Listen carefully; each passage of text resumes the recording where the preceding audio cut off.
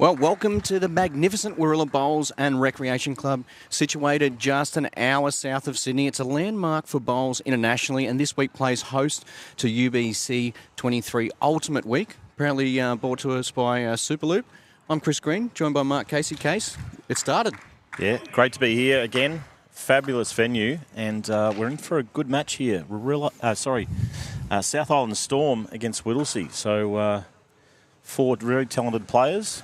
And probably a player down the other end, Lee Schrainer, probably the hottest bowler in the country right at the moment. Coming off a gold nugget victory last week, so it's in some great touch. Yeah, and we go back to Moama, the last event played, and Whittlesea, although they weren't the ultimate team, they were one of the standout performers throughout the week, especially with their sectional play. It was probably just a couple of efforts in the post-sectional matches which made them miss out on the Ultimate Team Award, but we did see him claim victory in that third event. As we know here, there's 3 events which make up the Ultimate Week. Event 1 over these first 2 days, and then following that Event 2, Event 3. Each of those events have 26 teams, 2 sections of 13, each team 12 matches and a bye. The top 6 teams from each section qualify for the finals. And already we've seen a pretty good start here from both leads, really nailing their line. As you see, Nick McIntyre getting that toucher. Yeah, first points of the game, 3 points for every toucher, 3 points for the team at the crossover of the leads who is holding shot. And then at the conclusion of end, a further 18 points. We've got 10 points for first, 5 points for second, and 3 points for third shot. You get first, second, third. It's 18 points, and it's the Superloop ultimate end. Really close to shot here. Just down was the call from Lee Schrainer. So McIntyre will be looking just to arrive here, Greenie. He'll have a good idea of the weight. It's been a big couple of days down here at Warilla. Last 2.5 days, New South Wales, Victoria in the Open Men and Open Women have been playing a 5-test series. A number of these players in the event over the next 6 days were playing in that as well for either the New South Wales or the Victorian side. You see the crowd will steadily build here at Warilla. Magnificent indoor facility. Got the bean bags out, the stands there. The bar will be open later on. We might.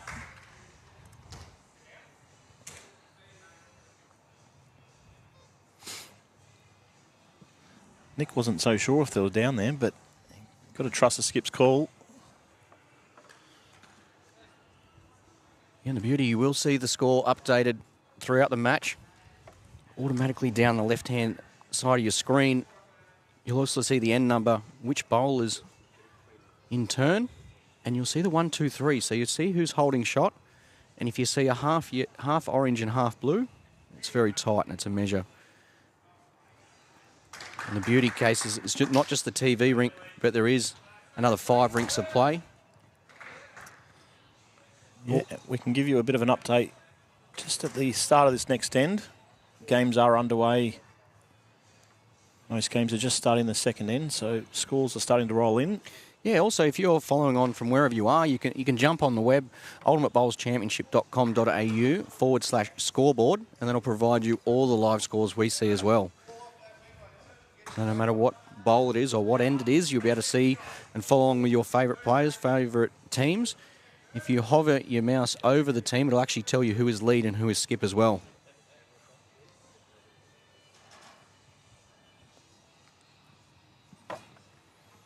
So Brummel was a little bit unlucky there, just removing her shot bowl, just giving Lee Schrainer a little bit more room. What a shot. Makes 2 as well as the toucher.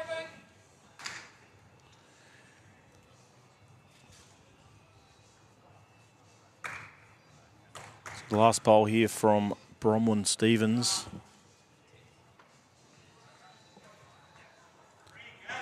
Not going to get back, I don't think. A big start here for Whittlesea. That side of the rink as well, Case, we've noticed, is turning a lot more. Yeah. That's the grandstand side. On the commentary side, it's just holding up a touch.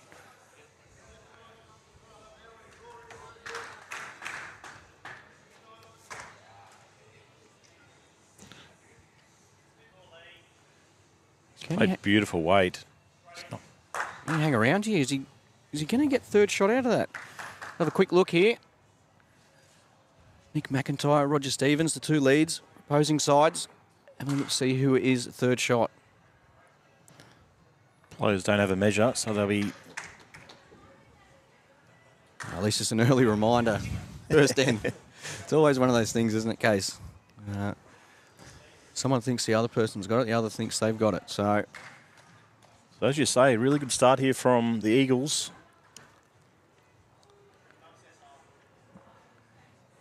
It's got to be a confident outfit with Lee Schreiner, and as you said, his record over the last couple of months.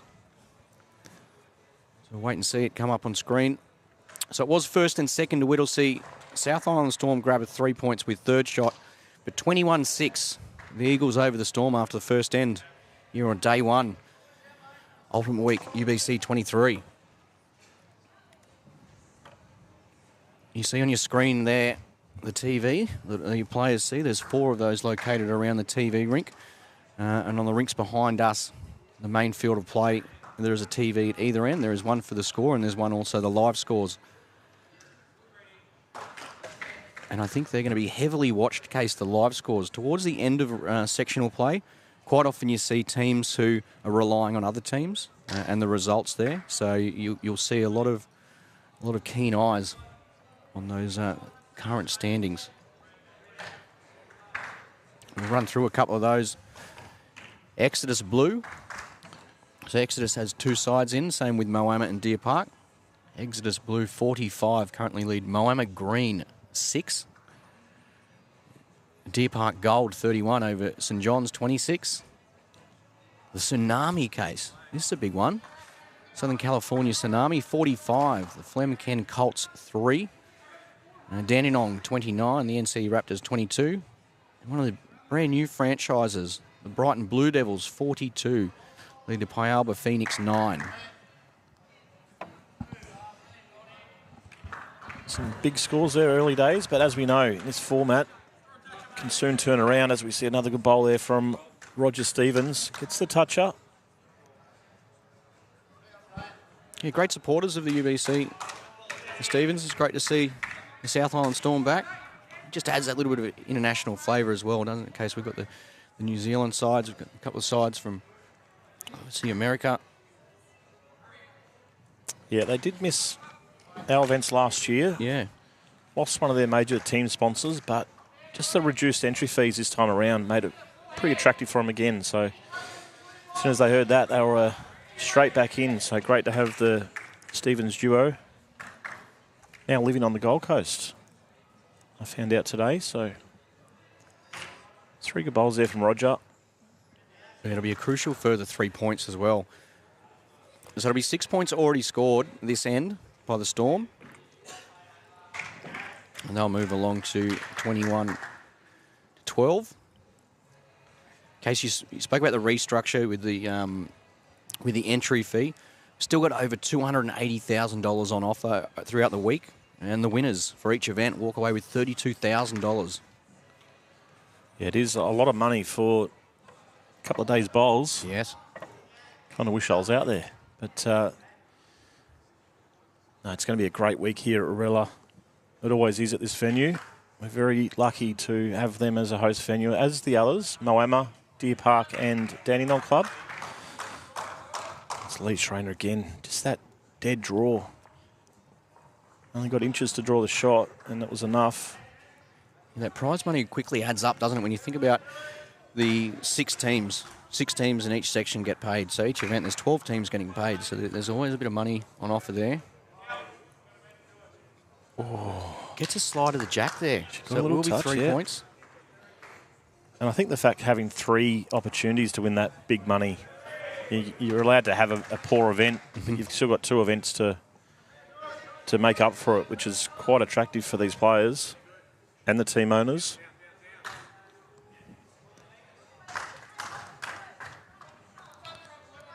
So Leroy is not far away again here. Oh, got through that gap. Come on, man, was a call.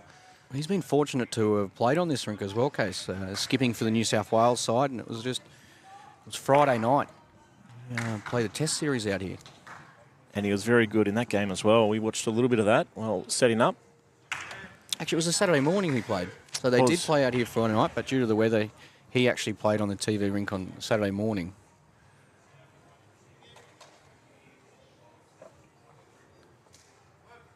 Good confident start from both sides here. Finding the line early. And the beauty for both sides is the points. They've already scored points. It's something you want to, even with the traditional game of bowls, you want to get off to that confident start with scoring points. First game, first end. It's a long week ahead. He's close again. He's got the jack. Yeah, that's a great shot. So it'll be 3 points for the toucher.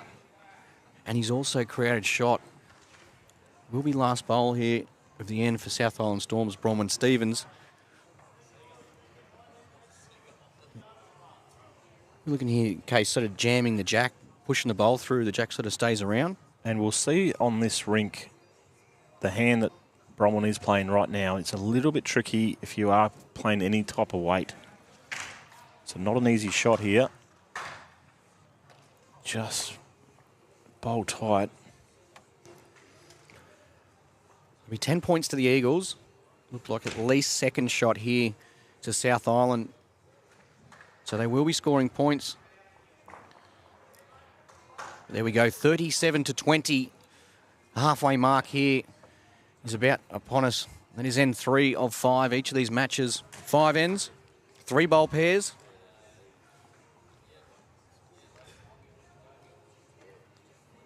So it's Lee Schreiner's, it's fair to say he's been the difference so far in the first 2 ends. Up front, Roger's done a pretty good job for the New Zealand team.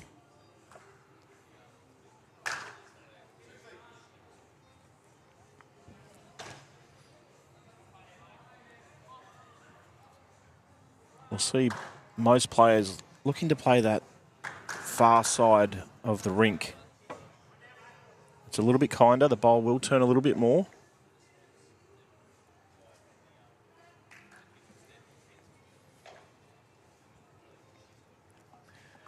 Both players finding the line there.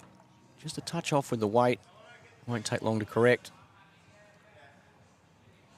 Even though we're playing inside, totally enclosed, the pace of the green will change throughout the day too. Won't it, Case? With the temperature changing, with the more people who are in here, depending on the air conditioning as well. Yeah, I think we'll see as the day goes on, the more people coming to watch, the hotter it will become and the green will get a little bit quicker. So players will be aware of that. But right now it's pretty comfortable. It's probably a nice 14.5 seconds. So it's a really nice pace for, particularly up front, the leads to really hone in on the weight. As we know, early touch is vital. Yeah, and speaking of coverage, Case, there's 16 games. So we'll be showing 16 games here on day 1, event 1, UBC 23 Ultimate Week. And the live stream proudly brought to you by Superloop. It's a great shot there from McIntyre. Covers a jack on that backhand there of Stevens, so he's got a change here.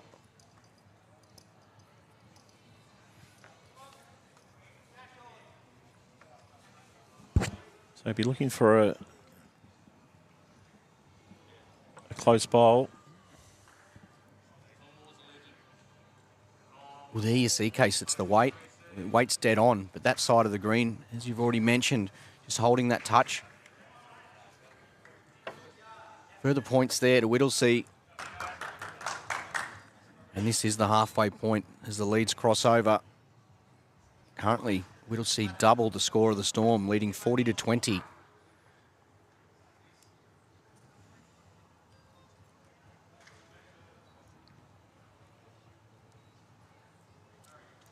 Leader will be pretty happy with the way this head's positioned at the moment. He won't be looking to set it up any bigger. Opt in to play his forehand. If he does beat that blue closest bowl, he's get another shot or just skip past. Which he's done. It's pretty good. It's good to see the new sides coming into the event, Case, and Also, there's a lot of player movement, isn't there? We speak about the Whittlesea Eagles and the team at Event 3. And Ben Winther was in that side. But Benny, he's playing with Bandura. Bandura, obviously, a new side. Tony Chavello with the NC Raptors. Bandura, we've got the teams the clubs and franchises who have got 2 teams. Moama, Deer Park, Exodus, Brighton Blue Devils. It's great to see them. I'm a big fan of their uniform, and got some great. Got some good stars playing in the side as well. Superloop, of course, and big powerhouse St John's Park. It's great to have St John's Park in the competition for the first time. One of the biggest and most successful bowls clubs in the world. And I'm sure they're going to give this event a shake. Just a bowl out tight from Bromwell there. And the Tasmanian Port Sorrel. The Sharks. They're up in the grandstand. They're in Section B, so they're just watching for these first few games and getting ready for this afternoon. Yeah, speaking of the sections, Section A, they will play 5 rounds, and then they will have their own little break. So we try and keep them together. The teams then can go for a little bit of rest because they are, even though there are only 5 in games, you've got to be switched on the entire time. So playing them back to back, you're looking at 2.5, 3 hours of bowls there, and then you give yourself a little bit of a break. Grab something to eat, have a drink, just that mental refresher. Backhand with weight, just not getting down. See, big points here again for Whittlesea.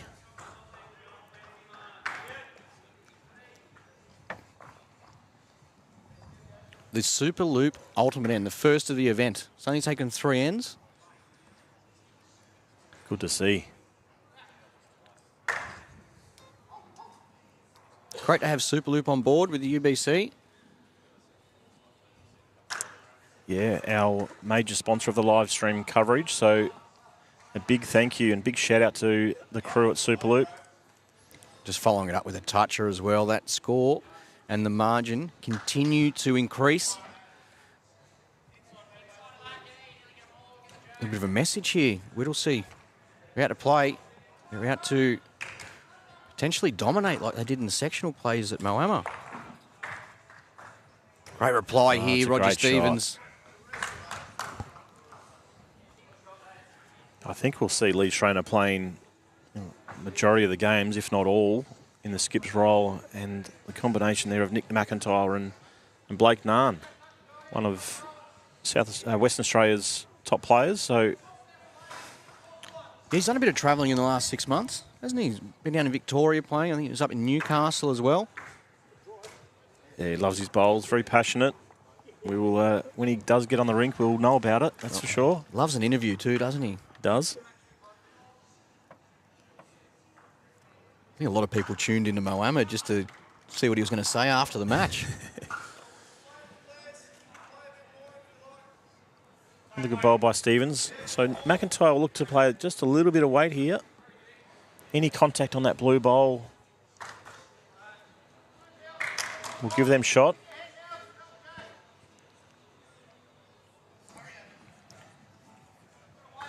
Can hold.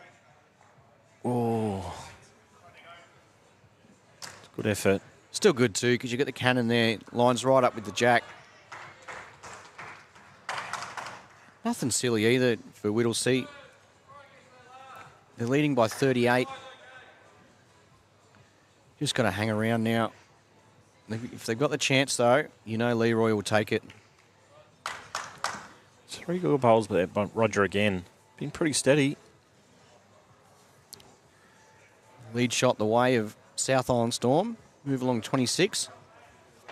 See on screen there, Dale McQuinney Shillington in the new Golden State. Their uniforms look good. Yeah. Golden State.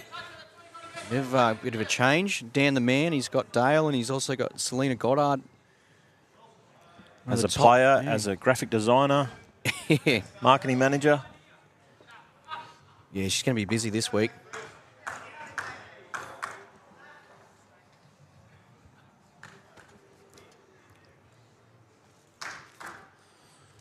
So as you alluded to, they don't have to do anything silly here, and Lee is just going to put another back bowl in. Yeah, you'll see on screen there too, the tee, prominent tee. Roger Stevens asking Bronwyn to go there. With the UBC, we play 23-metre mark. So you've got the tee, and that's where it goes if it gets killed. So it gets replayed there. So it's 26 metres, but it's all dot to dot. So you'll see the two dots, exactly where the jack are. That's where the mat gets placed. It's a really good angle, that, to show it. The previous one. So you've got 26 metres. You're playing the same length each way on every rink. So it doesn't take long for the players to get tuned in there. Big weight here from Leroy. Just missing. Just under. I think with that angle, though, it looks pretty good for the jack to stay in bounds. And his previous bowl, which you can't actually see on screen, is still on the green. It's probably a foot off the back. Great Looks angle like it's there. going to go right to it. Right to Nick McIntyre, already standing.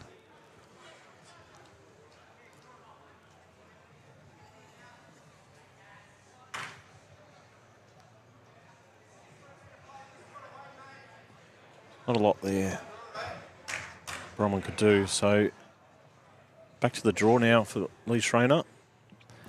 Yeah. Holding second shot, you know that's 5 points. If you were to get the shot, even if you were to get another second in there, it's just that continual scoring, putting the pressure on the other sides, and they're under extreme pressure here. South Island 26 to Whittlesea's 61. Just one bowl remaining this end.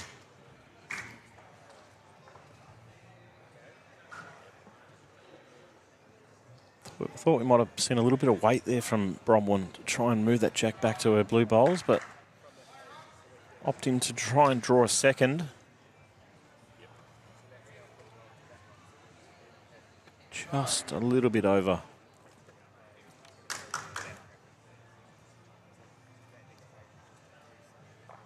So there's the score quickly updated. 39-66. Let's have a look at some of the other scores, Case. A couple games have been completed. Big start for Exodus, as we know. Impressive outfit, and there's two of them this time. 86 over Moama Green, 37. Deer Park, there's just one bowl left in that match. Deer Park Gold, 68. St John's, 43. And there's still one bowl, so we'll wait and see. No, that's been finalised now. An 83-46 win to Deer Park.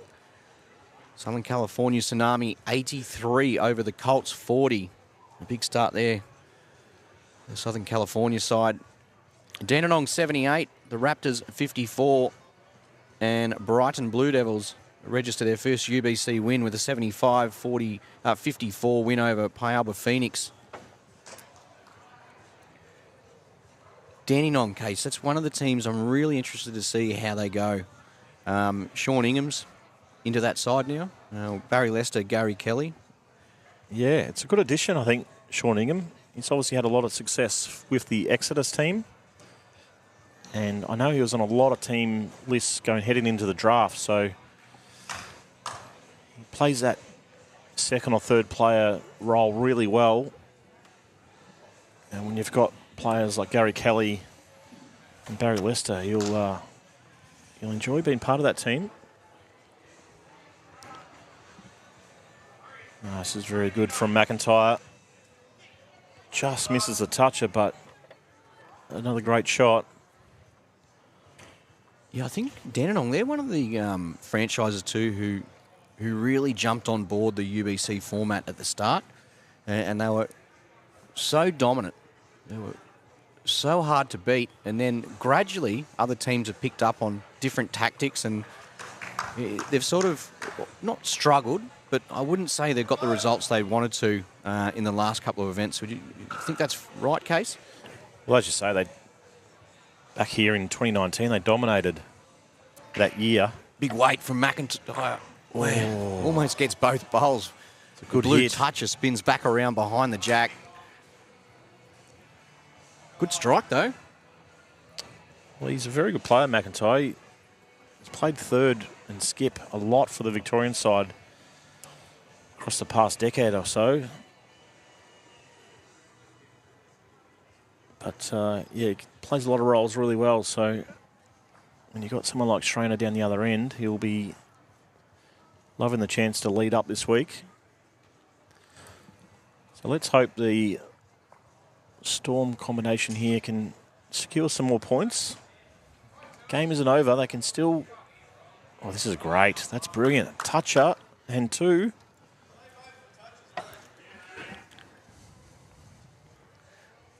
So it's still a possibility, Greenie. This man on screen, though, that's stopping your cause. He's playing good weight here. If he misses, he played really good weight to that, though, didn't he? He gets second shot out of it. If he missed either side, he gets into an area which gives him a bowl past the jack. So a toucher here is so important for Stevens.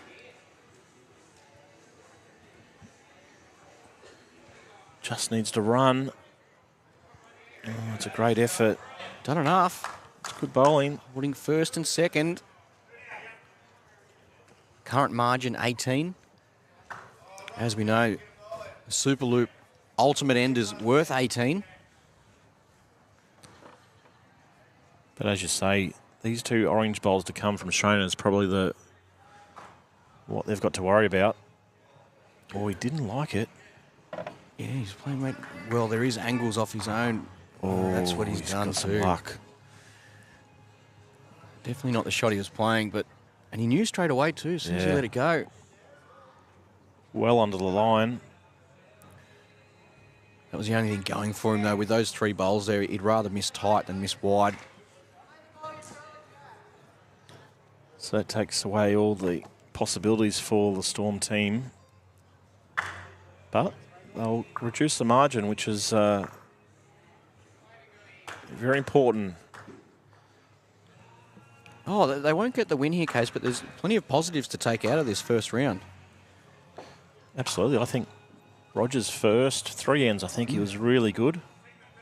Bronwyn's probably been a bit unlucky. You can see on this last end, she's done really well. So they'll reduce the margin here a little bit if Lee can't get the shot.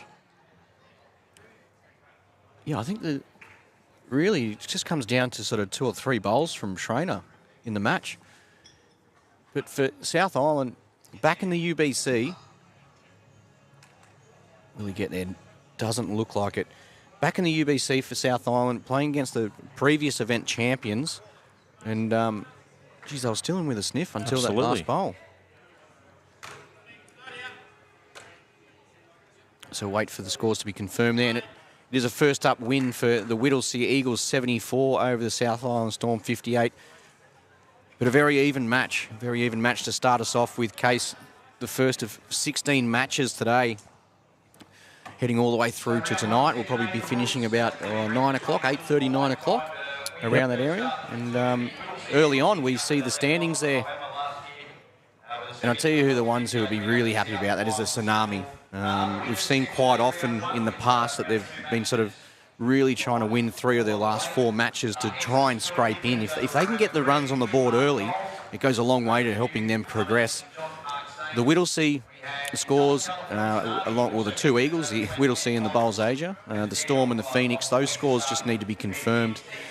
Bowls Asia Eagles, they had the bye, but the other scores which haven't got the results finalised, but there they are, they're finalised now for us. So it's Exodus, the Tsunami, Deer Park Club Gold, Dandenong Club, brand new Brighton Blue Devils, the Whittlesea Eagles. They're the top 6 at the moment. Bowls Asia Eagles and South Island Storm round out the top 8. Moama Green, though. So part of the Moama franchise that did so amazing down at Moama. They've started off first round loss, but it is against that impressive Exodus side. So on to our next match. We've got the NCE Raptors, combination of Ben Hubber and Brett Spur, up against the Flemken Colts, Johnny Green and James Webster. Well, Flemken, they'll be looking to bounce back, Case, because that's who the Tsunami just played then.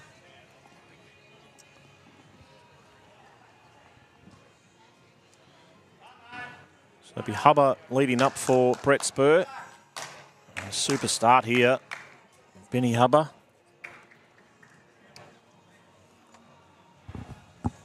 And Johnny Green, the journeyman. Johnny Green, more clubs than Tiger Woods, I think, Johnny Green. Do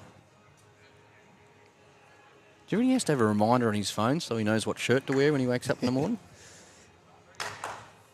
He's a character, though, Johnny, and he's great for the game of bowls, too. Like, he's helping out volunteer for us as well when he's not playing. Absolutely. There's a number of players doing that.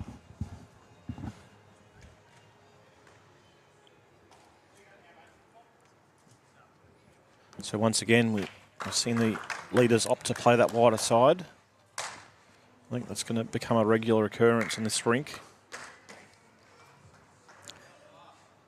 Well, 2 former UBC event winners on the rink as well. Brett Spur with the Borough Boys and Johnny Green, 2019 with the Point. Just going past. Great effort.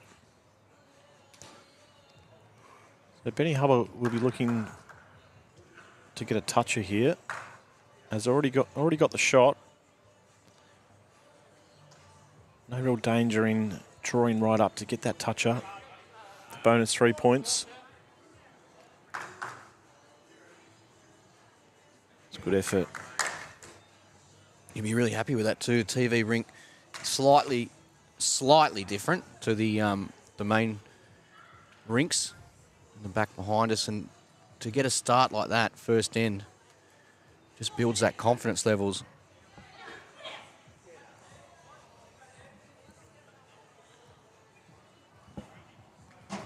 Just under there, so just missing Johnny, and that'll be the first points. The NCE Raptors, courtesy of the lead shot there, 3-0 start. You got a smoky team, Case, that you think could make a way through to the finals, or I mean, it's hard to say a smoky because you look at the talent across the field and you look at the teams and they're all solid teams. Yeah, it's a hard question.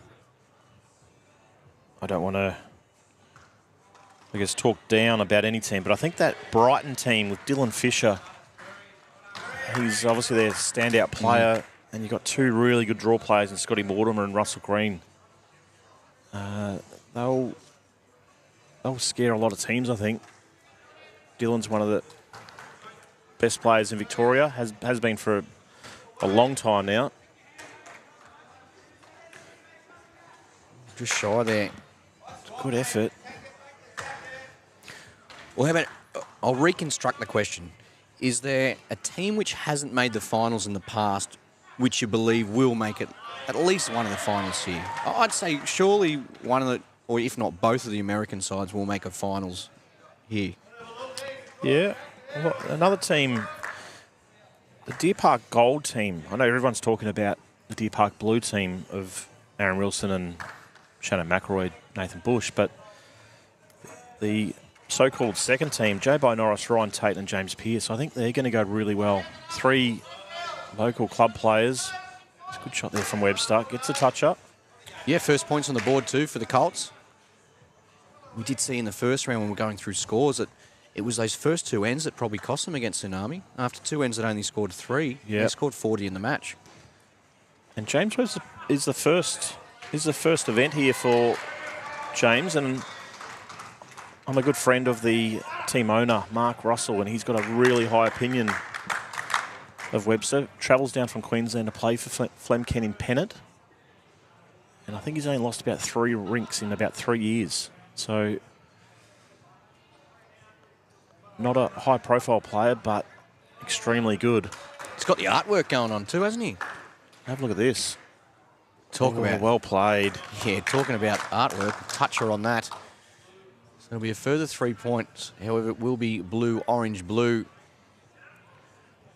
And that's exact terminology that the players use with the volunteers and the markers, and just to let them know so they can input the data into the tablets after every bowl.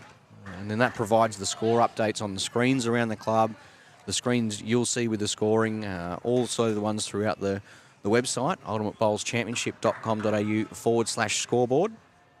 We can watch all the action. And of course, our live stream on Facebook and YouTube, courtesy of Superloop. It was a good start at first end. I think Johnny Green will be looking just to hone in on that jack, get that weight in the second end.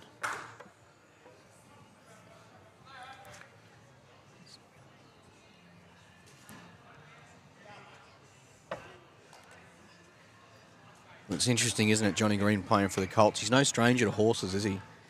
No. Especially the trotters. Funky Monkey. Funky Monkey. He's got a superstar trotter in Sydney. And obviously the Flemken Bowling Club is situated just across the road from the famous Flemington race course. So hence why the big Colt on the front of the shirt. And a special mention to Mark Russell. He's supported us from day one, Mark, and he's up in the grandstands cheering on his team. Follows the team to all the events. Here he goes, Johnny Green. I knew it wouldn't take him long. Old HJ, honest Johnny. You even a little look at his watch there.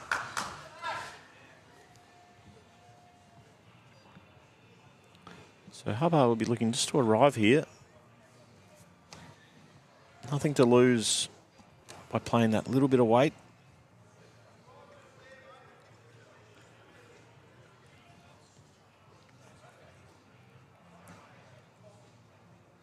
Just under the weight, really, what he wanted. Yeah, had another couple of feet on that. Just keep that weight with his first two. Case would have been perfect there. Trail the jack away. Yeah. Johnny can play this confident. He's holding shot, but if he can get to that jack and touch her, they'll take the lead with the lead shot. He's fallen after this too, Johnny. He likes it. So's Webster. Webster likes it. Johnny Green likes it for good reason. It's a toucher. 3 further points to the Colts.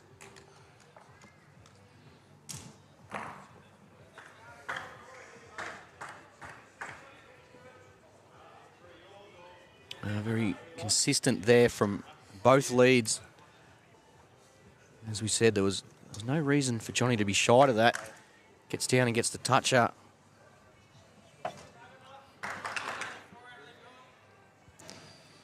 Well, Spur, just confidence here too, isn't it, Case? He's a playing confidence player, Spurry. Was he looking to get Hubbers through the shot bowl and jack? Oh, he's done well. He's done extremely well. Sets it up nicely for his next as well. So Webster will be looking to move the jack here.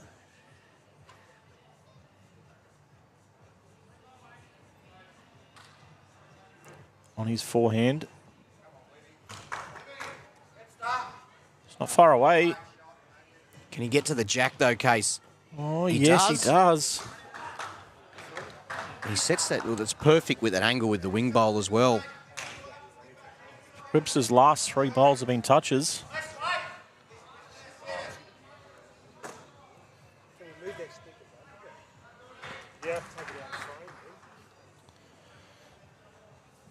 So Spur is just on that wider side.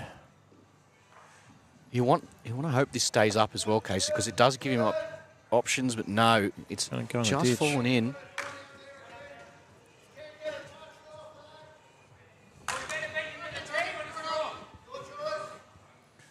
Okay, so the players discussing there whether it's the same sort of bowl, get down to the toucher, keep scoring points, or round to the tee. Wait and see what Webster's got here. Well, he's only drawing. Johnny Green's he has the last bowl, so similar to his last. Made a big target. Big weight here, it looks like, from Spur. Left-hander who calls Mount Lewis his home club now. Big weight. Hubber's watching it. Just a little bit off target there. He's definitely got second. Be a measure for third, but I don't see much of a change here from Webster. He's found the line perfect with his last two. If he can get down and get any roll on that bowl or a little touch for himself, he could be looking at a Superloop ultimate end. He started the game in fine fashion, this bloke. And he's not far away again. Just needs to run. It's enough for definitely third.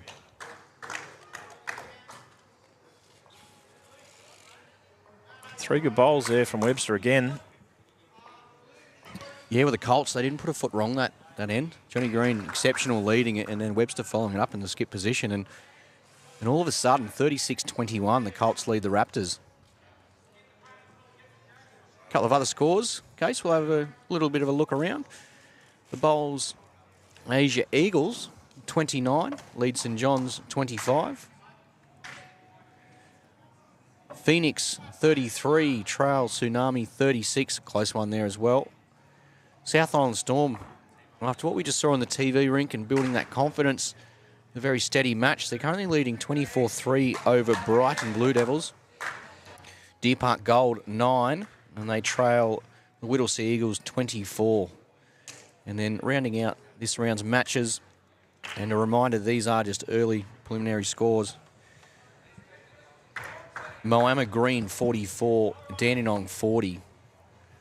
Well, that's a huge match there. Kevy Anderson leading for Ryan Bester from Moama, and Dandenong Sean Ingham leading for Gary Kelly, 44-43 at the moment. So after a bit of a scratchy end from Johnny Green on end one, he's really bounced back and provided a good platform for Webster. He's done well again. Beautiful line, both bowls. I think we'll see that quite often on that side of the green case. Players finding that line touch kinder. They can just have confidence in the fact that they know the bowl will come back. Here we go. Hubba bubba. Great shot here. It's a great shot. Well done. In the bowls case, just a reminder for people who might have viewed in before and for our newer viewers, we have orange and blue, and that's consistent across the event. So teams might change from round to round, whether they're orange or blue. Some players have their own bowls provided by sponsors or the franchise, and the UBC also has a pool of about 60 sets of bowls which we lend out to the players. All the different manufacturers, different lines, sizes, gripped, non-gripped. Quite a set and quite a pool there, really. Yeah, I just think it's great that, you know, for a spectator's point of view, that they can sit and watch and know exactly what's going on each time. They know whose bowls are who. I know we were watching the state series the other night here, and there was that many colours, and it was just a little bit confusing about which bowls were which. And I know World Bowls are going down that track as well. The World Championships coming up. They're using blue and red, so... Yeah, we saw it at the last Commonwealth Games, didn't we? Yeah.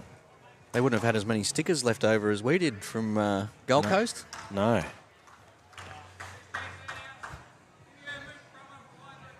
So Webster's played this hand really well so far. We're just looking to draw right up to that blue bowl. Have a look at this, Greenie. That is outstanding. Another toucher. Well, we've seen numerous touches already from Webster. He must be leading, Case. He must be leading at this early stages, and I know it's early, but the Sports Centre Golden Touch Award. So each of the 3 events in the UBC Ultimate Week, there will be a Golden Touch Award winner, and that is purely based on touches. The person who scores the most amount of touches for each event.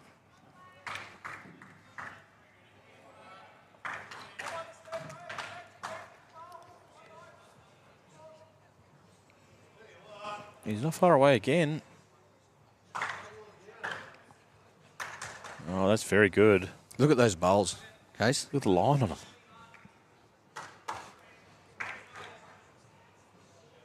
So a really good setup here for the Colts.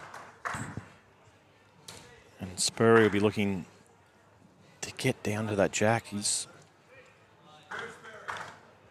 close here, Case. oh, Just jammed in there. great effort.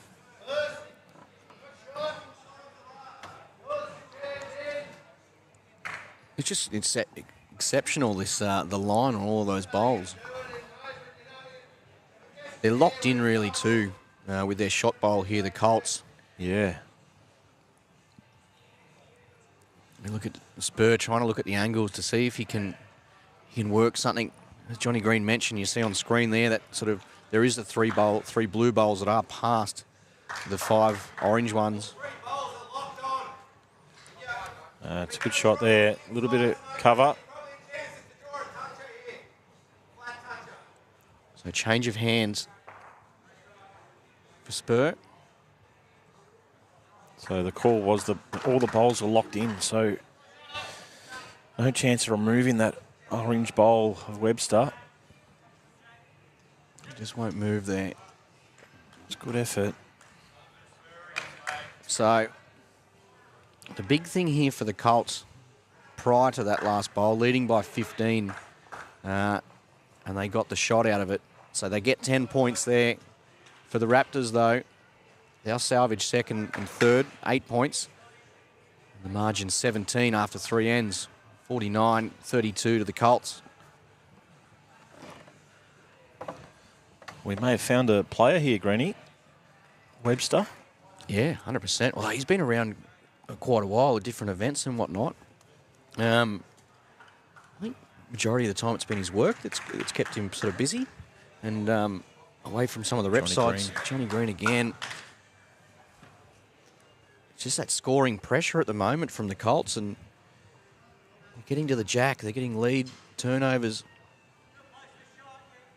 Just that consistent 3 points here, 3 points there. And then at the conclusion of end, they're always roundabouts there.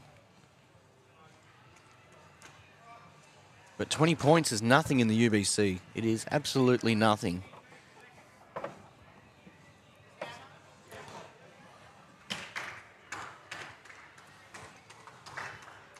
So Johnny Green will be looking to... He's just fallen a little bit short.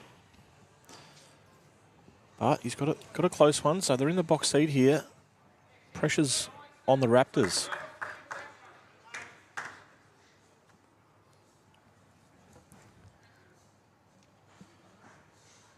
Just willing it to turn. Well, I think it's big here for Johnny. They're leading by 20, but he needs to get past the jack here. If he can cover it, get a bit of the jack himself and cover it up, it obviously takes away the scoring opportunities. But if he misses, he gets in a really good area. Yeah. You see that clock is above the scoreboard on your screen now too, down to 20 seconds. So each bowl, there's a 30-second shot clock. It's a UBC, it's fun, fast and fresh. But each team's allowed a timeout as well, aren't they, Case? Additional patch of time. Yeah, that was something new that we brought in. Just, we're playing for a lot of money, and while we want the games to be quick and fast, sometimes they just need a little bit more time just to discuss what shot needs to be played, particularly towards the end of each end. As we just see Benny Hubber for a little bit of weight, just holding out. Oh, fair play as well. Look, the franchise fees that the teams put in, but it's the prize money that's on offer, Case. And as we've seen over the years, how close the teams are who miss out on making finals. And with 6 teams making finals, it can be make or break. Some games, some shots, some ends. So just giving them that extra chance to do it.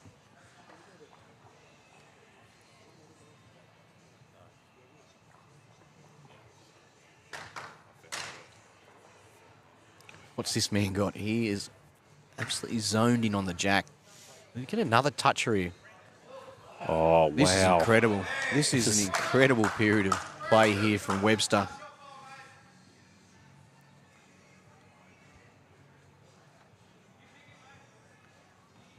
Well, it's fair to say Lee Schreiner was very good in game 1 of our coverage today, but James Webster's taken it up another level.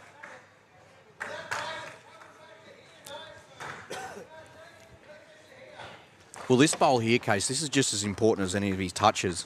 Currently leading by 26 points, but there's 3 blue bowls at the back. There's nothing past the jack for the oranges. So this is just as important. He's played it very well. Played it absolutely as. It's probably second shot to the tee. It's the Yep. furthest back. It really means that Spur's got to control his weight now and where the jack's going to go. And this makes this shot that little bit more difficult. They need it to move. It's a great effort.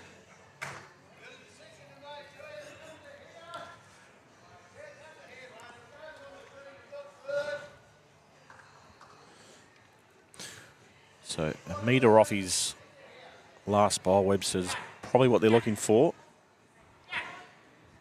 Just to get...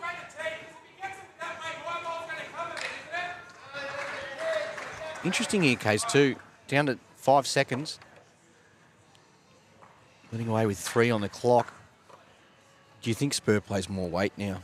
This bowl's going to probably finish third shot to the I tee. think he has to. He's still travelling here. Still travelling. Okay, well, probably won't be playing more weight now. He might just be trying to look to crack it because he has got that 3. Thought that bowl was probably going to finish Same it weight. a bit shyer. Same weight as his last Spurry. Bowl tighter. Easier said than done, but Looks a has similar been line. known. Looks a similar line to the last, and that's what it is. Just not getting back, just with that extra weight. An impressive end there from the Colts, and they have been super impressive all game, as we see for the second time today, a Superloop ultimate end.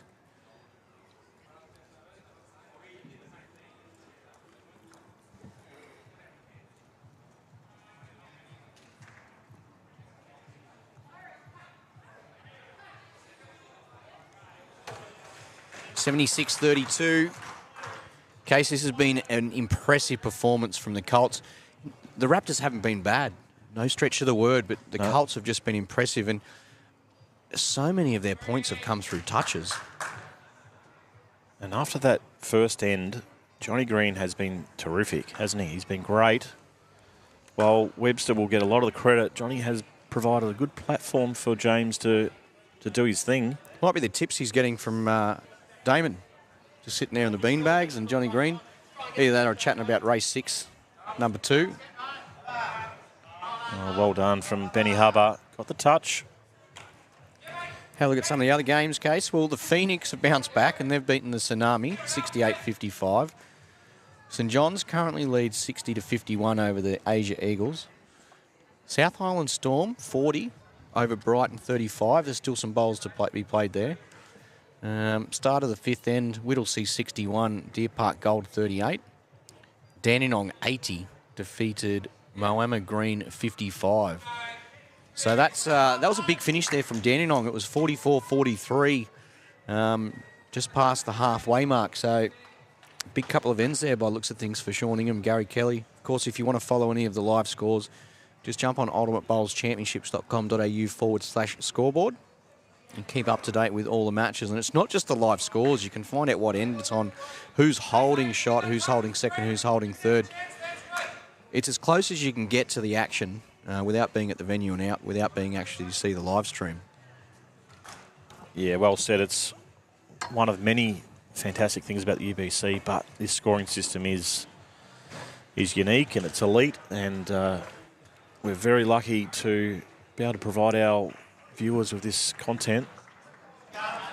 3 good bowls there from Greenie, all in the area.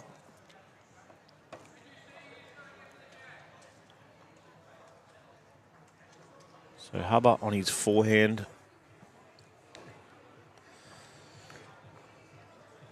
Any points now will be a bonus here for NCE. Not possible for them to win the game, but like we saw with South Island, they need to try and reduce that margin. Yeah, it's about finishing strongly, isn't it, Case? Getting those points and the differential, okay? So the point differential, it all adds up. We go over it time and time again about the last couple of games in sectional play. Sometimes you've really got to be chasing scores because your differential just isn't good enough. And you might be on the same amount of points as 3 or 4 sides, but your differential doesn't help. And that's the sort of way where you see some of the bigger sides and their differential, because they just continue to add the pressure and keep scoring shots. They're not content with it just to win. They want to win and win strongly. So St John's Park claimed victory there over the Asia Eagles, but 68-64. And the Asia Eagles team change, well, good shot there from Spurry. Didn't get the touch. So the Asia Eagles only confirmed the lineup there. There's some changes. It was in 2 weeks prior to the event. So it looks like they're getting on pretty well, from considering that's their first match, and just a 4-point deficit against the very strong St John's Park outfit. Just a bowl under. I'm looking forward to see Matty Peterson with the 30-second shot clock. Yeah. Very meticulous on the mat, Perm. Him and Benny Twist. Could be a couple of timeouts there.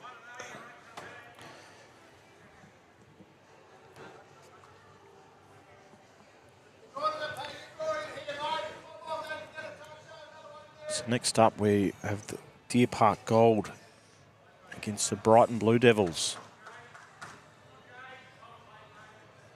So it looks like Brighton might win this second game, so it's a great start for them. Yeah, so not only the live scores, you can get all the standings as well. And you'll notice too when you look at the standing boards that there's a line under first and second, because they go straight through to the quarterfinals, and then a further line under sixth spot, because third, fourth, fifth and sixth from each section, they head through to the prelims. There's plenty of sectional play before that.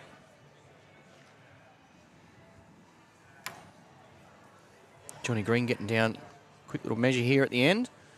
Will be a comprehensive win to the Colts. Some good points there from the Raptors in the end, but 79-53 the way of the Colts. It's good for them to bounce back. They needed that after the first game, especially against Tsunami. And as you said, something just flicked with Johnny, you know, a little switch there, flicked the switch after the first end, and really set the platform up for the demolition job that Webster provided with the touches. In Section A standings as the match has flown in. So still a couple of games to be completed, but Dandenong Club, a strong start for them. Be interesting to see their lineup, because they had Wayne Turley as the third player with Gary and Baz through the start-up period, I'd say, of the UBC, and when they were so dominant. And then we've had Johnny Fleming, but now Sean Ingham. And I just think it is that perfect fit, really, you know. He sort of bounced around. He sort of is. He's like a Turles, just 30 years younger. He is, absolutely. So Whittlesea, just what they were doing at Moama, just that consistent performances. And Moama Green Case, 2 losses, -74. Not a strong start at all. And the big thing there is the differential. Yeah, they'll need to bounce back pretty quickly. We have got a lot of games to go, but Moama Green are up against Flemkang Colts, and we just saw how impressive they were. On the upside for those boys and the Moama Green side is they have got a lot of points in them. They sort of play that expansive sort of game where they're always looking for points. A lot in there where there's a lot of touches about it. So not sure what's happened the first 2 games, but I'm sure you'll see them rising back up through the table. But really good there. The Brighton Blue Devils, California Tsunami, Exodus Blue and Deer Park Gold there, 3rd to 6th. And the top 2 at the moment, Whittlesea Eagles and Dandenong. Pialba just outside of that top 6. Flemken there a lot of hard work to get them back into a striking position in 8th. The strong St John's Park side, they've split their results, 1 win, 1 loss, -33. Asia Eagles had the bye first round, -4. It's fair to say that top 3 in this section, Greenie, Dandenong, Whittlesea and Exodus, probably on paper the 3 strongest teams.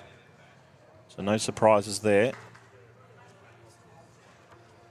But plenty of bowls to come. Yeah, only Moama Green, but we've already spoke about the surprise packet there. We know the efforts that they put in at their home club, Moama. So a lot of expectations, a lot of targets on their back as well. But the thing is, too, with the UBC format and with the coverage of the UBC, that there were so many games that they played where now there'd be so many people who could watch those games back, see exactly some of the tactics that they take, and you know what, you can really turn the table on and say, you know, we might play like they're playing, try and change the way they're playing, put a bit of pressure on them, and sometimes things like that, just the ability to watch back and see what they're doing, and you're doing a Moama to Moama. Absolutely. And the first 2 games they went with Kevin Anderson and Ryan Bester, so maybe a change-up. Wayne Turley, might be time for him to step out. Of course, every player must play minimum 5 games too. Yep. And Turles is known just to play his 5 games, but this might be the event that he might get a few extra the way things are going. Yeah, those 4 sets of bowls that he has for the 5 games might get a little bit more warmed up than they usually do sitting there in the box. Absolutely. So we're just waiting for the Brighton Blue Devils to get to the rink. Yeah, I think what we're just waiting on is the game has just finished against South Island. So obviously, you see that now. Brighton's jumped up into 3rd spot. South Island, although they were looking impressive there, the Brighton Blue Devils have finished off strong to win 71-52 in that match. South Island, after 2 matches, sitting in 11th. The Raptors are surprised you there too, Case. -50 after 2 matches. It is only early. But you definitely want to be at the pointy end. You want to be waiting for other results. And that's what we're waiting for now. We're just waiting for the Brighton side to make their way to the rink. They'll be up against the Deer Park Club Gold. You see on screen there, Deer Park on 2 sides. The brand new Brighton Blue Devils.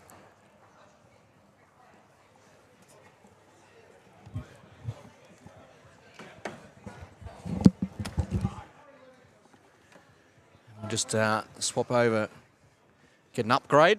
We've just swapped out Mark Casey, and in comes UBC favourite, Benny Jones. Favourite. Thanks, Greenie. Good to see you, mate. Thanks, Case. And obviously, yeah, excited to be back. My first visit to this particular bowls club. And in the lead-up, I was told how fantastic a venue it is. It's a one-stop shop for a bowls lover, and it has not failed to impress, mate. I'm wowed by it. It's great undercover, all secure, nice and protected. The carpets here are superb, and we're seeing some good bowls early. Well, a few of these players probably getting a few cobwebs out. But what a way to start here on a little overcast Sunday. But not that we're worried about the outside inclement weather, because how good is this? Oh, it's beautiful in here, and there was a lot of people crammed in here last night too for the New South Wales Victorian series, and just towards the end there, the heavens opened and everyone rushed in, and they stayed for quite some time, but they were fortunate because they had the wood fire pizzas outside. Oh, nice. Very, very nice. Well, one thing I have noted from my time involved with the UBC is when it comes to catering, we've never been let down. I don't believe this will be any different this time around here in Warilla, so I'm looking forward to tucking in a little later. But in the meantime, we can enjoy a feast of fantastic UBC action. We've got Deer Park, the gold version of Deer Park, of course, one of the sort of new additions, if you will, I suppose, Greenie. We've had a couple of franchises split due to the popularity of the UBC. We've got some new franchises making their first appearance, a lot of old and familiar faces, but also some new bowlers having a crack at UBC for the first time, which is really exciting. Oh, it's just brilliant. You know, just a little couple of changes here with the entry fee and the structure. And it is beautiful to see so many sides and And that's the thing too, some of these clubs who are the bigger clubs and they get a franchise, there's just so much talent at the club or involved with the club. How do you fit them into one side? And one of those new teams, Brighton Blue Devils, we're seeing them on our TV rink for the first time in this event one. A little bit of TV time for the... I think certainly as far as team mascots such logos go, they're right up there. I'm really impressed with the Blue Devil. Looks very sharp. Does look good, doesn't it? So the teams here, Russell Green Jr., he's leading up for Scotty Mortimer, and that's the Blue Devils, the Brighton Blue Devils. And for Deer Park Gold, we have Ryan Tainton leading up for J. By Norris. And Tainton just slipping by the jack there. He was looking to clinch the first points of the match for Deer Park, but it will go the way of Brighton, and that'll either be through this bowl's toucher or the league crossover. And they've started well too, Brighton. They've won their first two. Always, as we speak about, Greenie, when it comes to this round-robin format, if you can get bank those wins early, it just takes a lot of that heat off, particularly coming back tomorrow morning with the last of the preliminary games before we get into the finals. If you're sitting pretty in that top six, and even better still that top three or four, you know, you can afford... It's hard to maintain that consistency across the entirety of an event. So if you do have a couple of slip-ups later on, it's not as crucial and you're not so stressed about points differentials and really having to chase wins late. So they'd be thrilled with their start, the Blue Devils. Absolutely, and all three players have played in the UBC prior to this event, just with other franchises. And the beauty for them is that they know each other because they've played a lot of bowls in Victoria together. So we quite often see, although they don't play at the same club, they have played a lot together, whether it be at state bowls or tournaments representing in other fixtures.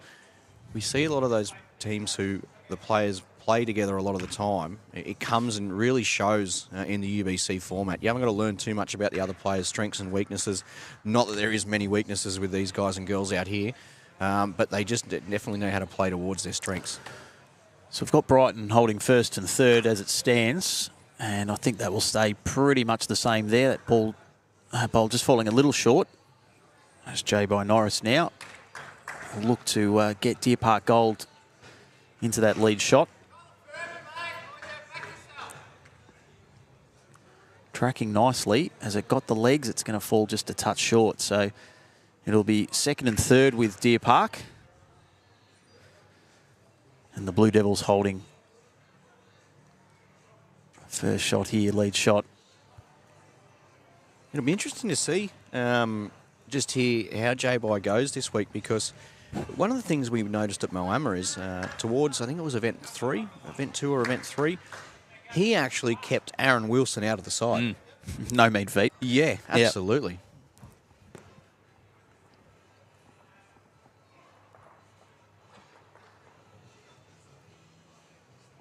So the 11th bowl of this opening end.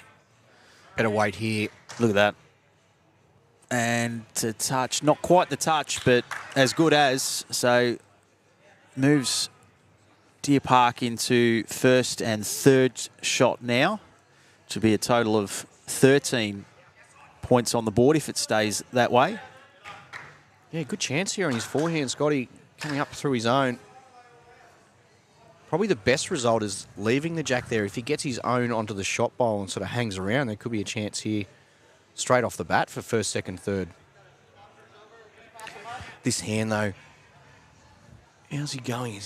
I think it's probably just a touch of weight, really, that was all that was needed there. Yeah, got the little wicky inside, but it's not enough to take shot. So it'll be Deer Park with 10, but they will still lead the Blue Devils, courtesy of second and third and that lead shot at the change of ends there. So a good start, another solid start by both teams here. Yeah, nice and tight after just one end, 11-10 by Brighton. A couple of the other games have started because we were waiting just a touch here for the Brighton Blue Devils to head over. So let's have a look at a couple of these scores. Most of them are just on their second end, heading towards the back side of the second end.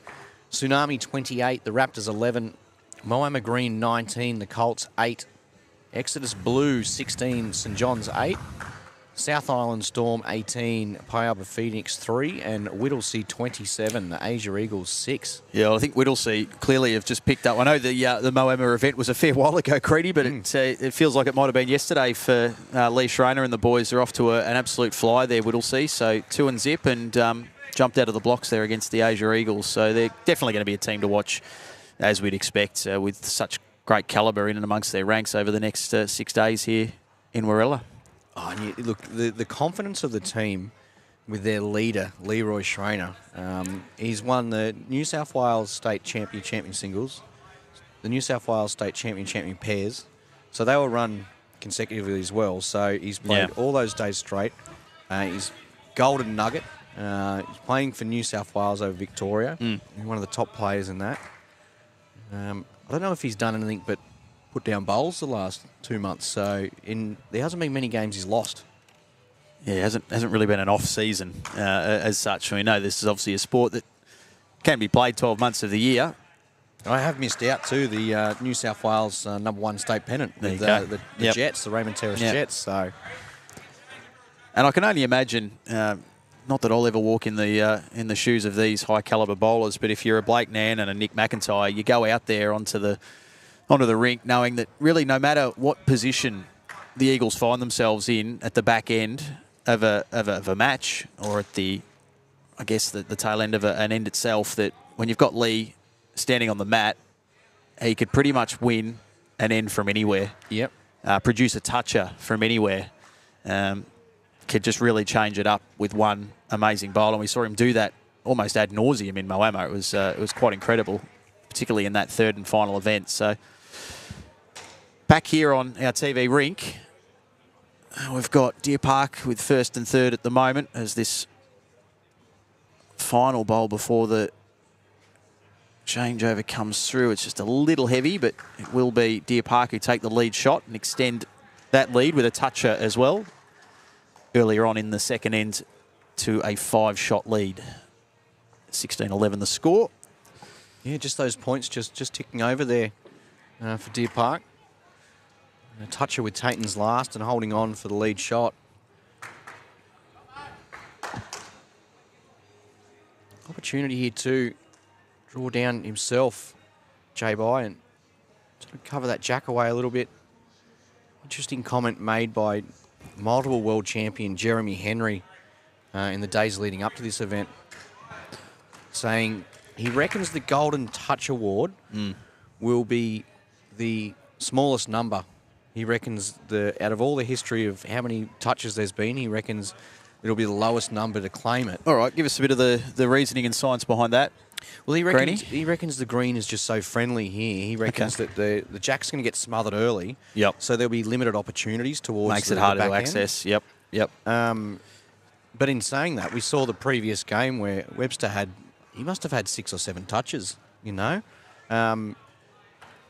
So there is a little bit of thought behind it, but it is a matter of obviously the leads jumping on. So if the leads do find it, then it's going to become a little bit difficult for the skips. But if the leads are missing slightly and leaving the opportunities like we see here for J-By. Wow. Yep. Another toucher for the gold. That's the Deer Park gold. And they extend their lead and at the moment are surrounding that jack with all 3 shots. As we know, a great way to increase the scoring rapidly is to have first, second and third shot. 18 in the kit. At the moment they lead by 8, so what can the Blue Devils come back with here? That one's going to go right through to the back. And with both players with 1 bowl to come in this second end. Yeah, Tayton just sort of saying the way it's set up, it's more than likely going to kill if he hits it. So head around the back. Already holding first, second and third. And you don't want to fatten that target up because it's actually not too bad. You've got the 2 bowls of the orange in front. You do, yeah. So it makes it quite hard. Almost acting as a barrier there as well. Yeah, spot on, Greenie. And obviously they'll be desperate here, Brighton, to avoid conceding an ultimate end.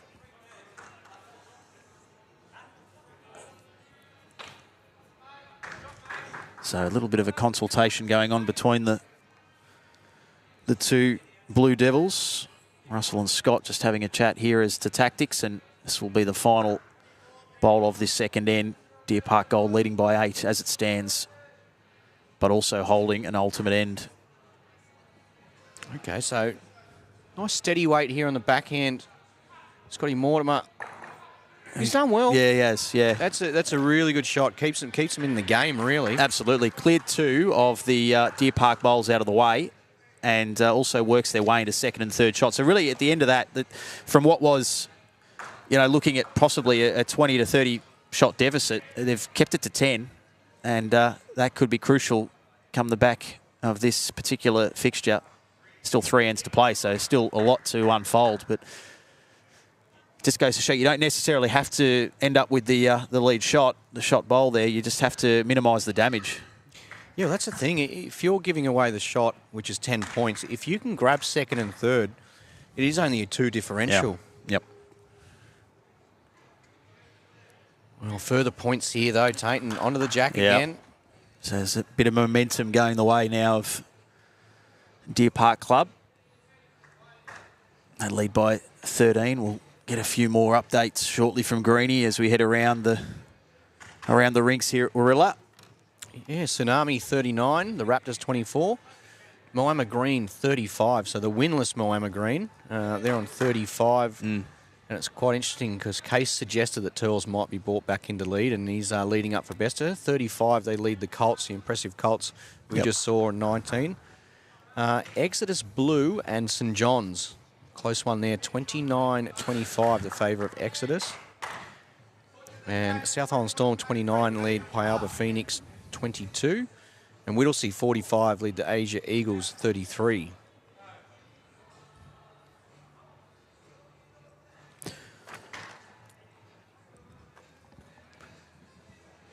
So early stage of this third end. A reminder that's obviously lead shot when the leads and skips change is a 3-point claim to the side that has the lead shot at that change, and any touches along the way, as we know, also worth 3. Hence the often rapid and high scoring of this format. To be fair, so far of the opening 2 sectional matches, sectional rounds, we haven't seen any massive blowouts yet. There's been a couple of reasonably convincing wins, but you haven't seen anyone hit triple figures at this stage.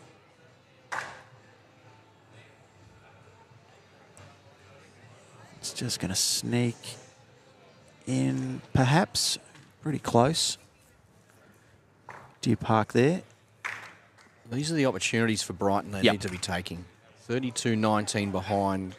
It's officially the halfway stage of the match following this bowl from Green. If he can get down to get a toucher, at the very minimum needs to have the shot after this bowl. And he has. Yep.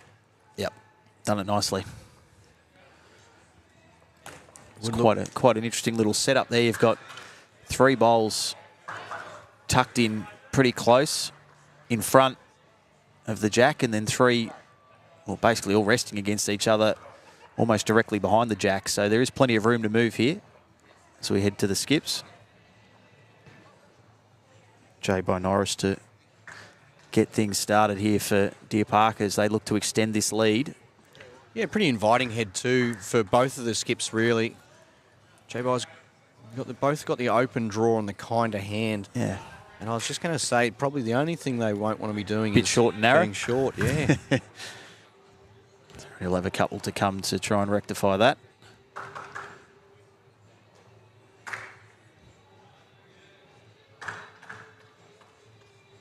Crowd starting to build nice and early on a Sunday. We obviously know that come finals time tomorrow night, we'll have the grandstands rocking. It's when things get really exciting through those knockout finals.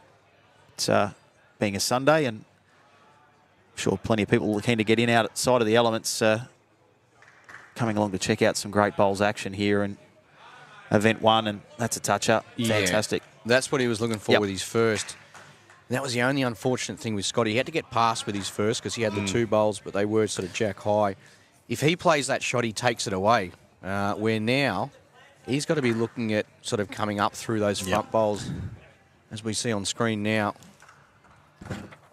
And once again, they put the pressure on the Blue Devils here because they're holding an ultimate end, Deer Park Gold. We'll see Scotty get a bit more aggressive with this. Well, he's just going to hang out on that He's missed it. Yep, tighter just missed. side. So, in a great position here, Deer Park. It's going to be second in a row.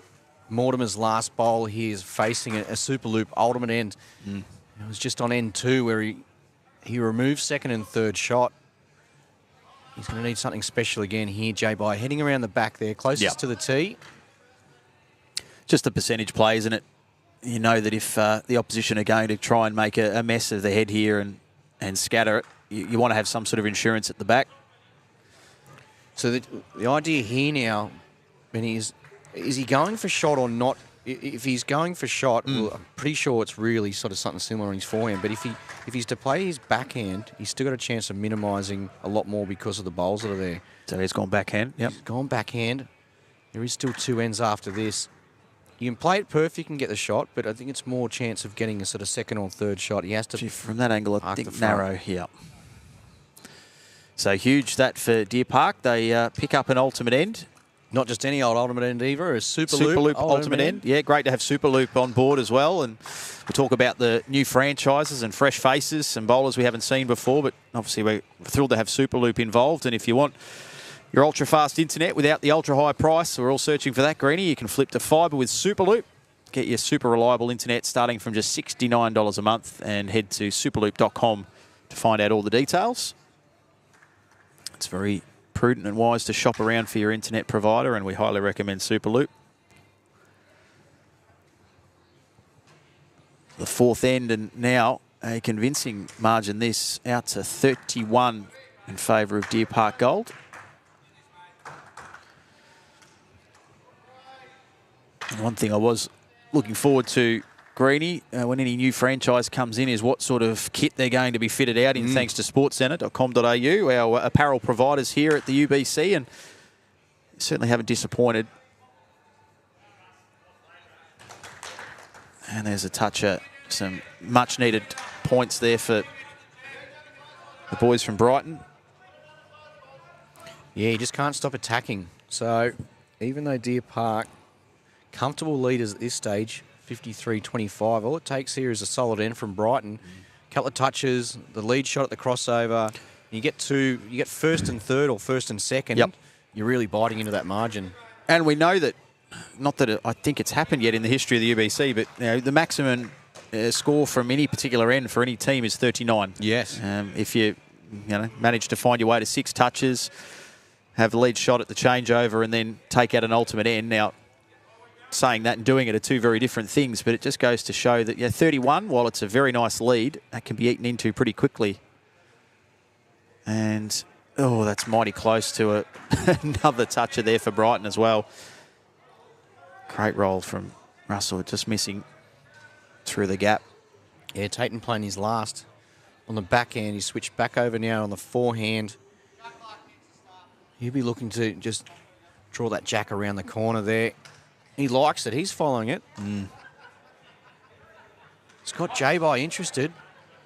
Brilliant. That is a super shot, that. Brilliant. Yep. Gets the touch. So effectively there cancels out the earlier one from Brighton and puts them in pole position here for the lead shot at the changeover too. So in effect, almost a 6-shot bowl that. Yeah, it pushes Green onto the backhand here as well. So he's willing for it to turn as well. Both boys are. He's looking pretty good. He's actually got down too far. Oh. Got down too far. Yeah. Gets peels off the front. Yeah. So he didn't mind the touch on the inside. He just not quite that severe a touch. It ended up, as you said, just ricocheted out and past, and they cough up another 3 there to Brighton. So that margin goes from 31 to 34. Despite the best efforts of the Blue Devils, it didn't do too much wrong that opening half of end number 4. So they can really put this one to bed now here, Deer Park. A good man to have the responsibility to do that in J-By Norris. Holding an ultimate end. Plenty to play out, though, in this 4th end. Yeah, really good shot here. Just getting around to the oranges. It is still there, though, for Scotty Mortimer. he's been under some sort of pressure too the last couple of ends. And it's purely just by the weight of numbers that Deer Park have been providing in the area.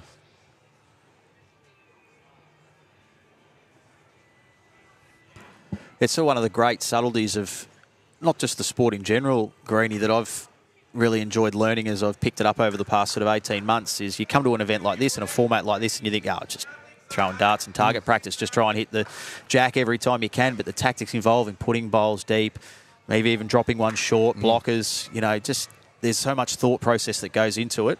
That's why these guys are the best in the world at what they do, and girls, of course. You're hoping to get around. Okay, so now what we'll see is, I wonder whether we'll see Scotty play on the other hand. And that's what we're getting the indication now. It is a little bit kinder there. He's got his own coming up. If he gets past that, he can sit the bowl. Perfect idea is trail that jack to his own, though. Yeah, a couple of big deliveries here because, well, they can put this to bed, Deer Park, heading into the fifth and final end. Yeah, the important things here is his weight, which it looks like he's got it pretty spot on. Just got to drop under a touch. He's done pretty well. Decent effort. Moves into second, I would think. Going to be pretty close. Certainly still Deer Park holding shot. Yeah, I think we'll see a much more confident shot there with his next, if it stays this way. J-By, just run around the back. You're 34 in front. You're holding first and second. Was he trying to... He's actually trying to get down to the jack himself here, I think. Okay. Well, yep. I think they'll be trying to look for the kill here. Even you get the orange through the jack, there's a chance you can get the front blue just slightly miss the jack and get the other blue. Okay, just going to take it off, though, and just play that same sort of bowl. Yep. I think the big thing here is they really need to get sort of first and second. Yeah, well, they do. Anything less, and it might be a bridge too far heading into the fifth and final end. Sort of 39 is that magic number. And, oh, geez, wow. It's a fantastic bowl. Will it be enough? They will take shot. But, again, it's just that 2 deficit. So they do eat into it a little bit, but still, again, as we head into this fifth and final end, 32 the margin, it would take almost perfection here from the Blue Devils to pull this one out of the fire. And that's the thing, and even though touching on the perfect end as such being 39 points, that doesn't even take into account the other scoring opportunities. Yeah, that's right. Yeah, with every bowl delivered a live chance to score, you're not only relying on a perfect end yourself, but the other mob probably not having a great one.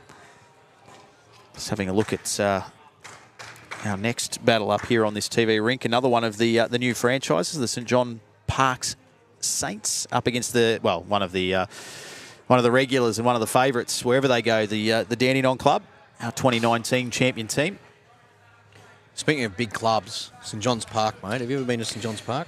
You're going to educate me here, Greenie, because I've got absolutely no idea where we're looking. Being a pretty sheltered Bendigo boy, I don't really get out too often. So tell us a bit more about St John's Park, sort mate. of Sydney West. Yep. But I don't know if you've ever been to a club with a... I haven't spent much time in Sydney's West, I can tell you that. Four-car car park, 4-storey car park. Oh, wow. At a bowls club. At a bowls club, yeah, right. And so it's not a shopping centre, it's bowls club, right? It's just, it's quite remarkable. They've got a number of eatery areas there. They've got the greens are running nice, looking good, but they've got their own bowlers lounge. They've got function areas. It's been one of those powerhouse clubs for as long as I can remember. Years ago, they used to host the New South Wales State Championships, and prize money there was $100,000. You're going back, that's late 90s. Yeah, so if you take in cost of living, inflation, and everything else these days, it's pushing closer to $500,000, I would have thought. Yep. Yeah, very nice. And it's just great to have them in the UBC. Yep. You know, that's one of those big things that running these big events and having players from international players and having clubs and franchises internationally, but having the best of the clubs in Australia involved is great for the showcase event itself. Starting to get a few final scores rolling into. Looks like just one that's caught my eye there. Whittlesea, after a fast start against the Asia Eagles, have held on, but only just. Winning that one 64-59, so I think they're now 3 and zip. Lee Schreiner and his boys. So they're off to a ripping start in this event 1. And Pyelba as well, 72-54 winners over the South Island Storm. Yeah, a bit of fight in those Eagles. They got beat by 4 in their first match, 5 in their second. Yeah, the hard luck story of this afternoon so far. They've been in every match right up to their teeth and just haven't quite been able to get across the line. We know it's a game of fine margins at the best of times, but I'm sure they, with plenty of preliminary games to go, will still be confident they can find their way into that top 6 and into the knockouts. Yeah, that's the thing. If their confidence is building early on day 1, even if they miss out in event 1, event 2, event 3, there's more and more games under their belt. Their tactics will change because this isn't one of those franchises where they play together all the time. No. This is 3 people from different areas. 2 Kiwis, one Kiwi, 2 Aussies, coming together for probably the first time that each of them have met each other. So that would have happened earlier today. And they're out in the green trying to see exactly how they fit together as a team. Yeah, and there's a lot that goes into that as well, too. We talk about players that have got maybe greater strengths on their forehand opposed to their backhand, and those that really feel comfortable in that lead role as opposed to skipping, and sometimes there's got to be a little bit of give and take there, perhaps, depending on the makeup of the team. So, you're right, there's for some of these guys and girls that are maybe even meeting each other for the first time over this week. It's a little bit of a period there of getting to know each other's games while you're also trying to work out how you beat the opposition. So, yeah, there's a bit to it. Looking pretty solid here again, the gold. They've got a commanding lead as we head into the back stages of this 5th and final end. Yeah, it's going to be a quick changeover for the Saints as well because I think they're down to their last or second last bowl in their match against Exodus. Blue, but it's... We can hear in the background there too. I always hear those yells and screams and then bowls cracking into each other. I do fear one day one's going to come into the back of our head, but we are reasonably well protected here with the banner behind us, so hopefully it holds up. That's the beauty here. They're all playing parallel to us. At Moama, they were coming directly for us. They were too, yeah. Just a little bit of security heading around the back. Yeah, this is these tactics we refer to, just the insurance policy. And that's the thing too, last end. They only dropped the first shot. They still got second and third, but for them it would have been win-win really because it was only 2 points differential, but also meant they had last bowl on this end. Yep. So if they were down a number of points, they could still try and change things up, So the last 2 of this contest, Shawnee Ingham to our left. He's like a cat on a hot tin roof. He's keen to get out and amongst it. Dandenong Club up next on this TV rink, and big effort. Yeah, nice effort there from Scotty just to try and upset the head. And works Brighton into first and third. It's not going to be enough, but they've made a really good start. Yeah, and Deer Park Gold are the first team to defeat the Brighton Blue Devils. Yep. Both now with 2-1 records. The Tsunami, they've had a big win. That's probably the biggest blowout thus far, 97-41 over the NCE Raptors. This is a different Tsunami. Oh, look at that for a shot there. He's just capitalised on it. A little bit of a rub on the inside. He's got the ball further enough onto the jack. This Tsunami, they're a confident outfit, and they've been down here. They've always been thereabouts and probably just been a little bit unlucky in previous events. But they're leaving no luck to be involved here. They're getting out in front by 30s, 40s and 50s and really dictating, as we see there in the top 2 with 2 wins from 3 plus 86. They've got the biggest differential in the section. The Raptors a slow start. Minus 106 differential. Whittlesea Eagles consistent as ever. The only team with 3 from 3. Moama Green get themselves on the board with a win over the Flemken Colts as well, and we know how incredibly successful the combinations there of the likes of Bester and Anderson with Turley. Geez, look at that Moama, that sextuplet, if you will. Marshall, Burnett, and also Millerick. So, yeah, they've embarrassment of riches there out of Moama in the black and green franchises, and Speaking of embarrassment of riches, we know the Dandenong Club have always had that. Gary Kelly and Sean Ingham about to get things underway here on our TV rink. We're up to round 4 in these sectional A matches. Yeah, if you go back to that Moama side too, it was only not long ago Cass Millerick actually took out the Australian Open. Yeah. So it looks like we're going to have Gary Kelly and Sean Ingham. Yeah. And you'll have Matt Peterson and Benny Twist for the Saints. So this will be the first live stream of the Saints in the UBC.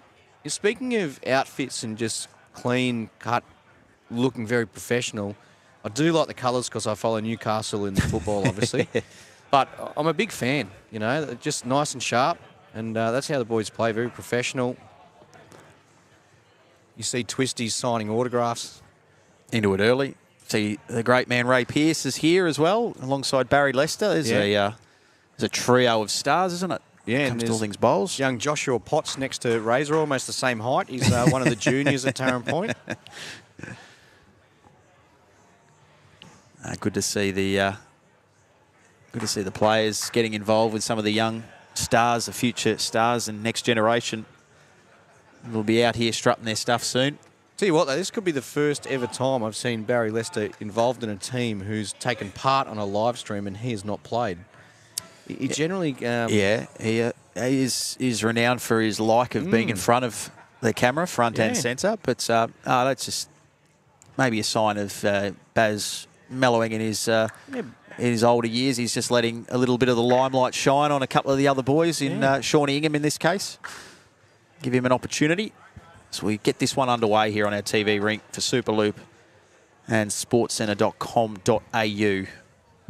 Dandenong off to a flyer. They're going beautifully.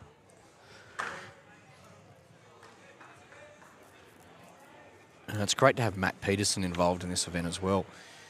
He won the New South Wales State Singles as a teenager. That's the Open State Singles. Oh, wow. That's actually when it was held at, one of the years it was held at St John's by memory. Originally from, don't quote me on this, but I'm thinking Parks, an area out that way in the country. Yeah, I've moved to the city. Yeah, I've had I'll say the pleasure of staying overnight in Parks. I think on a road trip up the coast, and I think we ran out of fuel, so we had to stay there. But still, it was very nice. Very smart too, psychologist. Perm, Matty Peterson. Right. So I'm not getting him on commentary at any stage. If he starts trying to get inside my head, it'll be a very short-lived conversation, mate. I'll give you the tip. Psychologist, there you go.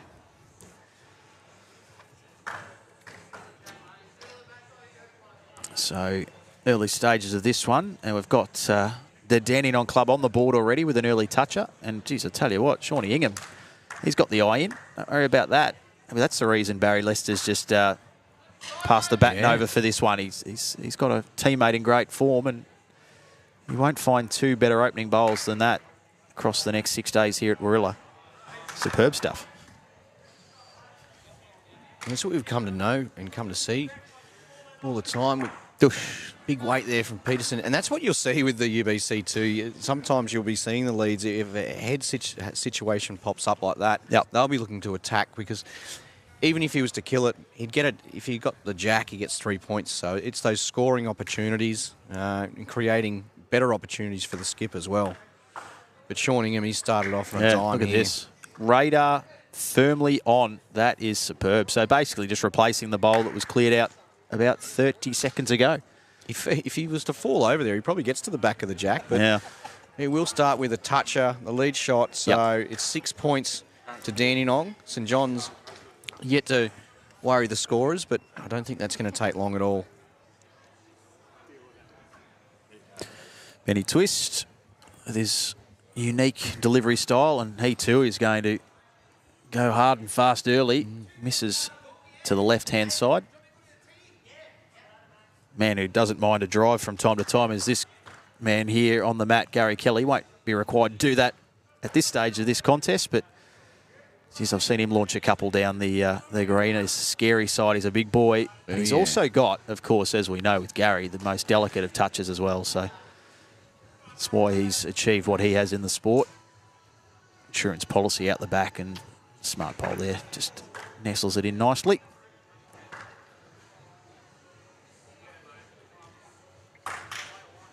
Okay, let's wait here, Twist. I think it's the right call too, because he can, rightfully so, still see the front of the jack. He can still get down to that jack, even if he just changes it up a little bit. Great effort, just sliding by. Well, confident start here from Dandenong. Just a couple of those missed runners has made it not a perfect start for St John's. We know the calibre of Twist though, and he's still got one bowl remaining. He's probably going to be facing in first, second and third against. Yeah, Superloop ultimate ends in the palm of the hand here of Dandenong with a dream start. This potentially could change it with the angles there.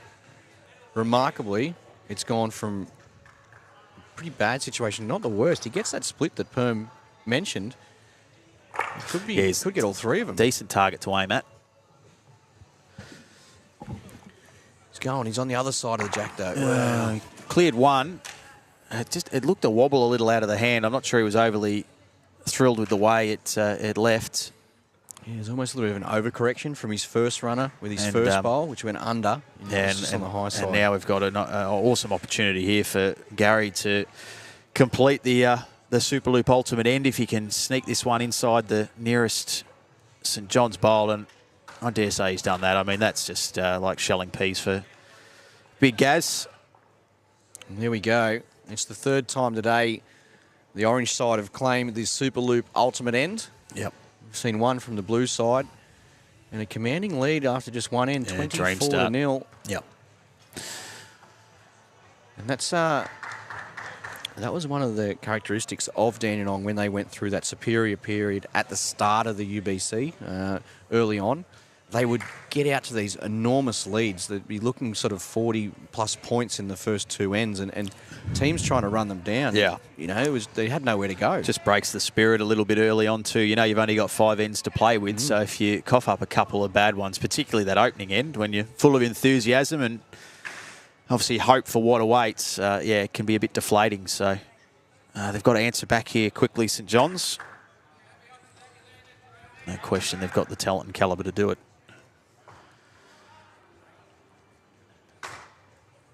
It's an impressive venue, as I touched on, Greg. I tell you what, I was super impressed as well when I walked through the opening doors, and I thought, gee, Case has come to meet me at the front. It was just an oversized replica of a massive gorilla. I thought Case might have been in a decent paddock since I'd last seen him last year, but of course the Warilla Gorillas, one of the excitement machine teams, and have had a storied history in the UBC already. But yeah, hosting us for this next 6 days, and it's a superb venue.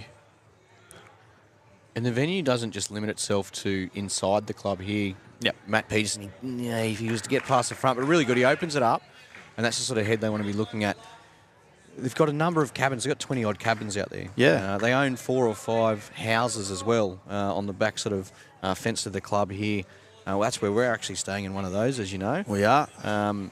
They've got the tennis courts. They've got like a reception area out the back for a wedding, and that's actually where Jeremy got married. Yeah. So there's Yeah. pretty much everything here. A gym at the front.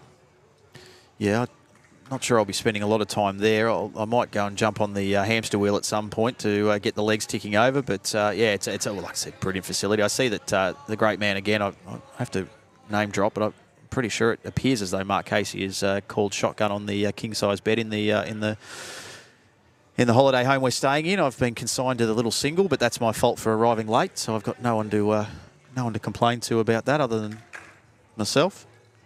Oh, his clothes are everywhere. So. Well, that was the other thing I was going to ask you, Greeny, is I wasn't sure which room was mine because I felt as though there were items of cases all over the holiday house. So I wasn't sure if he was just keeping his options open or he's just generally untidy. But I suppose we'll find out over the next 6 days. The first time I'll have the pleasure of rooming with you, fine gentlemen.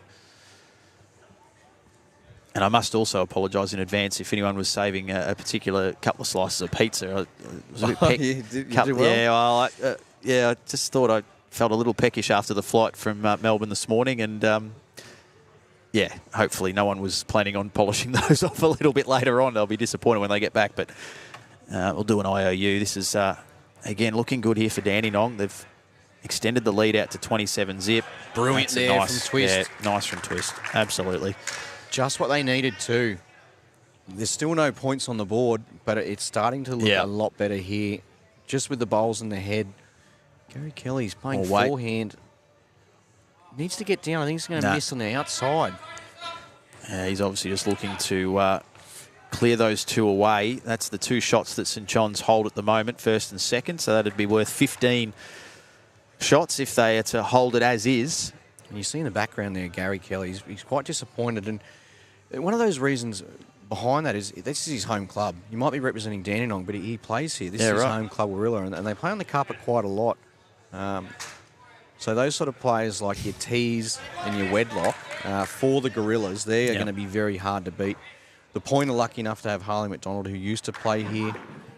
Oh, Wooshka. He's missed everything again. So that's a Superloop ultimate end right back at you from St John's. How good is that? I mean, they really, with one bold hit at come, Benny can just, he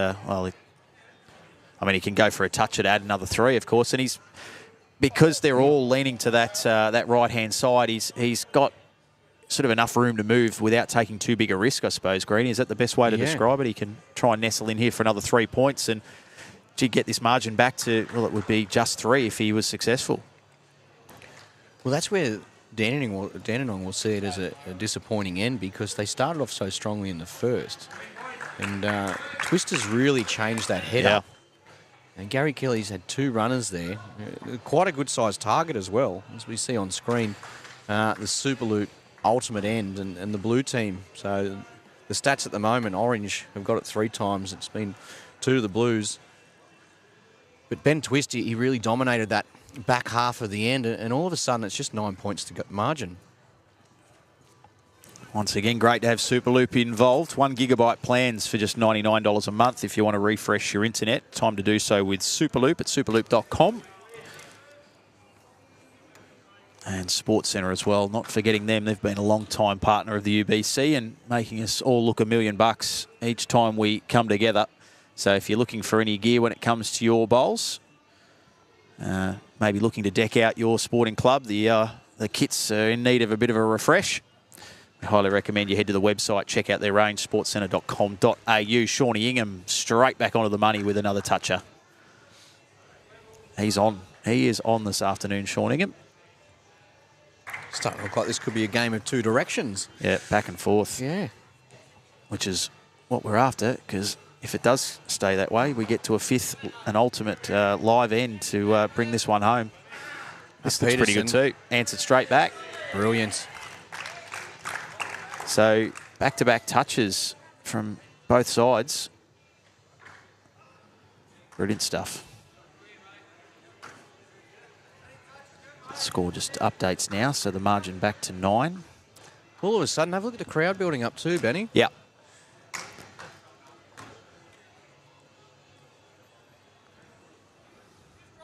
Why wouldn't it be too? The bowls, and as I said, players didn't take them long to warm up. No. Yeah, well, the latest start, I'm sure and I know when I arrived at around 11:30 this morning, there were a number of players out having a roll up on the rinks behind us, just to, as you said, get that feel, get that touch. Holding shot at the moment, St John's, with 1 to come here from Shawnee Ingham. I know in previous events too, Greeny, we've often had the discussion around the difference between the TV rink and the other rinks. Has there been anything spoken about that from what you've heard early days? Is there a change in pace or? The change originally, what a shot here. Yeah. Shawn Ingham, almost back onto the jack as well. That's a 6-shot turnaround effectively with that from Shawnee Ingham. They get the lead shot at the changeover. Yeah, they said it was a slight change from, when did we get? We got down here on Thursday, so there was a couple of people rolling up on Thursday, right up again on Friday, and it was a slight change.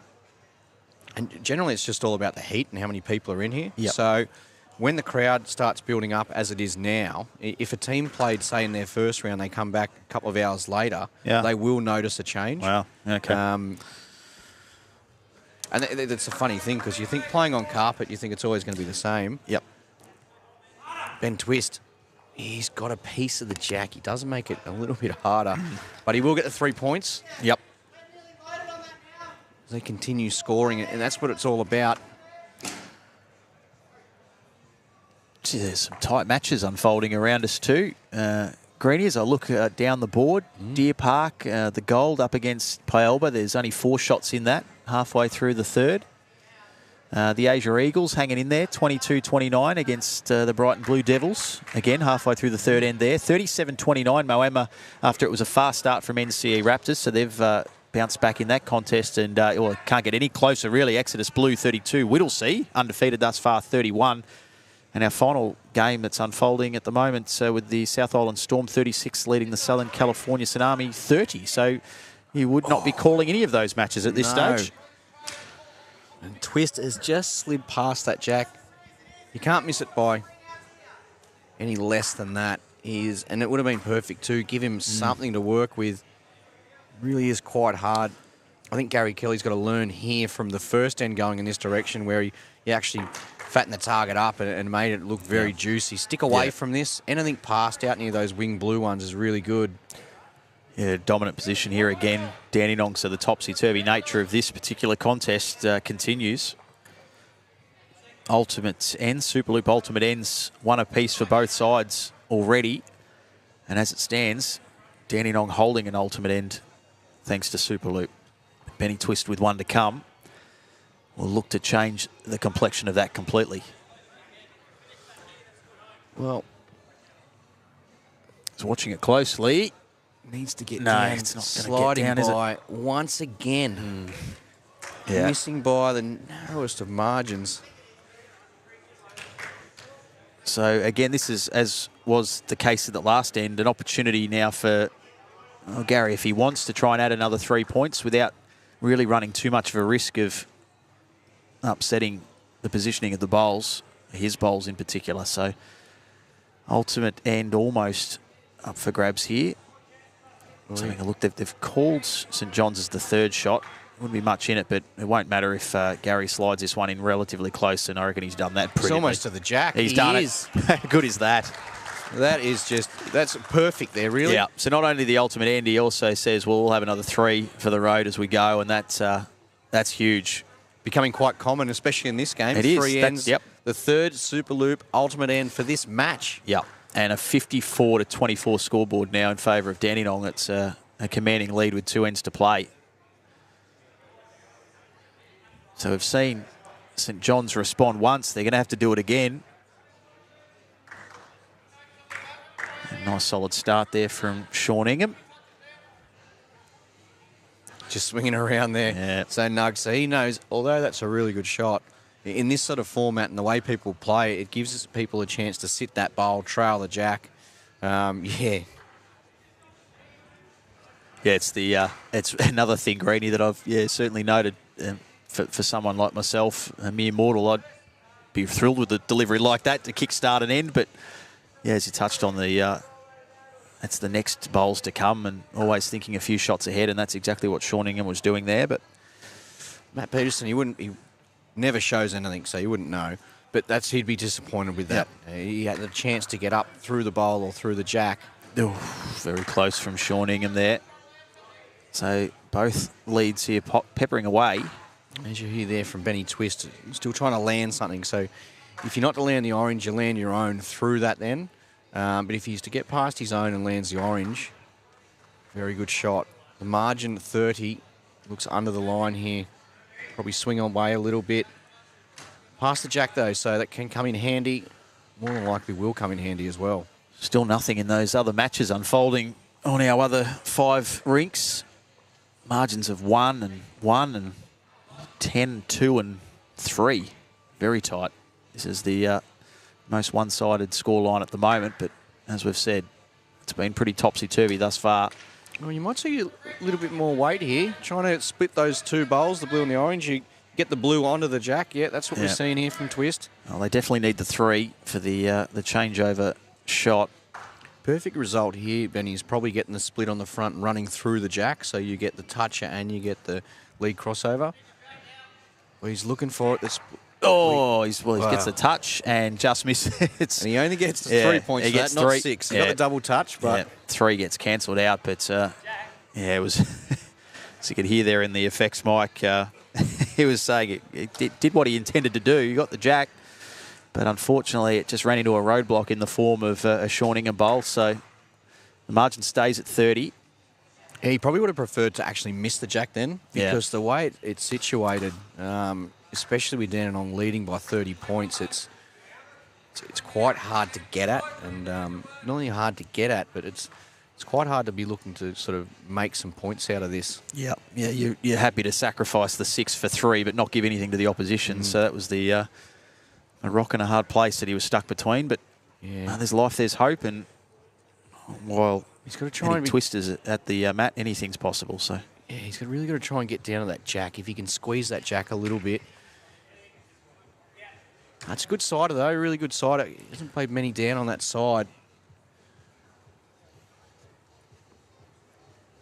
Here for Kelly, covered with his first. You can almost look to try and add another one here. He draws a foot past the jack. It still counts as third. Yeah, it looks that sort of area where he's heading. Yeah. Anything past the jack would be good there. Sort of can't get any angles off it. He liked it early out of the hand, Sean Ingham. Clap for his teammate. Now to Ben Twist.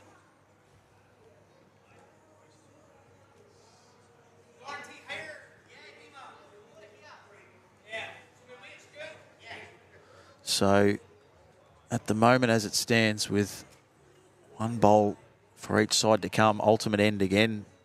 I mean, we couldn't have 4 in a row, could we? Never say never with the UBC. No, you don't. You're absolutely spot on, Greenie, because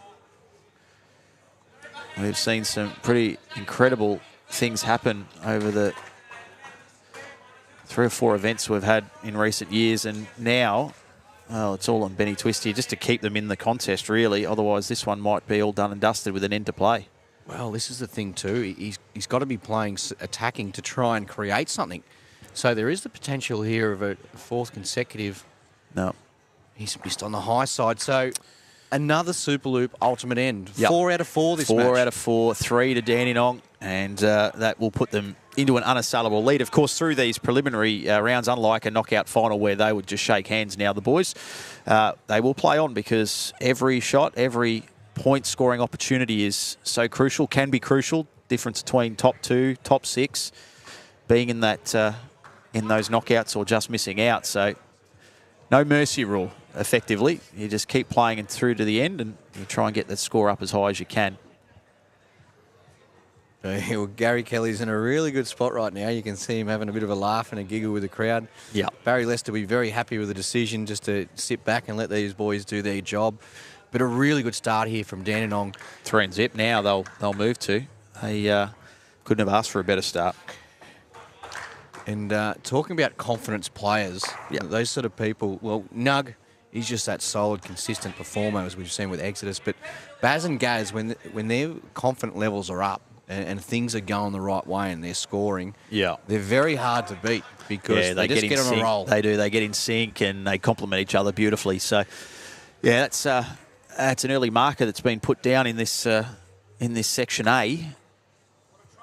Very early stages of Event 1, but as we said, bank those early wins.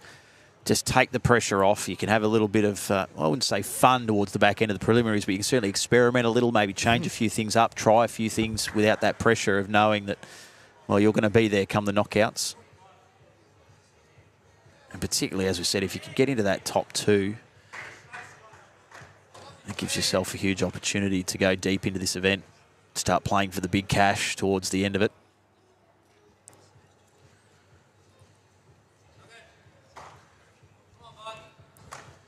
Okay, Nug.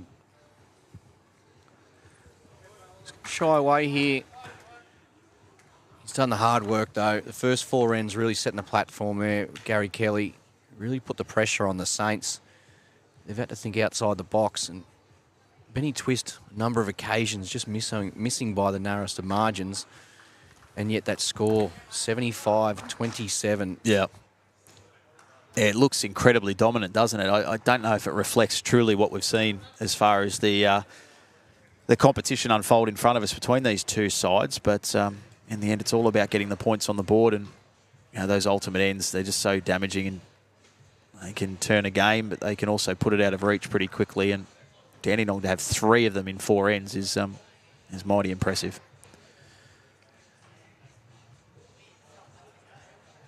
St John's do get the 3 there for the changeover. Work off his own here as well. Done that brilliantly. See those little things as well. You know, when you're on a roll, you get those. Yeah. Is that the bowling gods? Do they exist like they do in football and cricket and golf and every other bloody sport, that you try and look for some sort of reason as to why things are going well or not going well? Yeah. And the back there from Benny Twist. Up next, we've got the Bowls Asia Eagles here on our TV rink, of course, Greeny, I'm referring to, and the Pialba Phoenix, another one of the great logos here at the UBC. So looking forward to watching that one unfold straight after this game is completed. Yeah, and that'll be the 5th round for Section A, and then those guys get a little bit of a break. Yeah. So we won't see Section A back again until 6 o'clock, but fear not, Section B will be in action, and they'll be providing the goods for the next 5 rounds.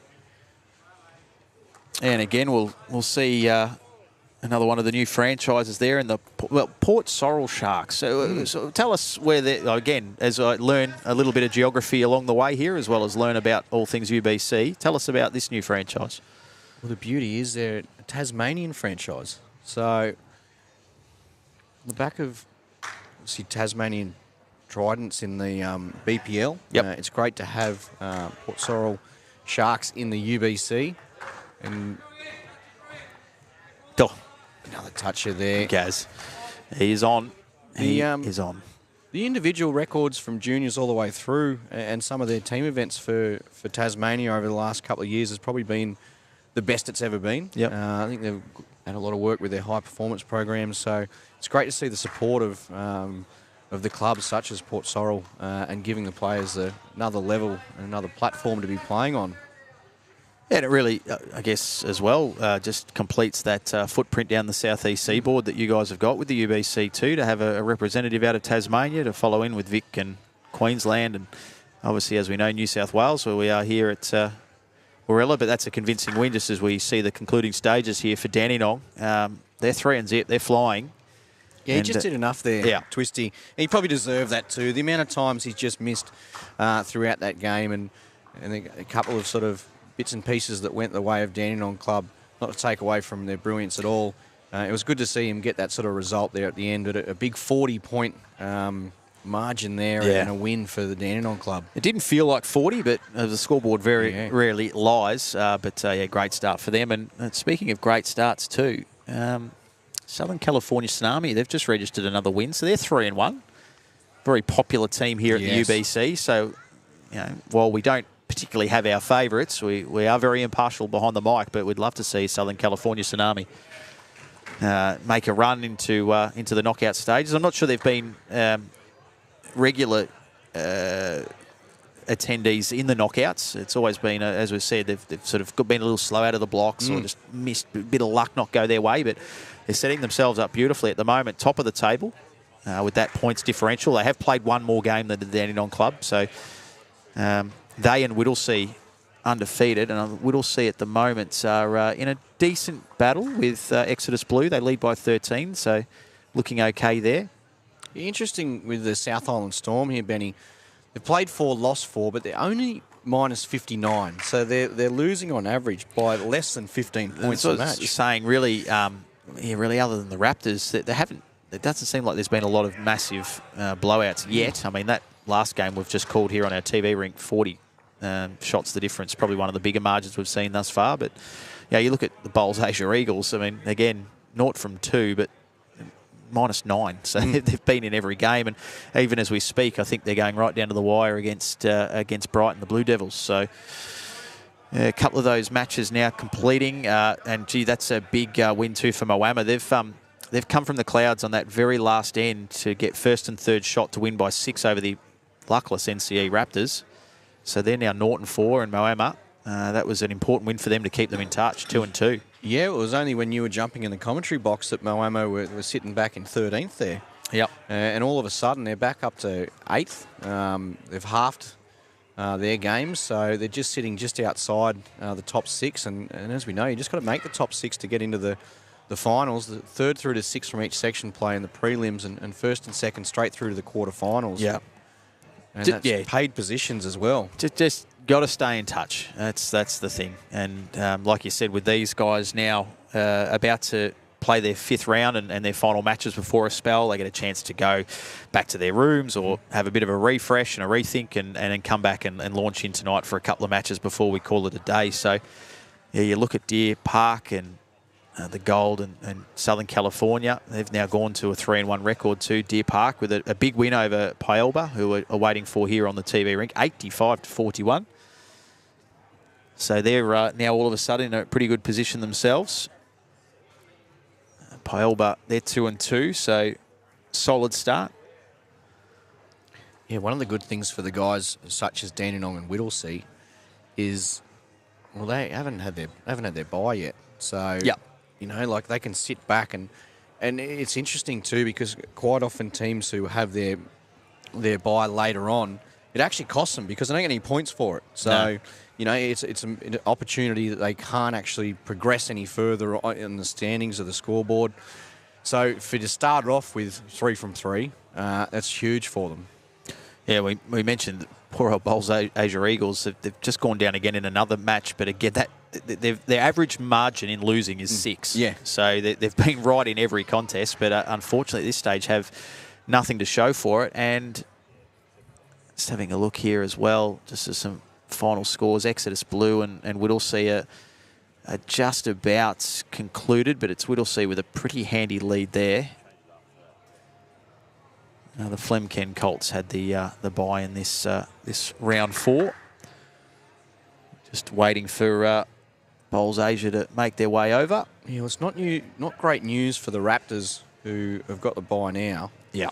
Because they're going to have a break. I mean, it's probably, you know what, it's probably the best time for them to be having a break. They've got to regroup. They've got to really evaluate the situation. What went wrong in the first 5 matches, 4 losses and a bye, and they'll be sitting in 13th, and they've got some time to think about it, though. They won't be back on until 6 p.m. tonight. So they've got to start thinking, you know, they'll have they have 3 more games tonight. Yeah. So 5 games each for A and B. And then A comes back for 3 games, and then B for 3 games before we finish around 9:15 tonight. But yeah, they've got to win at least 2. They've almost got to win all 3 of those matches tonight. Yeah, so 12 matches played by each team in these preliminaries.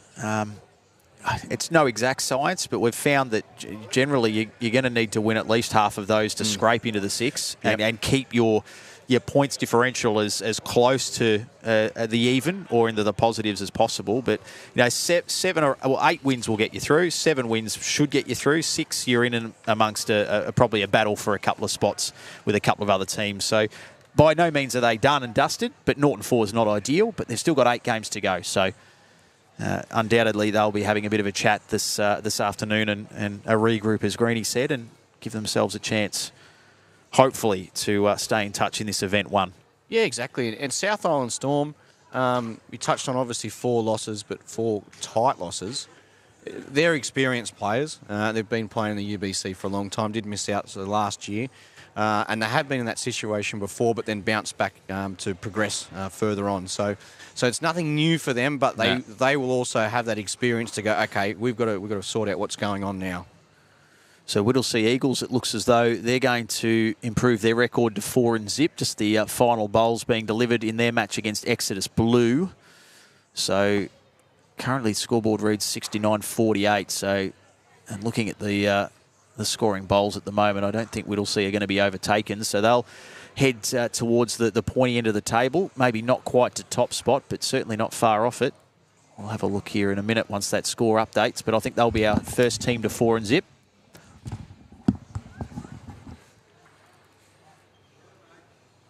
And all right, so it looks like both sides here have picked their players. Yep. This is good to see. One of the young juniors that, well, he's not a junior anymore, played at Taran Point and actually played with him in the major pairs. We got the Bickies there. He'll be the skip for the Bowls Asia Eagles. His name's Ryan Hansen. And then leading up for him is Kalen Huella. off scratch golfer. Oh wow, one of those types, is it? Yeah, not good putt-putt at either. everything they try.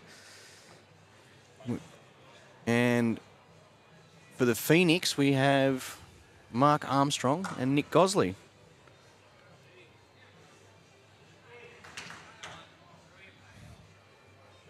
Great start there too.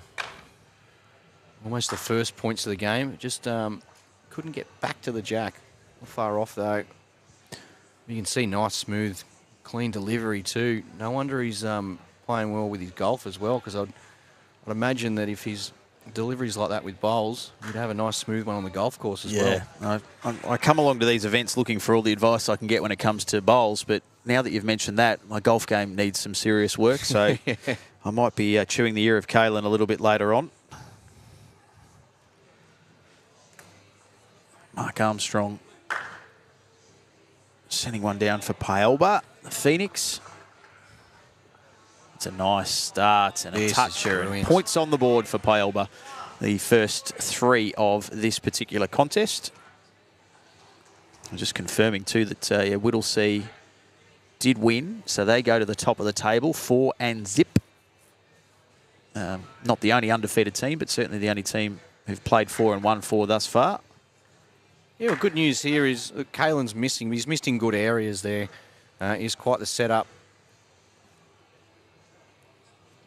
Can he put another bowl within just inches of the jack just to start things off? Or will he go around the back here, Benny? I think he's going around the back with that line he's playing. Yeah, looks like he's just put a little extra weight on this to get it to the back. And yeah, Well, it's pulling up a bit quick, though. So he's just nailed it all in there. So he must be using some wider turning bowls to get back from there, because we haven't seen many get back from there. Even though with good weight, they will turn on that side. But as we've seen the other side, the grandstand side, he's got a lot more swing in it.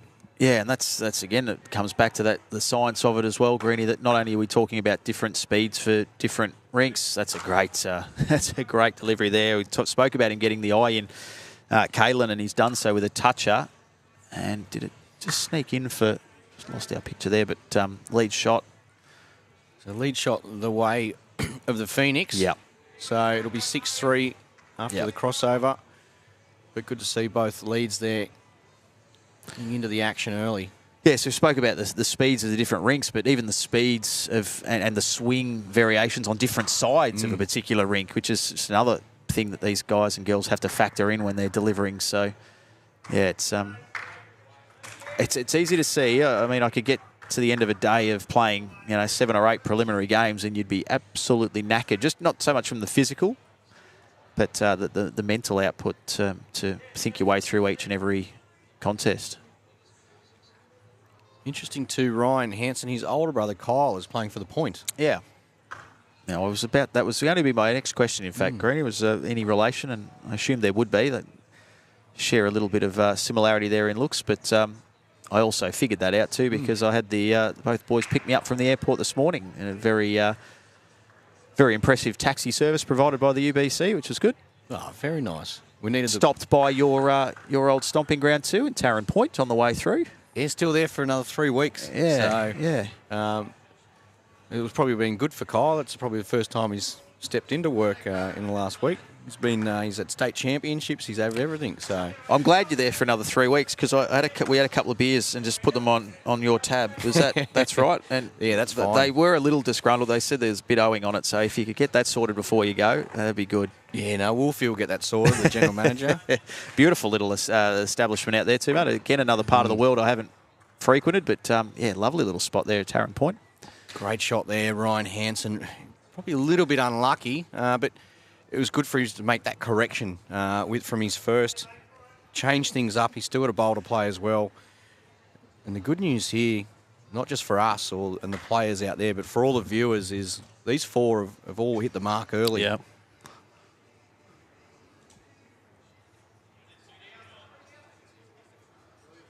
So, Paelba with first and second shot. I was going to say with the orange, there was a slightly, what's a darky brick type colour. Yeah. It's good to see, just a little variation on it. Still predominantly orange, of course. Well, it's almost the colours of the flame there, isn't it? Yeah. It gets a little bit lighter. Needs to push this one, Ryan. Can he get there for second shot? He's done well. Yeah, he's definitely done that. Yeah, so they get second, so it'll be first and third the way of the Phoenix. Second shot there for the Eagles. Plenty of action first end here, the Eagles and the Phoenix. Maybe that could be one of the reasons as well that they have been staying so close and having these, as we said, the average of 6 points loss each match. Yeah. The first three is they just keep fighting and they keep getting the bowls in there, so they're not dropping too many points when they do drop them. And it might be just one of those things where all they need is their first win, and they get their first win. They know how to get the win on the board, and they could be hard to stop. They could be one of those sides who, from previous years, have probably missed out with this new combination, and as they get to know each other, could be a very successful one. Almost a little kiss on the way past there from Mark Armstrong's opening bowl of this second end. Just missed the jack. Would have been a nice little 3-point bonus there for the Phoenix, but it wasn't to be. So Kalen Julia drops that one down as well, just a little to the left. It's a relatively young ring too. Got some of the young stars out here doing their thing.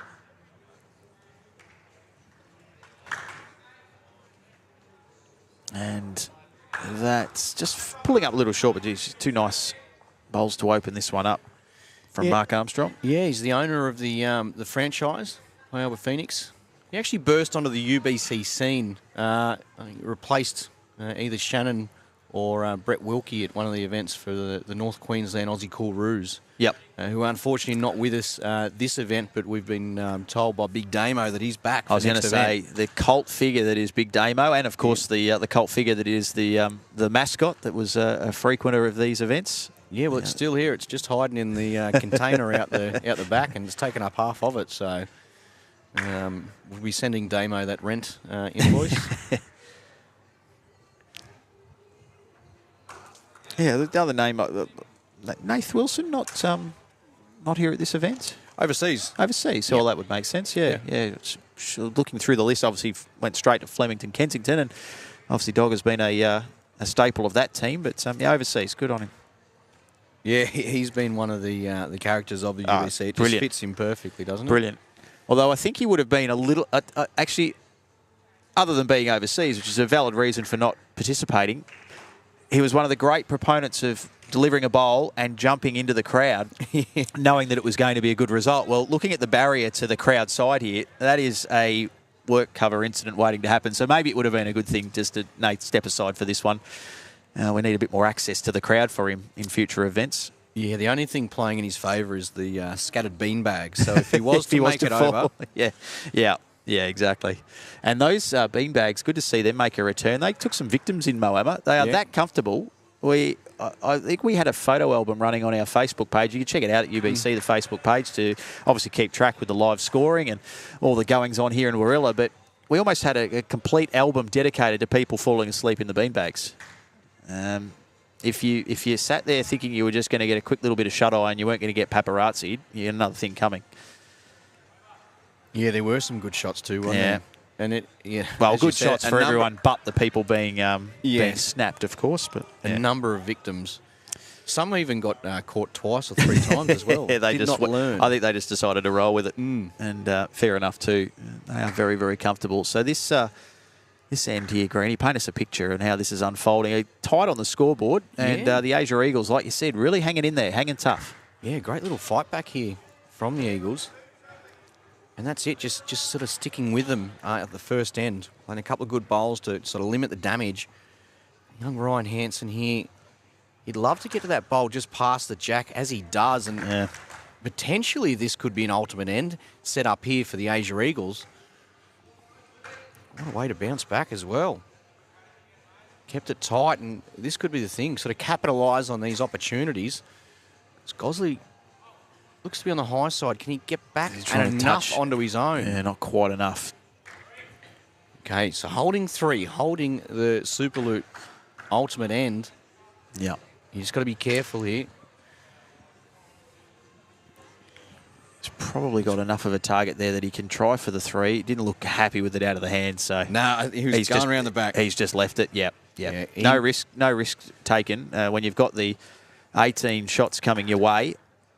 And it's this early on in a game. I mean, maybe if it was a third or fourth end, getting deeper into a contest, you might take that little risk. But, yeah, 29-19, the Eagles take the lead with a Superloop ultimate end. We've seen a few of those here on this TV rink. We're getting flooded with them, which is great for the new partners in Superloop. We're very happy to keep giving them a mention. Some amazing internet deals, and you can check those out for just $69 a month with a free Wi-Fi router for Amazon. That's the family NBN package with Superloop, superloop.com to find out all the details. Powering our internet here in Warilla. And as a result, providing a great streaming coverage, which I hope those that are tuned in via the Facebook page are thoroughly enjoying. Interesting mixed start to this end by both teams. Yeah, we're lucky to have Superloop as a supporter, and they interesting to see how the Superloop side goes. Yeah, that's right. They'll be in action a little later this afternoon. We've got there Sean Thompson, Lee Stinson, and Travis Moran. Superloop challenges the UBC wildcard. It's one of the great, another one of the great facets of this UBC, giving particularly that wildcard team an opportunity to strut their stuff against some of the best in the world. It's not just the best of Australia; it's certainly the best of the world. So for Tim Love, Shea Wilson, and Matty Miles, they'll get that opportunity in this event 1. And those teams, of course, change at each event. Yeah, so Tim Love, he was drawn as the wild card. Matty Miles, he's a current New South Wales representative. Yep. And he's actually played in the Illawarra area for quite some years. He's at Figgy Sports at the moment. And Shea Wilson from Norfolk, and she was actually the singles representative for Commonwealth Games and I think for World Bowls as well. Yeah, right. Coming up, Case, yeah.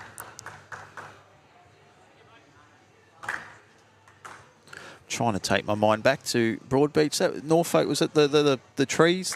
Yes. Yep. I do remember that. So a little bit of a scattered head here from the boys, considering what we've been lucky enough to witness the last 2 ends and all the matches previous. But yeah, this has been about as loose as a start as I think we've seen on this TV rink. Just as far as proximity to the jack, it doesn't lessen the scoring opportunities, but it just leaves a little more real estate for these leads to aim at. 29-22 with Pyelba picking up the crossover lead shot, 3 points. Young Ryan Hansen here. Done well. Can get down to the bowl. Gets down. Yeah. Okay, so Mark's just indicating still 1 there for the Phoenix. Yep.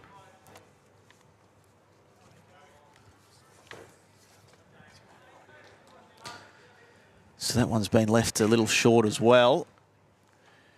Okay, Nick Godsley there. And Ryan Hansen tune in once again. Holding second, third the Asia Eagles, and I reckon they'll slide their way almost, not quite. No, it'll stay at second and third. So chance now for Nick Godsley to right the wrongs of that last bowl, which he would have been pretty disappointed with. This is maybe again just struggling for legs. So it doesn't change the scoring as it stands, with a bowl each to come here in this crucial third end in what is a really tight contest. Yeah, so forcing Ryan now onto his forehand. He has got 1 bowl coming up.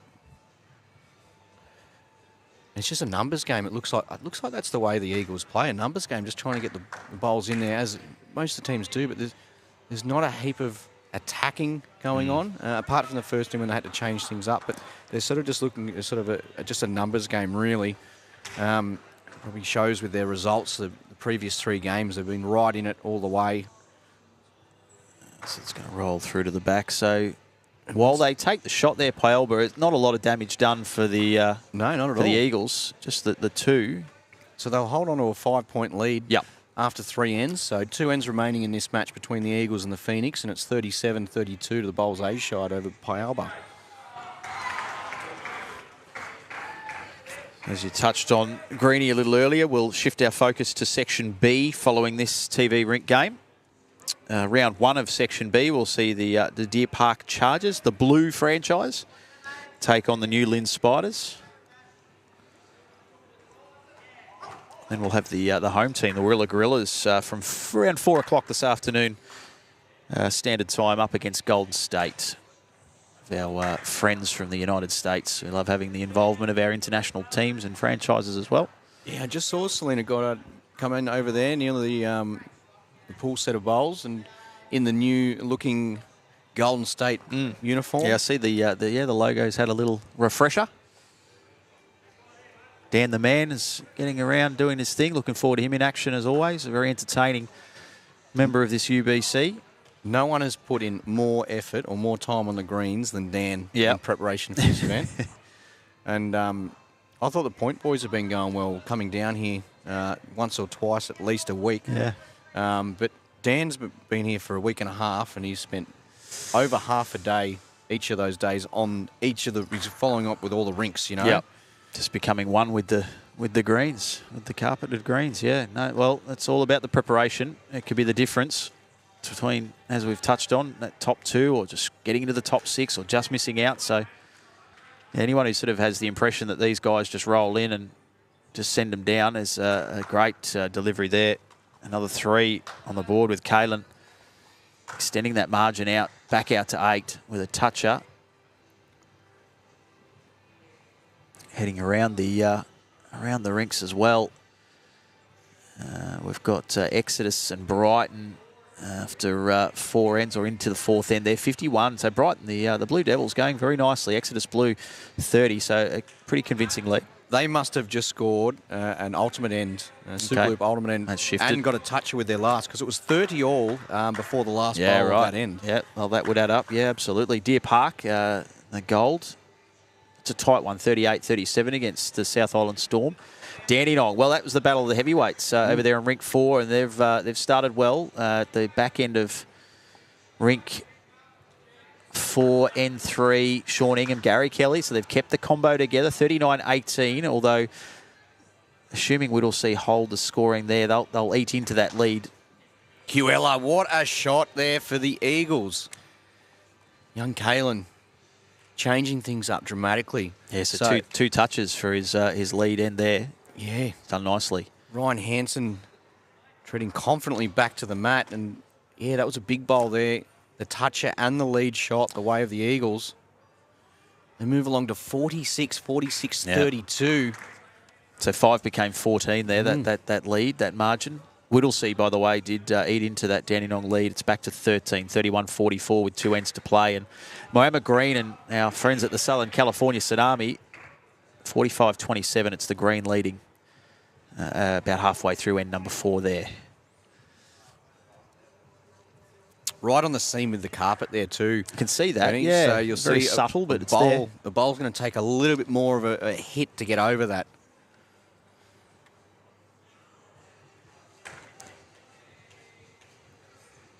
Here's young Ryan going here. If he has dead weight, he gets back. Yeah, he's trying, his teammate there, Kalen, just trying to lean it over a touch further, a little touch closer, but it's the first bowl that's been sent beyond the jack.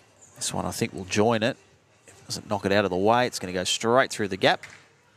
It's probably the worst result there. He didn't even get any of Ryan's first bowl, so it's a good guide for Ryan, his last bowl. He knows that if he beats that, he's probably at least getting second shot.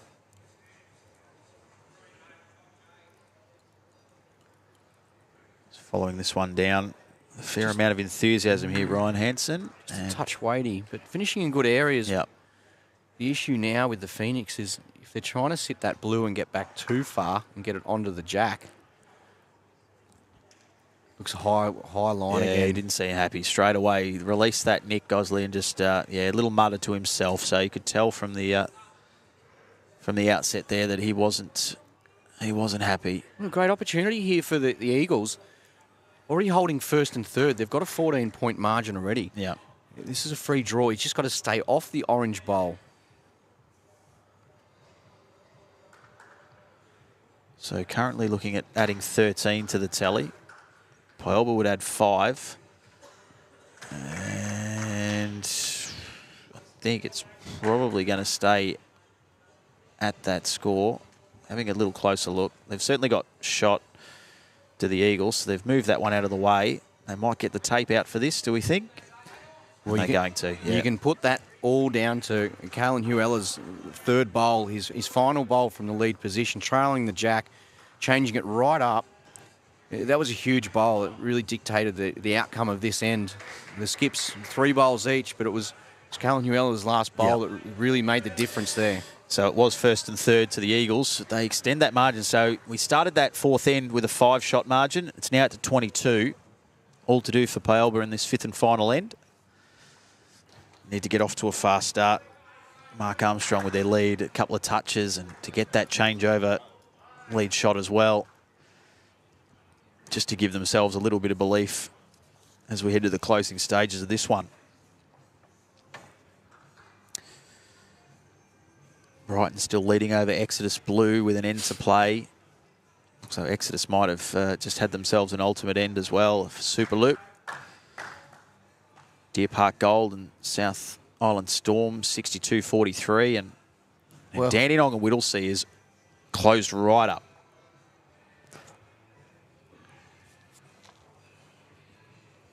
So all the viewers saw St John's Dandenong 4 ultimate ends in a row.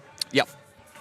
Well, Exodus and Brighton, I've just been told, the match you were talking about, 4 Superloop ultimate ends in a row after 4 ends. So they've gone back and forth, swapping Superloop ultimate ends. Yeah, well, it's the day for it. There's been plenty of them here on the TV ring, and now obviously that has filtered over into our other show rinks behind us. So high scoring and, well, all tight matches, as we can see there. Exodus, Brighton and Deer Park and South Island Storm. So, yeah, Dandenong Whittlesea, that's, that is worth the price of admission alone, that one. And it's neck and neck towards the end of the fourth end. It's been a steady game here from Kalen and Ryan. Yep.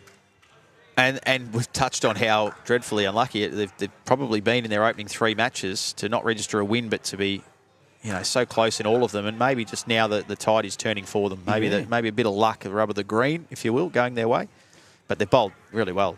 Spot on, Greeny. We go back to the first end as well, and Mark Armstrong, he had 3 bowls within 6 inches of the jack. He had 2 of them within 2 inches of the jack. So it just shows the fight in these young boys, and they're not. They're going out there. They're going to take some scalps. So holding shot the Eagles here with just this from Mark Armstrong to come before the changeover. They desperately need the 3. Toucher as well would be an added bonus. If they could turn that into 6. Wants it to go, Nick. He's done trying. Enough. As he gets to the jack. I think he's just missed. We just couldn't quite see from our vantage point, but I think it just slid over the top. Does sit in there, I think, for... Oh, it's going to be close for... Yeah, I think he's done enough. He's just done enough? Yeah. Just waiting for confirmation of that. Are they going to... No, looks like they might have agreed upon that one. So margin 22. That now changes to 19. Pielba with the lead shot. And 6 to come in this contest. It's just been a really tense and tight one for the most part.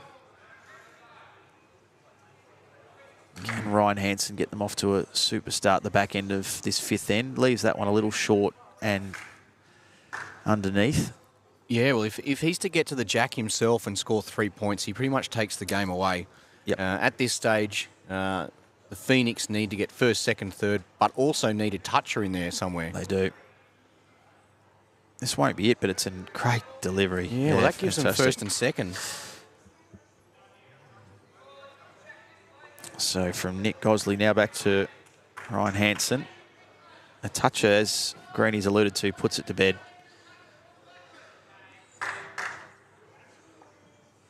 Okay, it's still game on here.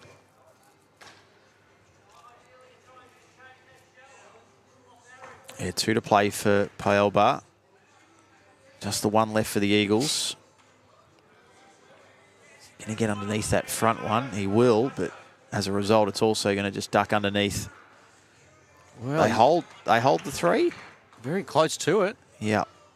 Still needing that toucher, so it this could literally come down to the last bowl, depending on, of course, what Ryan can do here. He's just got to be confident in the area here. It is first, second and third down. However, we still reminded there that Nick Gosley needs a toucher. Yeah. So this might test how good the boys are with their maths too. Yes, they've called it how they timeout now, so they can just have a bit of it. They're just unsure. They're now saying perhaps only 2, so... I don't think it changes. I think Ryan's just got to be confident in it. If he gets a toucher, it is match over. That's right. And he lands a bowl, he gets another one in there. Will change the complexion of the scoring as well. So, yep. Oh, this is what they train for. Well, moments like this, a chance to put an end and a match to bed. Well, he seems to like it. Looks good from this angle. Looks really good. Oh, well, he slid through it all. So, this is a scenario. 19 points of difference. 1 bowl remained for the Phoenix. It requires first, second and third plus a toucher. And there's only 1 bowl that can get the toucher, and that's this one. Taking his time as well. He's had a timeout. Okay, so teams are allowed 1 timeout per match. Not a bad time to use it, really. Yep. Well, when it all boils down to this. Well, interesting. No, he's already grimaced, unfortunately. The cameras picked that up straight away. As soon as he released, he knew. And he's missed by a large margin. So, look, really good contest between both the Asia Eagles and Paelba. That went down to the wire. Yeah, it'll be the first win for the Eagles. Yep. Thoroughly deserved. And they're on the board. Just going to measure this. We're going to have a look at this third. As we said, all points important through these preliminaries. So, and speaking of points, Deer Park Gold had a big win over South Island Storm, 89-49. Yep. 1 bowl remains in the game between Exodus and Brighton, and it is 60 apiece. Oh, wow.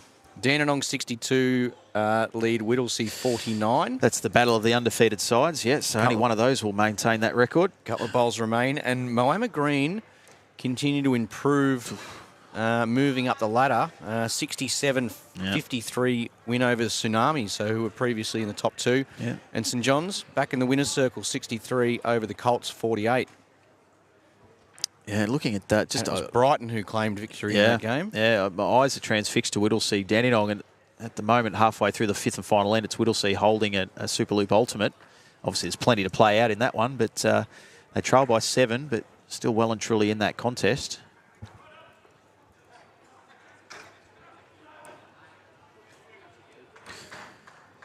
It'll make for some fascinating reading once we get to that table at the completion of these opening rounds of Section A action, the 5 preliminary rounds for this afternoon before these Section A players will take a well-earned break, and then we'll shift our attention into Section B. And as our screens are showing, Deer Park Club. That is the Chargers, the blue. Yeah, so the first we'll see are the Chargers. The blue side. The Newland Spiders as well. So they're flying in the Section A, Deer Park. Gold up top. And that point differential as well, 136 with their 4 wins from their 5 matches. Whittlesea, as we said, currently in a ding-dong battle with Dandenong. They're undefeated. Brighton Blue Devils, they have flown out of the blocks. Brilliant stuff from one of our new franchises here at UBC 2023. 5 matches played for 4 wins. Yeah, they've got to be happy with that. And their points differential on the flip side to what we were talking about with the Bowls Asia Eagles is also on the low side, plus 17, but just indicates that they've been in some pretty close matches. Southern California Tsunami, they've dropped their 5th game there, so they're 3-2, but still a pretty solid start. Moama Green, after a slow-ish start to this opening day's action, have improved their record to 3-2. So they round out the top 6 as it stands, with a few results still to be finalised. It's incredible too that they've had 3 wins, but they're just chewing into that differential. Minus 46 still. No, but Exeter Blue on the outside. Very rare that you see them outside a finals position. Yep. And look, it's only a short way through, and they've already had their bye, so that's a good thing for them. So they've already had their bye. So St John's have just recorded their second win over the Colts, 76-53. As we touched on, the Green and Tsunami, 67-53 to Moama, taking out that one. And it's still going down to the wire, Whittlesea and Dandenong. And, I tell you what, Whittlesea might have, with the final bowl, have pinched this one at the death with first and second shot. Currently reading 70-68. Those scores not finalised yet, but you could pretty much take it to the bank that is another win for Whittlesea. So they will go to the top of the table. That's just been confirmed. And the first loss for the Dandenong club, as their record of 3-1 sees them in 4th spot on the table. So yeah, Greedy, it's definitely shaping up nicely as we take a break from Section A and head into Section B, getting underway shortly here on our TV ring. Yeah, these guys will be all ready for it as well. It's it's one of those occasions where sometimes the break is good, but these guys have had the break first up, so they've been waiting around. They've been seeing all the action. They've been ready to get into it, as has UBC chairperson Dr. Beck Jelly, who's been here since Thursday, getting plenty of stuff done. So she would have been just happy once it got all started, and probably even a little bit happier now that things are just rolling along, Beck. Yeah, absolutely. I mean, I probably didn't need the introduction. I thought my voice would have just carried on nicely from Benny, and no one would have noticed the slight change there, but we have drawn everyone's attention to it. So hello, you've got me for 2 games. You get this Kiwi accent. Enjoy. Oh no, everyone's been looking forward to it. We've had so many people commenting, when are the girls coming in, and we're just going to give them a little bit of it with Beck to start with. So, Beck, do you want to run us through the Newland Spiders side? Yeah, absolutely. So our Newland Spiders side up here, we have got Keanu Darby leading off. Skipping is Sheldon Baggery-Howley, and out on the beanbags is Finbar McEwen. And now these guys qualified through our New Zealand qualifier system. So that is an event that is hosted by the Newland Bowling Club in Auckland. And impressively, we have held a couple of events for the last few years. And over these last few years, the Newland Spiders team, the same lineup, has actually won 4 of these events. And I think they've only played in 5. So in terms of the New Zealand field, they are top of the game. They've definitely got the experience factor there, and we see that with a lot of new teams, and we touched on it at Moama, Beck, that quite often when a new franchise comes in, they haven't got the experience of playing the format, where the beauty with these qualifying events, and we've had them in Hong Kong in the past, but the New Zealand one is such a successful one, that these guys have got all that match practice and all the tactics down pat, plus it's all 3 good mates, isn't it? Yeah, absolutely. These guys have been playing together for a very long time. They're both, all 3 of them are very good bowlers. Sheldon is our current Open men's singles champion in New Zealand, and he is playing in the World Championships coming up at the end of the month or beginning of next. And with enough Kiwis on the green, the Deer Park Chargers blue side decided to leave their Kiwi World Champion also on the beanbags and decided to go with Nathan Bush leading up and Aaron Disco Wilson skipping. So yeah, this New Zealand Newland Spiders side, they did play in Moama December 2022 Ultimate Week. So they played 2 of the events, and they did pretty well in event 2. They made it through to the quarterfinals, came up against Moama Green, and it was a really good game. You can go and watch that on YouTube, it's all there, but didn't quite get across the line. It was really a Ryan Bester show. Yes, as many were that week. Great start here from Deer Park, especially Nathan Bush with his bowls. Great conversion there for the Spiders, though. A lot of noise coming out of Sheldon's mouth there. So you'll see that the boys tend to put Sheldon out on the TV rank. He likes the lights. He does his hair, even though he covers it in a hat. But he definitely plays his best bowls when everyone's watching. It's the kind of guy he is. Speaking of playing bowls, the big moments and the big times, Aaron Wilson loves it.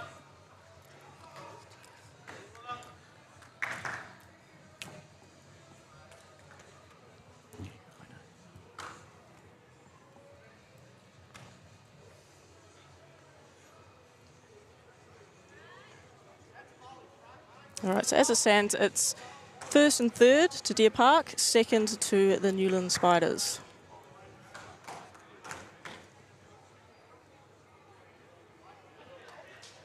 No tips for who you be picking here, Beck? You be throwing a bit of support behind the Kiwis? Yeah, I'll go for the Kiwis. For anyone that's kind of just joined in and wondering what's going on with our scoring, just a little rundown for you. So we play 5 ends. There's a 30-second shot clock in play. First shot is 10 points, second is 5, third is 3. Any toucher is 3 points, and when the leads cross over, it's 3 points for the closest at that point. And the most points possible you can score in one end? Oh, let's think, probably 39. Oh, you've done well, Beck. We No run through calculator that. either. So we've got 10, 5, 3. We've got all of our touches, and we've got that lead crossover as well. And speaking of touches, big bowl there. Fantastic goal there. So he's claiming that first shot as it stands, and also 3 points for the toucher. Oh, great start here. All 4 having an impact on the match already.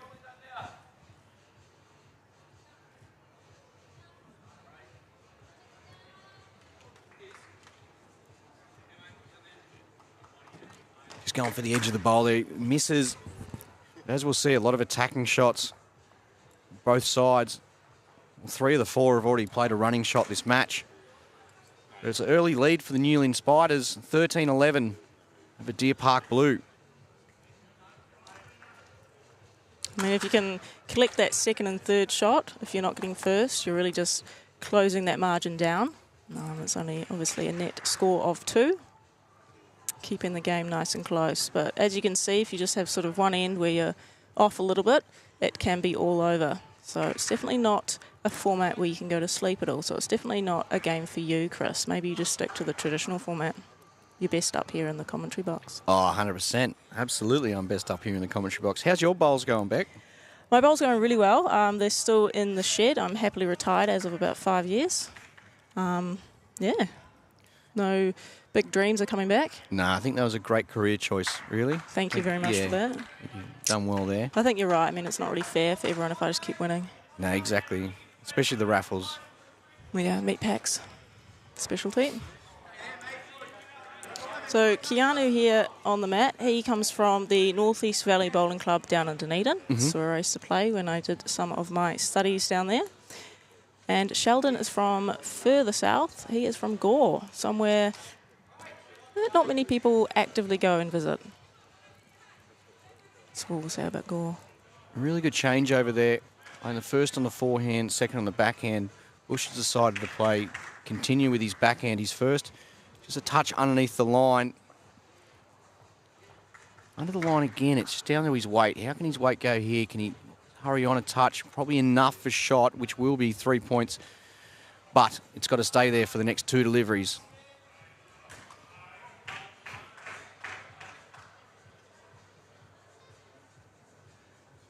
He's had that hat for a while too, the UBC pink hat there. They have. Wore it at Moama.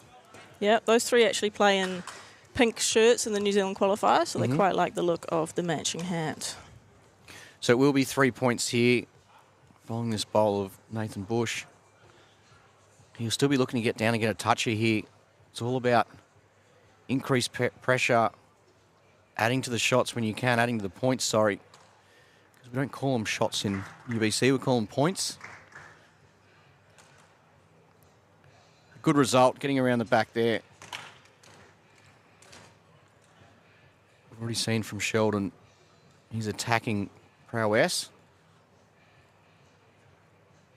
Yeah, with this particular format, when you've got 3 points on offer for a toucher, it's not a game where you want to be pulling up short because you're just robbing yourself of that opportunity. Okay, but we've already had 2 matches, one on the live stream and one just behind us, which have had, out of the 5 ends, they've had 4 Superloop Ultimate ends. Wow. And they were all in the first 4, so they... Are they all from the same team, or is it a bit of a mix? No, a little bit of a mix. So we had St John's and Dandenong, and then we had Exodus and Brighton. So, of course, that ultimate end is where you're collecting first, second and third.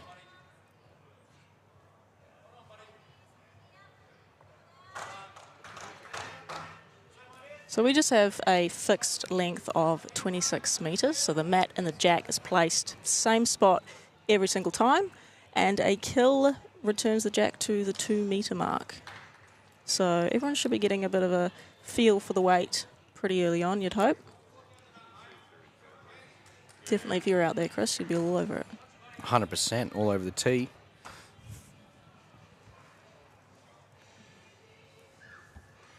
So if you want to check in and have a look at what is happening on the other 5 rinks in play, you can just head to our website, so ultimatebowls.com/scoreboard, and you can see the result, or you can see what's happening on the head at the delivery of every single bowl. So that's updating in real time, and it's like you're watching a live stream, just with, you know, slightly more basic view, I guess. But yeah, it's the closest you can get to actually watching a game of bowls without being rinkside or watching the direct live stream broadcast. And, of course, our live stream broadcast brought to you by Superloop. And also up there on the website is the standings. So as soon as a game is completed, this is all automated, happening in real time. You can see the teams reshuffling, but it means that you can actually see what's going on straight away. There's no waiting. Wow, just didn't get enough of it. Or has he? Wait and see. Doesn't change the shot here for the Chargers blue. Aaron Wilson. Looks to be first still for Deer Park. He'd love to get the second shot here. He'd love to hold to the jack. It's not looking bad, is he? Just keeps running. That's a great bowl. Okay, it's been interesting. From our vantage point, looking towards the jack, there's been a number which have sort of ducked under at that stage. But still, very good shot there. First and second, or first and third, is it? First and third to Deer Park, as they'll take a 27-18 lead after 2 ends.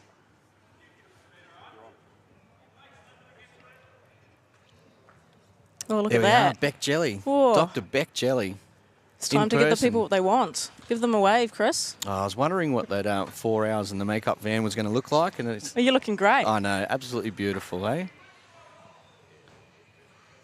So with some of our camera angles, we're nice and high on the scaffolding. So you've probably seen our scorers out there in white, our brilliant volunteers. So they're holding a tablet, and we are just inputting the result as a bowl comes down, which means we are tracking all sorts of data. And the beauty of that is that we are able to give our players and team owners access to all sorts of statistics and actually track how they're going. Yeah, and all the updates are live as they happen too, Beck. I've got a laptop open and I'm looking at the screen, and in the background of that is the screen, and all 3 simultaneous. As soon as the input's been put in, you see who's holding first, second, third shot, you see what bowl it is, what end it is, and the current score, of course. Yeah. The main sort of award that we've got going, other than obviously where you finish up in the tournament, toucher there, 3 points to Deer Park, is our Sports Centre Golden Touch Award. And so this is awarded to the player that during sectional play racks up the most touches. And again, this is all something that we're able to track because we load in which player is playing when, and we can see how they're doing compared to the rest of the field or their teammates. It's a great way to actually choose who to play the next game, especially when you've usually got 3 really big names in a team. It's one way to take out the sort of any controversy and who gets selected, to see who's performing better in the numbers. Yeah, and quite often we've seen that used for selection in the past for finals and stuff like that. People often use it for the rinks they play on as well, because they keep that data and they let it build over events 1, 2, and going into event 3, if they, you know, they've just been missing out on finals, or there's some games where it's been hard to try and pick who to select. Well, they go back and use that data, and it's great. It's probably one of the best that there is in the sport, if not the best. I think it's groundbreaking the way it is itself, and how accessible it is for all the people involved. That's something I hadn't heard, actually, but it's a very good point, actually, being able to look back and see rink performance, because obviously certain rinks have their own little quirks, and if you've got players that are able to get up on those, then you want to make the most of that. Yeah. All right, pretty dominating here as we cross over. Lead shot going to Deer Park blue, 3 points there, extending their lead to 33-18, and currently holding the ultimate end, which is, of course, 18 points. So a little scoring bug down in the bottom left corner. You can see the end, the bowl, and then you've got those 3 circles, and that there is just showing you the position on the head. So currently, first, second, and third is blue. Have a look at some of the other scores, Beck. Hot Sorrel, one of the new sides, the Sharks, 35, lead the Asia Tigers 31. Warilla, 42, looking to be dominant here at home over Moama Black 9. The Point 22, Streaky Bay 29. Superloop Challengers 29. Close Great here for a shot toucher. there. So Superloop Challengers 29 lead Bandura 19. And 27 apiece. Exodus White and Golden State. Dan the Man leading, Selena skipping. Oh, we've got a treat for the viewers. We're going to have Golden State up next on this TV rink. And I have word that Golden State will be putting forward Selena, the boss of the team. And the marketing manager and the everything else, yeah? Absolutely. Designer, Yeah. graphic designer. So if you head over to the website, as we said before, one cool thing you can see is obviously... Oh, that was a bit exciting. Each of the rinks in play, or each of the teams have got 3 players, but if you just hover over the team name, you can see exactly which 2 players are playing and which position as well. Okay, Deer Park still in a good spot here. But it is the Newland Spiders holding second and third. Still 1 bowl remaining from both skips. Wilson will be looking at another one in here. Pretty handy with that front toucher, though, and he's got the best back. Doesn't want to touch it. Well, he's done enough where he's touched it and it's kept with the jack. So he is now holding first and second. What would you play here, Beck? You know what I'd do? I'd probably say, Selena, you're usually skipping for me. You work your magic. Fix it, is usually my words. Fix it.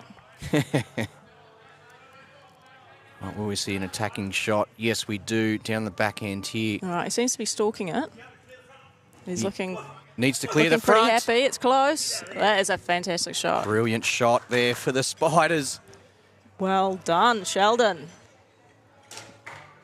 And only because he was on the camera rink, he had to put on a show. So was it first, second and third Superloop ultimate in there. And the Newland Spiders, they take the lead. They do, and just like that, 1 bowl changes the whole outlook of the game. Pretty exciting.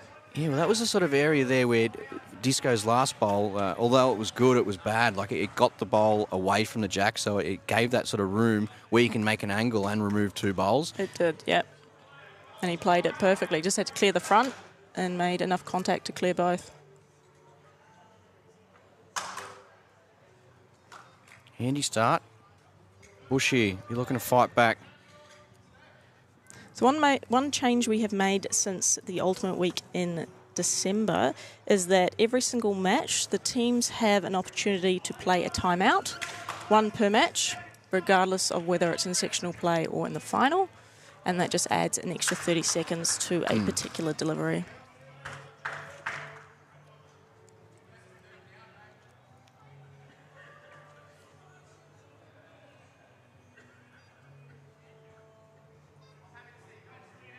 Yeah, been a pretty steady game here.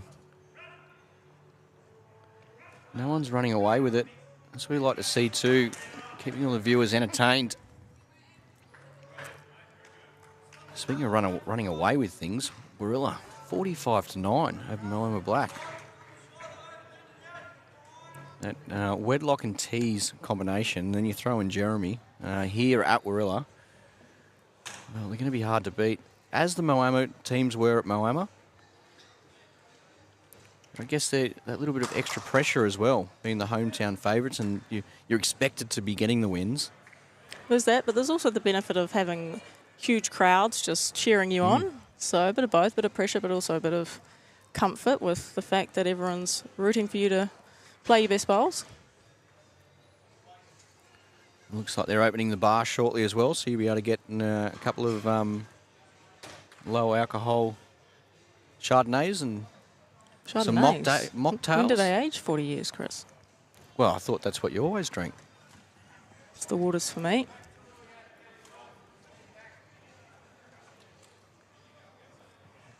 Good setup here for Newlyn. Deer Park, though. Nathan Bush. What can he deliver here? Deer Park Club Blue.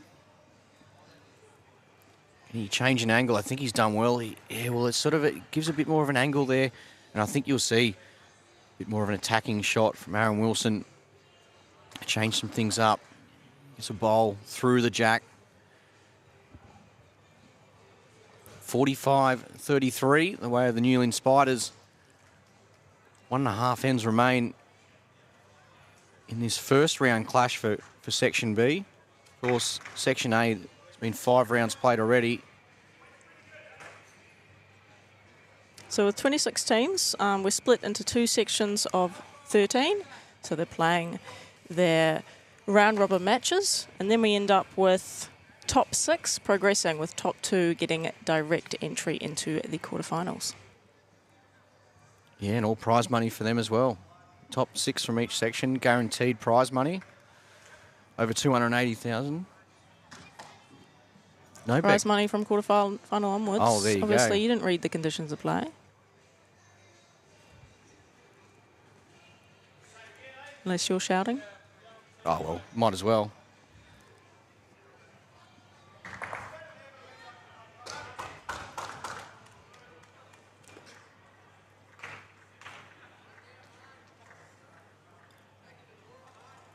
All right, so what would you do in this position, Chris? Well, he's really got to change it up. You see there's not much on here. I think he's got to be looking for Bushy's his third bowl. Work off that. If he rips right through the front blue one, he's just got to change. Well, that's what he wanted. He just got it too fat. A little bit less of an angle. He gets that onto the jack and kills it. It creates options. The only option now is you see that the blue bowl closest to the line there is sort of an angle to get both oranges, but there's only 1 bowl remaining there for the blue. So an interesting shot coming up. The Spiders 45, Deer Park Blue 33. 1 bowl left from each skip. It's going to take something special here. But you can never count out Aaron Wilson. Well, Beck, I think you've inspired these boys. Issue with that, though, is now there's an opportunity here for Wilson. So he's got the 3 points for the toucher, but he has sort of given it a bit of a ledge there. And it's definitely an opportunity. Well, here's the 2 options, Beck. He can play on that forehand, the grandstand side, which is turning a lot more, and try and split, get back to that last bowl. That's what he's playing. So he's had 2 runners. Now he's back to this. Aaron Wilson, what can he deliver? Close. Well, he's done enough to keep him in the game. Yeah, that is a very good bowl under these conditions, to change that up to collecting second shot. So there you go, 23 the margin, heading into the 5th and final end. Have a look at some of the other scores. Port Sorrel Sharks 62 lead the Asia Tigers 52. These are towards the back end of the 4th end and the start of the 5th end.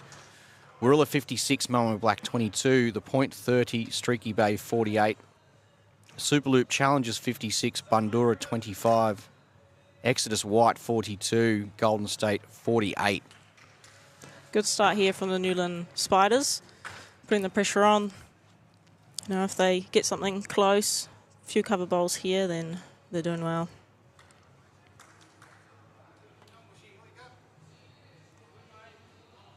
Good return bowl from Nathan Bush.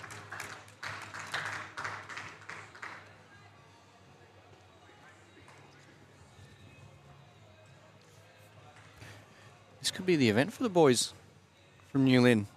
That's a big call, you know, they haven't even finished 1 game yet. No, but look how confident they've started off, and this is a good pairing, Bush and Wilson. And as we said, it's one of those things where they've probably played more games together under this format than any others. No, you're right there. They've played a lot of matches over in New Zealand in this format. And just the experience of sort of knowing when to play certain shots is really, really handy. And they certainly back each other by the looks of things too. Yep, absolutely. Good shots here from Bush. And that's something we've seen with a lot of the teams that have won Ultimate Team. If you've got, 3 players together that get on, support each other, confidence in each other, and just sort of play together well and enjoy each other's company, they're the teams that do well in this format. Oh, spot on. I think the big thing is they don't waste as many bowls as other teams. You'll often see teams wasting bowls by calling a shot where their partner is either not as confident on it, and so they might be playing half-half, where the teams who stick together and play a lot together, they'll know exactly the shots that their partner's either looking to play or wants to play. Exactly. And if you know your partner's calling a shot and they've got complete faith in you, you're going to step up. They're going, I can execute this. Okay. Looks like lead shot the way it is, the way of Deer Park. So that margin. So they need, 20. obviously, more than just an ultimate end. Ultimate end and a toucher. We'll give them a win by how many points, Chris? Well, you're banking on there are no touches here from the Spiders. I am banking on that. Yes. The win would only be by 1. Exactly. Just checking your maths there. And Yeah, I was already trying to give away too much cash, wasn't I? You were. I mean, in this sort of position, you do start sort of adding up what you need to win, completely forgetting that the other team has in their hand every bowl the opportunity to score 3 points that you can do nothing about. Yep. Delivering a toucher is completely out of the hands of your opponents, so you want to be capitalising on those when you can. Disco gets down off that. Okay, there's chances here, and that's the main thing. And that's the beauty about the UBC, the scoring. It's just the game really is never over there. You can see teams like this, 20 points in front. There's 4 bowls remaining, and yet the match is still live. It certainly is.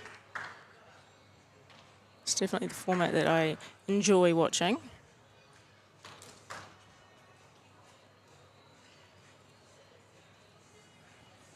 He likes it. You get down enough. You'll do enough. Well, Close for the toucher, yes. Not quite, but does take first shot.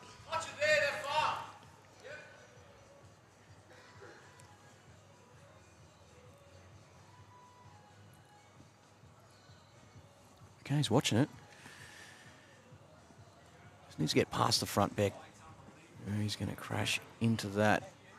The weight wasn't far off either. I reckon the weight was near perfect there, Beck, to move it that couple of inches that Nathan Bush was asking for. Just under the line. Yeah, look, I think that's the shot. Stay on that side. If you're the Spiders, you don't want to leave a bowl out here on that forehand side for Wilson to be working off, because as we've seen, it's been a little bit less people have played this side. It does hold a bit harder. It's not as kind. So he's going to have to be absolutely precise, so you don't want to give him any extra hands. That's what the boys have done here. They've good bowl in the area. It's around the back there. Well, it's all come down to this, Beck. 1 bowl. Exactly. 20 points of difference, and it's still all on. He just needs to drag the jack a touch, and he will collect ultimate end, and 3 points for the toucher. Can he do it? What do you reckon, Chris? Come on. Well, he doesn't like it, so there's going to be a win there for the Spiders. Hard-fought win, but when you look at the scoreboard, that's going to be a very solid win. Great win to start off with, especially with the differential. And we've seen with Section A, who played previously, there's still some sides who are yet to reach a win. So getting a win your first game, great start there, 76-44. Yeah, it's definitely a confidence boost, that's for sure. So just taking a look at the section standings there. So this here is Section A. Wonder if, there we go, Section B. So we can see only 3 of the games are completed. So we had wins there from Superloop Challengers, Newland Spiders, and the Port Sorel Sharks.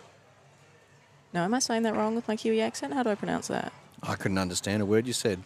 Fantastic. Thank you, Chris.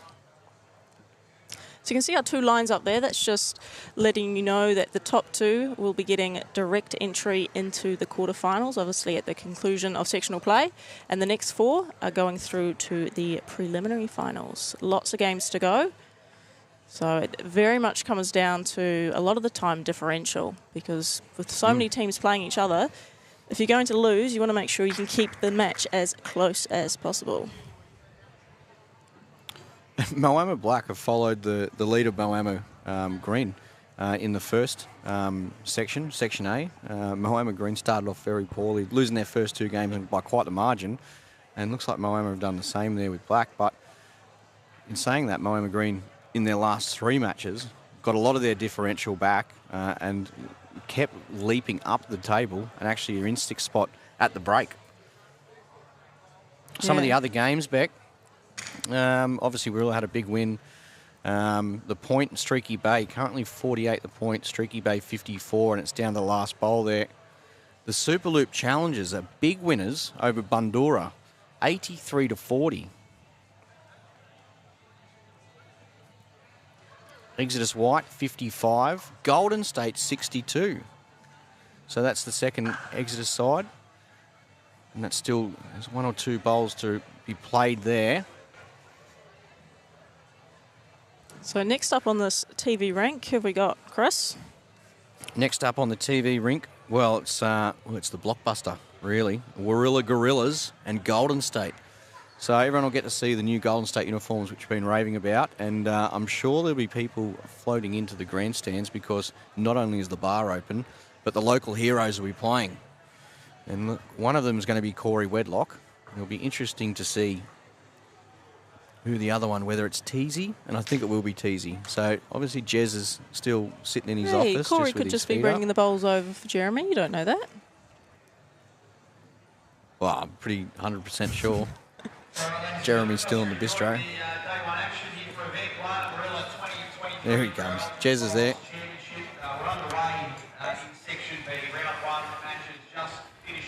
So a couple of the games you finished there. The point snuck in, getting first and second shot on the 5th and final end to claim a 63-57 win over Streaky Bay.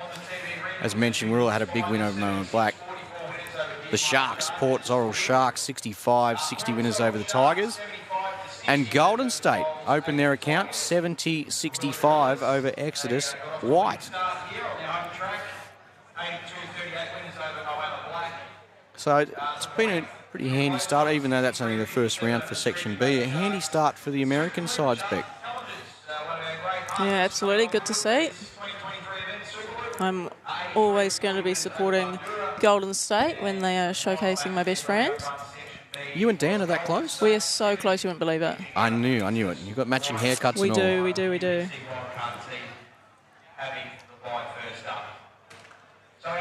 It's just a shame the team also has Selena, I guess.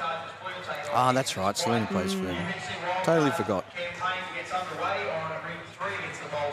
So, Dan the man and Selena. Yeah. Dan the man. He's back on the TV rink. And Selena, the boss. And it looks like Teasy will be skipping. Corey will be leading. And I reckon we're in for some match here. The amount of time that Dan the man has spent on this rink this week has been astronomical. And he's been putting them on top of a dinner plate. Both colours too, Beck. He's been playing against himself. Both sets he's had.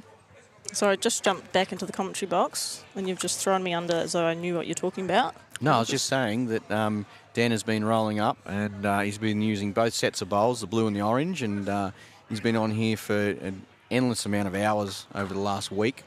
So he's ready to go, and as we've obviously seen from that performance, the camaraderie between him and Selena over the last couple of days, practicing, playing a couple of trial matches, practice matches with other teams, it's really obviously worked. Yeah, it sure has. So Selena came over with some of the New Zealand crew. Well, she was already in Australia for some training, but joined us on the same day, so on Thursday, and she's been helping us with setup and some of our graphics work as well. So those that don't know her, she is, of course, 3 times Commonwealth Games bronze medalist for New Zealand, current New Zealand Women's Open Singles champion. and youngest ever to collect the National Golden Star Award for her impressive list of national titles. I was going to say, do you get that for winning a certain amount of titles, or have you got to win one of each, or? No, that's winning your first 5 open national titles. How many of those stars have you got, Beck? You got a couple of national titles, haven't you? Or inner club titles? Yeah, so I've got so many stars I had to sort of buy a little cabinet for them. Ah, okay. Yeah, Selena's just got the one, obviously. What is it, starting to look like the American flag? It is. Yeah. It must be tough being that good. Yeah, you'd never know, Chris. You might rub off on me. So handy start here, and I think that's what you'll see. You won't see many short bowls here from these players, because as you mentioned when you first jumped into the box, it's all about reaching that jack and making sure you reach the jack to give yourself the opportunity to score those 3 points for each and every toucher. So I put the mock here clearly on Dan, haven't I? Saying he's been... Didn't have a bowl outside of that. He didn't... His closest bowl there, he didn't have one that far away or outside of that in all the hours I watched him. So I've obviously put the big mock on. Either that or he's feeling the pressure with you commentating, thinking, well, this could be anything.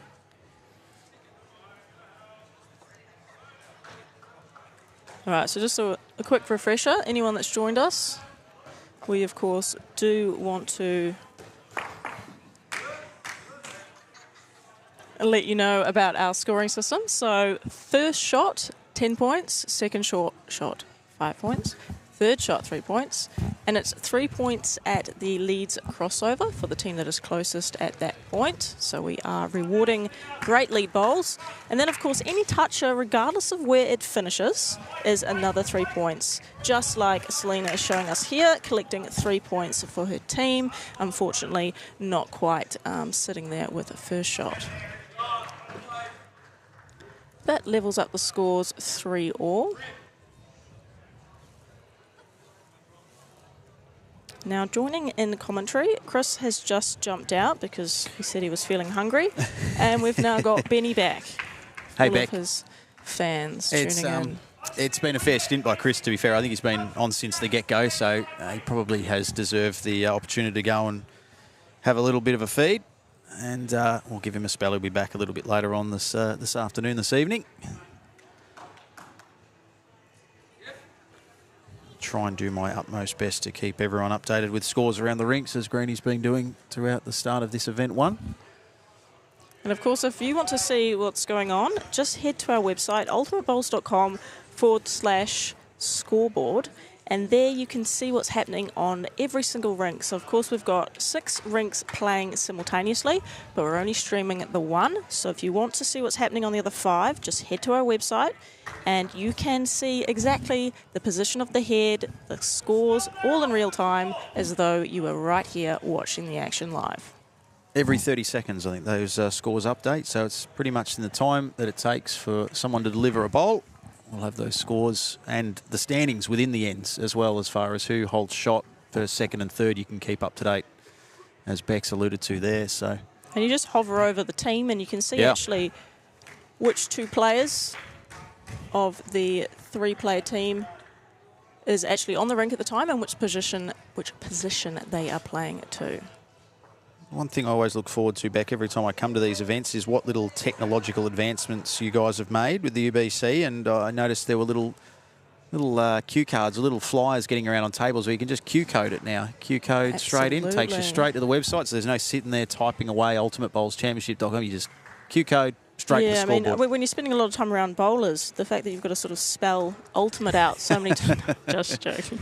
No, QR code, of course, makes it that much easier just to head on to the scoreboard. Great opening bowl here from Corey. It's a toucher. So, of course, 3 points to the scoreboard, just like that.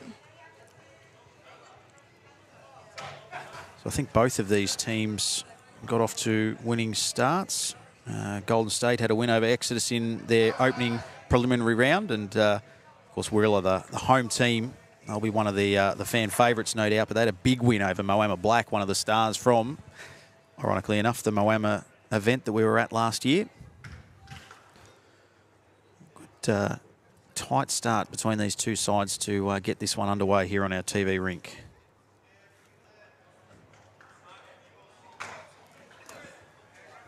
Another great bowl there. And I say too, Beck, it's good to see you on the comms, because I had feared after watching and following a little bit of social media over the last couple of days that you may have just sailed off into the sunset and taken up a spot on the WTA Tour. I see you've been doing a little work on the tennis court. Yeah, I'm getting a bit of, I don't want to swear, but, a little bit of shit for, making use of the facilities here at the Warilla Bowls and Recreation Club. I mean, most of the bowlers are very familiar with the indoor green and the bar and the restaurants, but actually there's there more to are it. Yep. tennis courts out there. There's a gym. It'd be great to see some of the bowlers hitting those two facilities. Well, I'm going to stick up for you there, Beck, because they wouldn't put the facilities there if they didn't want someone to use them, and they're not just there for show. So no, good on you. I was told by Greenie that there is a gym in the building. I said I might drag myself to the hamster wheel at some point, because that's about the extent of my gym capabilities. You won't see me on any bench presses or any weights above 5.5 kilos. So might get on the treadmill, but no, it's a great facility here, and we're really looking forward to the next 6 days as Dan the man chases that one down and plays a beautiful bowl there to take the shot there on the lead shot changeover. So 3 more to the board for Golden State. And with that bowl, Golden State take the lead by 1 shot, 13-14. A real good arm wrestle early days in this one. So forehand, backhand, what sort of, are you a serve volleyer, or you just stand at the back of the court and whack it as hard as you can? Well, yeah, basically. Full force. Yeah, exactly. Used to be quite into my table tennis. So as soon as there's a nice sort of, high lobby one, I quite like trying to smash that. Are you a competitive beast, I am Beck? very competitive. And the crowd goes wild for that one. Touch it there. We love it. We love the crowd interaction. And that was good from Aaron. He I reckon that's just going to fire Selena up. You see that little smirk? She's like, I'll show you a good bowl. Game on. She heard the word competitive and she thought, oh, watch this, guys. It's 16-14 the score. I'm very wide. Going to sneak this one out the back. So as it stands, it's still first shot to Golden State, second and third Warilla. So Aaron tees with his second. Seems tracking well. Corey liked it. Has it just nudged them into shot? It has. So first shot now with Warilla. Changes the complexion of the scoring.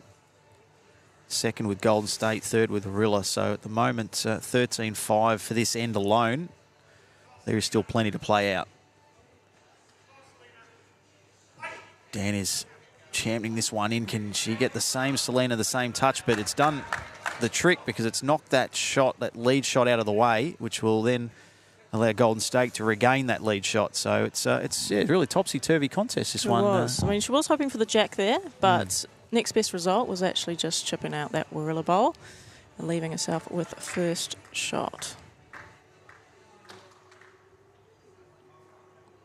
This one looks to the narrow side for Aaron.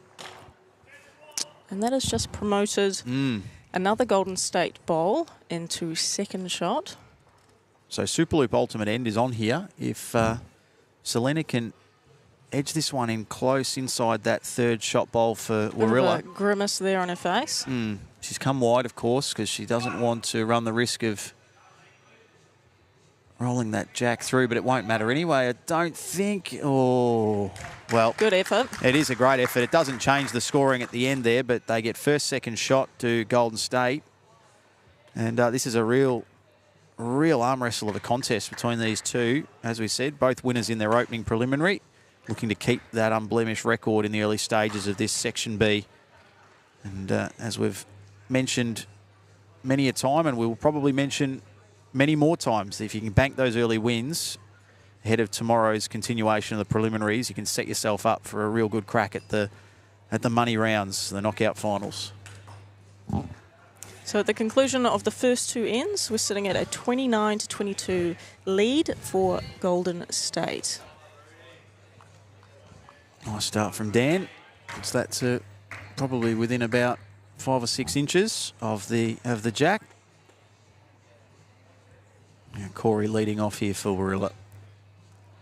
They will have plenty of support behind them over the next 6 days. This fantastic venue, and being a Sunday evening, the crowd already starting to build nicely, and good to see the little touch of banners getting waved around too. So the camera work you're seeing here at the moment is being mixed by UBC CEO Mark Casey. So if you've got any complaints about the angles or maybe not moving fast enough, just flick an email to mark@ultimatebowls.com.au and he'll see if he can improve his performance. You took that. I thought you were going somewhere different, Beck. I thought you were going to say, is there anything this man can't do? He's just got 1,000 talents. We keep uncovering new ones every event. No, you've just said send all of your complaints in triplicate and the pink forms via the email. Yeah. He can do more than just iron the tablecloths for the stands, so he's the ultimate professional. I think you're doing a pretty good job there, Case. And I'm only saying that because I think I've got to go and have a crack at it in a few games, and I've got no idea when it comes to technology. Turning my iPhone on and off is about the extent of it. Absolutely. We've got a pretty small crew here, so we're all sort of having to multitask and learn new things, but it's great everyone is chipping in with the different roles.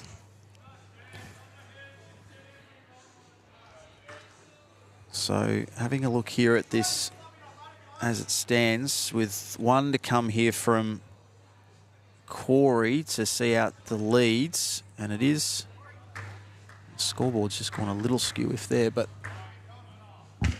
we've got Warilla with shot, and they'll pick up another 3. So as we said, there's been nothing between these two teams throughout this contest, and there'll only be 1 point in it as we head to the changeover. 28-29, it's Golden State by 1 at the halfway point of this match.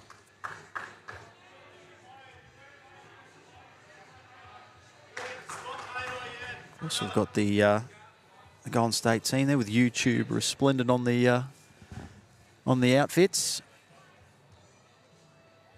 Looking absolutely fantastic, thanks to Sports Centre. All of our teams here this week. And even though, I suppose, Beck, there aren't, we know, finals tonight. That'll all take place tomorrow afternoon and into the evening. But being a Sunday night and very strong community of bowls lovers around, I'm expecting we'll get a decent crowd and roll in for the later games tonight after tea. Absolutely. I mean, we haven't been back here at Warilla since our inaugural event back in March 2019. And I do recall probably having one of the best crowds here. So I'm hoping for big things come finals nights this week. Again, just a little bit of that grimace from Selena as she released that bowl. Dan asking it to go, wants the touch. Oh, and you can see from the reaction, it was a pretty good run at it. It just didn't quite unfold the way that Golden State had hoped. And still it's Warilla holding lead shot.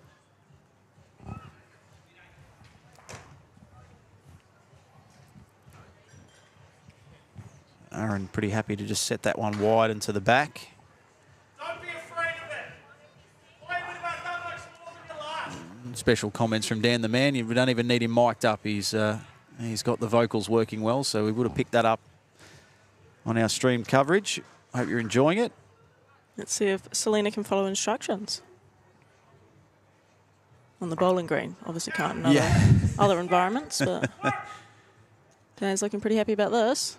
Oh, brilliant. Yeah.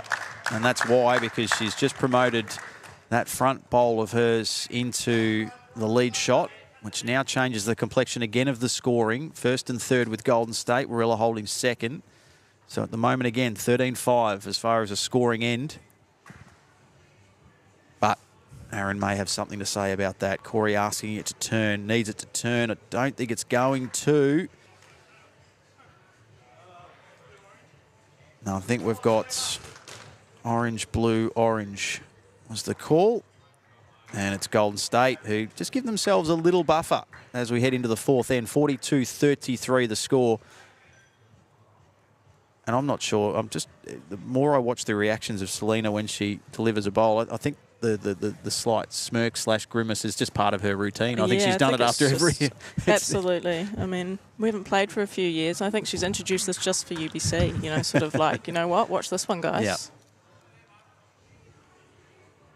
Yeah, I wonder if any of these players do, and the knowledge that they're on the TV rink, knowing that the cameras are squarely on them. A great opening the ball way they go about it. Yeah, that 3 was brilliant. points for a toucher. So they extend their lead. Dan the man getting it done again. Nice way to start the end. I think it's definitely a pretty good way to be playing if, you know, you can't really read your opponent in terms of whether or not it's a good bowl. If they're just doing the same thing every time and taking it all in. It's much Poker better face. than sort of seeing some outbursts that sort of give it away. Very nearly a instant response there from Corey. But he has snuck Warilla into the lead shot very early stages of this fourth end. Section B, after an afternoon full of Section A matches, 5 of those completed, and might have a look at some other scores in a moment too once we just wait to see where this one from Dan settles, just to the back, and it is still Warilla holding sway. If you are in the area, do head on down to the club. We've got bean bags, there's bars open, restaurants. It's quite a cool place to be. What I was going to say too, Beck, I mean, if you're struggling with insomnia, I'm not saying come to the bowls because that won't cure it because it's too exciting what's happening on the This is rink. true, it is very exciting. But if you do go anywhere near those bean bags, you will be out like a light within 5 minutes. And that is my ironclad guarantee. If it doesn't happen, money back. I don't know which money I'm referring to, but we caught so many people off guard in Moama. And I was saying before, you, amongst a few of the other UBC staff, very, very good on the camera. The paparazzi, if you will. Another 3 there for Dan the man and Golden State with a touch-up. The amount of people that fell asleep in those beanbags in Moama was staggering. In fact, there were repeat offenders, I believe. It was either the beanbags or the events of the night before. I'm going to say it was the beanbags. Definitely the bean bags. So, yeah, definitely head down and check those out for yourself. And look at that. What a response. As it's 3 on the board there for Warilla. Corey Wedlock answering Dan's toucher. And lead shot to Golden State. Yeah. So those two cancelling each other out there. Obviously 3 points apiece. 2 touches in that lead end for Dan means the margin now out to 15 with an end and a half to play.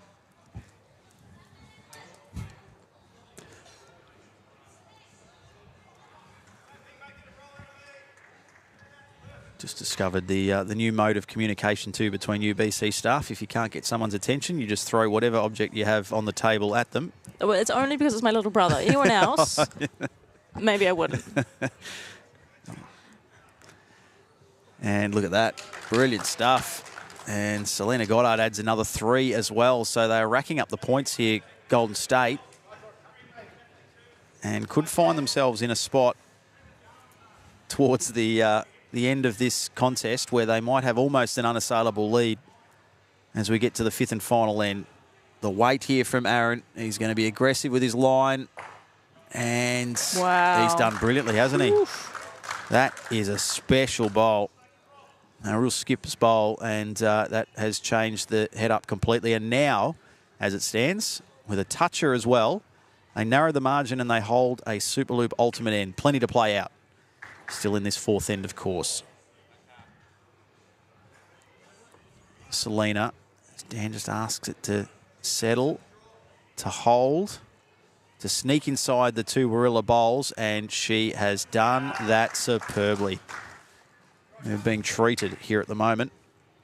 I think that's something that certainly fires her up. A great bowl coming down. She's like, oh, I can do that. Yeah, it's great seeing these, like as we've said, world-class talents just go shot for shot. So this is Selena's. Look at that. Wow.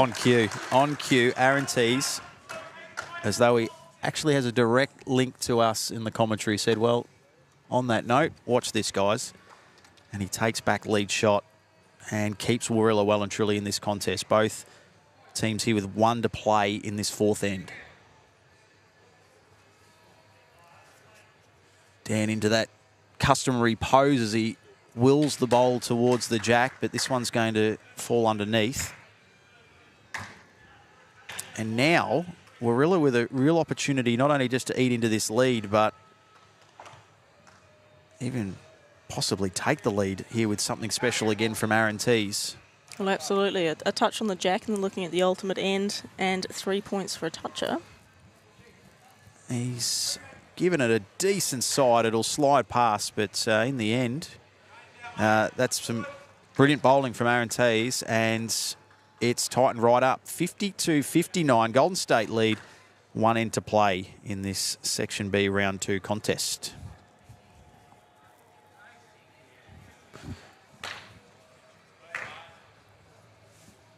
All right, Benny, maybe just head around the other rinks. Let us know what's Sure, going on. can do that for you, Beck, no problem at all. So looking at rink 2, we've got Deer Park up against Exodus, and a 61-53 lead to Deer Park in that one. Our UBC wildcard team, they had the bye in the opening round, so they're playing their first game. Unfortunately, not tracking too well at this stage. 71-28, they trail against the Asia Tigers. Our Superloop team, great to have Superloop on board, not only as a partner, but also putting their money where their mouth is with a team involved as well. 59-28 over the New Lynn Spiders. That's over there on rink 4. On rink 5, Port Sorel, 34-68, they trail the Streaky Bay Sharks. And in the final game over there on rink 6, the Point leading Moama Black 75-51 with about half an end to play there. So a couple of little one-sided contests. Certainly not the case here on our TV rink. It's delicately poised, but a couple of pretty handy margins there. The Asia Tigers well in front. Streaky Bay Sharks also looking the good. And the Point, who are going to be one of the sides to beat, no doubt, in this Section B. So it was a great opening bowl from Dan. Let's see if he can follow it up with a second, and it's looking pretty good again. All over it. Does he get the touch? Not quite, but building a wall there in front of the jack, and an opportunity perhaps for them to add 3 with the lead shot at the changeover. They lead by 7. And one of the unique things about the UBC format is, of course, when you don't quite get the toucher, but your bowl's still finishing, you know, a couple inches away, and your teammates sort of going, oh, disappointed. It's not something you'd get at a Saturday pennant, is it? Absolutely not. People would be saying that's a fantastic bowl, setting up beautifully, but you know that every bowl is a point-scoring opportunity, a shot-scoring chance. So all those threes can add up pretty quickly. So this is the last salvo here for Dan the Man for Golden State in this 5th and final end. They do have shot as it stands. Both players following this one down as, in the end, Pretty disappointed Dan's about that. actually, you can see from the reaction, he's promoted the opponent's bowl to lead shot at the changeover. So that is essentially a 6-point turnaround. You know, he basically put 3 points on for Golden State, but by promoting that bowl, Yep. they're going down 3 points. So that's closed things right up. It is now just a 59-55 lead to Golden State. Yeah, he threw the towel in the air. He wasn't happy. So now he's going to hand it over to Selena Goddard to hopefully just sneak them across the line, but it's going to go right down to the final bowl here. And, geez, this looks impressive. What a bowl from Aaron Tees. He's been on fire in this contest. So first, and it's tight for second, but certainly with the first scoring bowl here, it's Warilla. That's worth 10, as Beck mentioned earlier. They trail by 4. Let's see what Selena Goddard's got. Dan's calling for it Looking in. close. Oh, incredible. Fantastic bowl there from Selena. Yeah, that is just superb. Gets the touch, gets the lead shot. Back over to you, Aaron Tees. So holding first and third, Golden State. So they hold the match as it stands. Look at this. Oh, almost the little kiss on the way past. Oh, so close.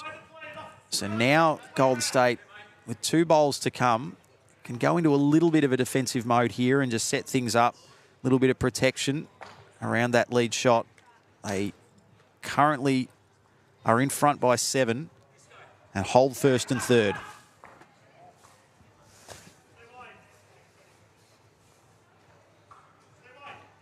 So it's tracking pretty well here again. Yeah. I'm happy with that. That was the exact instruction from Dan.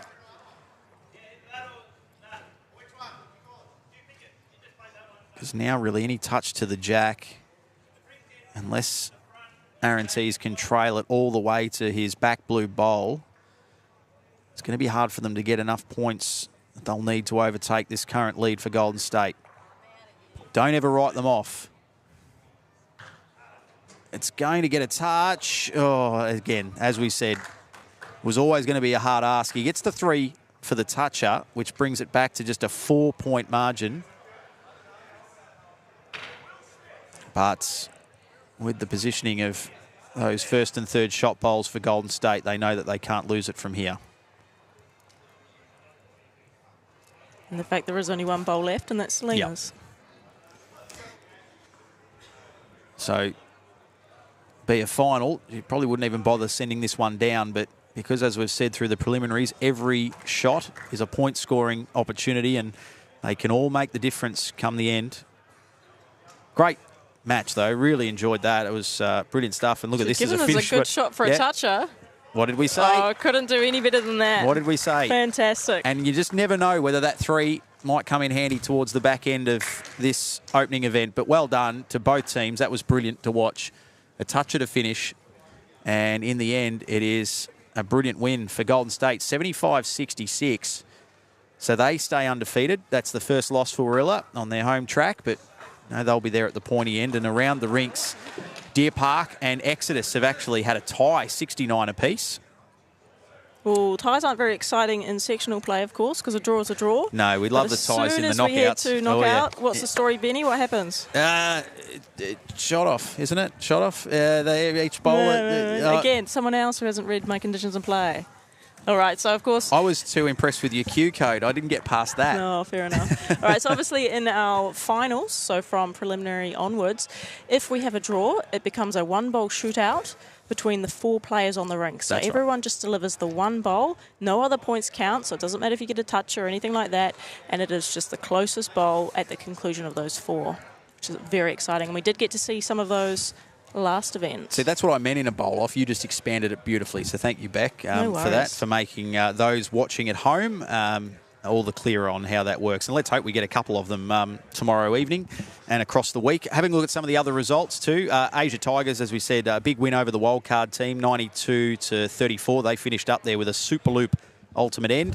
Speaking of Superloop, the Superloop team, they had a win, 72-45. So they're 2 from 2. Great start for our brand new partners. We love having them on board, the internet providers. Port Sorell, 49-74. They went down to the Streaky Bay Sharks. And in that last game, that scores just dropped off. But it was the point with a pretty big win over Moama Black. So we move now to our round 3, Section B schedule. And that ladder for Section B is just updated there. So there we go, Superloop. I'll be happy with that. Up the top there, undefeated in the early stages of this Section B of Event 1. 3 events, 6 days. Finals on Monday, Wednesday and Friday nights here at the Warilla Bowls Club. So if you've got a pretty clear diary for those nights, we highly recommend you come down here, enjoy the facilities, maybe go and see how Beck's tracking in the gym. Speaking of that, right, so I'm heading off. You're and off. We now have Mark back in the commentary box. Enjoy. Thanks for your efforts, Beck. Beck will be back with us throughout the course of the week, keeping us up to date with all the latest goings on here at the UBC. And cameraman extraordinaire Mark Casey will join us very soon as we get set for this one, the Port Sorell Bowls Club, as we spoke about them a little bit earlier. Obviously another new addition to the UBC.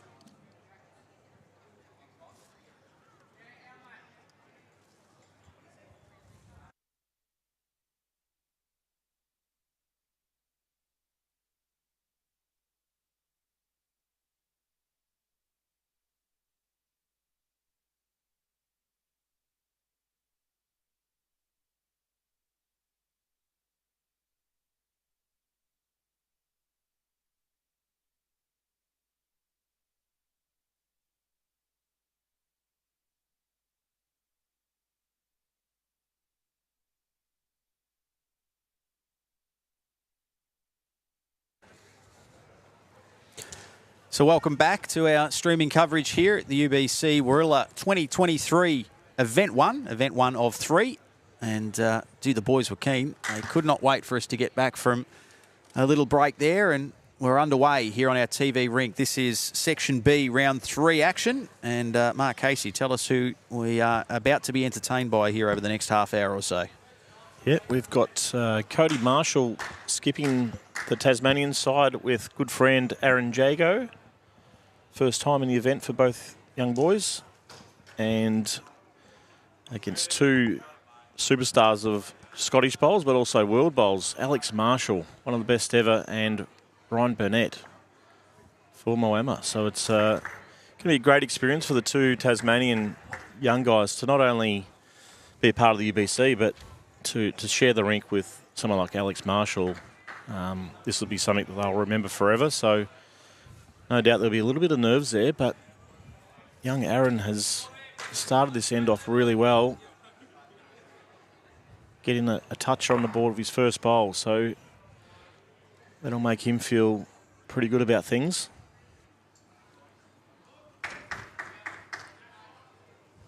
And Ryan Burnett's just pulling up a little bit short. Wouldn't be happy with that one. How do you rate your stint behind the camera there, mate? Well, not so much behind the camera, but certainly weaving between the cameras. We've got a few set up here at Warilla, but it's a tough gig, mate. Don't sell yourself short. That's a lot of pressure in that situation. You get the wrong shot, and all of a sudden, it's a lot harder than what we're doing right now. I know that. Definitely. All we have to do is watch and chat, and it's much easier. But no, it's enjoyable though. You get a bit of a rhythm. You got to get a rhythm going. And, yep, exactly. So once you get used to it, you're all right. But I much prefer to be talking about bowls than operating probably the most important system at the moment. So here is Alex Marshall getting his campaign underway in this round 3 contest. And what a way to start. Just a nice little easy toucher there with 3 points just to warm into things. And opens things up for his next 2 bowls. Opens the scoring up for Moama Black after the Taswegians took out the first 6 points with a toucher in the lead shot at the changeover in this one.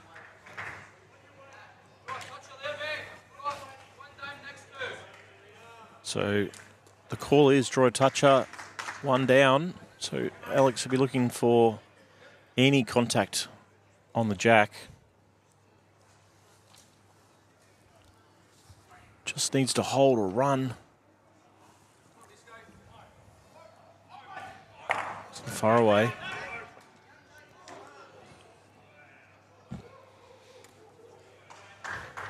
So it's the battle of the marshals as the skips here. This is Cody following this one down, asking it to turn, wanting it to turn. It's trying its hardest, but it's going to sneak in there for second. So that's brilliant. Yeah, they're holding.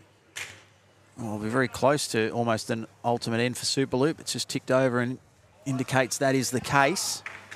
But final say in this one, this end with Alex Marshall. What a start this could be for the Tasmanians, but with Alex still having 1 to go, anything is possible. And I'll tell you what. Yeah, plenty of room on that high side. And of course he's found it. That is brilliant from Alex. Yeah.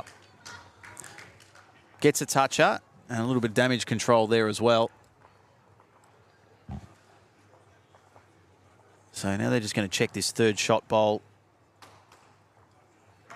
And measure, I think. Measure is the call. Superloop off to a fast start. Team Superloop. Challenges here at Warilla. 15-9 against Exodus White. Same scoreline between Deer Park and Golden State. Obviously high hopes for your Deer Park franchises, Case. Yeah, I think we've got 2 really good teams.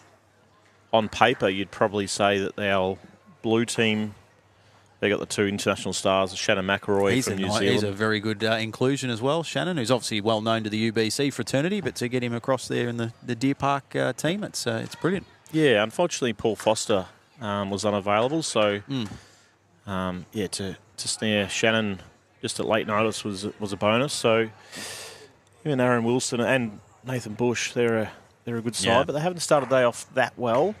I think they've lost one and just had a draw, so they'll look to bounce back here. But our other team, the Gold team, have started the day off in fine fashion. They've won 4 out of 5, so... Yeah, they were flying, the Gold boys. We had the pleasure of calling their match against the Brighton Blue Devils, and even though it was a convincing win for Deer Park, it was a really good contest between both teams. Joe Boy Norris, he's been, what I've seen so far, he's just been in really good touch, so hopefully that continues. So here we go, end 2 underway. 19-11 was the score, how it fell after that opening end. Moama Black's way.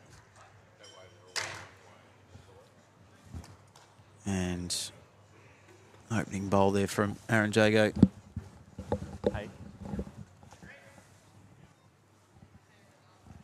So we'll see what Ryan Burnett's got next.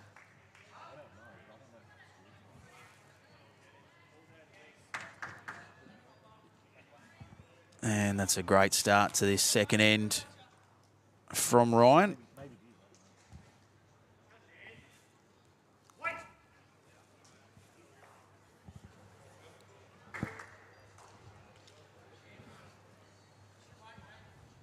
So a little heavy that for Port Sorrel.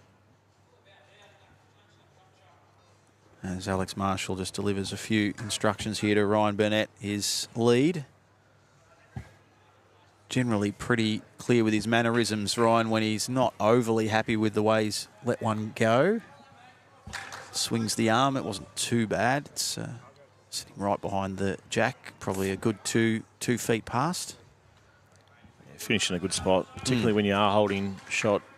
In the UBC, you don't really want to put anything short. You've always got to be just playing that attacking line and trying to get that toucher. All those points count. So Moama's going to get the lead points here, and Ryan will be trying to get right up to the jack. Yeah, not a bad sider. 3 for the lead at change, so they extend that margin out now to 11. Now 2 skips to come in this second end. That's what I thought. Yeah, I think there's a little bit of confusion with the shot here, the score. Okay, so they're just having a consultation with our marker at the moment, so we'll get our man Ed onto the job. I'll get this cleared up pretty quickly. Port Sorrel got the shot on that first end, so it's just a little bit of a confusion there.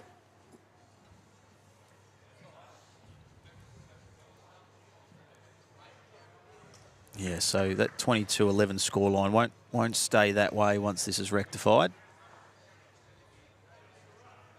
That gives us an opportunity, of course, to acknowledge our brand new partners, and excited to have Superloop on board. If you're looking for a new internet deal and looking to get yourself all connected to the NBN for just $69 a month, superloop.com. Great packages there, particularly, Case. I don't know how you go in the Casey household when it's sort of after dinner and everyone's trying to get onto the internet, streaming, gaming, watching the footy, whatever it might be. It can be a little bit of a bun fight if you don't have the proper NBN connections and certainly the right provider. Remember the good old days, or the dark old days, where someone picking up the phone used to kick you off the internet. We've advanced a little from that, but Superloop can take care of all your family needs and unlimited streaming and making sure you never miss a second of whatever it is you're watching, Netflix or the footy or whatever it might be. Yeah, I do battle there, particularly on weekends when the kids get a little bit of iPad time. Might interfere to some AFL games on KO, but...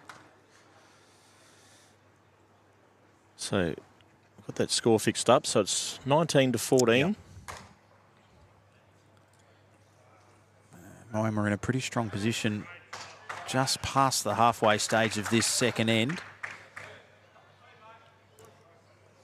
And as There's now an opportunity here for Cody Marshall to try and sneak inside that lead orange bowl. It's got a little weight on it. He's going to try and get the jack through. He does. Oh, he's got it. Gets the 3 and gets the lead shot. Fantastic. Well, if you thought these young boys would fear this game, they haven't shown it yet. Both players have started really well. This one from Alex trying to go. It's just going to run short on legs, but it's all set up with a bowl each to come. Been pretty fortunate on these TV rink matches to have some really good contests, really high caliber bowls. You could forgive some of these guys for maybe being a little rusty to start, but they have got straight into the swing of things.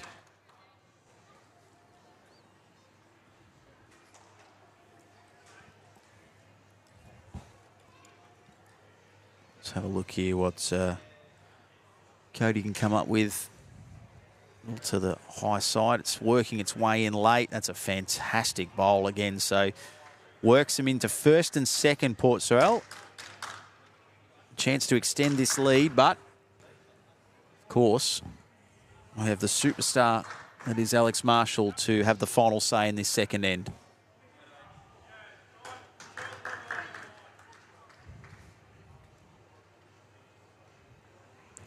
See what he can deliver here.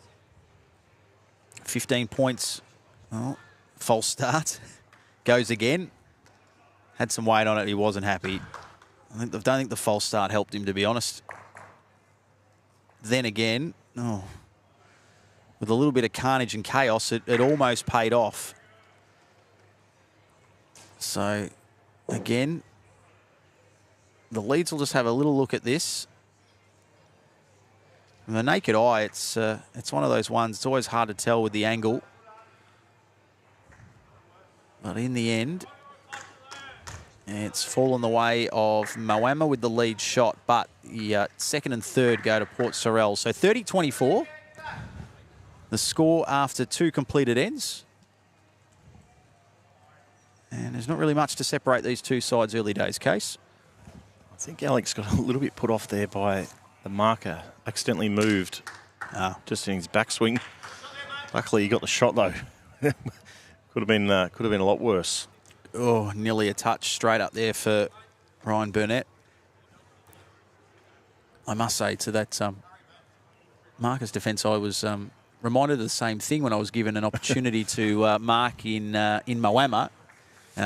Late night, being eaten alive by mosquitoes. I did blame the mosquitoes for my hopping around a little bit, but I was just told politely by another member of the UBC staff that just while the bowls are being delivered, try and stay still. So it's only a mistake you make once. Let's have a look here. Again, Ryan Burnett. This one is rolling in nicely. So he started off with 2 fantastic bowls. Really good. Now, no touches, but no, you've got to be able to 2 bowls a matter of inches away. So Aaron Jago for Port Sorell. He's going to try and work his way between. There's the touch, Case. That's a great shot. Brilliant. Just brilliant. Don't know who's got the shot, but yeah, pretty close. Obviously 3 important shots on the board there for Port Sorell. Here's Ryan Burnett now tracking this one down with keen intent. Hands to the knees as he tries to will this in. Just not going to turn. Again, I think even Alex there saying, I don't think you could have done a lot more, mate. So, final bowl of these leads in this third end to bring us to the halfway point of what's been a really entertaining contest thus far. A lot of interest in who's got the lead shot here too. It's not far away here. Yeah. Oh, well. He's done it. He's done enough to guarantee that Port Sorell take lead shot at the changeover. 3 more points. Hugely important. And we'll head around the rink shortly, but 33-24 the score. That goes to 36-24 in favour of our friends from the south. The point up against Warilla. That's a battle of the heavyweights, and it's Warilla leading 39-27. Superloop challenges going beautifully. 43-29 against Exodus White. Deer Park, that is, of course, the blue version of Deer Park, 40-23 over Golden State. The Asia Tigers, 29-19 over Bandura. And that's a nice little promotion forward there of the Moama Bowl by Alex Marshall to get them into the lead shot. The final score update I've got there for Rink 6 is Streaky Bay, the Sharks, leading the UBC wildcard team 57-27. It's a good effort, this. Just under the weight.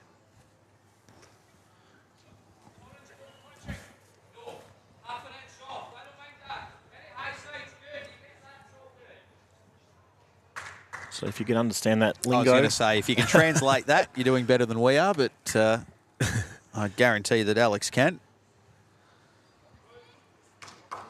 Asking this to turn. Here it comes. Oh, well again, bowled. yeah.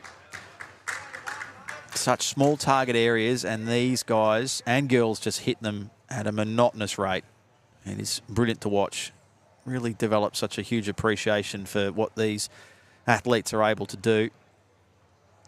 Not far away yet. Just needs to hold. Oh. Again, superb effort. A bowler piece to come. And it's still Moama holding shot. Or is it? I'm not really sure. I'm trying. It's sort of hard to tell from this angle. It's there's not much in it. Let's put it that way. Ryan just said that we might be one down anyway. Okay. So all to play for here for at Marshall though. Any promotion on his short bowl onto the jack will give them a big score.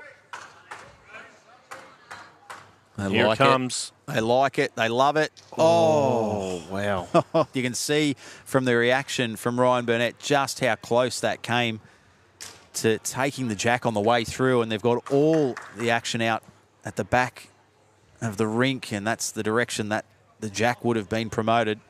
They could have almost ended up in a Superloop Ultimate N-type scenario and heaped the pressure big time on Cody Marshall, who's got the last say in this third end.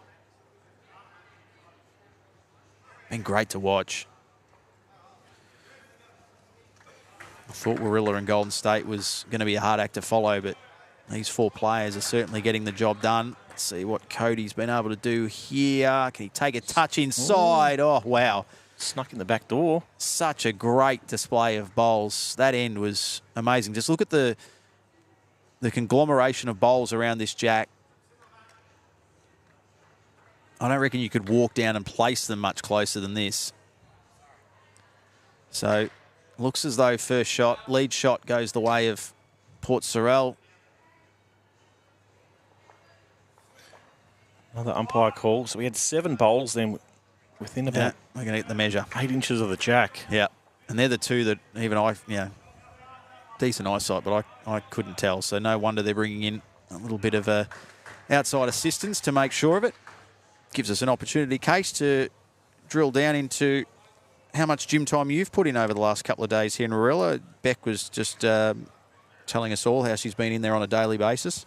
Have you ventured down to have a look, mate? Or is this just natural, the shape you keep yourself in? It's not open by the time. I'm here really early in the morning. It's just not open. Okay. So by the time I start... You're in work mode. Yeah. Another hour or two would have been handy, but no late night. 5:30. No late night after play. You go in and just pump out a few before you head to the but that's to the bar. When it's closed again. So fortunately, the hours that I've got free just sort of haven't been working out for that type of thing. But thought you were going to say, fortunately, the hours that you're free, the bar is still open. There's no issues there. No, it's a great facility here. It's my first time. I'd been told in advance that it is really impressive, and I mean this place we are now with the undercover rinks, and it's superb, just superb. So we're in for a really fun 6 days. And was it his first time back here since 2019? Is that right? 2019. They held our first events the first here. Inaugural, Yep. And then obviously COVID played a little bit of havoc there for a couple of years. So it's great to be back. Starts, Yep. Great to be back here. Yep. we're blessed to have such, fantastic venues in Yallas as well. Dandenong Club, Deer Park and Moama, but just having the fully enclosed indoor just adds that little bit of luxury, I think. It's 49-29 the score here as we start the fourth end. Just on Deer Park, obviously having a little involvement at the club out there with some of your awards nights and the like. And I know there's obviously refurbishments taking place. How's that all tracking too? Because I know you're keen to get a UBC event there after the issues with the roof and the weather. And how's that all coming along, Coach? Yeah, so our plans have been approved. So looks like we'll start probably January next year. Yep. So not far away. Yep. And our aim is to be finished sort of October. Yeah. 2024. So we're scheduled to host these events at Deer Park in January 2025. So that's all tracking along nicely at the moment. Nice to hear. Yeah, often it's the planning and the approval side of things that takes the longest. Once you actually get the green light, things tend to roll relatively quickly. So hopefully that's the case for Deer Park. And yeah, exciting to hear that we'll be taking the UBC there in the not too distant future. Yeah, exactly. 24. What's the plan for 24? We'll be back at Dandenong Club. Back at Dandenong. Lovely. So next 2 years will be Melbourne. Yep. But we opted to go to January. It's a little bit of warmer. I like that. It's. I thought we were safe December in Moama, but as that turned out, it was a strange week, wasn't it? We got some good days towards the back end, but the first sort of few nights, I don't think I've ever seen or felt it that cold in Moama at that time of year, but fresh. Can't control the weather, that's the one thing. But we don't have to worry about it here because we're brilliantly undercover and well protected. This is a really important end now for Moama. Got to stay in touch. It's an important bowl, this one. They're down on the head. Pretty hard to get a toucher, but as a minimum, he needs to get the shot. Just falling short and actually promotes a Port Sorell bowl forward to confirm that they will get the lead shot, and they extend the margin out to 23. It's not out of reach for Moama, but it's getting to that stage where it's getting tough. Warilla have skipped clear of the point. 71-40 they lead there. Tight battle between the Superloop challengers and Exodus White, 55-50. Deer Park, you'll be happy to hear, Case, 66-42 over Golden State at this stage. These are all progress scores, of course. 43-32, the Asia Tigers over Bandura, and the wildcard 44-76, Streaky Bay. Oh, what a shot. That's brilliant. Oh, just missed the jack. Did everything but touch it, didn't it? He's played well, Cody Marshall. Both young boys have it. Aaron Jago. Yeah, it's been, again, as I said a few times now, a really good exhibition from all four players, and we've been blessed with that early days here at our rink matches. Really entertaining, and trust you're enjoying the coverage.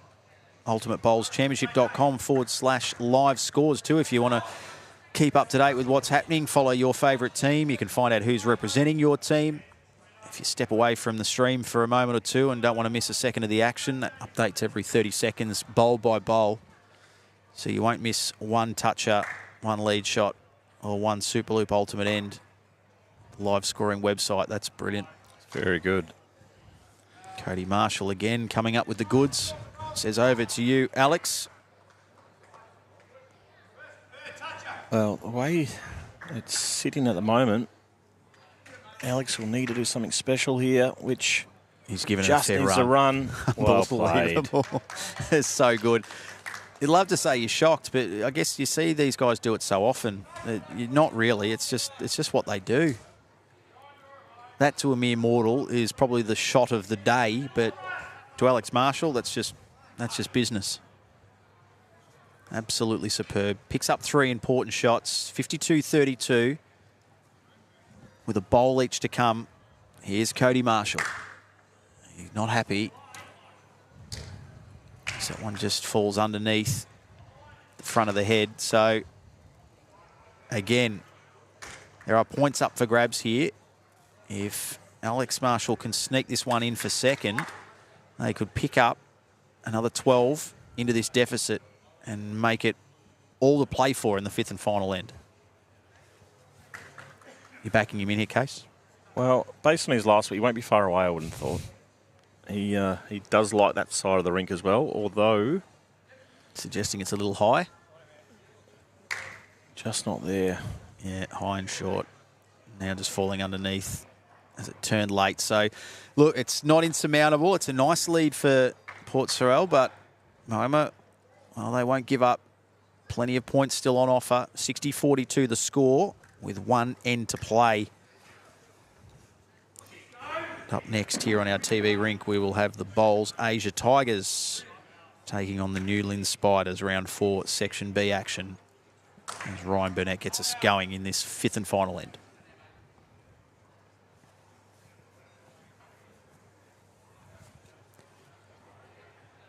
Looks a nice start.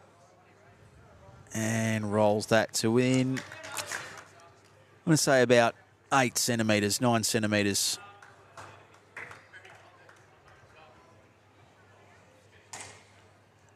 Aaron Jago has been impressive. What's his response? I mean, it looks pretty good. Yeah, well played. And he gets the touch as well. Yep. So that's a big nail into the coffin here for Moama Black. Just extends that lead out to 21. So they're going to need some touches. They're going to... Makes it hard, doesn't it? Yeah, possibly need an ultimate end for Superloop.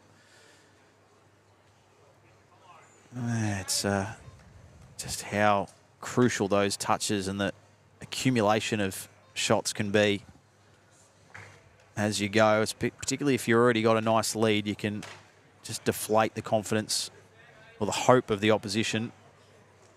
This isn't bad again. It's just underneath, but no damage done.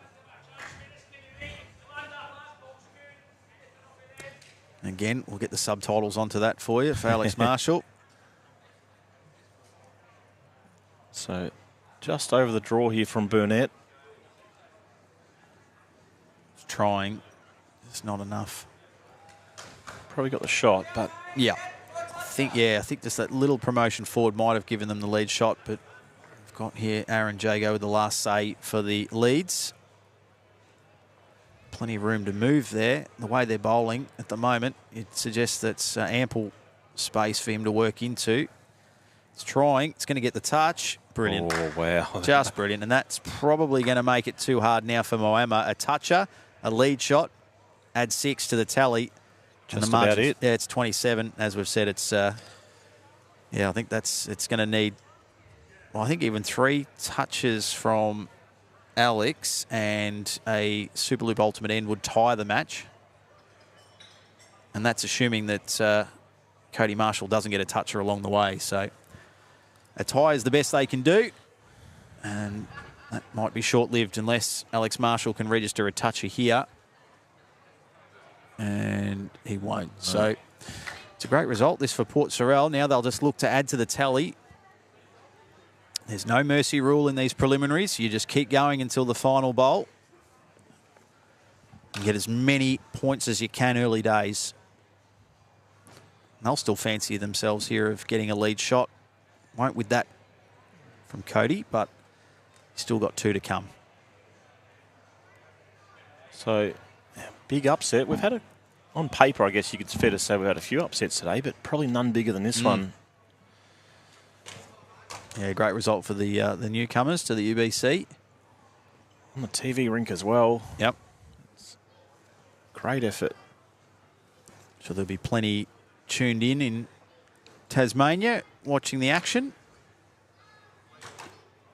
So again, that one's just falling short of threatening that lead shot. But he has got 1 to come, Cody Marshall. Here's Alex Marshall with his final say in this match. So at the moment, they're going to pick up at least 15, but depending on this final bowl from Cody Marshall, the margin is 27, so the result won't change, just the margin of defeat here is what Moama are trying to minimise.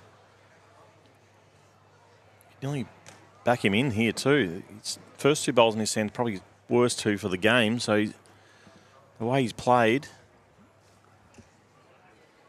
he's pulling up a little bit short again. And that will just drift underneath. So first and second with Moama, third with Port Sorell. They're going to win the contest. It's just a matter of the margin there. And there we go, 72-57. So, yeah, tend to agree their case. Bit of an upset, but a great result for Port. And as we head around the rinks, the Warilla Gorillas, the home team here, big winners, 92-49 over the Point. There was a draw, a tie between Superloop Challengers and Exodus White, 63 apiece. Deer Park Blue, 84-48 Golden State. 53-40, it was the Asia Tigers over Bandura. And in the final game there, it was over on Rink 6, Streaky Bay Sharks defeating the wildcard team 52. So we can see our Section A standings there. We'll flip that over to Section B shortly. Just recapping Section A with Whittlesea out on top, 5 from 5. They're flying. Deer Park Club, Case's other mob, the gold version. They're going nicely too, 4-1, along with the Brighton Blue Devils. But here we go, Section B, where we're currently watching the action unfold. The Superloop Challengers, oh, they've had a draw. They're undefeated, 2 wins from their 3 games. They're on 7 points. Warilla Gorillas, 2-1. So now the Superloop Challengers, the only undefeated side in this Section B. Streaky Bay, Port Sorell and Golden State, along with the Point, all on 6 points so far in Section B.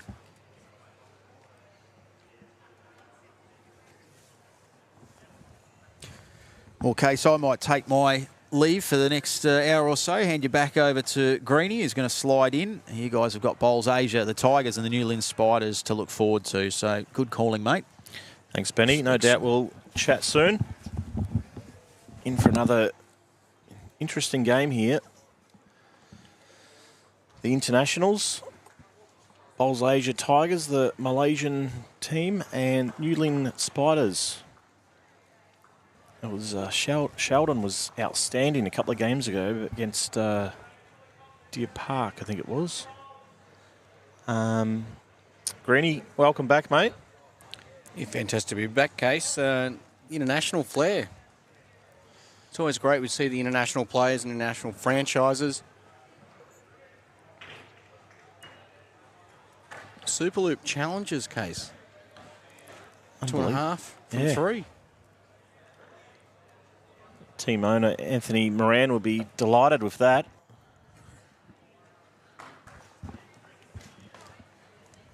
Still a lot to play out, though. Well, we've seen a lot about Superloop, our new major partners here with the UBC. I don't think I've ever seen so many ultimate ends. And we now have the Superloop ultimate end. And there's been unbelievable amount over the first sort of half of today. I think it just goes to show the quality of the field and the rink itself, especially the TV rink. There's been so many people who have been getting on and practicing early. We've seen a number of other events where some of the players might have been arriving a little bit later, but so many players who arrived early, some of the international players especially, have been getting here a week and a half, 2 weeks early and spent a lot of time here at Warilla. Bowls Asia Tigers and the New Lynn Spiders. That'll be round 4 for Section B. There'll be 1 round to follow. Then we'll have Section A back again for 3 games. Section B for 3. And that'll be our 16 matches we'll cover for day 1, event 1 of the UBC 23 Ultimate Week, brought to you by Superloop. So just a slight delay. The Asia Tigers are still finishing their game just on Rink 5 against Bandura.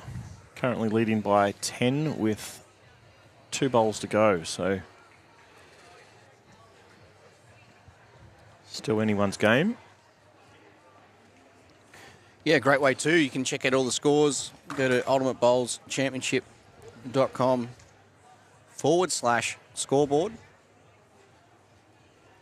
It's the closest thing to watching bowls away from rink side or on the live stream, because it provides you with all the details. You just can't see who. Well, you can see who is playing the bowl. You just can't actually see them. You can hover your mouse over the or touch on the teams and see who's playing lead and second. As we know with UBC, there's 3 players in each of these franchises.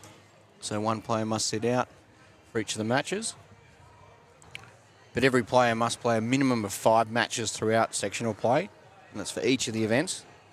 3 events in the Ultimate Week.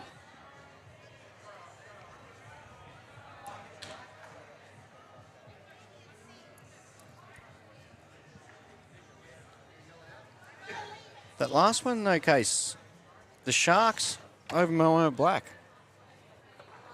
Did you catch much of that game? Yeah, caught a lot of it. Who was the standout? I think there was a number of standouts, but I think the Sharks, they really just, when you go in and you see that side on paper, especially coming up against Alex Marshall, sometimes you can be a little intimidated. But the guys stuck to their guns and did the Tasmania's sort of representation in this event very proud. It was right from bowl 1 as well. Aaron Jago led right from the front and Cody Marshall was outstanding. So they'll be delighted with that. They should give them a heap of confidence going into the remaining games this afternoon and tonight.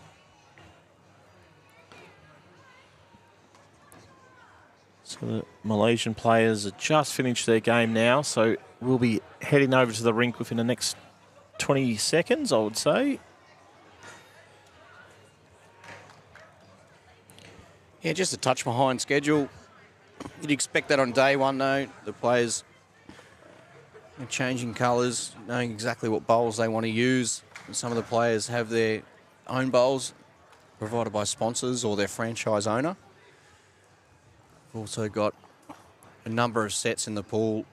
And between games, players have got to head over, change their bowls if they're going from blue to orange or orange to blue. I think we're only, less than a minute away here. You can just see in the background the 2 girls, Emma and Lena, will be competing for the Tigers. And Finbar and Sheldon for the Kiwis. So, interesting game here. Tigers opting for their all-female team. You've got Boy on the sidelines.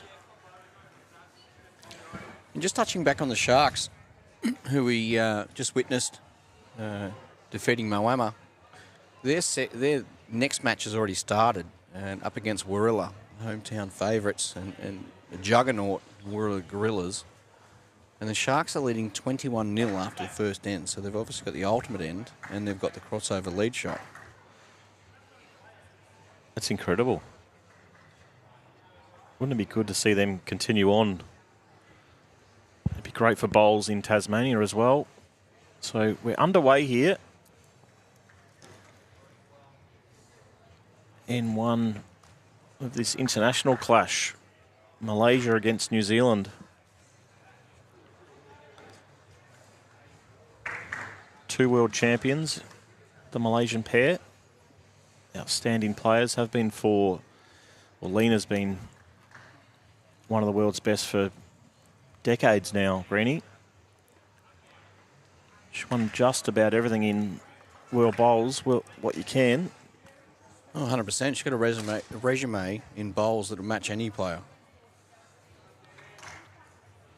Absolutely. So 2 young rising stars of New Zealand bowls. I know Sheldon's just made the New Zealand team, so he's in for a big couple of months with World Bowls Championships just around the corner.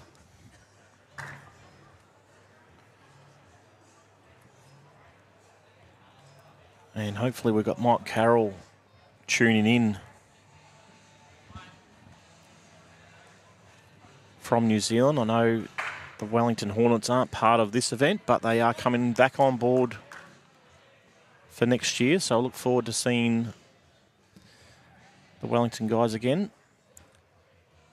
Yeah, it's always great having Sauce and the Wellington crew involved in the UBC.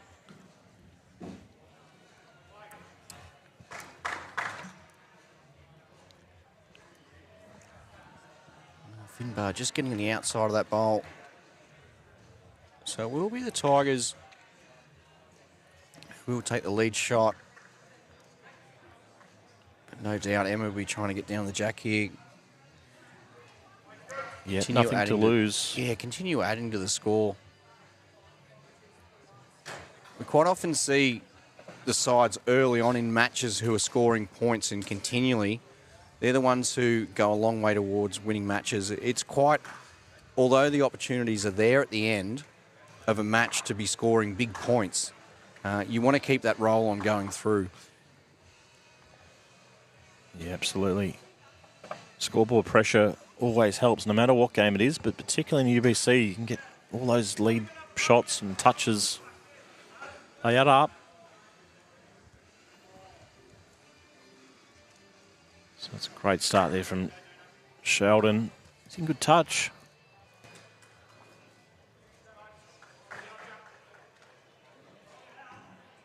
So Lena from Malaysia. As we've spoken about, absolute superstar of the sport. Just shy, probably only 15 inches short.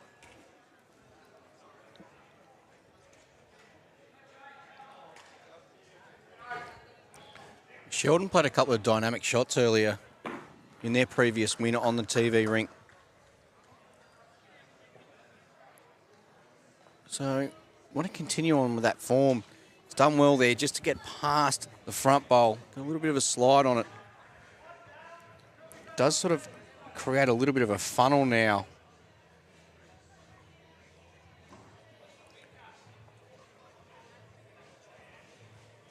We know too with Lena, she's got all the shots. You don't win what she's won. Just needs to run. Without having the shots in your pocket. Yeah, Case. I was a bit surprised there. I thought obviously trying to reach through that, you get your own blue bowl up. You can get back to the last bowl onto the jack. Big opportunity here now for the New Zealand pair. Seems to me a real confidence player, Sheldon. Yeah, Becca was in her earlier. Obviously knows the guys really well from being from New Zealand. And as you said about confidence, especially when you're playing on the TV rink, you get a couple away really well early and you get some results and it just builds and builds and builds. So big bowl here, 2 down on the head, so there's going to be points up for grabs here. Needs to make contact on her blue bowl, but Just touch on the high side here. wide. And once again, a really good start here from the Spiders. First and second.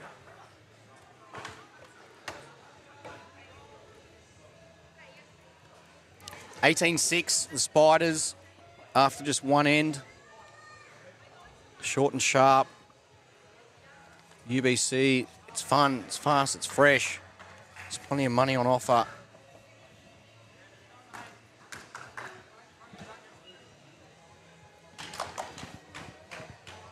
This is the sort of thing you quite often see with the leads too, searching up there with their first bowl. Give it a chance to grab the jack. Yeah, nothing wrong with a bowl past the jack with your first. If you don't get that touch here, you're going to be in a good spot.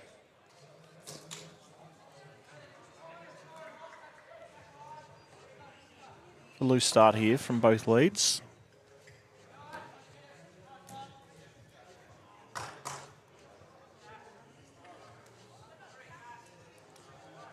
Just needs to hold on.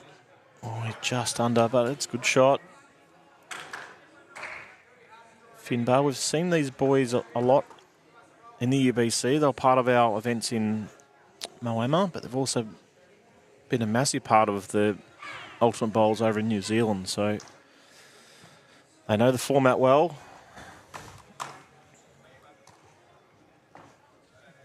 It's a great shot there from Emma. Gets the toucher and holding shot. Yeah, it's definitely beneficial through the qualifying process of playing the format and playing together as a group, and they've been so successful through those qualifying tournaments.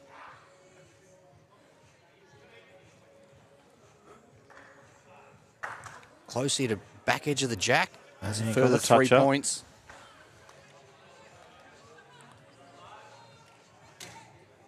Be hard to get any more touches this end with the way it is. So she needs a bowl past here, Greenie. Both bowls in front of the jack, so anything past the head down the line will be a good bowl for the Tigers. Yeah, well, I don't think it's going to be a surprise here if we see Sheldon searching up there. He can even get off the last blue back to the shot blue. Absolutely. He gets the shot blue onto the jack. It's going to create further opportunities there.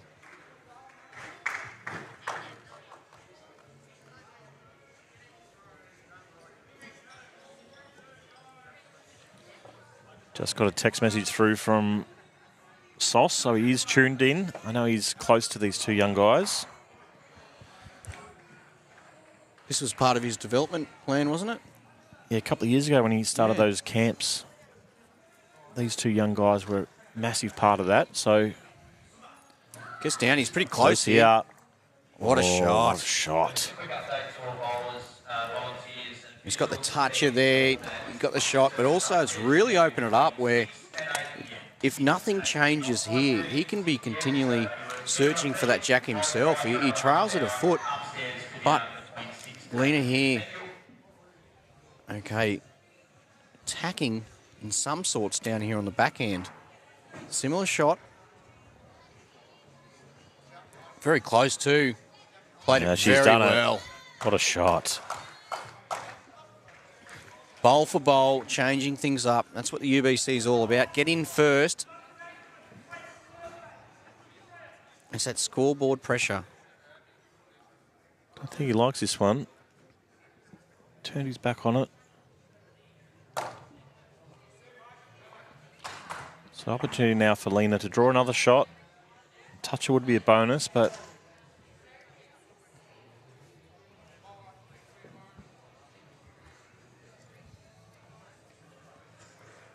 another standout in one of the games we just saw was Selena Goddard. She was skipping for the Golden State and she had all the shots. When we speak about these guys, the Spiders, and the connection they have off the green, but also what they've done through the qualifiers. Selena's been here a couple of days, but Dan's been here for over a week and a half. And the effort he's put on the green, and then while they've been here, they've been playing a number of games. What a shot. What a bowl. That's huge. That is absolutely huge for a team who's leading by 9 points to trail a jack further 3 points, but also put it in an area where there's pretty much only one shot on if to get down to the jack. Otherwise, you're looking to really attack, and if you're not getting in the area, you're going to be leaving first and second to a team who's already 12 points in front. Big weight on her backhand. Big what a shot. bowl. And gets the toucher out of bounds. So it looks like it's going to be first and third. That's a huge bowl. And that's how quickly things can change. Wasn't much of a gap there, but she's played it absolutely perfect.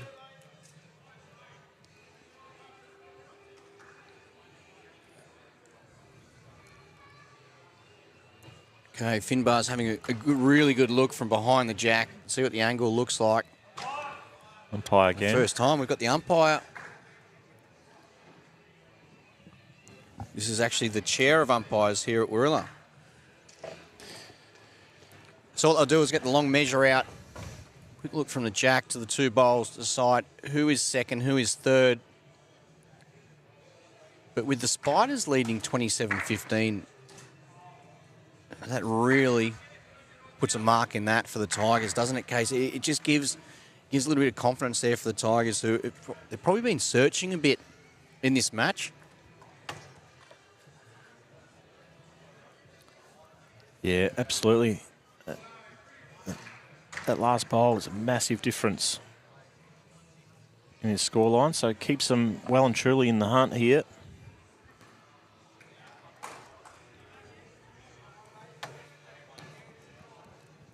So next up, Greenie, who have we... Well, next up will be the last match for Section B in this little bracket. We've got Bandura up against Moama Black. And then Section A will be coming back out.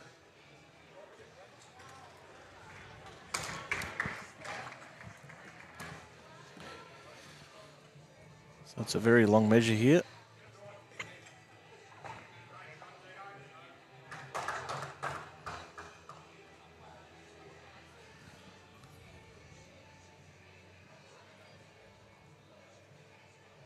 First look to me, it looked like the orange one, but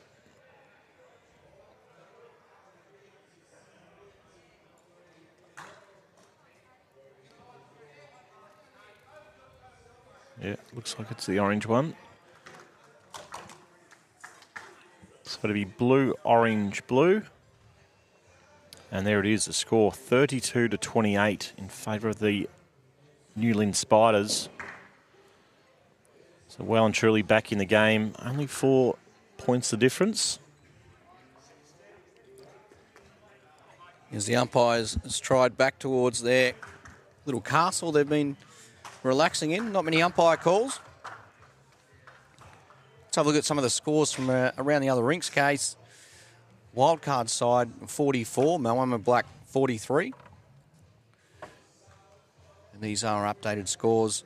You can also see these on ultimatebowlschampionship.com.au/scoreboard. Streaky Bay 41, Bandura 19, Warilla 49 over the Port Sorrel Sharks 29. Still ending a bit to go there. Golden State 30 lead the point 27. And Deer Park with Nathan Bush and Aaron Wilson 59 lead the table toppers at the moment. Superloop Chargers 22.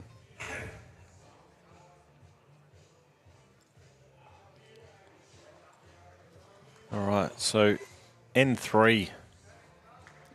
Nothing in this game.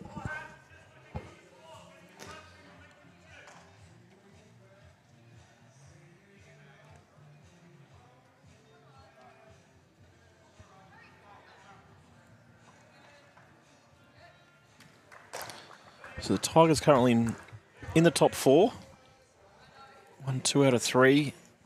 And New Lynn just played the 2, so they're 1-1. So very evenly matched, these two teams.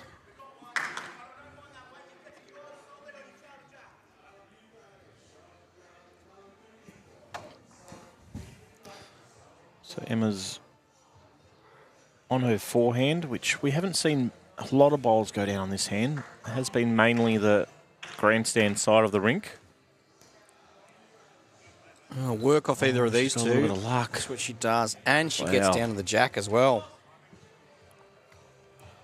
So a toucher there. And the margin will be just 1. And the Tigers, in fact, will be leading. Unless Finbar has something to say about it.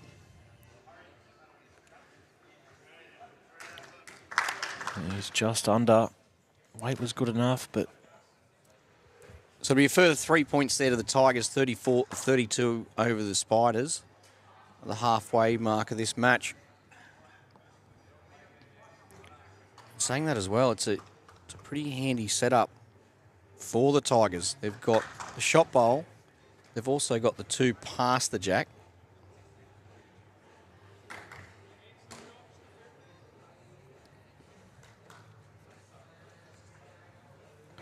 Melina would love a little bit of movement on the jack here. Looks a touch under line though. Also underweight. The door is still open here. Sheldon. We saw what he did last end as well. And what he has been providing in just a short time period of this day one, event one. He's up after it already.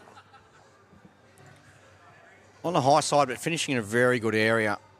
And that's what they needed, one past the jack to give him some more choices with his second and third bowl.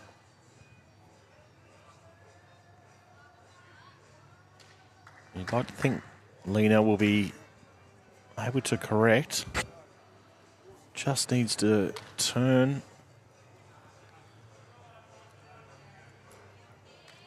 Well, the door's still open here. His weight was probably good enough for what he wanted. Yeah, Sit the bowl. I don't think there'll be much of a change here, just a change of line. I think the weight was pretty good for exactly what you were just talking about then, Casey. Lands the bowl fat, they'll hold first, second and third. And the beauty is if he misses or gets half jack, he's still got a final bowl to be played. It's just holding on that side though. Played more weight. That side, we've kept saying, the more weight you play, it really doesn't turn that much. So, big bowl here from Lena. She's got over a foot to draw another one.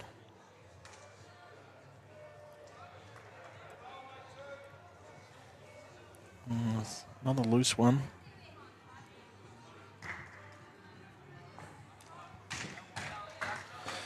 So here we go. Last bowl of N3. Chance for a Superloop ultimate end. If Sheldon is able to replace the blue bowl.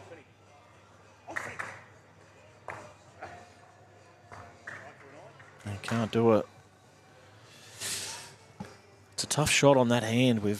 I think we'll see that quite often over the next few days. But as we go on, I think the players will get used to it or play different weight just to adjust to getting back to that line. New leaders, Greenie. Yeah, Tigers 44, Spiders 40. In case you were just touching on there, some changes that might be made with line and weight. Do you think there might be some changes to bowls? Do you think we'll see maybe a couple of changes, especially because it's a 6-day event, a 6-day ultimate week with 3 events involved. Do you think we'll see players use a different line of bowl throughout the course of the event on different weeks, on different days, on different rinks? I think so. This TV rink, well played there from Finbar. Fallen over as well. Yeah, it covers half the jack. I think it's rink 1, 2 and 3. They're saying that probably the best rinks here at the indoor here at Warilla. And 4, 5, 6 can get a little bit tricky. So I think on those 4, 5, 6 you will need definitely a wider bowl. So it's just a matter of the players are happy to, I guess, adjust to that game in, game out. Well done there from Emma. Opens the shot bowl up.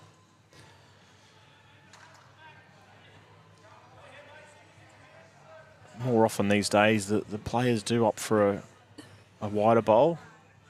Mostly a Tiger 2 type model. On carpet surface, it just allows you to get around bowls a little bit easier. Because the bowls are so compacted near the jack. Yep. To have a tighter bowl, your weight does have to be perfect. So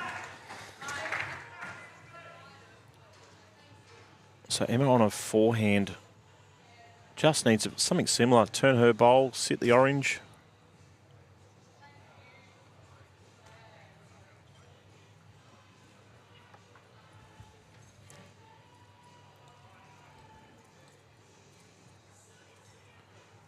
Just missing on the wide side. The weight was okay. And finishing down near that tee. As we know, if the jack goes out of bounds, it's respotted on the tee. Much like the traditional game, you'll still see here with the UBC that if the leads can't get the shot or get a toucher, they're missing in good areas to give their skip those opportunities. There's nothing worse than leaving 3 bowls short. Big chance here, gets to the jack as well. He got a toucher as well. That's a great shot there from Finbar. I love how he had the shot, but he still attacked. Sitting the bowl, getting a toucher. Yeah, big bowl puts them back in front as well. Spiders back in front, 49-44. This is where you'll see that bowl near the tee probably come into play if Lena can play big weight here on her forehand.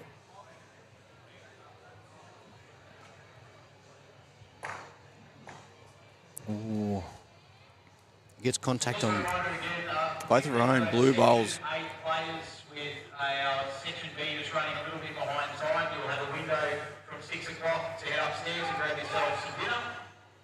And then, of course, once round 5 section B matches are complete. So, Case, a couple of games have been completed here. Moama Black, 77, defeated Wildcard, 58. Streaky Bay, halfway through N5, 63, lead Bandura, 48. Warilla, 76, defeated Port Sorrel Sharks, 56. The Point, 55, now lead Golden State, 41, heading into the fifth end. And Deer Park Blue, 75. So you see weight just a touch high. Beat the Superloop Chargers, 51. So that'll be the first defeat for the Superloop Challengers, sorry. And Deer Park's first win, so gets them on the board.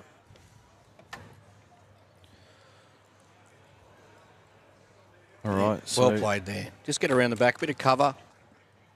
Halfway between the ditch and the tee. still got the tee here, Lena, so she has to make contact here. She had 2 goes at it. Well, looks closer. No, still just missing under there. Yeah, I was surprised a little bit there, Case. I thought potentially maybe you sort of 2-3 feet, you trail the jack down, you got a chance of holding the Superloop ultimate end.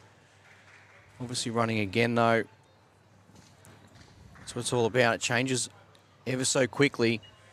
And a 5-point lead for the Spiders is quickly going to extend.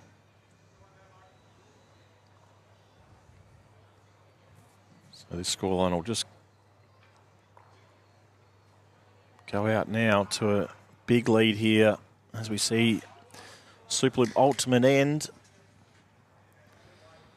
They probably deserve the lead, to be honest. The Malaysian pair just have hung in there. And it was just that 4th end where they couldn't get out of it. So 67-44. Yeah, very solid start too.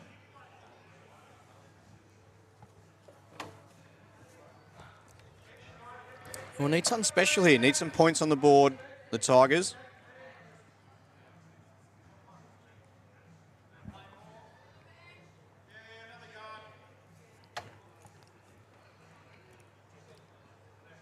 That's a good start. So they're going to need plenty of touches here, Greenie. Yeah, and then on the other side of the coin, it's really set up for Finbar here just to come down with another couple of feet. 1 to 2 feet. Trails the jack himself. Finishes in a good area, which he does.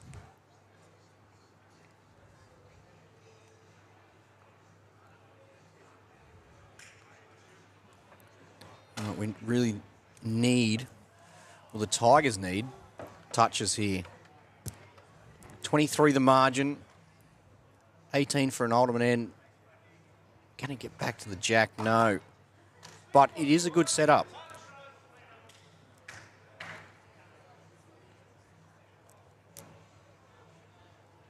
So nothing fancy here from Finbar. Just another draw shot.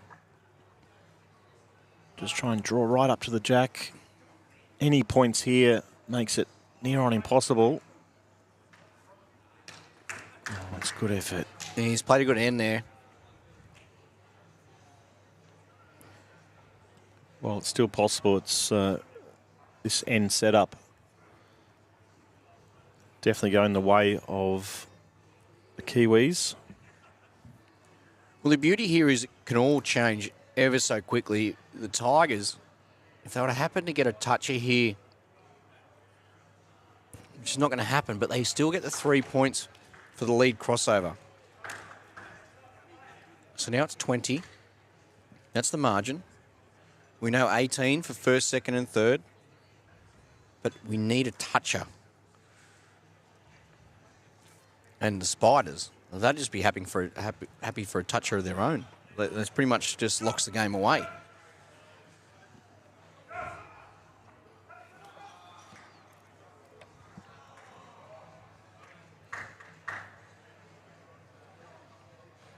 He's played it pretty well. Just needs to run and probably fall. Didn't do it. Oh, the old weight and numbers.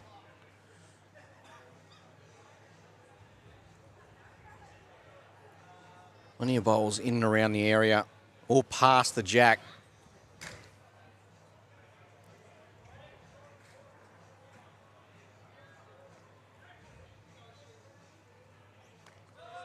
With each bowl, it's getting a lot harder here for the Tigers. And the Spiders and their fans will be very happy with the way this is situated right now.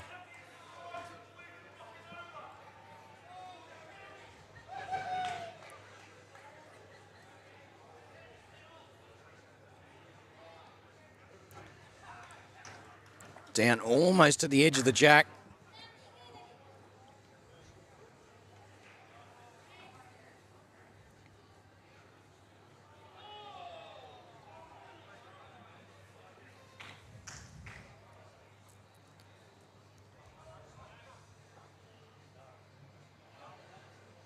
Just on that wide line.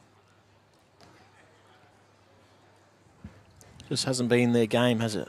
No, and as we wait for the final two bowls of this match.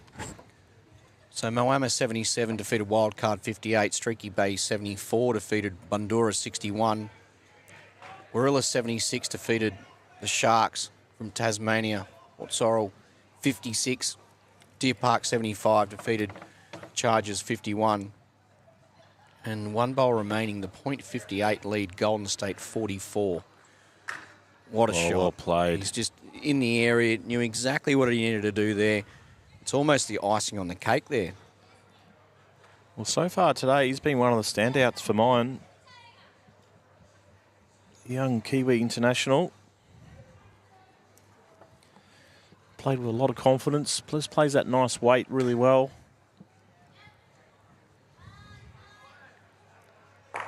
Oh, she's got the hole. She got a toucher, so there will be some points there, but unlucky. Well, it's at least first and second. Potentially a measure there. The point, Golden State, that match has been completed 61-59, the way of the point.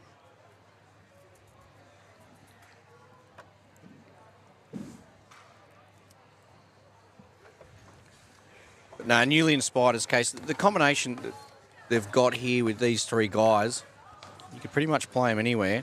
And what they're doing together, on the back of their qualifying journey and the consistent qualifying journey, I think that's exactly what they're going to show for this event. We saw in Moama each event, each day, each game, improvements.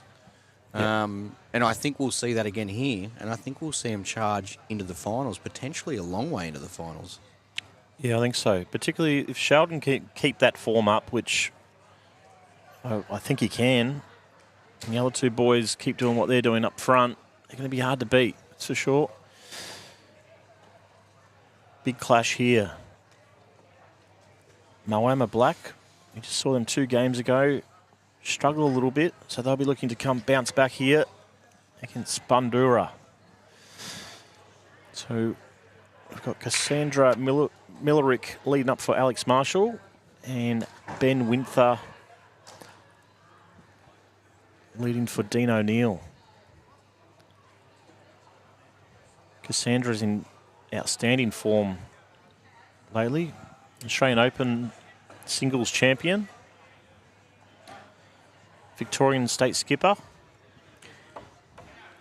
Yeah, and not that she didn't make her mark in Queensland. She was doing fantastic there, but I think with the move to Moama, really just an absolute star. You know, you see it's those consistent results and big results too. Yeah, absolutely. I think she's just got a lot of confidence at the moment. Okay, coin toss done. Players are ready to go. So here we go. Cassandra Milovic on the mat. Bowl 1. It's going to be a cracker this game, I think, Greenie. 100%.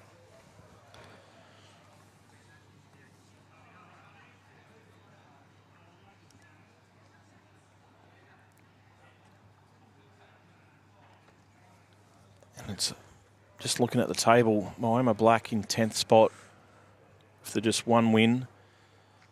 And Bandura yet to get on the board, so I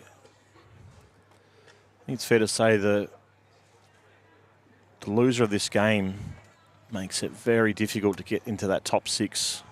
Yeah, they're really chasing. And we've said it a number of times that although the opportunities are there to score the points, you don't want to be chasing. You want to lead from the front. It's the confidence levels too. If you've got the wins under the belt, you know, you're playing confident. You're not searching.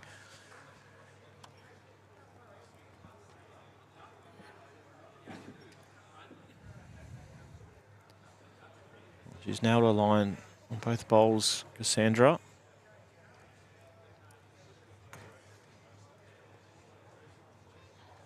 So Ben Winther now at the Mount Lewis Bowling Club in Sydney. Still living in Melbourne though, so he just recently joined Bandura as one of their marquee players, alongside Corey Wedlock and Gary Kelly. So powerful club in Melbourne.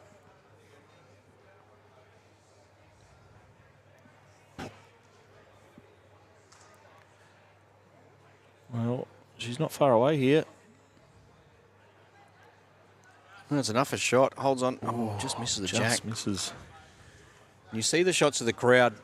There's a reason why there's not many people in the stands, because there is plenty of people watching the Warilla Gorillas who are out the back. Behind us, one person who is in the crowd, Kevy Anderson. And that's Cass's cook, cleaner. Yep. Cassandra is definitely the better bowler in the family these days, so he's watching on. Yeah, well, he was saying the other day he's tried to strike a new contract where he gets a percentage of her winnings. He's running a bit dry. Surely Cassandra wouldn't be that silly. Well, you wouldn't think so.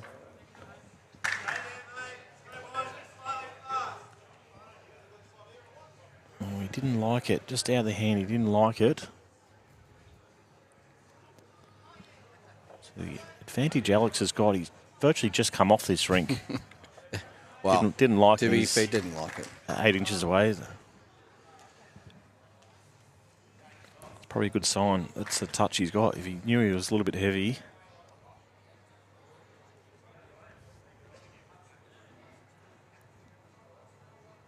And Dean O'Neill case, I hadn't seen him until he played in the UBC, and you got big raps on him. Got a lot of potential there. Long way to go with Bowls Victoria and potential Australian pathways programs. Yeah, a couple of years ago, he sort of come on the scene pretty quickly, and he's part of the Australian merging program. So plays third in the Victorian state side.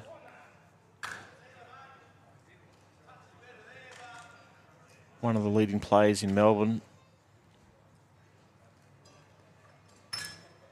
And another player who just, he's a confidence player. He needs to find the rink early, and when he does, very hard to beat.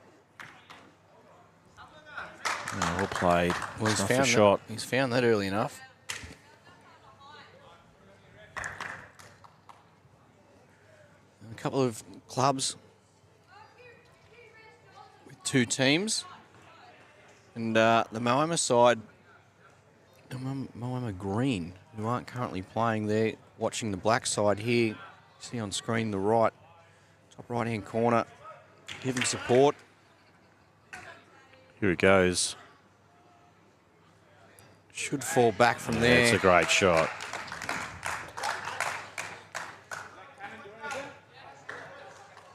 Okay, a bit of weight here, Case. They've got closest to the tee. Matter here, though, is how he connects, because it's a long way to the tee from where the bowls are. If he gets any of those oranges through, he just removes one. It'll still be first and third to Moama Black. Second shot, Bandura, 16-5. Both teams on the scoreboard, but it's an 11-point lead at the moment to Moama Black, and that's exactly what they wanted to do, getting back here on the TV rink. Start off scoring early, continue etching their way up the scoreboard, or the score ladder, the standings. It's much like Moama Green, started off very slowly. But Moama Green in Section A, they clawed their way to have a break, and in 6 spots. So, as we know, the top 6, third through the 6, go through to the prelims. First and second straight through to the quarterfinals.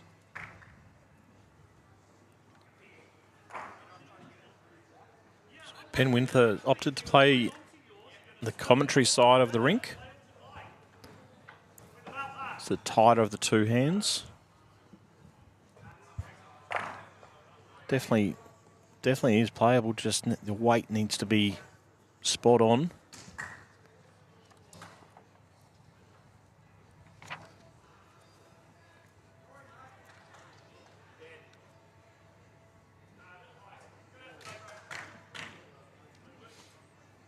Just needs to hold the line a little bit.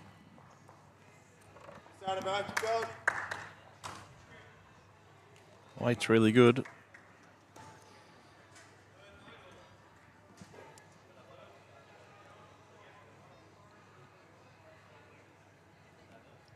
Still plenty of room for Winther to draw the shot. Just holding that. The weight spot on, but just holding the line.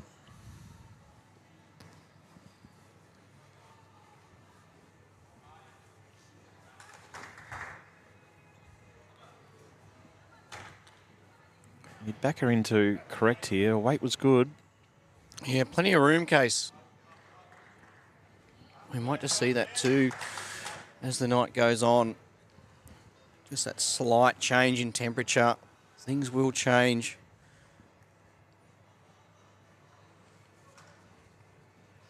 And following the next match, following this match, Section B will have a break for about an hour and a half.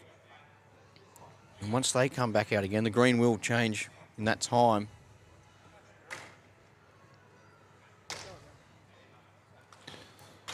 Plenty of room here for both of these skips. To the loose end. Yeah, will be Bandura, who grabbed 3 points courtesy of the lead crossover shot.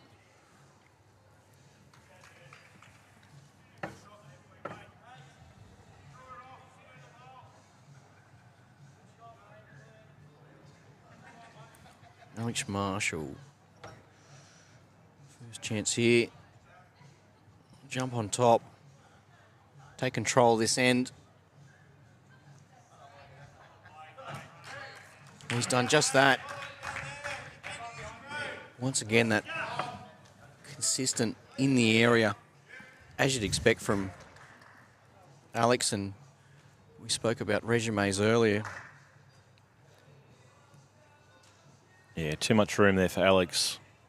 He'd be drawing that every time, so just holding the line, running through about a metre.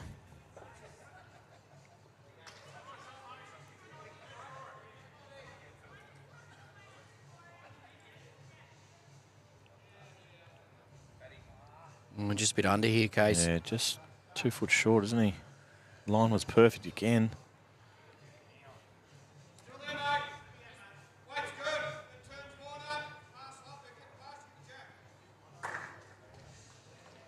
So needs to play a tighter line here, looking to promote the blue bowl.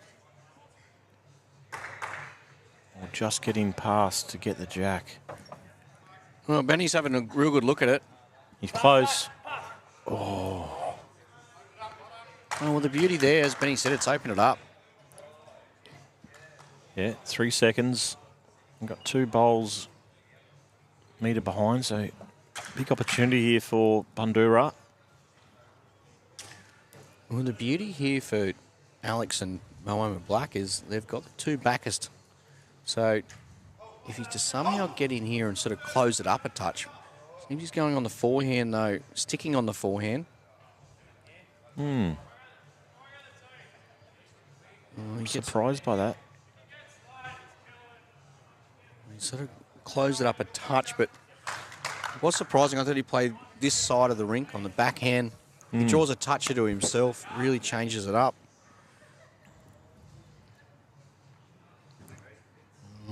Similar bowl, a touch higher here. Dean O'Neill, if he can get to the jack, looks on a much higher side. Yeah, he is. Not going to turn.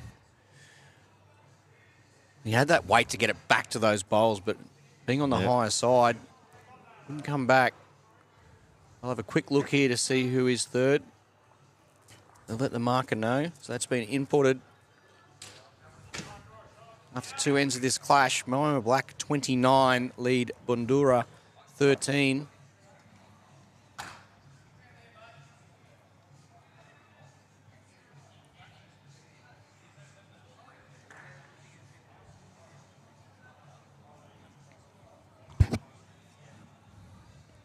Couple of other little quick scores on the early stages, similar to this match.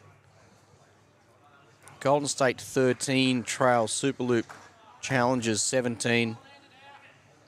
Port Sorrel Sharks 14 lead the point 13. Bowls Asia Tigers 38. They lead Exodus White 10. Wildcard 29 lead Warilla 19. And a really close one. Newland Spiders 14 lead Streaky Bay Sharks 13. Here we go. Benny changes his hand. Gets that toucher. Could this be the difference?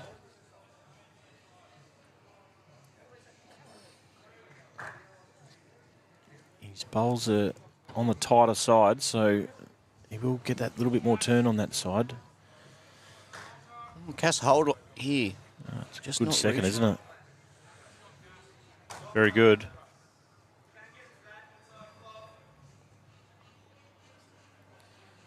So a change of sides now. He's got to change, yeah. He's looking to just draw up to the orange bowl.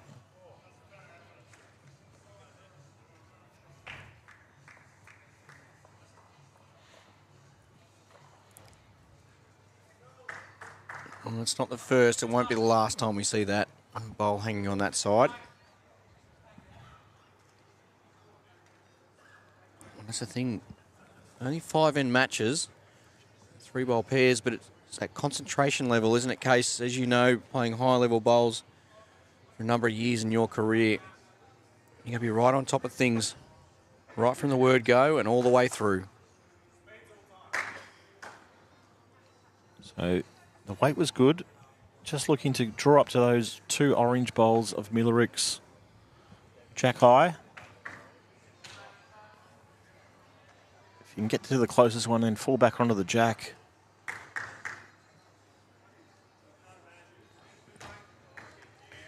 It's trying. It's well played. Well, I think both teams will be happy with the way that's set up. Yeah.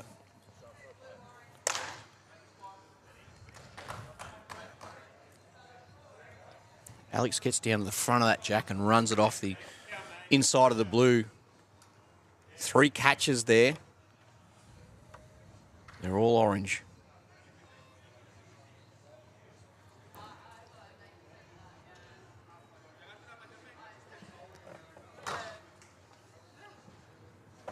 Just needs to run.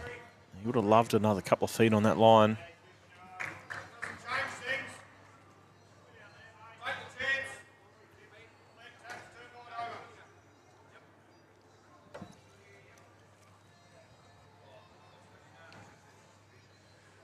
That last one, though, Case, it almost gives that shelf now for Alex if he is a touch tighter. So he could probably play a little bit more weight, try and hold it up a touch. You could work off them. And now, once again, that ball just travelling just far enough for O'Neill where it doesn't give Alex any help. He's after it. Don't know if he'll get back. I guess the last bowl, he gets almost in there for Oh, second. close. He's done well there, just running along almost 90 degrees.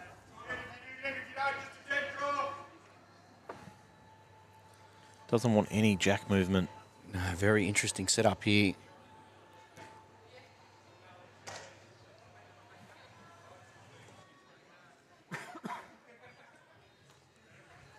Okay, so both boys watching this. What's going to happen with the jack? He's changed it up. He's got 3, but now first and second are against him. However, that is a wide-looking head.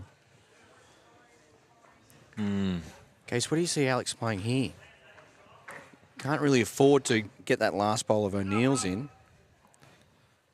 I think anything past. Yep. They've got 2, so anything past the jack.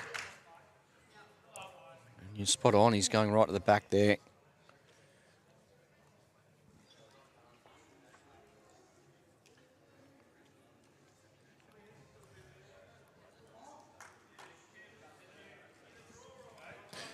Yeah, that's just about perfect. He's just got to make contact and hope one of his blue bowls goes back. I can't see how the 2 orange ones can disappear without the jack moving. So first of all, though, he needs to make contact. He's missed that. More points here to Moama.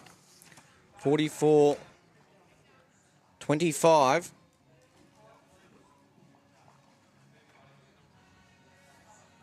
In case, once we see Section A back after this, it'll be the ever consistent, ever impressive Whittlesea Eagles with probably one of the form bowlers in the last 2-3 months. And his longevity in the sport is incredible. Lee Schreiner on different surfaces and different areas and in different climates.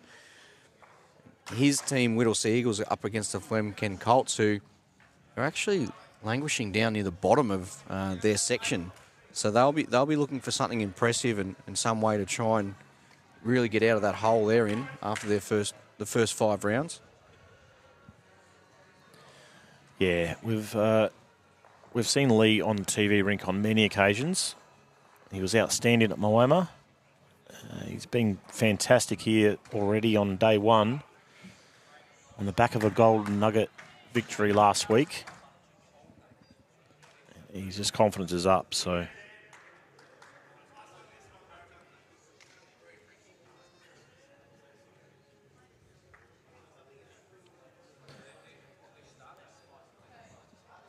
He'll be a tired man, though. He's played a lot of bowls lately.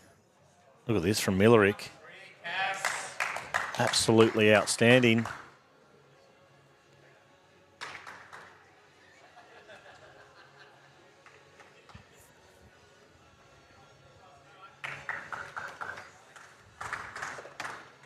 Well, it's go time here for Bandura. Just an end after this. Really needs to get past. He does get past that, so that's very good. But the way Millerick's playing here, be no surprises if she gets the jack herself and just trails it round the corner. Further 3 points and really put Moama Black in the box seat.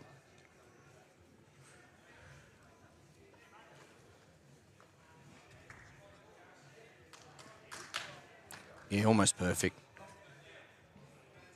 If you can't get to the jack and trail it yourself, you get past.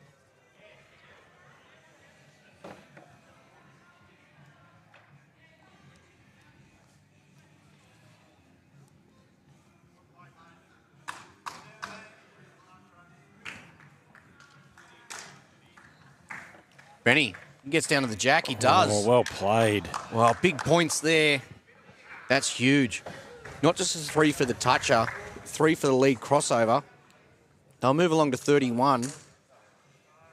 That margin of 25. Now back to 19. You know, with the potential scoring, 19.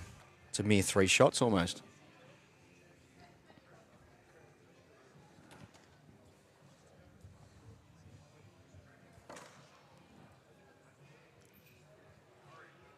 Alex, not far away here. His bowls will turn. Oh, it's a great start. Just a foot. What a great sider that is. Yeah. Jumping on the left played side. Particularly the jack off the line as well. Just gives him a couple of options too. He's any tighter and gets back to the blue or any of the jack. O'Neill here. Just doesn't want... Yeah, well done. The toucher and still holding shot, so Alex would be virtually just looking at the same sort of bowl.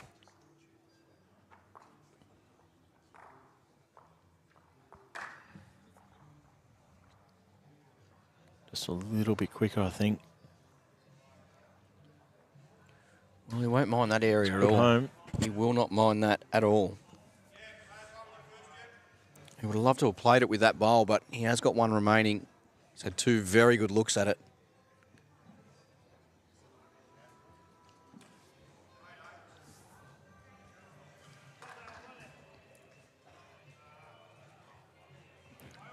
Oh, he doesn't want his own on the jack here.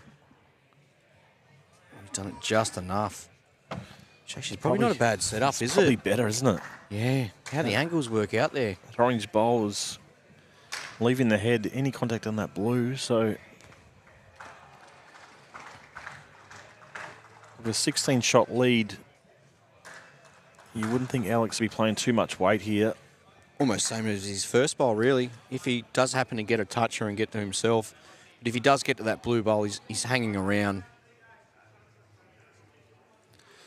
He likes it. Just needs to run. Oh, his line was perfect. It's 2 feet. Well, the thing here, Case, is does that almost protect the jack? He's 16 behind. Bandura is 16 behind. They get to the blue bowl. They peel it out. I think that's the shot he'd be playing.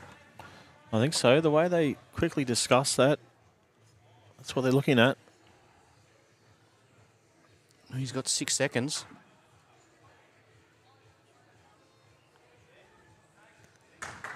Well, Benny's looking at it. He'll probably let us know because you can work off the other one as well. Wow, what a huge. shot. Huge. What a shot. Well, especially you wind back just 5 minutes ago with the previous end. Yeah. He's moved that jack and he's made up for it there. That is huge. It is 3. That'll be a Superloop ultimate end, as you see on the screen right there. And Bandura, they've taken the lead. Who would have thought? Just like that. Just takes a couple of bowls, doesn't it? Well, that change that he did in his second last bowl just turned the head around in his favour. It's amazing, isn't it? Because if he gets any more of that bowl onto the jack and then he's down, instead That's he's right. changed it to almost perfect.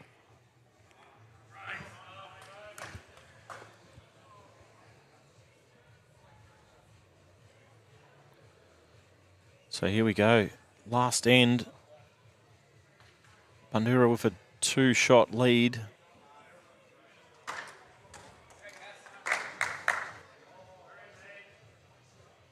And Cass played 2 outstanding bowls on that 4th end. But it was that last bowl of Benny Winther. Just changed the head around. Trying on the jack.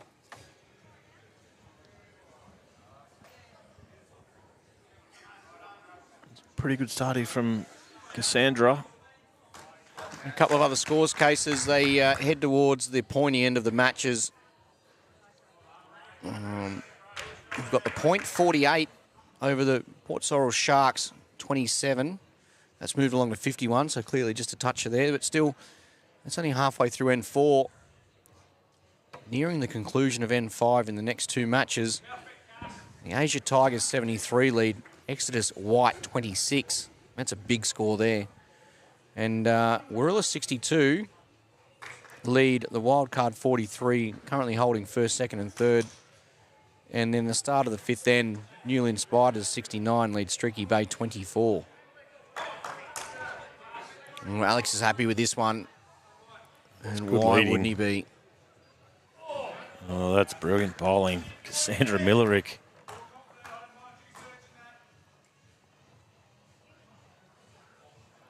Well, with her consistent performances, she'll be looking for a Jackaroo spot in the near future. To be honest, I think she has to. Her results at the Australian Open. Oh, just clipping the bowl. As well as other regional events and state championships. She's been one of the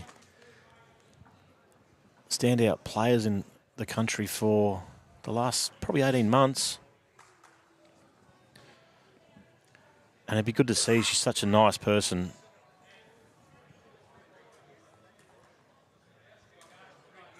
That's 3 good bowls. That's near perfect leading in any format, but particularly UBC. Close bowl, one past. Well, as you said, Case, I think it's that consistency. You know what you're going to get with Cass, don't you? Like, she is so consistent, and she can play the big bowl. She can play any shot. And it's gone to show with that record that just continues to build.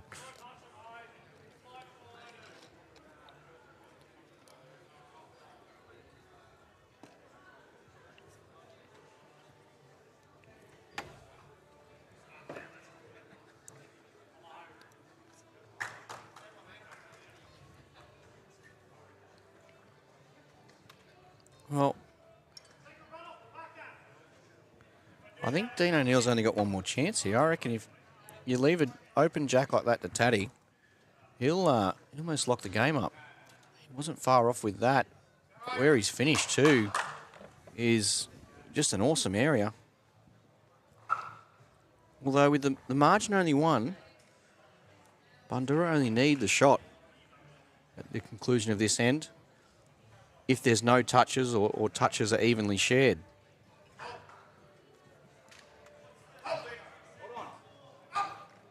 Oh, he's unlucky. Will be 3.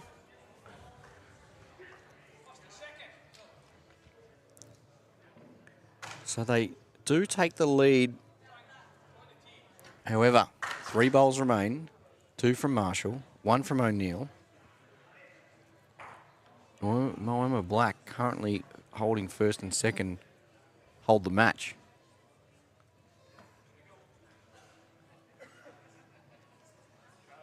Alex, we're just quickly working out the scores, what they potentially could be.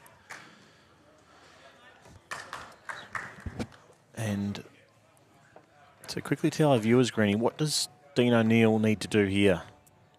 Well, if he's looking for the draw, he just needs to land the second shot.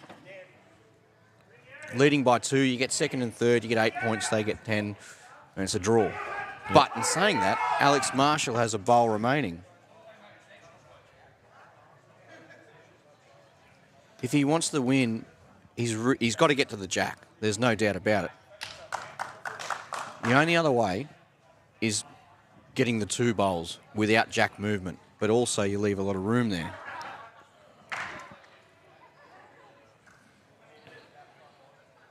So here we go. Big weight on the backhand. Looking for both bowls.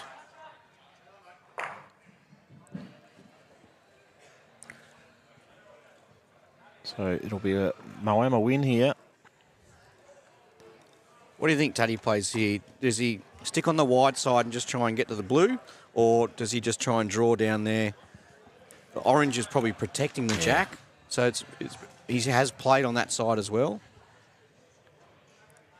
He's actually probably played the most consistent bowls on this side of the rink that I've seen from a number of players who have played on it. Yeah. I think he wasn't happy with this one, but damage is done. The victory will go to Moama.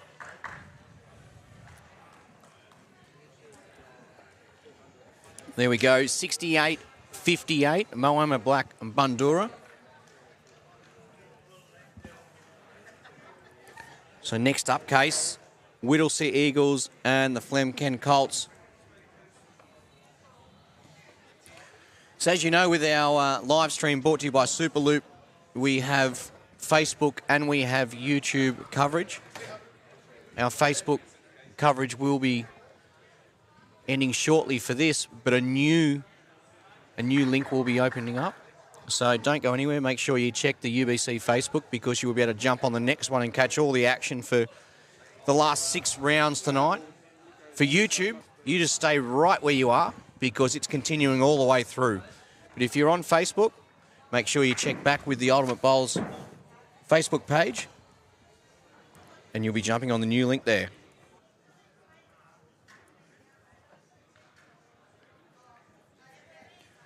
So, Case, that's the 5th and final for this bracket for Section B. We've got round 6, 7 and 8 for both Section A and Section B. We're going to see Whittlesea Eagles up against the Flemken Colts. And it looks like Jordan Yates will be playing for the Colts. And we saw some of the excitement that he brought at the Dandenong Club when we were there just a couple of years ago.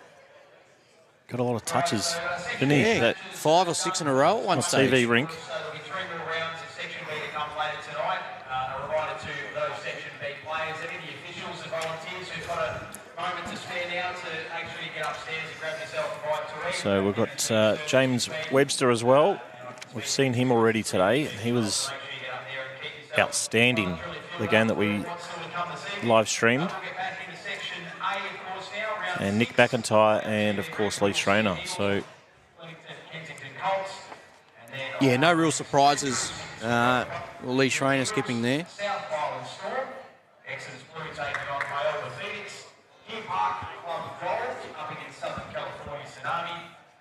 John's Park Saints, NCE Raptors on ring 5, ring 6. The Dandenong Club up against the Brighton Blue Devils. Moama Green will sit this one out.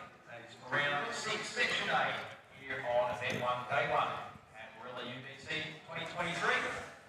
One last time a reminder, you haven't had a bite to eat yet, pop upstairs, dinner. There we go.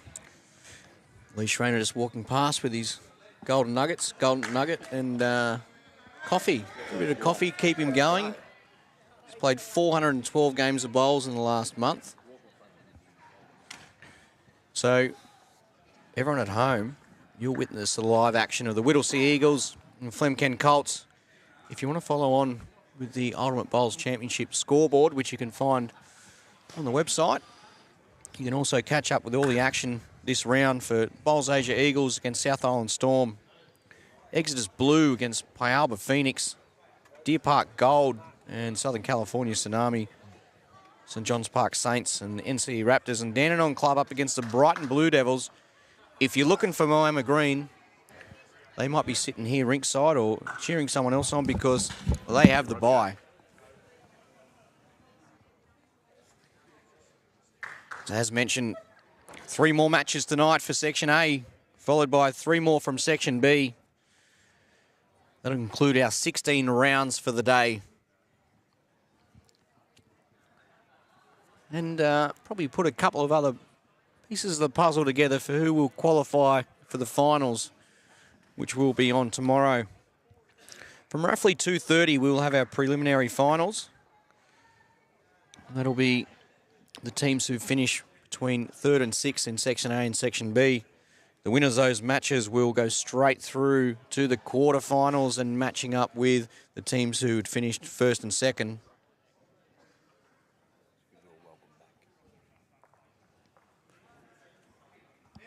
Big welcome back. Welcome to the magnificent Moama for all of our Facebook followers. And speaking of magnificent things, I'm joined by the CEO of UBC, Mark Casey. Magnificent Mark. Thanks, Greenie. What a day we've had so far. And it's only just starting, isn't it? So we've had some fantastic games. Some of the individual performances have been as good as we've seen the UBC so far. And it's only day one, so generally it gets better and better. So we're in for a treat here tonight. I'll touch off there. And these sort of players, as we said, Case, coming back here, like they've had a break. So expect... You can never expect anything with the UBC, can you? But don't be a little bit alarmed if you do see the first couple of bowls from each of the players. Just trying to find their range. As I said, the temperature has changed inside the venue. It's purely with the people who are watching. Coming here after, some of them might have been doing weekend work, or some of them might have been playing bowls, and they've just come here for a bit of viewing it tonight.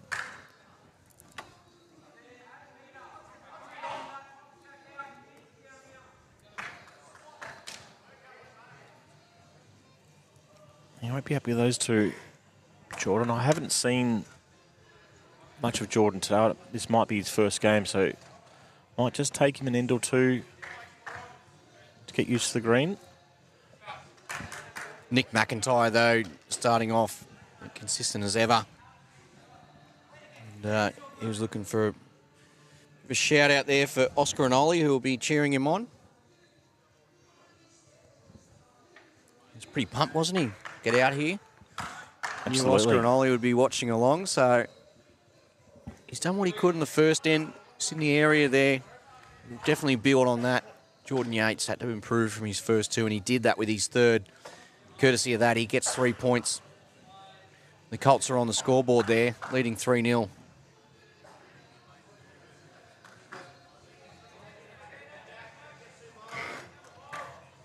So, yeah, you would still think that's probably too much room for someone of the quality of Lee Schreiner. Just the way he's been going.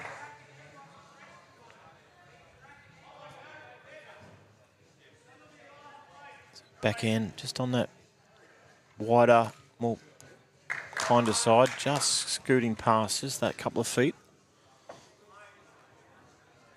Yeah, really important here for Webster to add another one in here for the Colts.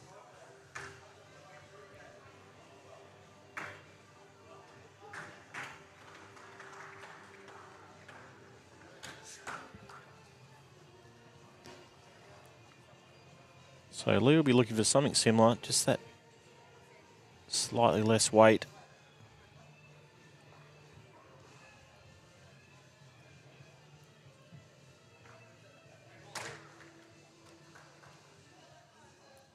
His lines are good. Oh, it's a real setup there for Whittlesea.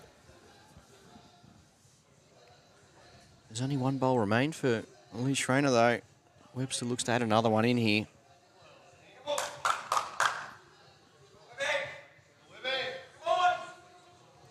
Oh, he's done well here. Right to the jack. Oh, that's 3 points perfect. as well. Absolutely perfect. More difficult now for the jack to go through.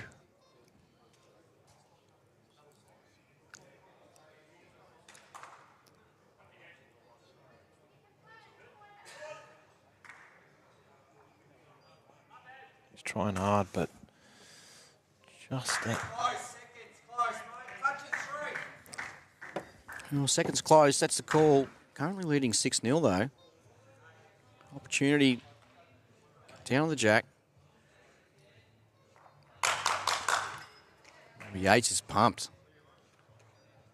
Well, he Oh, he's done flops it. it out, so definitely first and second by looks. Is it first, second, and third? Didn't look at it too much. We'll wait and see, and it is a Superloop ultimate end once again here on the TV rink. And the Colts, they're out to a 24-0 lead. This could be the first time this event that we have seen Whittlesea under a little bit of pressure here, Case.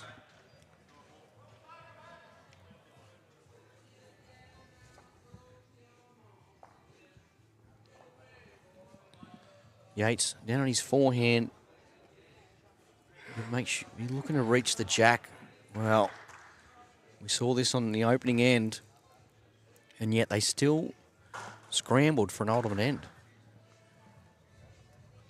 For someone who is consistently scoring touches over the years in the UBC, it's a bit uncharacteristical of him being that far short. I think with this bowl, he'd be looking to try and get to Nick's last bowl. If he does fall a touch short, he's still probably shot, but he needs to try and get right there to the blue bowl.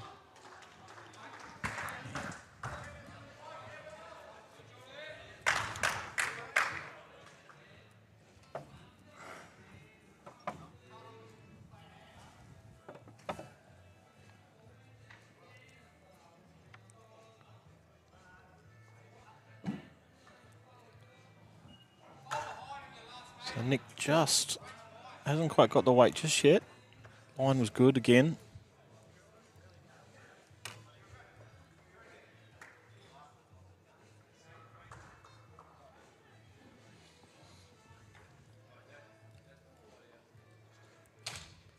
Oh, Trev, our shot clock master, looks quite relaxed up there. He might have just had a bit of a feed sitting back. Hopefully he doesn't clock off himself. Feeding a glass of red. Yeah. Nico doesn't, not happy. Warilla will be counting their glasses at the end of this week.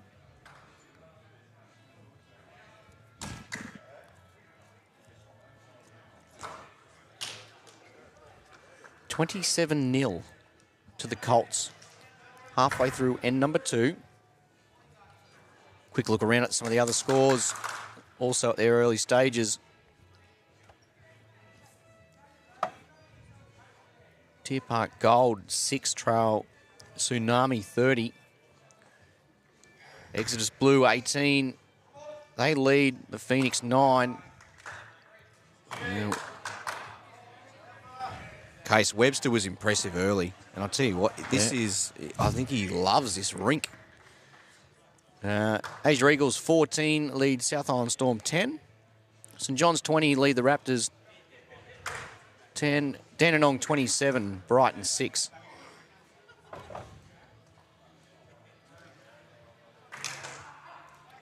Big chance here for the Colts. Oh, this is huge. He's been known to draw touches for fun on this rink. He wants it to hold, obviously under the line. Okay, it's time for Schreiner to deliver here for the Eagles.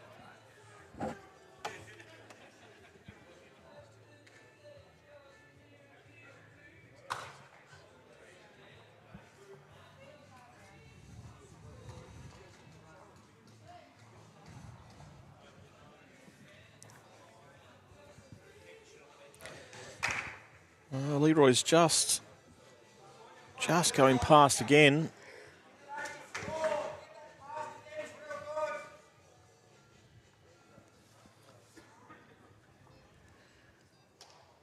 So Webster changes hands on his backhand.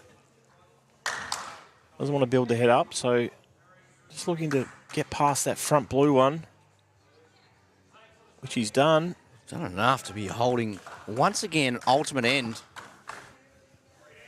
Speaking of multiples, it's great to see a number of franchises and clubs who are entering multiple teams in the UBC. Obviously, we saw Moama. Exits now on board. Deer Park.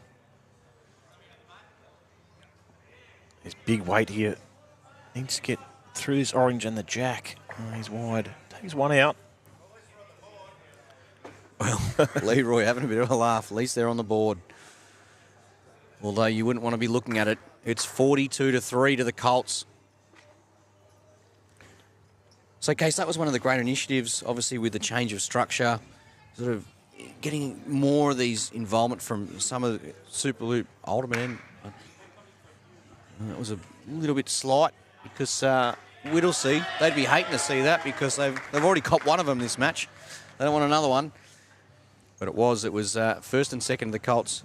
In Case, going back to that, it's just great to see some of the clubs who have got so much talent and getting involved in the UBC and showcasing that talent, and not just the homegrown talent, but people associated with the club as well. Yeah, absolutely. And a big shout out to Deer Park General Manager David Thompson. He'll be tuning into the coverage, looking to watch and cheer on the Deer Park team when they're next on the rink, but he might be still celebrating after the Bulldogs win on Friday night, was it? I did see that. Yeah, mad Bulldogs fan. Probably why I got the job there, to be honest. But no, it is. It's great for Deer Park, where we've got 2 international superstars in Aaron Wilson and Shannon McElroy, but 4 of our players are homegrown and they're our local players. And so far on day 1, they've done us all proud already. Up near the top of the ladder on one of the sections, so fingers crossed they continue that for the next 5 days. We've got a bus coming up too. I believe there's a bus arriving tonight, so should have a few supporters to cheer the boys on tomorrow and beyond. How good.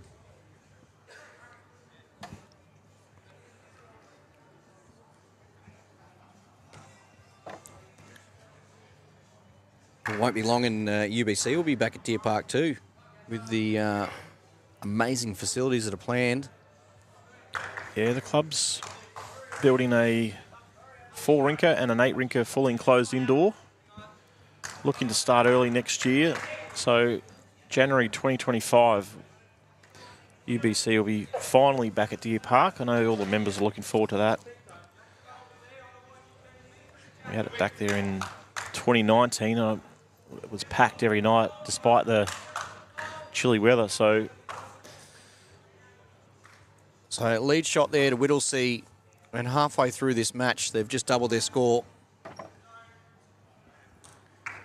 Very unlike Whittlesea, but as we know, things can change very quickly.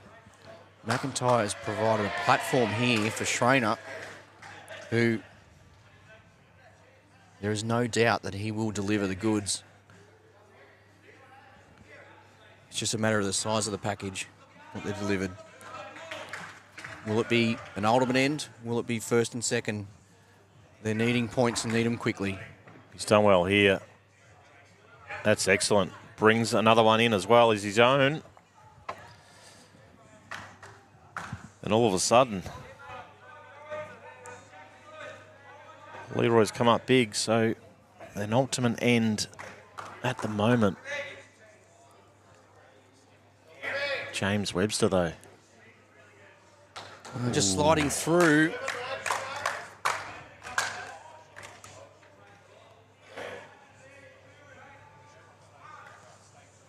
Be much the same from Leroy. Backhand draw shot.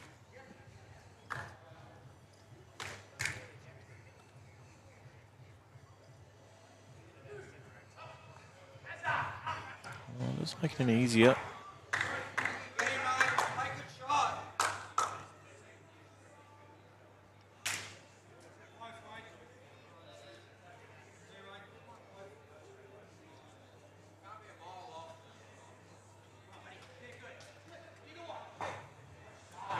He doesn't want the hole again. He has. Unlucky. Stiff there. Everything's been going the way of the Colts. All of a sudden, just a couple of bowls have changed here. It will be 18 points. Can Schreiner a further 3?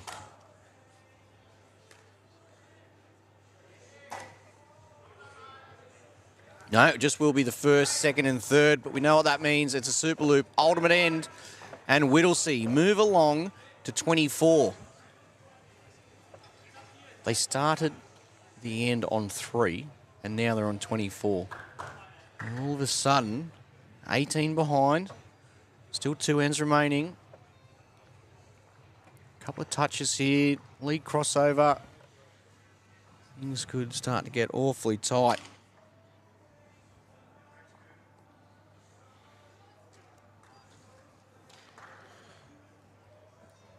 We've seen plenty of Superloop ultimate ends on day one. Record. It's a record for first day, Case. Quite uncommon. On the TV ring.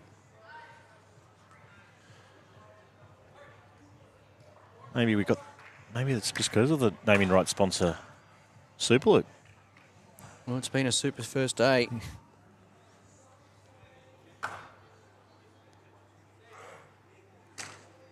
$42.24. So Nick McIntyre needs to put the pressure on.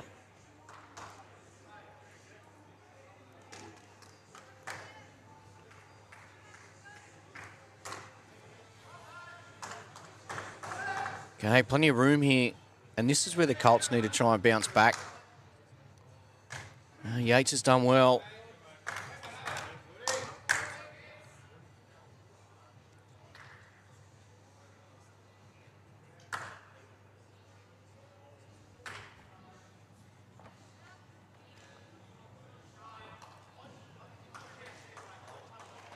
So Nick McIntyre on his forehand. Needs a big bowl here. He's not far away, Greenie. Oh, what a shot. And a That's toucher. a cracker. And a toucher. Absolutely huge in the context of this match. That's a Super Bowl. Know what else is super? Superloop's NBN plans. Check them out at www.superloop.com.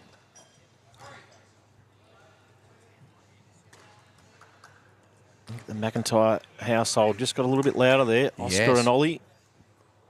They'd have been cheering their dad on. So he set this head up really well. That last one was a big bowl, getting the shot and the toucher. So there's 6 points there. Not long ago, Case, the score was 42-3. All of a sudden, 42-30. That's right. Couple of touches, lead shot, Superloop, ultimate end. Throw all that together, and that's plenty of points.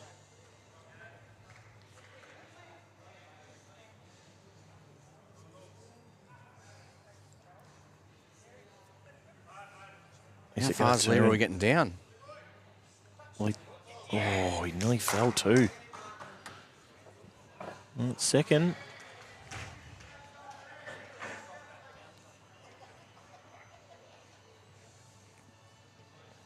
So all of a sudden, the pressure's on Webster, but... He pops that through to his own.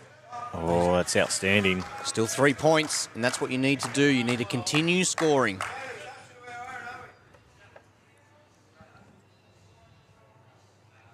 So a little toucher from Leroy is the call.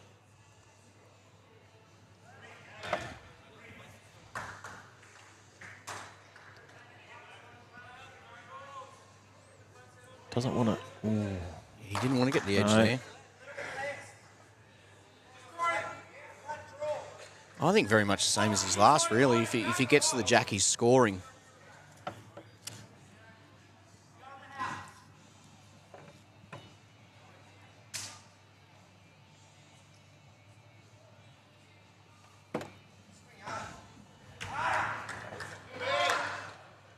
Look at this for a shot case. Oh, wow. Once again, Webster, with his touches, continues to deliver the goods. Just as Whittlesea were working their way back into the match, Webster's turned the game on its head.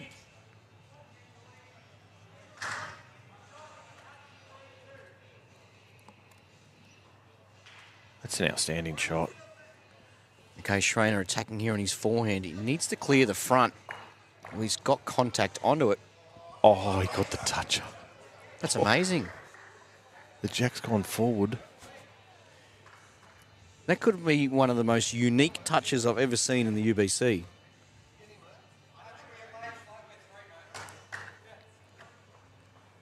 Right. Back to Webster here. Pretty much clinched the game here, Case. Yep, so If he's to land the ball or just a little touch on the jack, you're almost looking at game over. You'll see just here at the end, they'll start to work away. It's still He good, draws though. to himself. He Oh, does. that's outstanding bowling. James Webster. Just plays beautiful weight, doesn't he?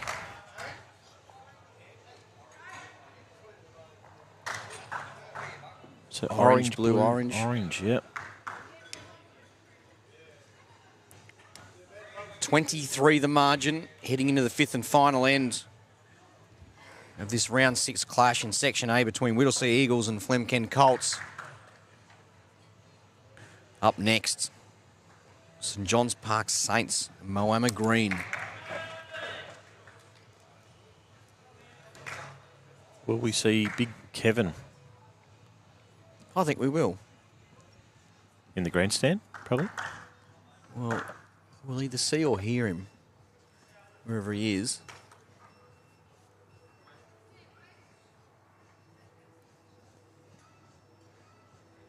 No, very handy opener here, Nick McIntyre. Oh, well done. Down his range. Well, I think if you look at the consistency, he's definitely had the mark as the lead. Yates has scored a couple, but his consistency hasn't been there. Speaking of that right now, look, he's come down and delivered That's a the good goods. shot. He didn't seem to like it either when he let it go. No.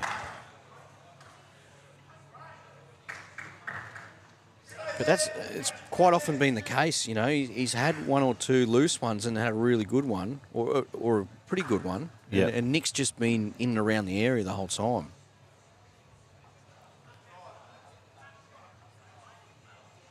He's trying hard here. Well, I think he gets Jack, doesn't he? Does. Yeah, that's good.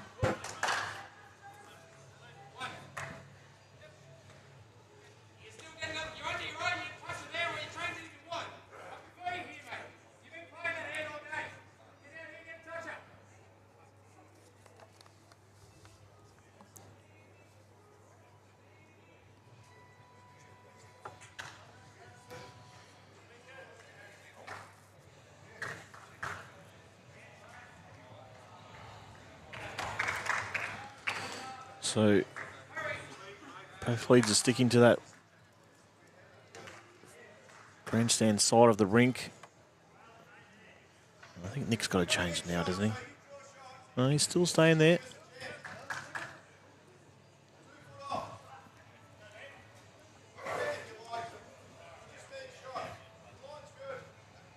Yeah, spot on there, Leroy. They just need shot.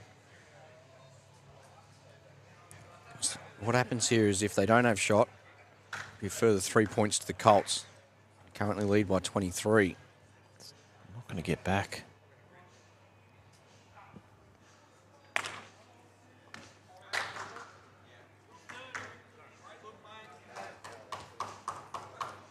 Well, it's been the story of this match case. The Colts have got cheap points at the lead position with sort of one of Yates's bowls. And Nick's sort of been thereabouts once again here. Yeah. But just hasn't jumped right on top to sort of get those further points for Whittlesea. But, well, this is a touch interesting. So 26 the difference. Don't know if that was the right shot selection, to be honest. Leroy has got a chance here. He needs 3 touches.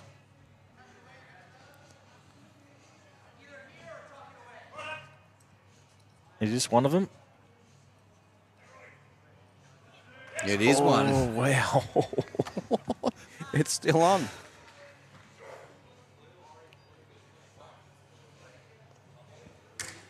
This is the hand that I thought Webster probably should have played his first. Oh, 100% case. That's exactly what I was thinking too. So he's played his perfect. That is absolutely perfect.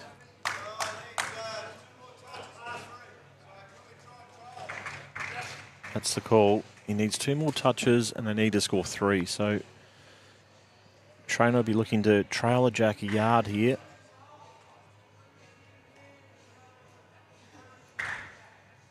He's watching. Watching very intently. Well, He's got the toucher. jack. What's the bounce like? Oh, he's done it.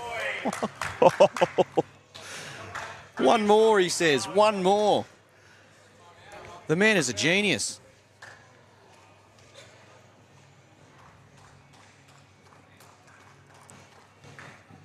Could they pull off one of the greatest comebacks? The beauty here for the Colts and Webster, he draws a toucher, it's game over. I don't know if he liked it out of his hand.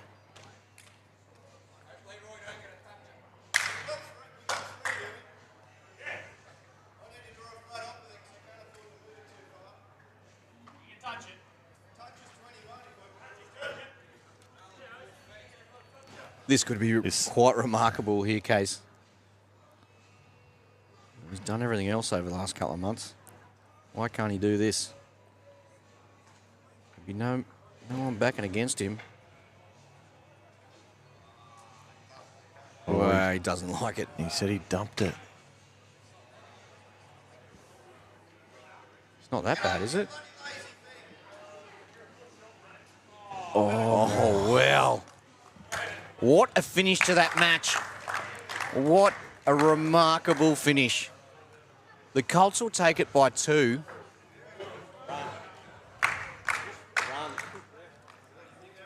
All he needed was another 8 inches. He's got a front toucher and it would have been one of the most remarkable finishes.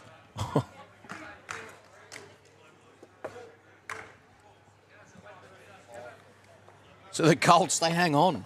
They were leading 42-3 at one stage, 42-3.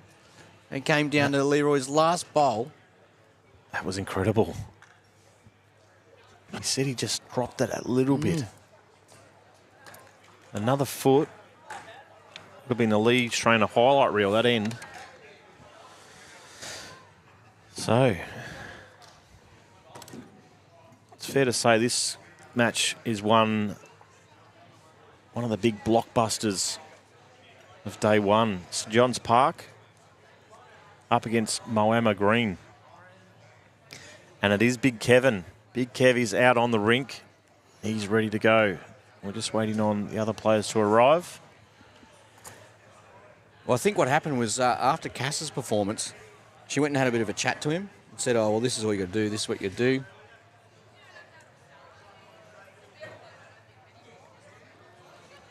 It will be the St John's Park Saints up against the Moama Steamers. And the Moama Green team. So who's going to join Kevy? Rhino? Yeah. Yeah, Ryan Master Bester. Blaster. Bester. Oh, Gary Kelly's just joined us. Sitting in 4th position in Section A. They're cruising, aren't they? Dandenong Club. 4 wins, 1 loss, plus 96. I don't think there's a team who's missed the finals after being at that after 5 games. Rob Sharp will be sitting a little bit more comfortable. He's been a bit nervous. Rob Sharp, he's left the players in the hands of the club president, Charlie Daly. Ooh. Anything could happen at the back end of the week. So it looks like the grandstands are just starting to fill up a bit. Plenty of St John's Park supporters coming up from Sydney.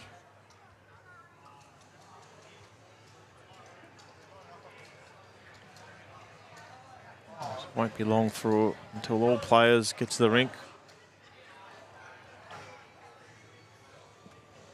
Looks like it might be Dawn Heyman.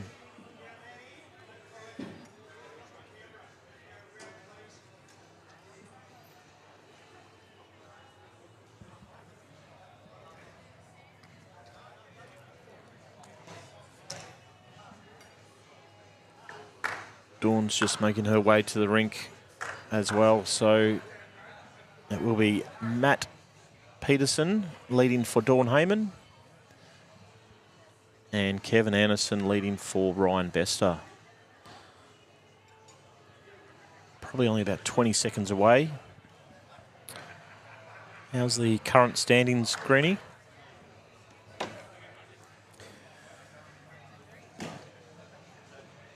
Well, for these guys here, St John's are currently sitting in 11th. So really need to be making some mark on the wins column right now.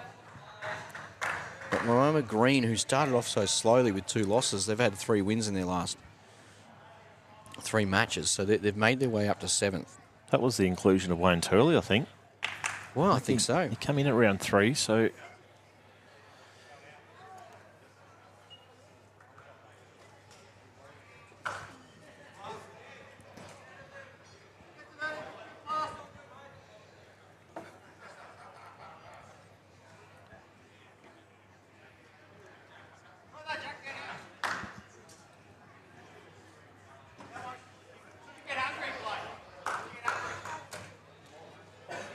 All the players on the rink now.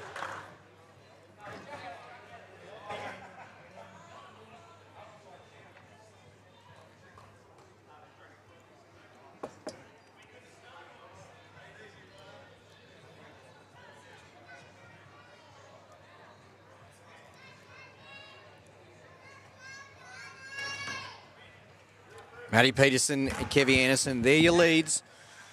Dawn Heyman, Ryan Bester skipping. Crazy Dawn in the Australian side for World Bowls. I think Dawn, she's been outstanding. We talk about Cass, but Dawn, with her achievements and consistent results over the last couple of years, have been phenomenal. Yeah, great player. Great player, Dawn Heyman. Can play nearly any position as well, Yes. so really valuable in a team component. Really nice girl. Made a mark at St John's Park over the last couple of years.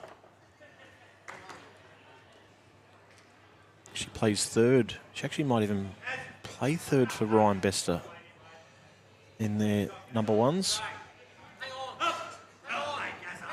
Oh, we're going to have noise from everywhere here. We've got the Dandenong Club Oh, boys right wow. behind us. And Big Kevy. He loves it.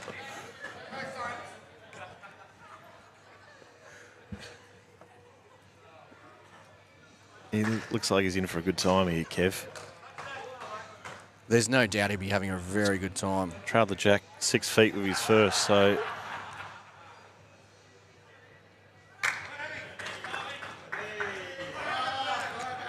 Well played.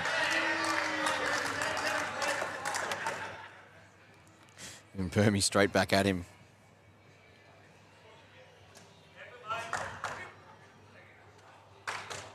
He's arriving again here, Kevin.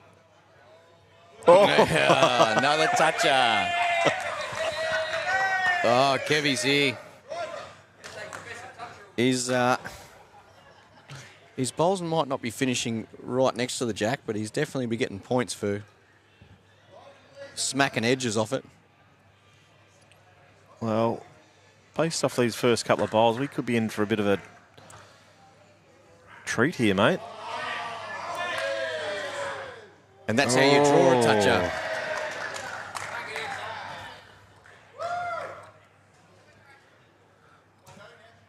Kevy go.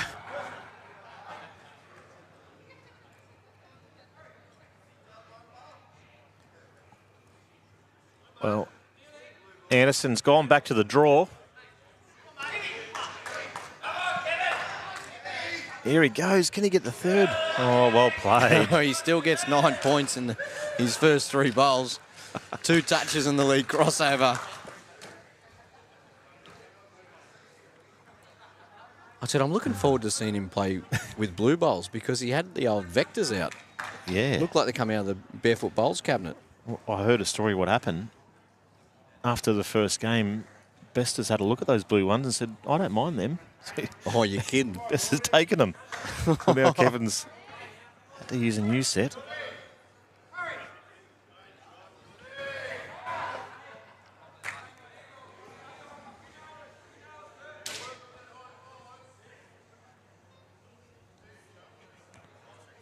All right, so first ball by Bester, just on the high line, just going through.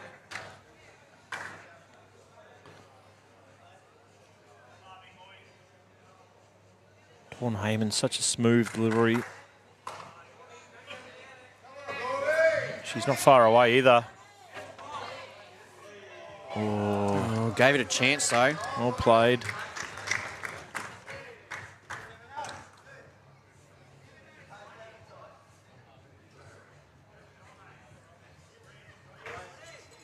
So Best is chasing his bowl. And he's short though. Can he get third? Yep, I think he does.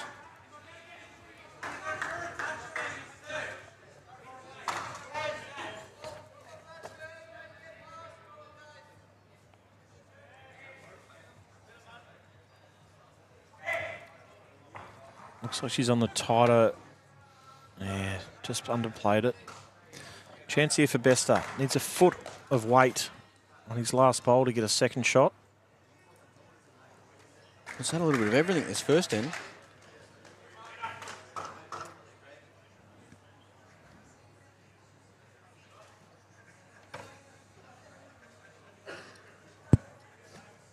Bester getting his steps up, following another bowl. Chance here if he gets down, Case. Yeah, it's good effort, isn't it? Only a foot away. First and third to Moama.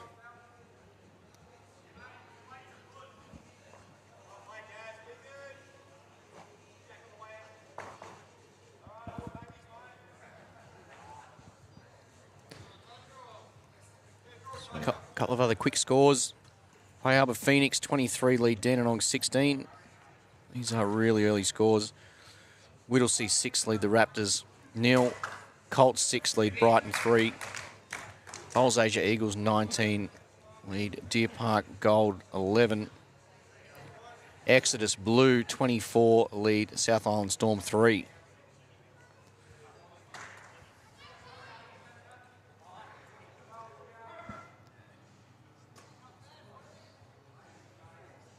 So Matt Peterson on his forehand, just going through. It's a good line.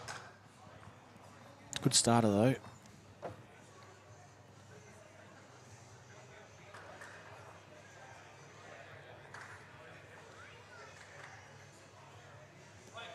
That's well played, Kevin.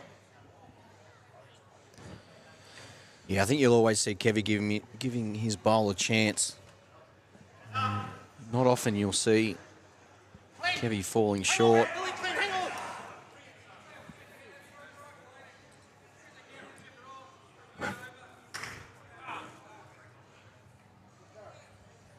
Beanbag's getting a bit of a workout tonight. I was just thinking that. Isn't he free? A few players over there, all the wildcard team. Aaron Tees, Corey Wedlock. Harley is Harley. there too, yeah.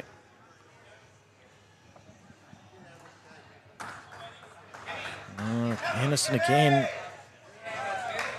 Gee, he's done well this game. He absolutely loves it, doesn't he? 2 touches.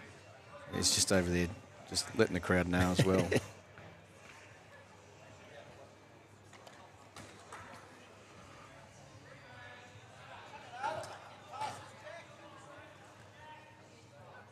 This needs to hold. Oh, it held a long way. Just under, though.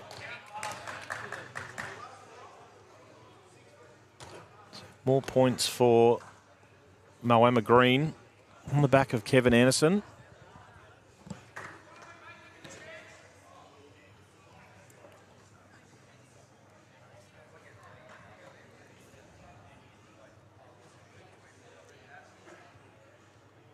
Ryan Bester in that stare.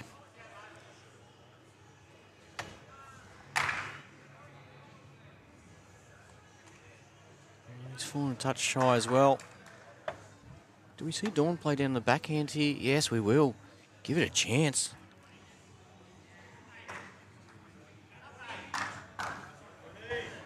Well, Perm likes it. Is down enough. Oh, how did she not get the touch there? Stiff there. Didn't get a touch. Might have got shot, but he gets down to the jack there. It's perfect. Could have easily just sat right in behind with the toucher. Well, that's good from Bester. 2 down. Do we see much of a change? Gets on the last bowl. No. Swap onto the forehand. Clear road to the jack. Gets to her last bowl. Should get shot out of it. Doesn't like it though. Changing hands. A different line there.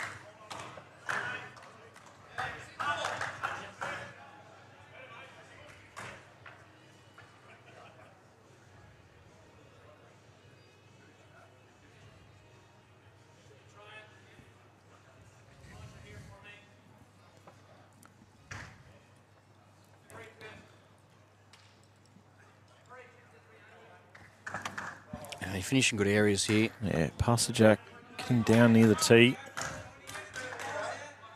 Yeah, back to the backhand now, attacking.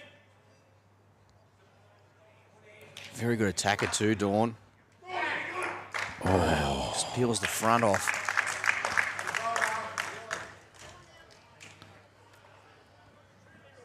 Unlucky. Twice there, Dawn.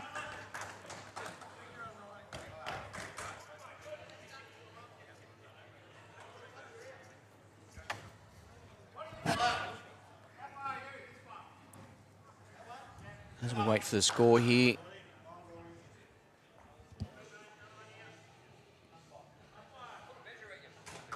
Okay, so the umpire's coming out now.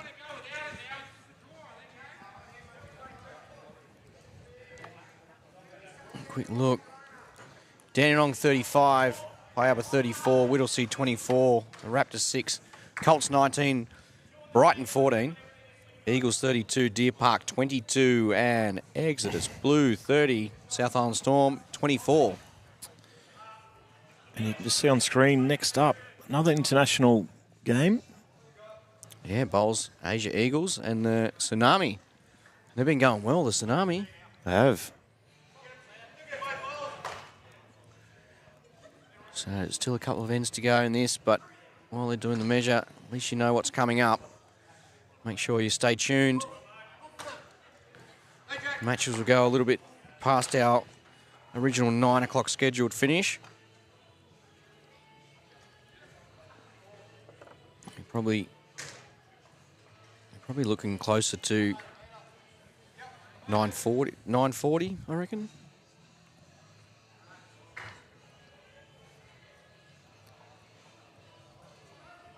Been a big day.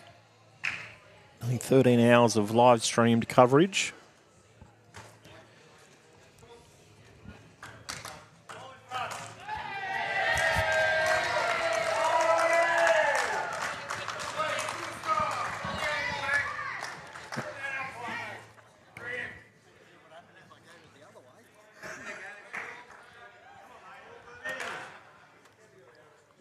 Okay, 30-21 in favour of Moama Green.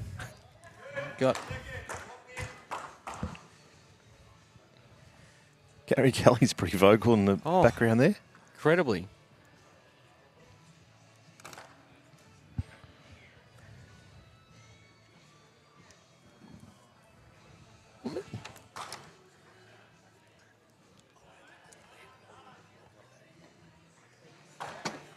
Chris Green's gone for another break. His second break for the day, so he's done well. And we're joined by Sarah Ashby. Hello. How's your day been? Good, good. Bit chaotic, but it's day one. Still finding our feet. You've done a lot of rolls. I have. On green, off green. Yep. It's been a big couple of days setting up the venue. You've played a major part in that. It's been good seeing it all come together. Usually I rock up on the day it starts and I miss out on setting up. So it's been good to see how it all fits together. So you're seeing a lot of the games out the back, rinks 2, 3, 4, 5 and 6. Who's been the standout out there? Oh, it's a bit hard to say. South Island Storm have been doing well though. I think it's they mesh together really well. Yeah. Which always helps. That's the other New Zealand team as well. Newlyn Spiders are like that. Those three mates, they play together a lot. So I think we saw before, and we were talking about helps with, I guess, putting that trust in your teammate, calling the right shots, particularly with the time limit, 30-second shot clock. Yeah, you know what everyone can do, what everyone's capable of. Even saw with Benny Hubber when they were out on this rink, he just waved his arm, and can't remember who he was with at the time, but they just did what they needed to. Would have been Brett Spurry. Yep. He just did his thing and paid off. So we're seeing big Kevin Anderson. This game, he's been dynamite. Holding shot on all three ends so far and already getting a few touches. Might take over Wayne Turley's achievements. Yeah. Usually Wayne's their dominant one. Good to see St John's Park giving Dawn an opportunity skipping. One of our leading female players in the country. She was just out there the last couple of days with, and this morning with the New South Wales versus Vic Test out there skipping. So it's a very big day for her. Yeah, those players might be feeling the pinch on day 6, I would imagine. Oh, yeah. You can't forget the ones that have already played in the Nuggets. Gold Nugget. Lee Schreiner would make, he's going to be a bit tired, I think. So opportunity here for Moama Green to extend their lead. Currently holding the Superloop ultimate end. But they need a little bit of cover here. If the jack moves back. Still an opportunity there for Dawn.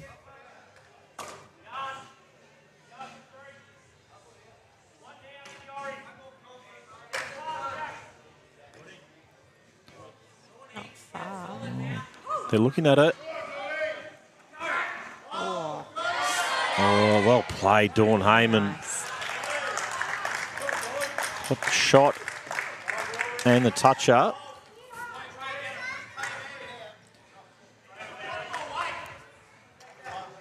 It's a good conversion.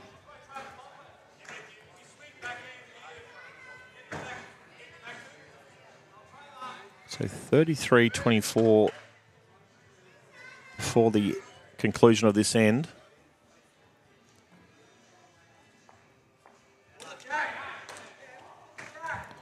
Great effort.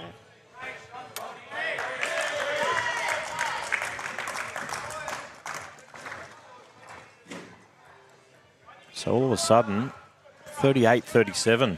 Nothing in it.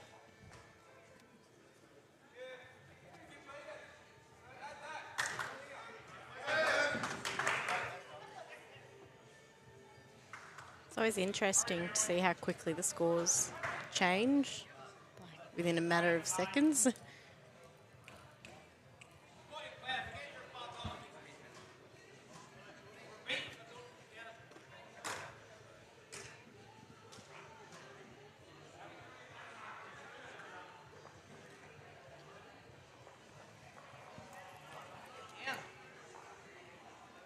All right, so it's been Anderson, the one getting those points on the board for Moama.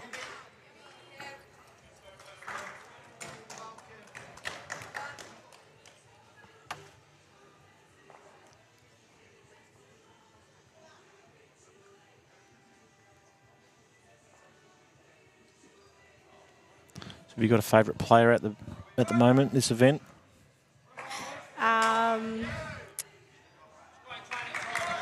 No, not at the moment.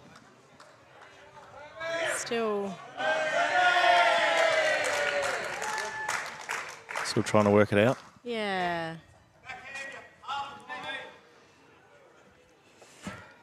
So Anderson has to change his hand to the backhand here.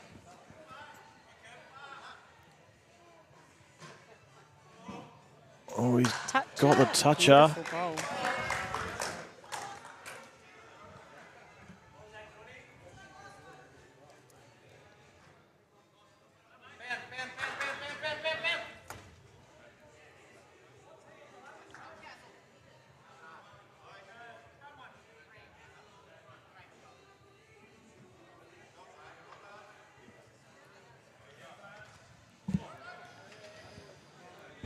All right, so Matty Peterson, he's done well.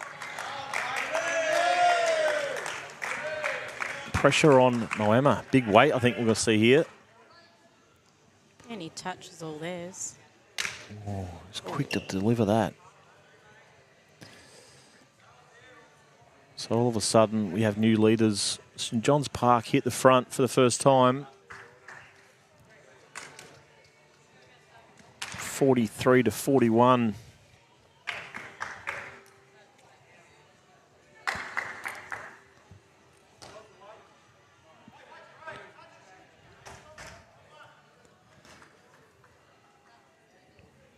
So Dawn will be looking for anywhere near the tee, I think.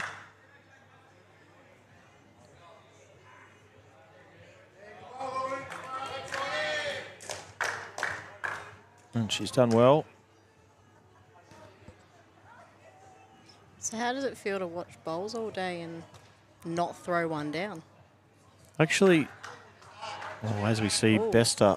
Oh, that's a great shot. It's the movement they Hits a needed. shot and the toucher. Yeah, I'm not a great bowls watcher, but in this format, I actually enjoy it. It's new players out there every sort of 25 minutes, and they're all outstanding players. So you get to see a little bit of everybody. And of course, with the scoring format, this makes it a little bit more interesting, I feel. Yeah, you're always in the game. Plus, I'm not good enough to be out there anyway, so. Is it your math skills not up to it? No, it's just my bowls ability. So Bester, I don't know if he might have gave the shot away there.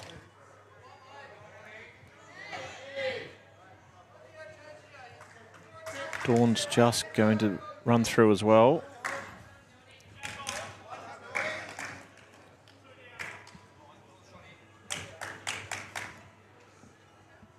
Chris has a big head. These keep slipping back off my head. Not that he'd like me saying that on live stream.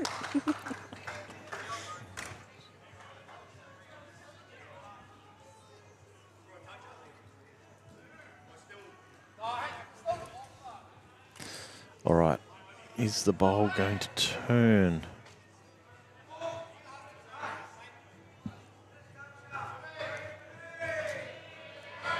Just more his weight. 2 foot heavy. So I think it's blue, orange, blue. Not the result Moama would be wanting. Plenty of room there for Bester to take advantage there.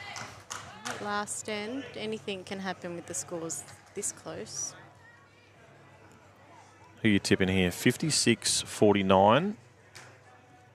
Well, considering it's first year for St John's, maybe them.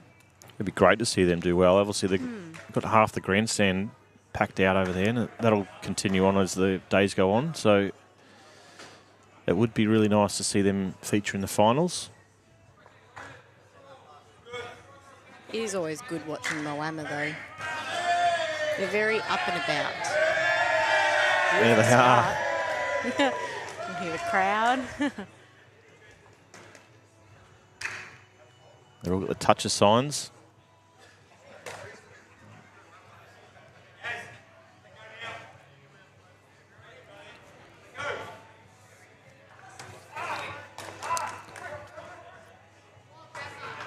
Don't think he's happy with that one, but anything back is pretty good.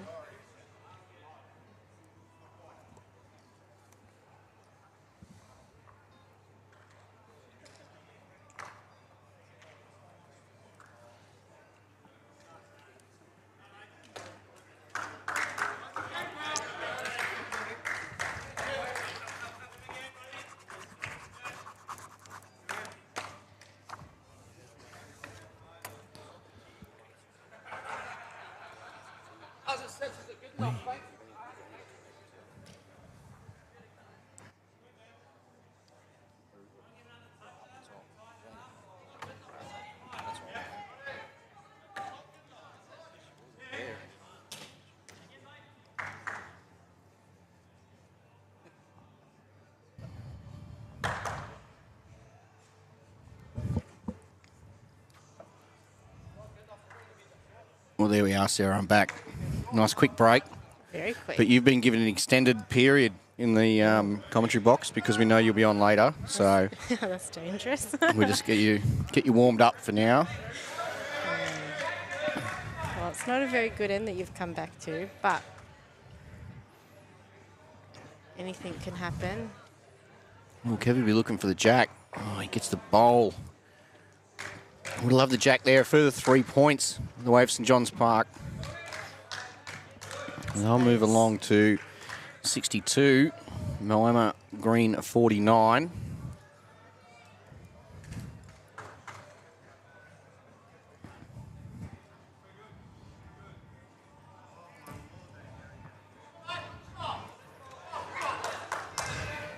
So Dawn can seal the match here with a couple of touches. Just closing down those scoring opportunities for Moama Green's Ryan Bester. But with 13 the margin, it's still anyone's game. Especially if Bester can draw a shot of his own and jump on top now. These games can turn very quickly. Just a couple of touches and nearly looking to be in front. Well, here we go. Beautiful. Ryan ball. Bester. It's one of those games where you'd be happy with that bowl in any other situation, but because it's not a toucher, you miss out on those 3 points. So, other than that, beautiful bowl. Oh, Dawn needs to drop off a touch here. Okay, Bester can put all the pressure on right now. Draws a very good second. And it's absolutely game on.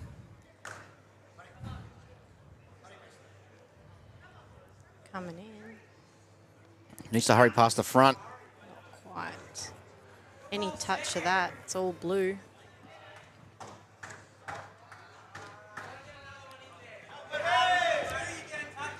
Well, the issue there is it makes it extremely hard to get the ultimate end.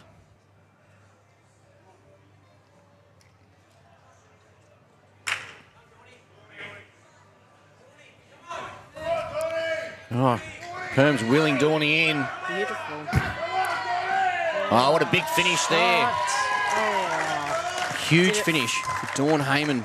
did it just fall out? Well, it doesn't matter. Very good shot because it orange, covers blue, up the blue. jack as well.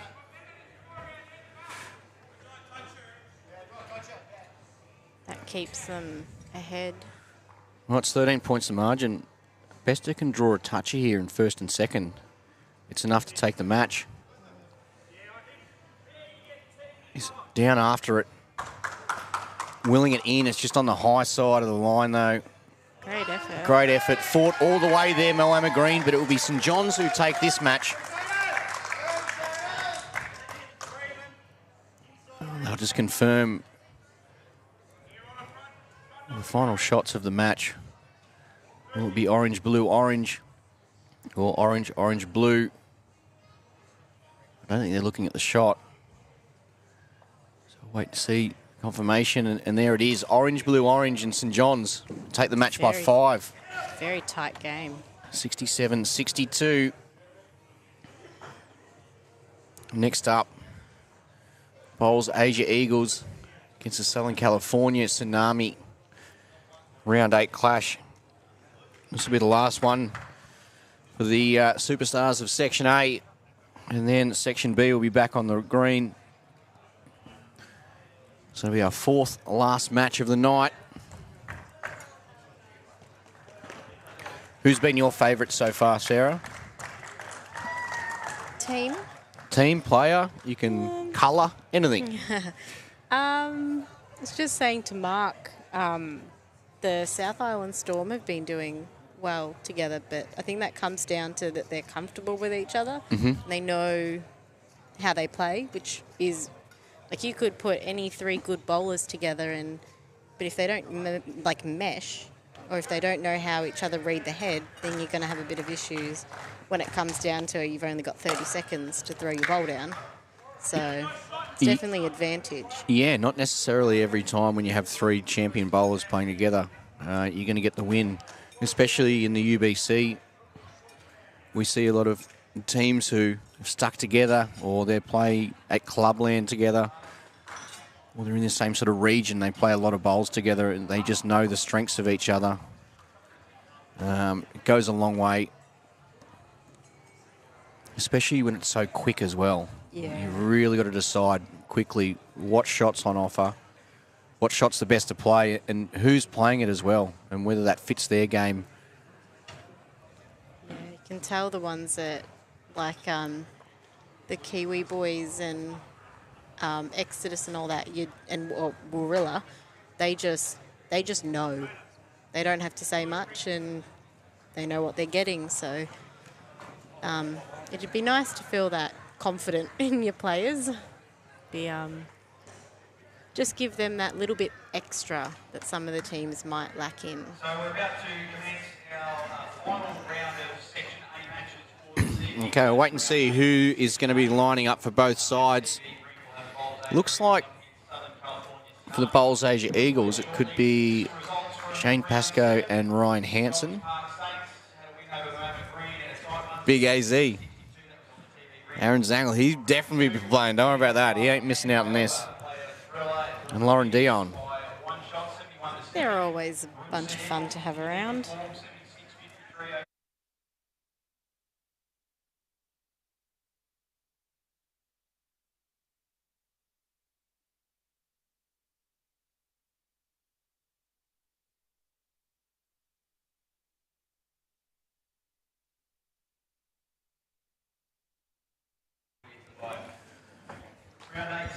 Well, Sarah's heading off. She's got a couple of other duties to do and warm up, because she'll be back on tonight with the all-girl commentary team. And we'll have a quick look and see. Looks like the lineups have been confirmed. Ryan Hansen will be leading up for the Eagles. Shane Pascoe skipping. Lauren Dion, he'll be skipping. Tsunami. Aaron Zangle, Big HZ.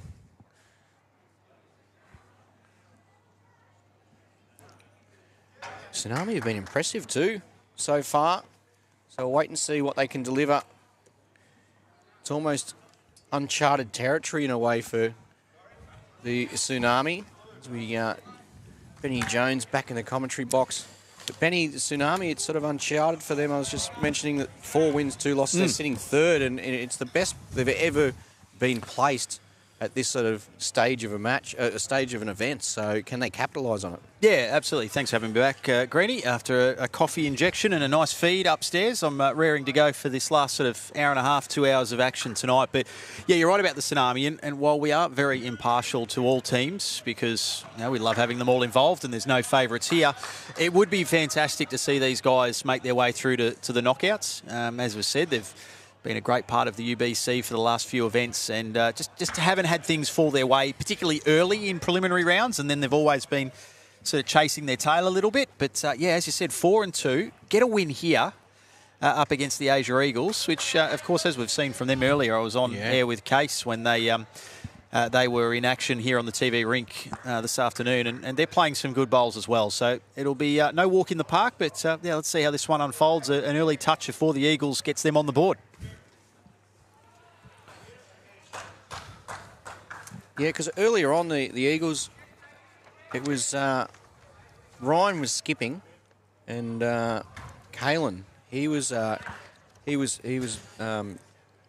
off. Leading up. Yeah. So just a quick little change there.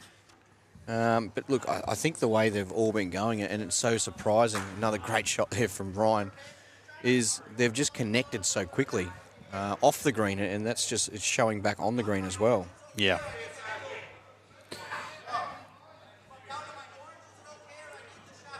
And unlike some of the thick Scottish accents that you picked up earlier today on our effects mic, they're a little bit hard to decipher. There's no mistaking that American drawl. We love that. So this is the 6th and final bowl of this opening half of end one goes through to the back. And the lead shot goes the way of the Asia Eagles, so they're off to a nice little start, a 6-0 scoreline early days. Yeah, and a little bit of a rest for these players after this round because it'll be the conclusion of Section A matches for tonight. Yep, followed by 3 for Section B, 3 rounds of matches for Section B, and then that'll put us to bed, Greenie. And I can tell you what, as I'm running on fumes, I needed the coffee. 3 hours sleep last night. I don't think I'll have any trouble when the head hits the pillow tonight, but it's been a really entertaining day. So we've seen some really good matches, quality matches, as we'd expect, but here on the TV rink, I've seen a few go down to the wire. Yeah. Come down to the very last bowl of a fifth end, so that's all we can ask for, and hopefully, and I'm sure those who've been following along on the stream, Facebook or however you are checking it out online, leave a comment, tell us what you think of the event so far, but I hope you've enjoyed the coverage. Big shot there, Lauren Dion. Really capitalising on, I think, the fact that the Eagles didn't run for any cover.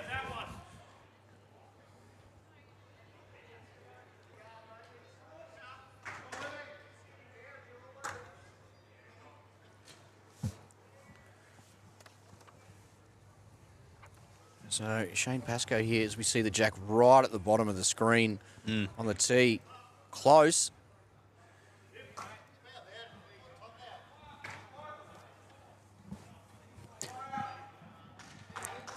Can Lauren follow up his first bowl? Effectiveness rate so far 100% for this match. Seeing that one deep, here it comes. Tracking well. He might even be able to promote his other bowl just slightly closer and behind the jack as well. He's done well there. Yeah, holding first and second. So this would have them with 13 on the board, assuming that nothing changes from here. Both sides with a bowl to come. 10 for first, 5 for second, and 3 will be for the third place bowl, which at the moment is in possession of the Eagles. This looks solid and might take a little wick inside here too. Brilliantly done. Yeah, gave himself a chance down there. So it is shot bowl at this stage to the Eagles, who already lead 6-0. Yeah, that was big from Shane, and now puts the pressure back on Lauren here to come up with something pretty big on this final bowl of the end. Following it closely, having a very good look. It's got the legs. It needs a touch as well. It gets one, but just carries on through. And that will be lead shot bowl there as well to the Eagles. They had a touch early on, and now they'll get the shot bowl to wrap up the first end. Just checking second and third here. That's a good start for the Eagles. They lead 19-5 after one completed end of this final round of preliminary matches for Day 1, Event 1, UBC 2023. Yeah, very solid start there from the Eagles. That's just the way they've been playing too, just getting bowls in the head. Not too many crazy chances there. Young Ryan. That's a great start. There's 3 more on the board. Mark Casey doing the job here, delivering the drinks. He's been on the camera, he's been on the mic, he's been running the show, and now he's handing out beverages. Just ticking all the boxes as the Eagles off to a fast start. Yeah, Ryan will look to give himself a chance once again here. Get some movement on the jack. If he's missing, he's getting past. Looks to be in pretty good areas again. Might just slide by on the high side, but in a very good area there. Giving himself chances. Also giving his skipper options.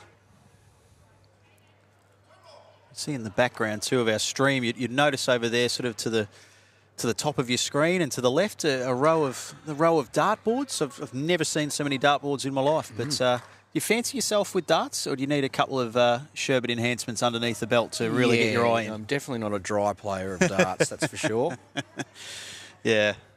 They host a number of events here. Yeah. That's why they actually changed up how the build of the arena is here. Right. Just want to stay off the orange.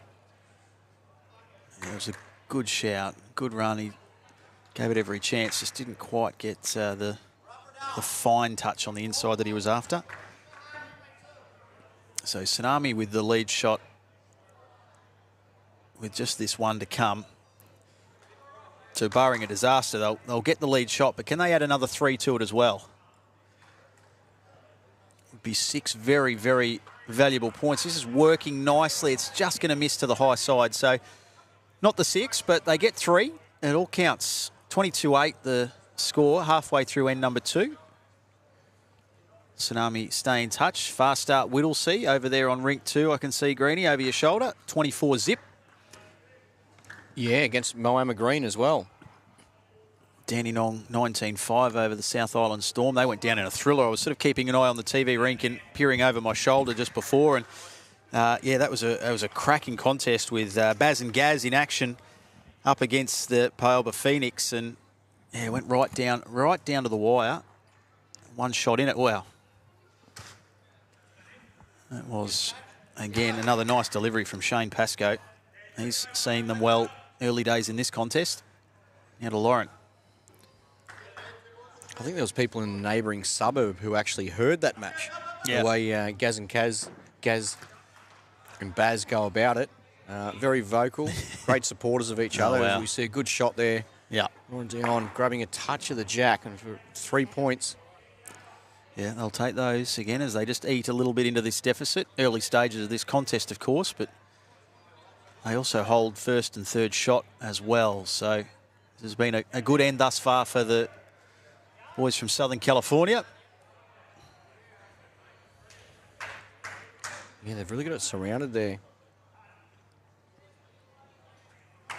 So tell you what, just talking about a fast start again, too. I'm looking at that score on rink 6. Paelba Phoenix 27 zip at the end of the first end, which that's about as well as you can go to kickstart a match. Superloop ultimate end, and obviously a few touches and a lead shot in there as well. Yeah. So very, very nice work from Paelba. Here's Lauren. Geez, they're all over it here, the orange. There is that second shot bowl belonging to the Eagles. And both teams with 1 to play. This one's well set up. Still ample opportunity. You'd think they're ready for the Eagles to work their way in. What would be your play here? What would be the train of thought here for Shane Pascoe as he prepares to deliver his final? Yeah, well, I think he's just got to change over to the forehand and try and draw the shot himself. If he draws a toucher, it's 3 points, you know, if he gets in there for even for a third shot. Because the thing is, it's still open for Lauren. So he could potentially draw a toucher with his last bowl. And then you're looking at Superloop ultimate end plus a toucher. Yeah. 21 points. I mean, they'll just storm straight into the lead. So he did play the forehand as you suggested, predicted.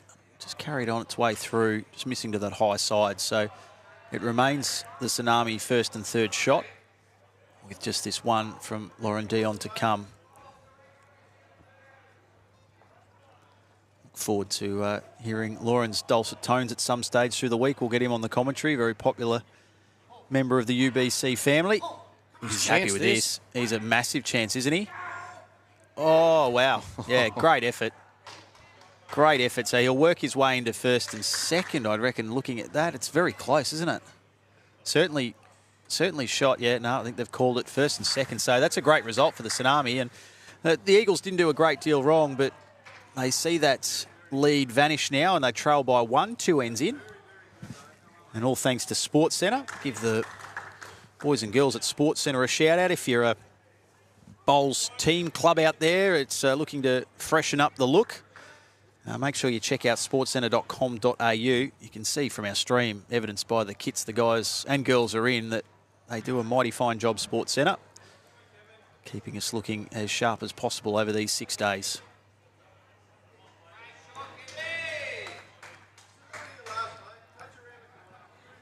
Young Ryan Hansen, he started off very steady. Can he Again, he apply the pressure. Well, that's a good start. Very good start. Have a look at some of the other scores. Whittlesea 46, Moama 11. Yeah, wow. Dandenong 22, South Island Storm 32. Yeah, they've pardon the pun, they have stormed right back into that after Dandenong got off to a pretty good start. Yeah. Exodus Blue against Deer Park Gold, 34-17, the way of the Exodus Blue side. Brighton 27 and the Raptors 18. And now the Colts have also bitten back because they were jumped early, 27 zip after that first end, and they've squared it back to 21-33. They still trail, but that's manageable from there. Oh, 100%. They've done well there to get back into it. Ryan Hansen. There's another three. Regaining the lead for the time being for his side, the Asia Eagles.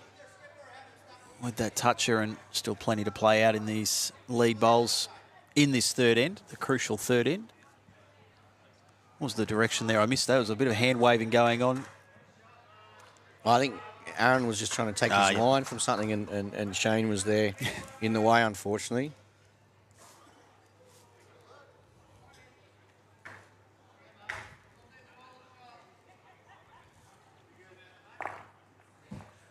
Opportunity here. Yeah, I think that's the way. I think you're trying to apply the pressure here. The Eagles will have last bowl, so it all comes down now to try and cover that jack up.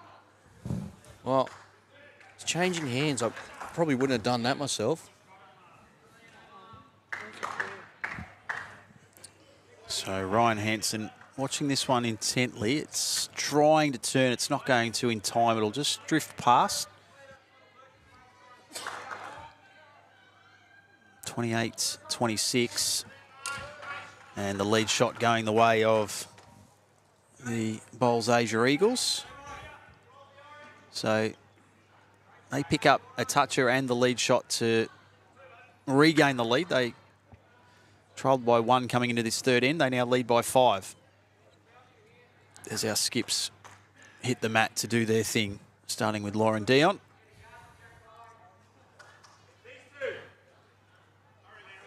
I need some luck. Yeah, just couldn't quite get the little wick off the inside of his own bowl there. Sails harmlessly out of the way. Now to Shane Pascoe of the Eagles. Yeah, definitely a moving end here. They haven't put a foot wrong so far, the Eagles, this end. This one's come underneath and probably a couple of metres short. It's probably a good guide too now, actually, for Lauren. He knows he's underneath that. He can land the bowl, grab the jack, especially with his last spin through the head there.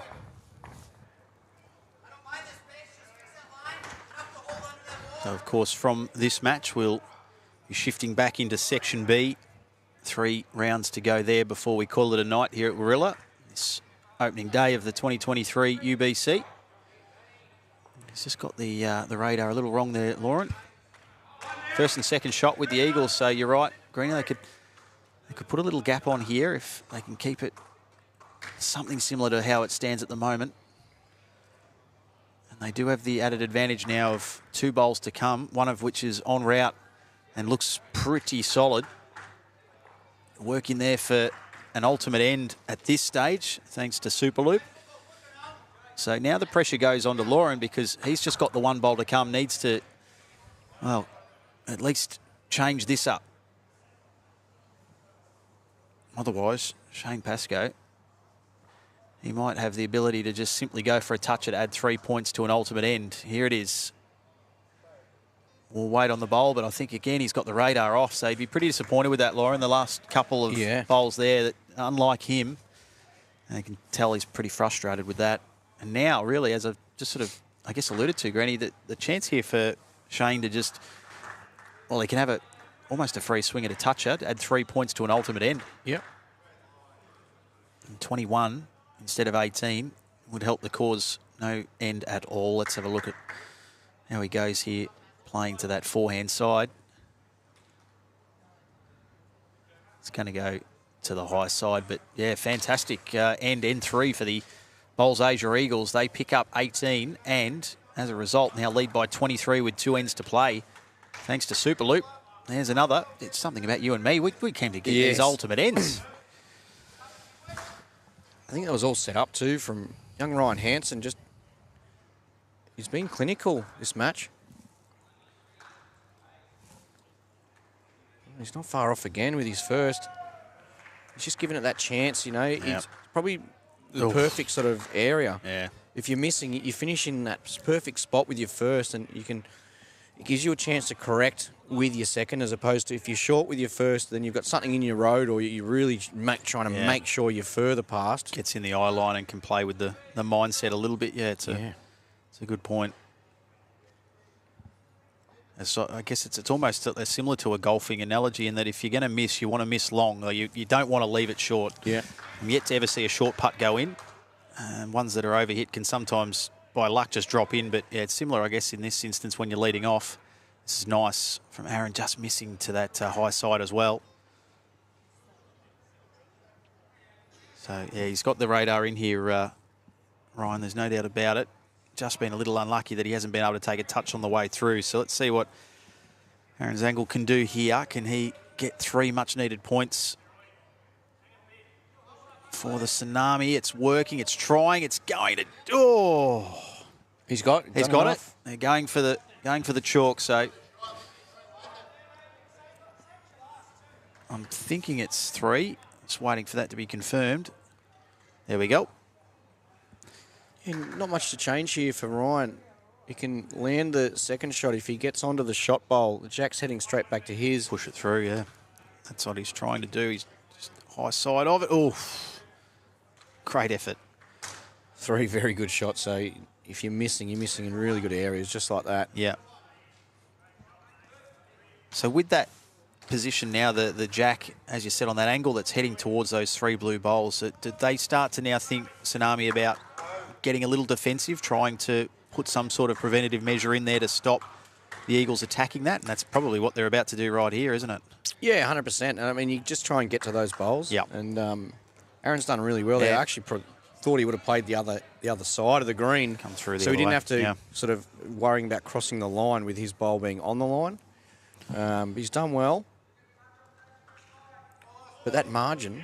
Yeah. 17. Yeah, they've eaten into it a little bit there, the Tsunami. So that's what they'd set out to do at this start of N4. And again, they're holding first and third shot as it stands. Plenty to play out, of course. Shane Pascoe going to put another one in that bunch, just pretty much jack high, just a little past. It gives him a good sider too, you know, because it's just fatten that target up a bit. Even though there is a hole there, it just, when you look down there visually, it looks a lot better.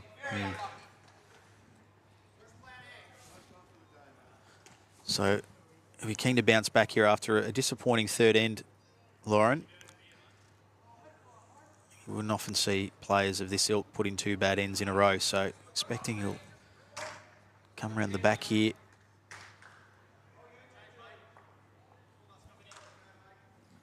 Just sits at the back of those 3 Eagles bowls. They currently hold second and third. So at the moment, the damage is only 2. 2 shots off this lead if it was to stay as is.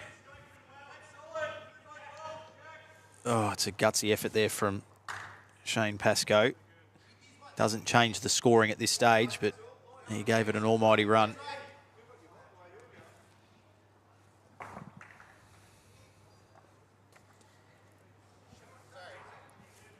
And Lauren again not happy with how that one left the hand.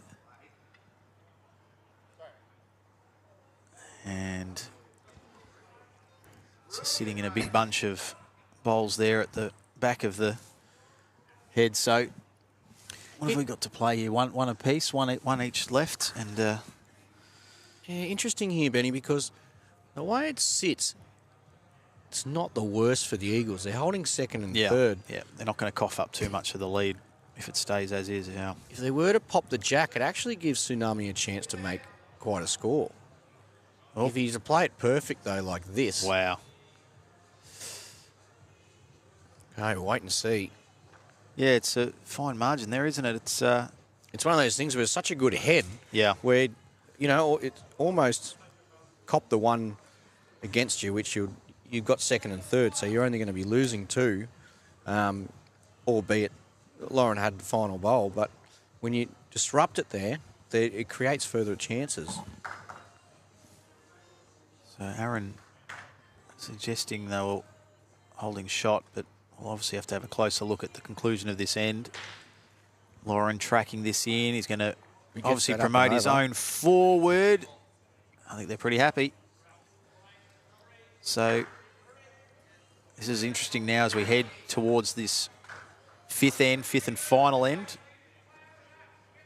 Expect to see these scores again to tighten up significantly as we get the additional measuring devices out now to just make absolutely sure of it. And a couple of the other scores while we wait. Whittlesea have absolutely blown this apart. Yeah, wow. 84-27 against Moama Green. That's halfway through N5. At the start of N5, in the the rest of the matches there, Dandenong 41, South Island Storm 58, Exodus Blue 50, Deer Park Gold 52, Brighton 44, the Raptors 49, the Colts 37, High Alba Phoenix 62. Yeah, well, the Whittlesea Eagles, I know they suffered a close loss here against Flem Ken in one of your TV games you were doing with Case there, Greenie, but they just, again, are setting themselves up as a team that's going to be very hard to beat. And while the preliminary rounds are all about setting yourself up for a crack at the finals, we saw in Moama, you know, Lee Schreiner, I don't think there's any better cutthroat bowler when it comes to those finals. And, you know there's no second chance. You've got to get the job done or out you go. And he just seems to thrive on that sort of atmosphere. The bigger the bowl, the bigger the occasion, the better he'll deliver. And you know, we also had Blake Nana, who I think just as a result of playing with Lee just went up another level. You know, also rubbed off on him. So they're going to be tough to nudge. There's no doubt. As we'll obviously have a chance to reassess tomorrow morning when we reconvene for the remaining preliminary matches, and of course look forward to an afternoon full of some fantastic finals action. All right, what do we got here? Waiting for confirmation. Should be coming through very shortly. So there you go. First and third to Tsunami. Yep. 9 the diff. Yep. Yeah, that was a fantastic end for the Tsunami. Both Aaron and Lauren. Lauren coming up, as I said, after a disappointing third end. There was no way he was going to have back-to-back bad ones, so all to play for as we launch into this fifth end. Tsunami have started this event really well. They would absolutely love a win as they hit the pillow tonight to improve their record to, they'd almost go to 6 and 5 and 1. Yeah, we'll have to double check that, but still looking very, very solid. Let's have a look. Yeah, they'd go to 5 and 2. It's a very comfortable night's sleep if they could head to Sunday night in that sort of shape. Whittlesea on top as it stands and looking like they're going to add a 7th win to their 8 matches. They're definitely the team to chase in this Section A.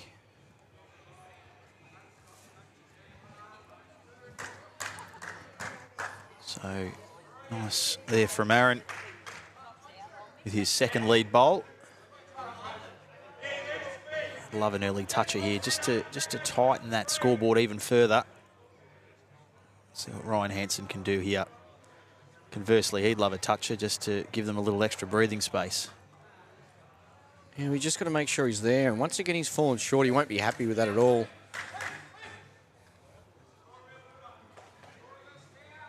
Well, things are getting a little tight out there. Sweaty palms.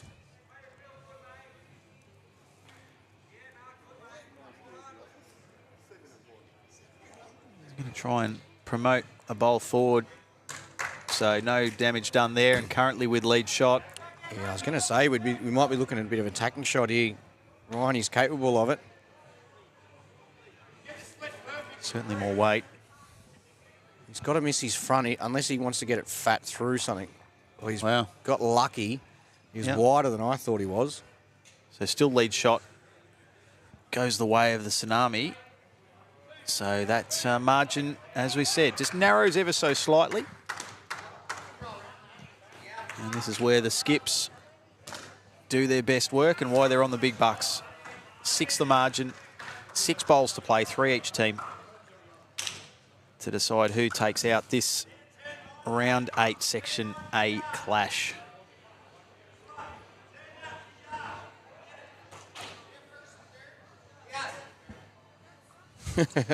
Lauren literally left the head 20 seconds ago. It's a fairly long walk. Easy to forget where you're at. And, of course, when the scores are this tight, you want to be absolutely certain. As it stands right now, the Tsunami are winning.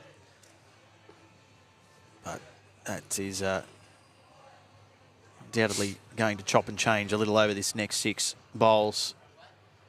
Lauren just puts that one right, almost right behind the jack, just about 1.5 metres past.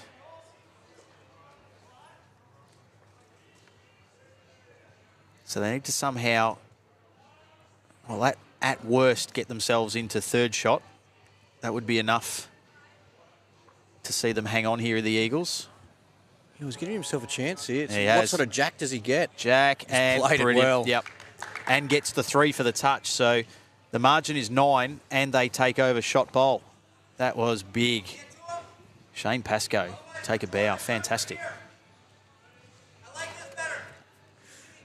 It's one of the things you see quite often, Benny, is when shots are left there, you know, sometimes it's better to play the shot first, take it away, especially when you can score those extra points. Now it's back to Lauren. What's he done here? It's just going to duck underneath, but yeah, he gave it a good run. Just missing. And, well, he's got 1 to play, so it's going to come down to Lauren needing something pretty special with his final bowl. Shane Pascoe came up big with his previous, and he put a nail in the coffin here. It's underneath and short, so nothing really changes there. No so chances. the scenario, we're looking at it from a Tsunami point of view. They need to get shot in 3rd, and they would still fall short. So they need to somehow work their way to 1st and 2nd, because if the Eagles maintain a 2nd shot, they'll go to 62, which means the best that the Tsunami could manage would be 61.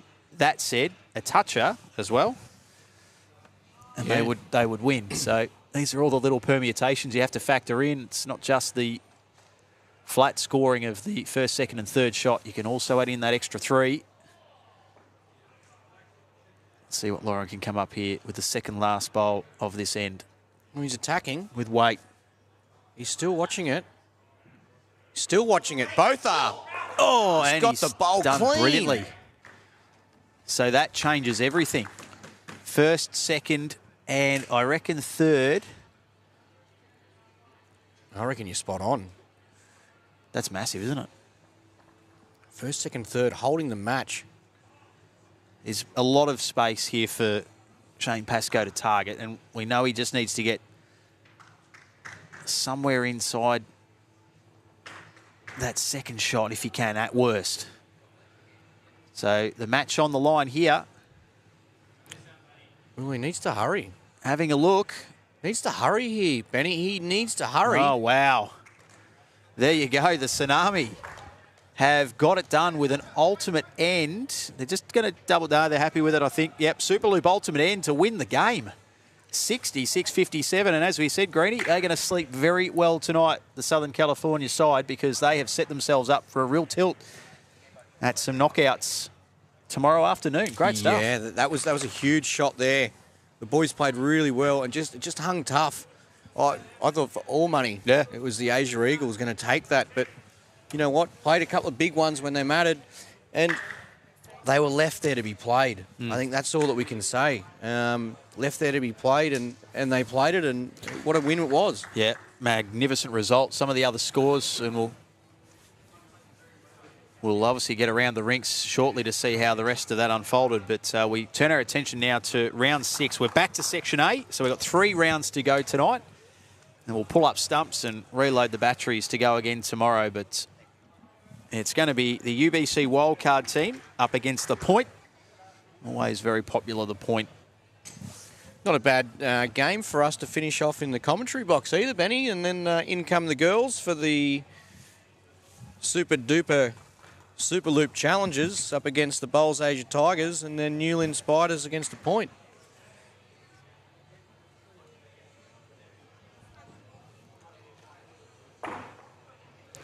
So I'll just have a look at those Section A standings as well just before we sign off here, Greenie. So Whittlesea flying, as we touched on. They're on top. Deer Park. It's just refreshing as we speak, so we'll just wait for that to reload. Obviously, the more recent results still coming through. Well, this is going to be a good one for us to finish on, Benny. UBC wildcard v the Point.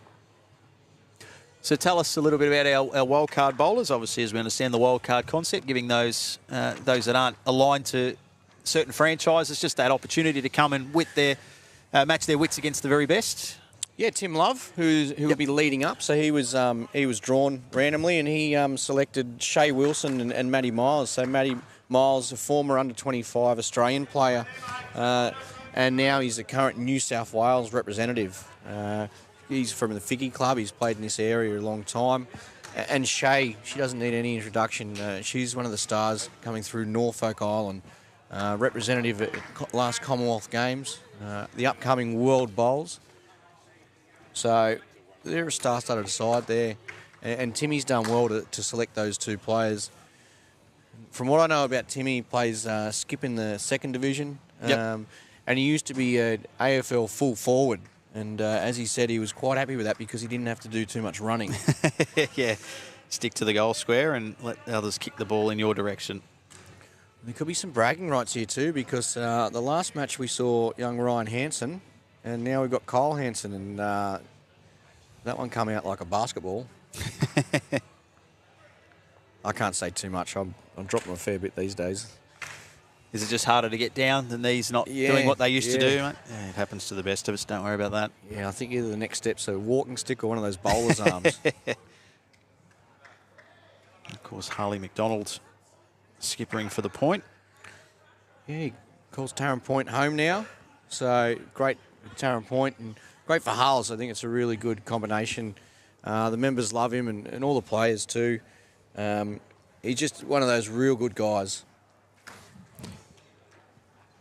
Well, I've got to say, with my my involvement with the UBC for the last few events, I haven't come across anyone that I wouldn't consider a good guy, a good girl, a good person. They're all good people around the UBC fraternity, and they're all here obviously to compete hard and obviously to try and win and represent their teams and their clubs as best as possible. But I think the camaraderie off the green is just as good as well, Chris. We obviously see, probably maybe not so much in the early nights, but certainly a couple of drinks after our finals. And the last night's always good fun as everyone winds up and generally heads back to go and play their club bowls the next day. It's one of the great assets I think the UBC has got going for it, is just the atmosphere in and around, not just what's happening on the greens. As Kyle sends down his third and final, this opening end. And just slides a little past, so the wildcard team will have the lead shot. He's done well to set it up though. We know Harley's a shot maker, but he's also got that deft draw in him. So you get a couple of bowls in the head and you just give him those opportunities and chances to play a number of shots and he'll get the job done. Well, Tim Love, don't worry about wildcard. Could have been selected. Yeah. Could have been drafted with bowls like that. Well, I'm sure there are plenty of franchise owners watching with keen interest, and you put in a good performance as a wildcard member, when the next draft comes around, it sticks in the memory bank. And certainly with his opening salvo here in this first end, he's certainly impressed, Tim Love. So now it is to Harley McDonald. Sending down his first for the match. Going to that backhand side and a little long.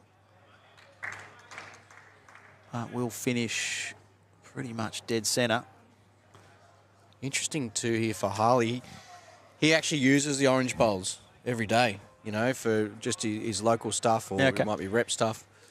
But so that's one of the probably advantages he has coming in, especially when they are Familiarity orange. to them, yeah. Yeah. That's a nice start from Shea as well. So they're on here, the wild card. Yeah. Great opportunity for them up against one of the perennial strong sides of this UBC. What's Harley got here? Can he hurry enough to the jack? I think he will. Yep. Harley McDonald. Great shot. Squares it up 3 apiece with the first toucher for the point, and also gets them the lead shot.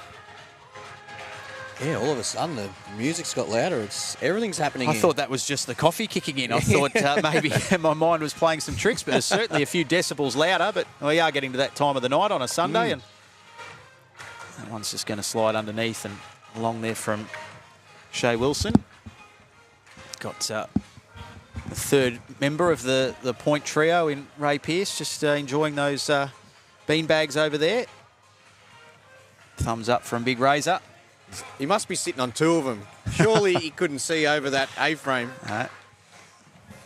Yeah, he's. I think Ray can tell from here that I'm just about to nod off, and that's got nothing to do with you, Greeny, by the way. Commentary's fantastic, but yeah, no, he's feeling my pain. But we're nearly there.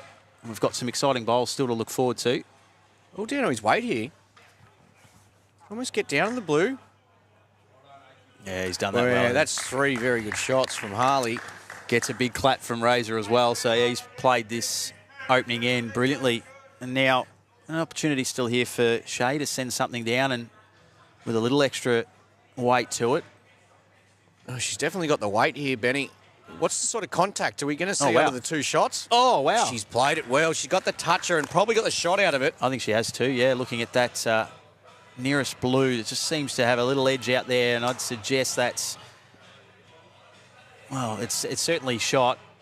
It's probably blue-orange as we looked at it, but we'll have a... Yeah, it was. So there you go, and the toucher. So, yeah, great response there from Shea Wilson, and what a fantastic opening end from all 4 bowlers.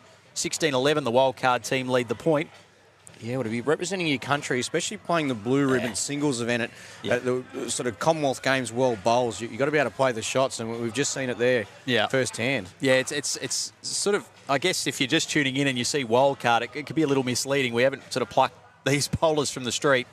They certainly got some amazing CV credentials, and what a great start that is there from Timmy Love. Gets himself a toucher.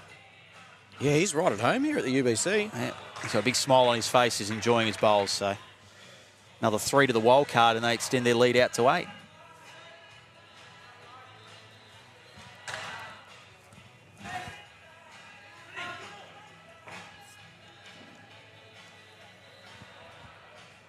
And just slides underneath there, Kyle. But So sort of areas, though. That's the weight you want to play. How's your bowls been going, Benny? Or is it more so you've put the bowls on hold for your football career? yeah, so less said. Well, not so much the less said about that. It's more the another one from Timmy Love. Sorry, as he just steals my thunder there with another 3 points for the toucher. Yeah, I've pulled the boots on in the over 35s, and trust me, I'm well over 35. Don't let the boyish young good looks deceive you. I am nearer to 40 than I am to 35.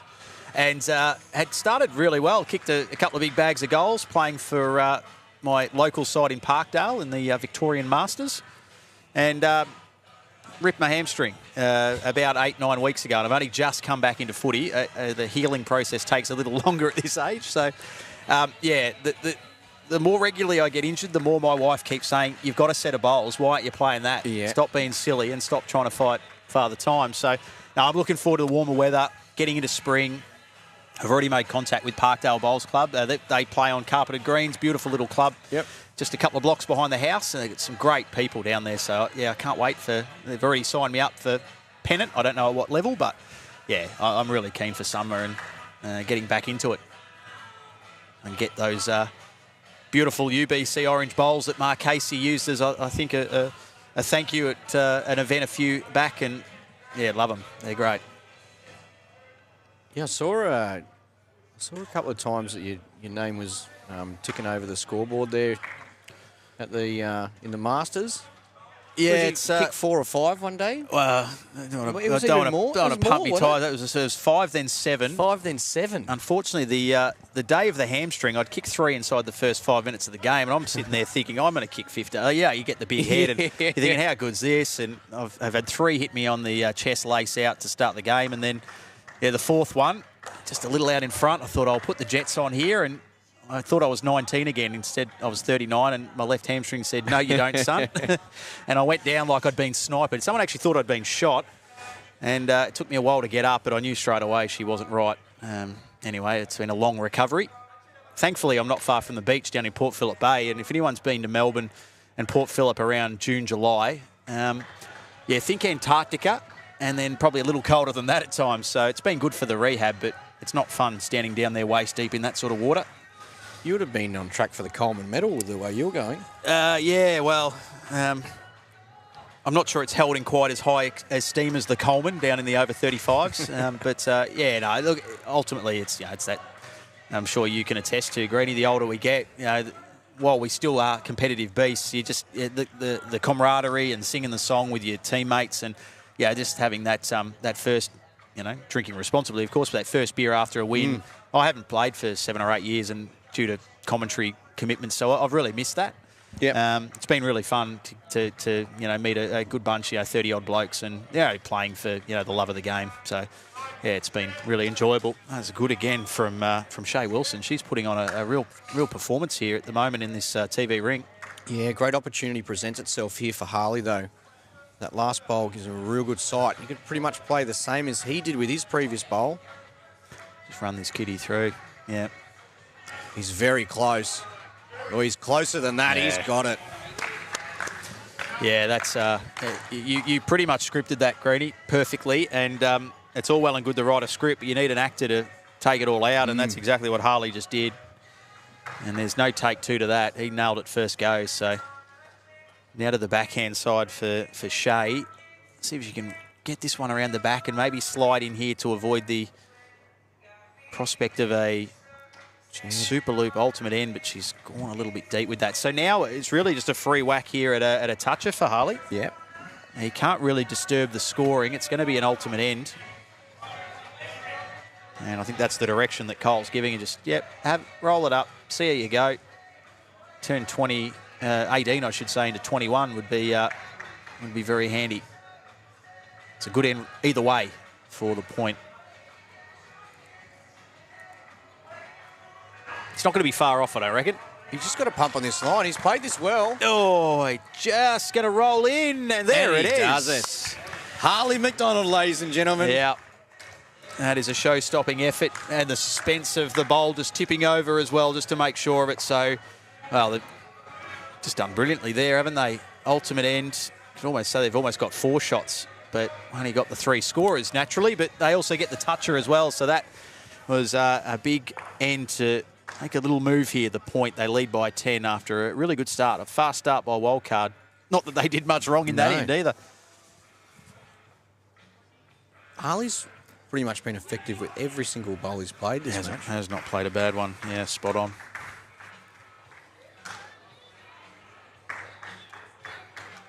See, this is the thing. If Kyle can get on top now, the point will really start pushing away, I think.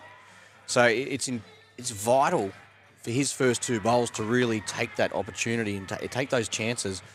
But I think Tim's probably outled him, Yeah.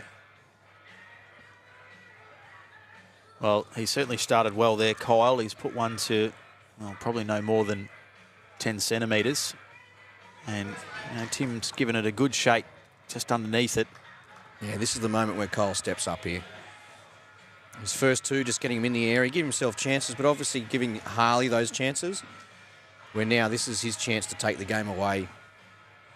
Do it on his bat.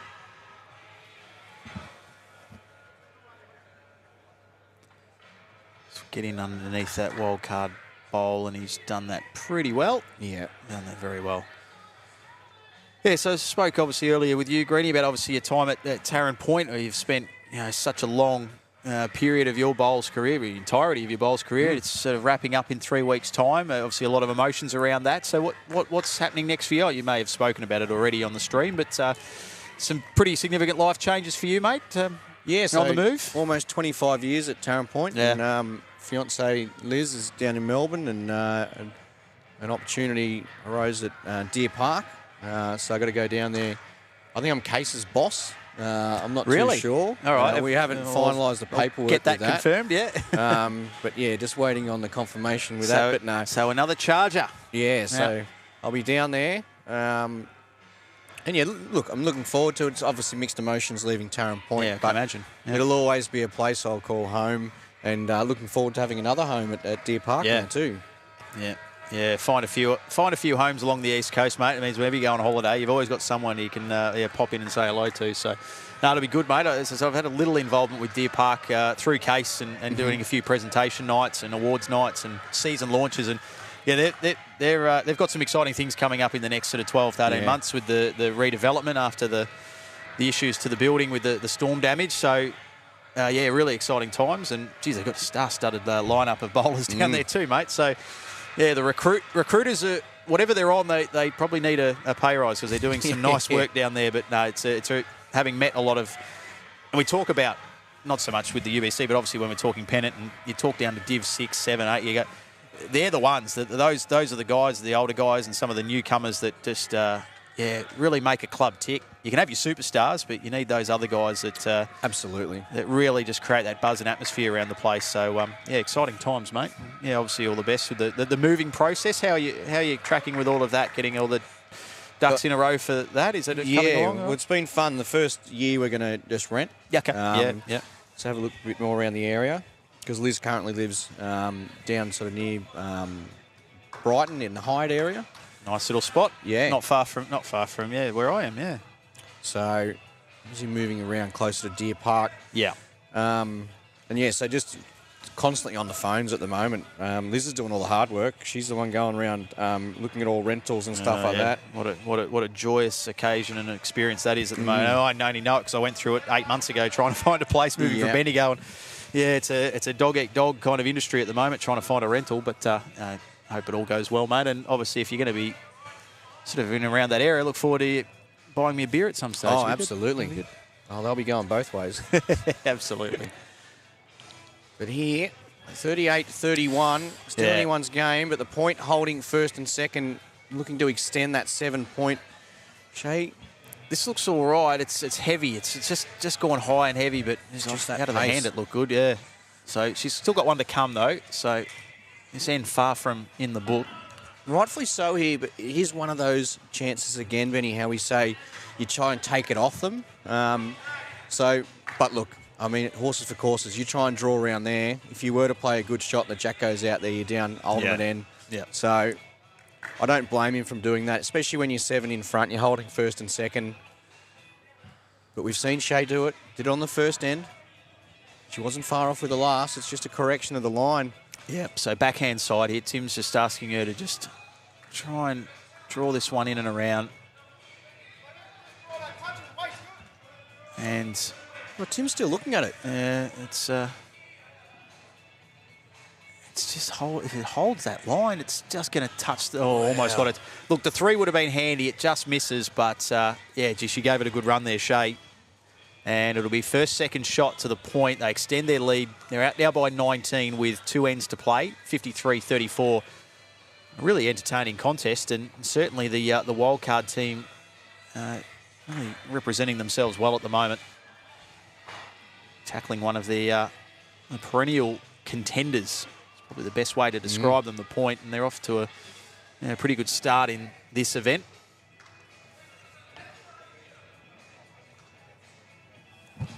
You know, heading into this game, they were second in their section with 4 wins, 1 loss, just behind the Gorillas. But on the same wins and losses as the Gorillas, just 133 differential points. Wow. Yeah, right. They had 1 heavy loss, the point, and they're +2, but the Warilla plus 135. Yeah, wow. The point actually beat Warilla in the first round. There you go. So, Yeah, well, that sort of, again, emphasises the point we make about every bowl being live. And obviously, if you get a good lead, you go on with it. You don't sort of pump the brakes or take it easy on your opponents, because those points, those shots at the end will all count. If we do have a look at some of the other scores too, and speaking of Warilla, they currently trail Bandura 58-29, and that's the start of end number 5. And before we get back to the scores, Kyle Hansen is starting to take a little bit of ownership here in the lead role. Deer Park Blue 50 trail the Asia Tigers 52. Newlyn Spiders 44 lead Moama Black 43. Streaky Bay 93 leading Exodus White 30. We have not had a triple figure score yet. That looks as though we're on track for one. So yeah, Streaky Bay have streaked away with it. Yeah. And Golden State. Oh wow, and another one. Yeah. Okay. And once again, it's Selena Goddard skipping. This time, Dale McQuinney Shillington leading 77-19 over the Port Sorrel Sharks. Some big scores. And I guess at the back end of an opening day, a lot of these bowlers have probably had that couple of hours off, and it is a pretty overwhelming sort of first day. You get here nice and early, you have a bit of a roll-up, you get used to the conditions, and these last sort of rounds of the evening can be the real test, physically and mentally. Some teams putting on some big scores there at the moment. And further 3 points there to the point. Yeah, it's going to be tough here for the wildcard team. They need something pretty special here from Shea, the back of this fourth end. Just try and get that margin. If they can get it under 20, it gives them a chance, but anything beyond that, and almost relying on some sort of a miracle in the fifth and final end. But the way Harley McDonald's bowling at the moment, yeah, good luck.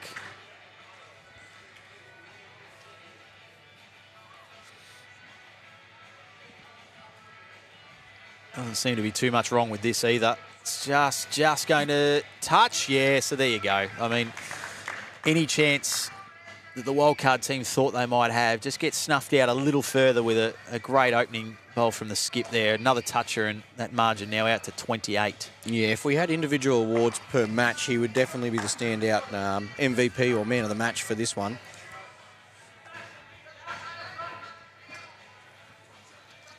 Young Kyle just indicating was head around the back. Yeah, they can play pretty risk-free from here now. He's followed instruction pretty well there. It's nicely done by Harley. So just a couple of bowls to come in this end.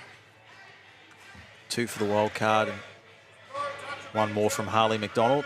This one with weight. Yeah, closer this time. Can work off the blue. Doesn't want the gap. Oh.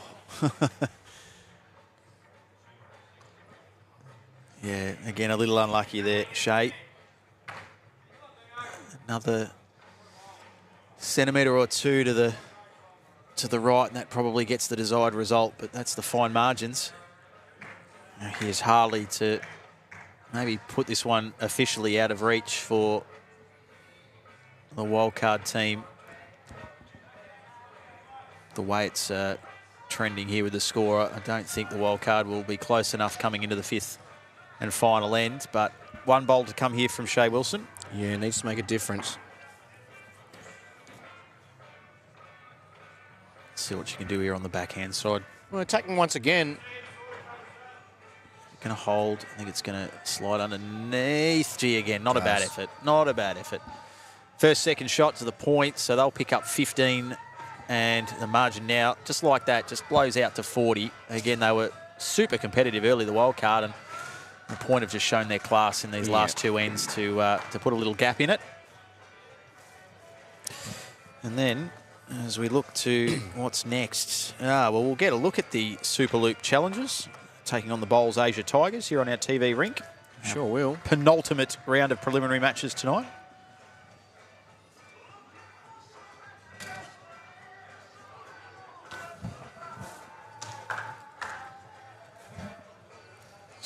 Well, wildcard will be looking to finish off strongly here, but so to the point. Wins are great. You need to work on that differential as well. You keep winning, you haven't got to worry about it because it'll just take care of itself. But when you're chances like this, when you're 40 in front, you want to make sure you finish strong. You'd hate to give up an ultimate end or first and second, and Absolutely. And points on offer. You've got to try and cash in.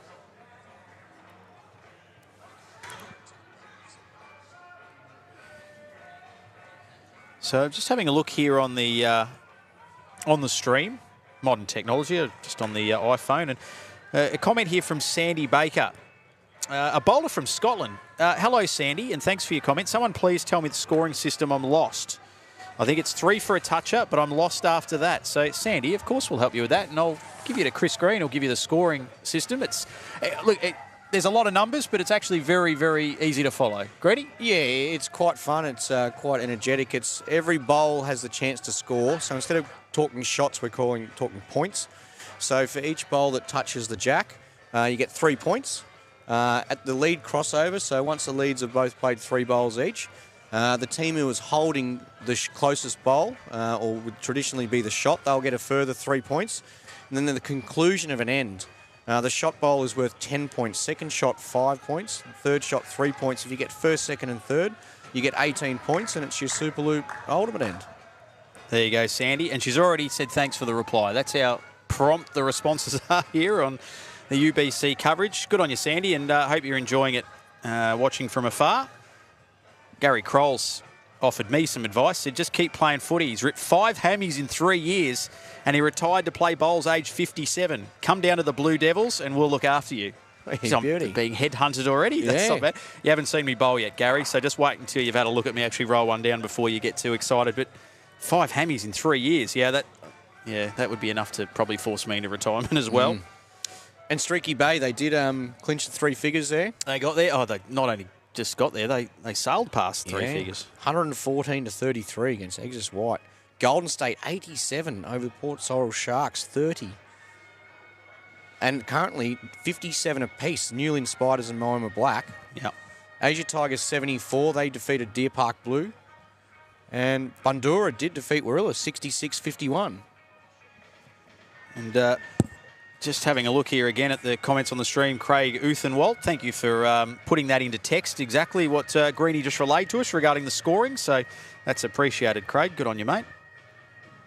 It is good. It's helpful in all the bowlers. And you quite often see that on a Facebook feed and other feeds. They'll help out each other with the questions. So we're lucky enough to be here and run through it. But it's great that so many people are switched on and they'll help out, Because we don't see every comment, of course.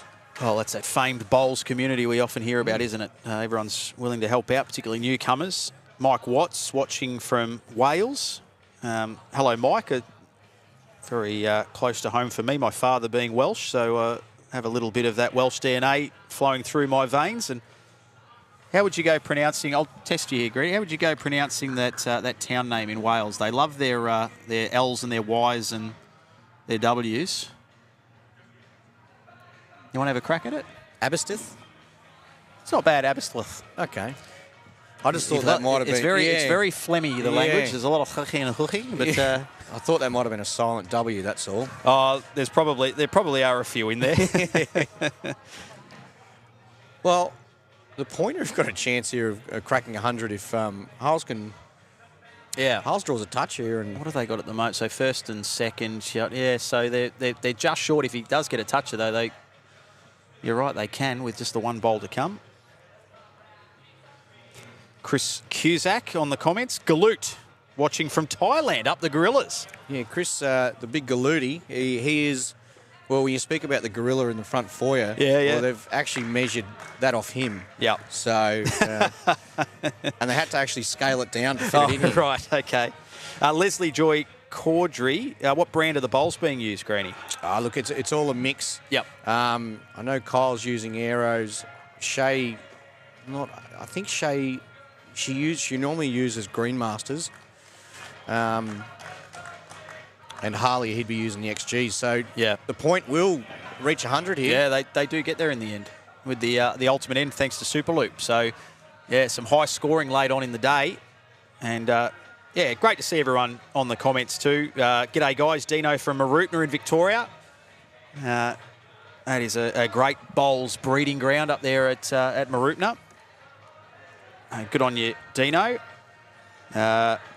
Braden Hargraves says Aaron Sheriff and Exodus Blue for the win this year. Well, any team with Aaron Sheriff in it. I think Omar is every chance. Craig, Well, they've just fallen short. They've just fallen short, have they? Yes, they needed that. Was a toucher they needed just to get to that 3 figures. But 98-40, still a big win for the points. So Yes. they carry on their merry way. Well, they should jump to the top of the table, I'd say. Craig saying great effort on pronouncing the last name. So Uthan Walt, I hope I got that right, and it sounds like I was pretty close. Good on you, Craig, and thanks for your comment. Really appreciate it. Gary Kroll's come back to me. Brighton Blue Devils, the place to be, and then you can play footy every second Sunday. Good on you, Gary. We'll keep that in mind. Dave Axon, good to hear from Dave. The Axie boy. The Axie boy. Well done, boys. Keep up the good work. Missing you, Dave. It'd be good to have you here. He's got to work, unfortunately. Well, yeah, some of us do. I've actually taken leave from my job to do this one, which I know I'm technically working, but it doesn't feel like work. So I am on holidays, but it's a different type of a holiday. It won't be long until we see the girls in the box either. Well, to be honest, we are just keeping the seat warm, and I can absolutely advise anyone who's following on the stream that, you know, I know Greeny and I are relatively entertaining, but once the girls get behind the mic, that's when the real entertainment kicks off. Oh, so, yeah. So we'll just keep the seat warm and the microphone warm for the time being. Jamie Herrera, great commentary, enjoying the bowls. Good on you, Jamie. Yeah, good too. So some of our players here are actually helping out volunteer. Aaron Zangle, one of the superstars from Southern California Tsunami. So I'm having a bit of a laugh. He just wants to know what the big red button does. Yeah, he's on the shot clock. Yeah. He is on the shot clock. There's that bowls committee. Now, Mark Dawes, good question you're asking. Where can I see the current standings, please? Well, that is, you've come to the right place. Perfect. So you just go to ultimatebowlschampionship.com/scoreboard, so it can give you the current scores and all the standings. So you've got your current scores from all the matches going on, and you'll also have all the standings too. Now, there is a Q code. There is a Q code that I will speak to Beck about trying to get that up on the Facebook page so we can actually get people to just take a photo and get straight into it. But, yeah, that is the website. And those scores update every 30 seconds as well. So, basically, we have a 30-second shot clock per bowl, so you know the scores are live and being updated as each bowl is delivered, which is one of the great features of that website. So David Wilson is enjoying the matches, watching from Florida. What a global audience we've got as well, with Wales, Florida, the United States, of course, all over Australia. Barbara Green, well done to the Tarrant Point guys. Yeah, they were dominant in that last game. The wildcard team put up a good fight. So Superloop up against the Tigers. So for the Superloop challenges, we have Lee Stinson and Sean Thompson. And for the Tigers, we have Farul, Boy, and Lena. So Malaysian world champions. And Sean Thompson is won a number of titles, both national and state in New South Wales. He's played a number of games for New South Wales. We've seen him in the UBC before. And Lee Stinson, much the same with his record. He actually plays here at Warilla as well. And he's second in charge at Bowls New South Wales. Oh, wow.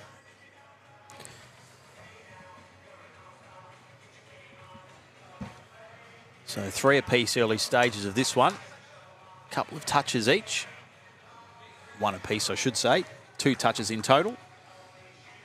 Jordan Thompson says, hello, Greeny. Geordie boy. He would have loved watching Hales with his little demolition act then. Just had a message on our on a group chat, the organising committee, and there's a fair push for the girls to hurry up and get behind the mic. So yes. I'm hoping if they're listening, whether they're just having a pre-production meeting just to work out what sort of whimsical tales they're going to share with the audience, but yeah, they hopefully aren't too far away.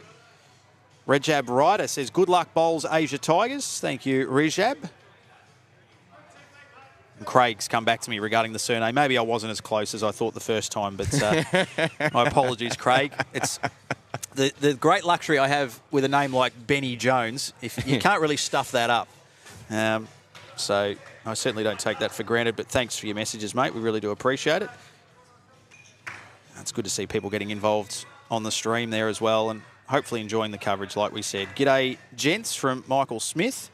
Mark Smith from back in my hometown of Bendigo, one of the key movers and shakers, is watching along. So g'day, Mark.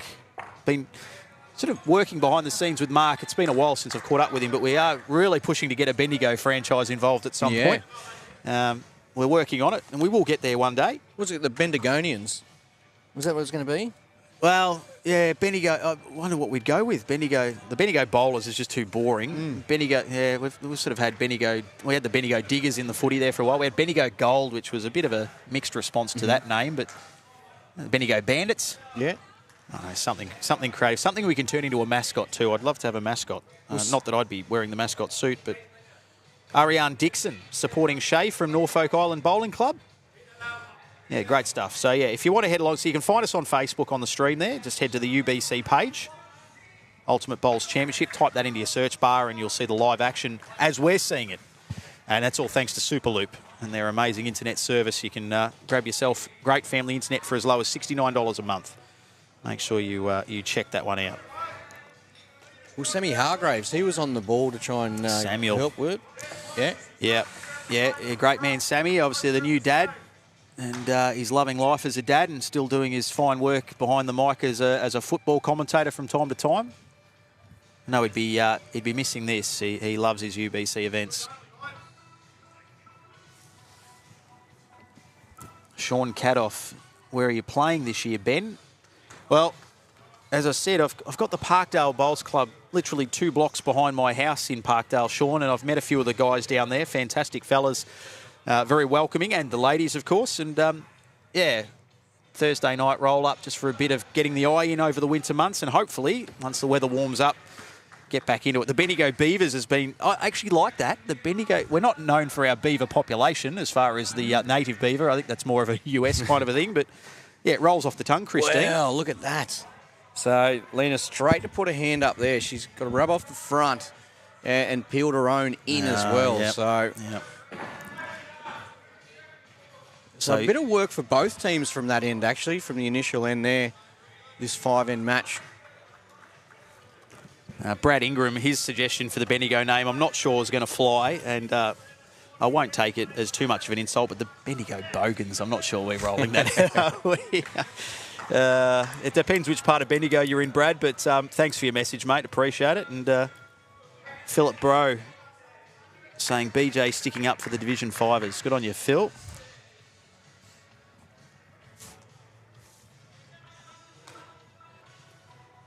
So this has been a really tight start. Good start to this contest between the Tigers and Superloop. This is our penultimate round of preliminary matches for tonight.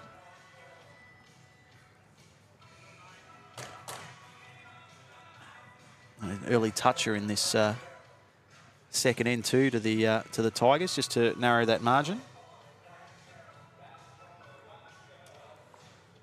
Sonny Haynes suggesting got to be the Braves or the Dragons. Well, we've got the Bendigo Braves basketball, so I think that's probably trademarked. But the Bendigo Dragons, I don't mind. Obviously, I'm not sure how familiar you are with the history of Bendigo, Greenie, but we are renowned, or were renowned through certainly the 70s and 80s for the Easter Parade and the Chinese dragons, Sun Lung, that used to come out once a year. It's the biggest imperial dragon in the Southern Hemisphere. Oh, wow.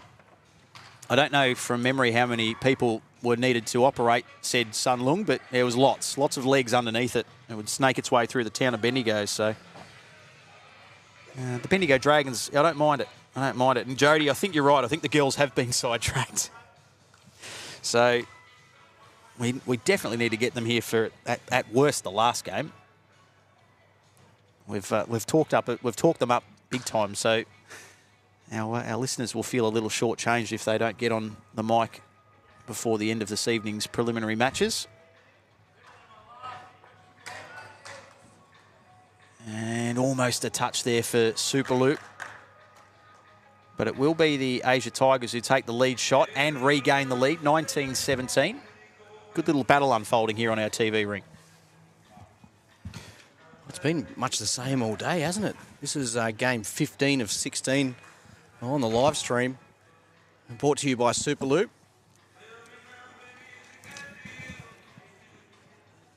Just on Superloop, Greedy, if you've got a team of friends, get them together, get discounts. They're free with Friends Rewards. You get a 10% discount for every friend. You get to sign up to Superloop. So you get 10 friends to sign up, and you got free internet for 6 months.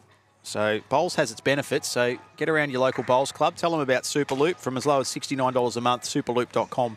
Great to have them on board for UBC 2023. This looks good. Touch, just slides past, but gets shot. Yeah, very welcome new supporters and major supporters of the UBC. Colin McGrath is watching from Narrogin in WA. Great Sunday night entertainment. Keep it up, guys. Thank you, Colin. Narrogin. I've got absolutely no idea which part of WA that's in, but if it's in Western Australia, it's going to be pretty luxurious, I would have thought. Especially Great from the shot. coast. That's brilliant from the Tigers. Okay, so the touch, it's still only the one shot though. So whether it's second and third, that's the way it's been indicated. So second and third still to Superloop challenges.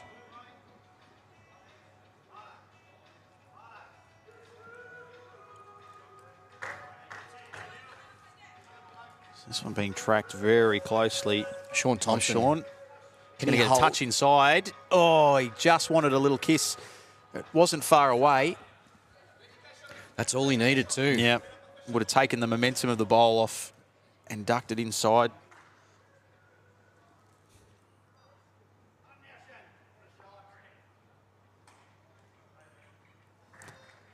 So, 2 bowls to play in this end. Tigers lead by 5. Superloop looking to keep their spot inside the top 6 as we head towards the conclusion of day 1.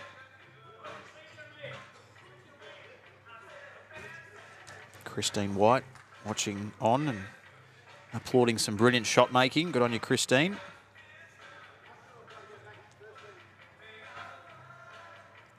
Okay, Tomo doesn't need to correct much here at all. What can he deliver with his last of this second end? Oh, Leroy's watching it. Big Lee Stinson's wheeling it in. Needs to hurry. He's done enough. Or has he fallen out? He's done enough. He has. Sean Thompson. Superloop challenges. Now they'll take the lead, 30-27. So I've managed to track down, I think I've managed to track down Narrogin, or Narrogin. Looks like it's down towards the southwest. So we are connecting with viewers and listeners all around Australia, which is fantastic on a Sunday night. A bit of bowls entertainment and action. Here we go with end number 3.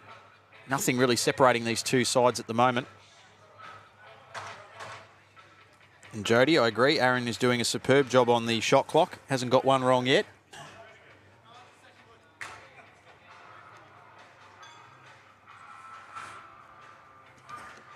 Okay, who's going to make their mark on this match?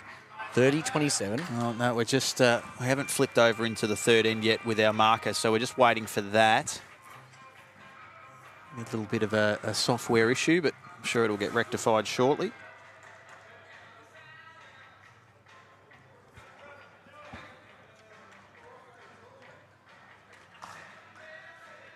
Bendigo Diggers. How about that?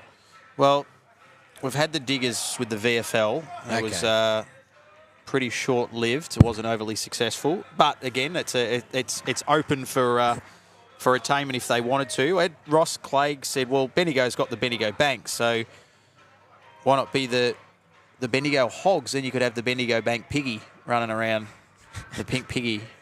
Look, I love the stretches. Basically suggesting there's your sponsor. There you go, Yeah, straight well, to the Bendigo that's- Bank. 100%. And the one thing I do know about banks is they've got money. Oh, yeah. Usually ours, and sometimes it's hard to get it Yeah. back. But, yeah, that's not a bad suggestion, Ross. Good on you, mate. Get the Bendigo Bank on board. Is he listening? All right, we're on. We're back. We're back. We've got it over to N3, so we're good to go. That first bowl from Superloop and from Now, man, Lee's Aaron. very close. Yeah, no. He's in talking to the crowd now, so he's missed.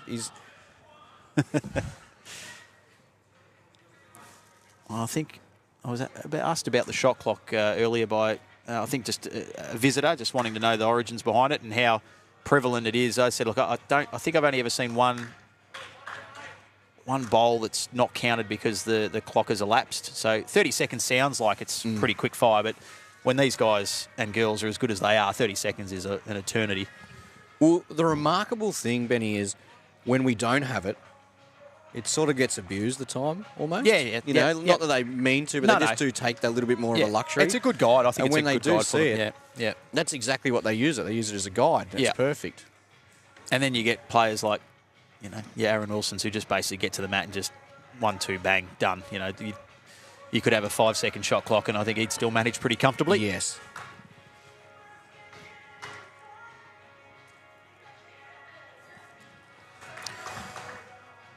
So another toucher there for the Asia Tigers. It will square things up at 30 apiece, and they're just as keen on a win here. Actually, this is a battle of 5th and 6th. So a chance to really consolidate a spot inside the top 6 for the winner of this. And again, as we said, sort of bowls Asia and these sort of sides that aren't really accustomed to playing knockouts, setting themselves up well for day 2 of this first event. Another toucher for Superloop, so they're trading touches at the moment. They're back out by 3.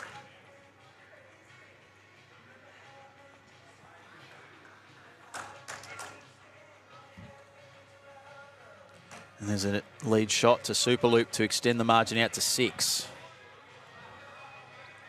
Have a quick look at some of the other current scores. Deer Park, Blue, 64 litres over Streaky Base, 17. Exodus, White, 37, Moama Black, 29. Wild Card, 31 over Port Sorrel, 20. The Newlyn Spiders, 38, Trail Warilla, 46. And Bandura, 27, lead the point, 21. Yeah, not too many blowouts there at this stage. Halfway through most of those matches, or there or thereabouts.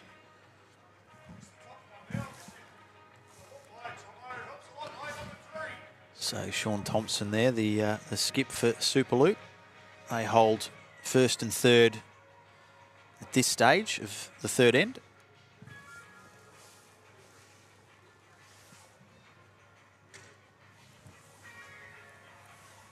This one's got some weight. It's coming through. Oh, okay, unfortunate with the connection there, but does open it up and has promoted 2 blue bowls past the jack. You'll also see that front sort of, the angles there on the bowl actually head back towards the jack. So interesting to see, but it's the right shot to be playing here by Thompson, heading around the back.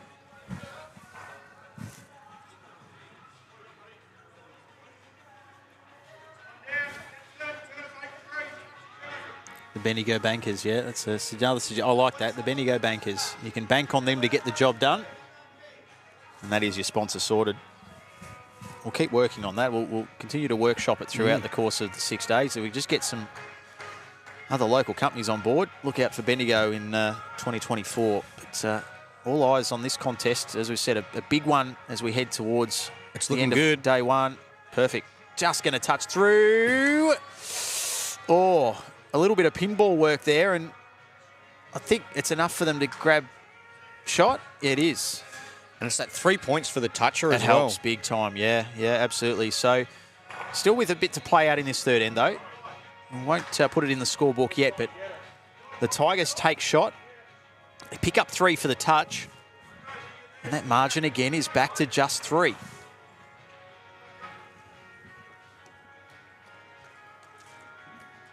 Big weight here. Oh,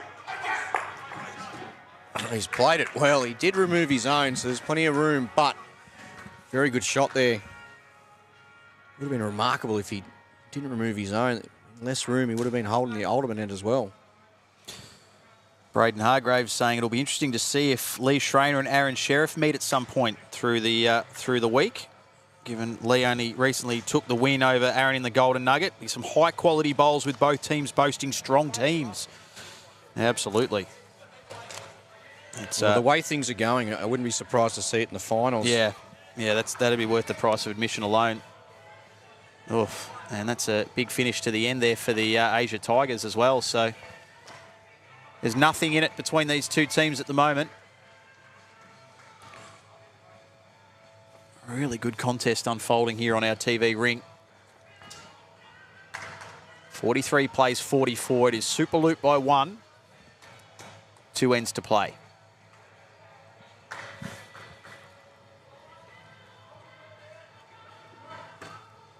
Colin McGrath suggesting the Bendigo trams. Yeah, that's the other thing we're famous for in Bendigo. Trams?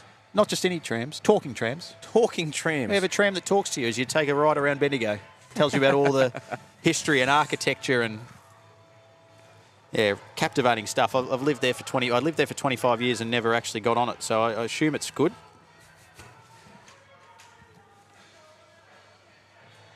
As first from Lee Stinson just pulls up a little bit short, but side of first up.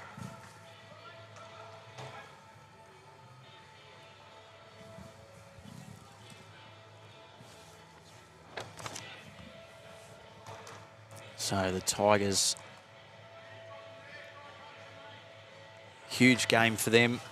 Up next, they will actually have the bye. So we spoke about the importance. So they win this, as we said, they really solidly lock themselves into the top 6 overnight, but they've also got a bye to come. So this is their last salvo for day 1.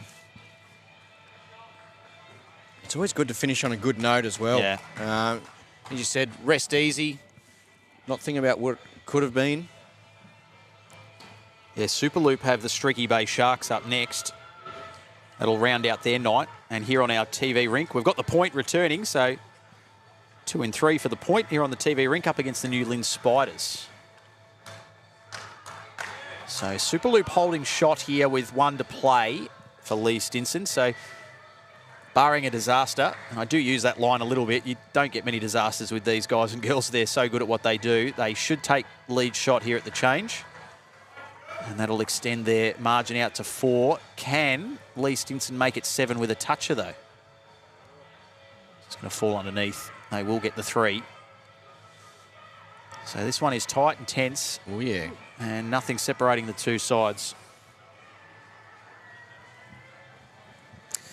Braden wants to know how the Superloop and wildcard teams get chosen and picked. Greenie, the process behind that? Yeah, Superloop's purely chosen by Superloop. Yep. The wild card. So the wild card, nice and simple. Everyone who enters into the draft. So we have a draft night, and that's where the teams, the franchises can pick their players. So when you buy a franchise, there's 3 options. You know, you can just wait and see this bowl.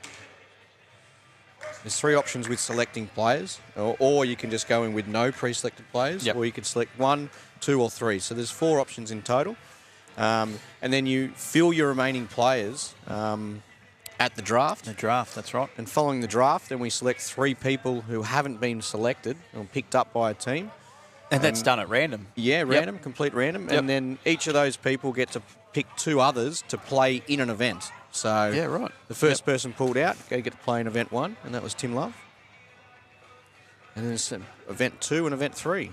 Now, I probably understand where Braden was coming from with Superloop being the challenges, because we did have... we used to have the UBC we had the UBC challenges, that's right. But Superloop have come on board as a major partner of the UBC, spoken about their internet, fast-speed internet family deals, and they've not only put their money where their mouth is as far as a partnership, but they've also bought into a franchise as well, which is just terrific. And at the moment, Lee and Sean doing a good job representing them in this really tense and tight battle here on our TV ring. Vince Calabrese is watching from Leppington, Sydney, New South Wales. Good on you, Vince. Great to hear from you on our stream. Head to Facebook page, Ultimate Bowls Championship, to watch it all unfold as we're seeing it here with our very own eyes. It's a huge final bowl here, Benny. Currently down 1st and 2nd, trailing by 4. Well, they like it. It's coming. Here it comes. Doesn't want the Touch. gap. Brilliant. Oh, well done. No, that's good. Yeah. Toucher and first. Oof. That's big time bowls, that. Well done. And that margin now reduced to 1 with just 1 bowl to come. And what you'll notice looking at the head is there can be no attacking here from Thompson. He's got 1 out in the wing, he's got a short bowl, and his only other 2 bowls are just sort of a foot and a half past the jack. The other one's on the ditch. This is going to take something really special. Lee likes it. Tomo's still following it. Has he got the legs? He's just going to pull up. So it'll be the Tigers who take a 1-point margin into the final end. Yeah, all to play for. Really, really fun game of bowls this to watch at the moment. So the pressure goes back on our leads here, and as you said, to get off to a fast start, get a toucher, put the pressure on your opponent. Nothing like scoreboard pressure, particularly in this format.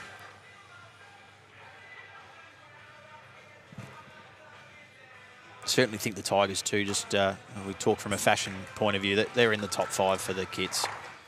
I love the Tiger kit. Yeah, the big tiger on the front. Yeah. We know it's not probably not renowned as a hugely intimidating sport, lawn bowls, but get a big tiger on the front of the kit and it just might put a little seed of doubt in the opponent's mind just from the get-go, but they look fantastic, and of course all thanks to sportscentre.com.au. So, yeah, probably nothing ventured, nothing gained for both bowlers there with their first as leads. So a chance to rectify that with their second. Nothing in it. 56-55. The Asia Tigers, their last preliminary match for tonight. They'll have the bye in the final round before we have a spell for this event 1. Back tomorrow morning nice and early from 9 o'clock. We'll have the alarm set nice and early, Greenie.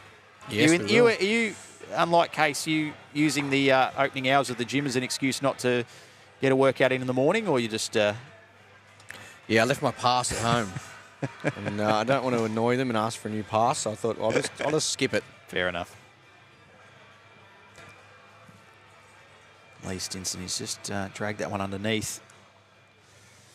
So at the moment, the Tigers hold the lead shot with a bowl to come for both players before the changeover. 3 valuable points up for grabs, and not only 3, but maybe 6. Brilliant. Staying with it too. Brilliant. Well done. Margin out to 4. And it could be out to 7 following this bowl unless Lee Stinson can work inside that nearest Tigers blue bowl. A little shake of the head as he let it go, but now he's tracking it. It's just going to be underneath, isn't it? So 7-point margin, 7 shots to the good now, the Asia Tigers at the halfway point of this 5th and final end. They've taken their opportunities, haven't they? There haven't been that many either. No. They've just taken probably the big moments. Just slightly in front. 7 in front on the score.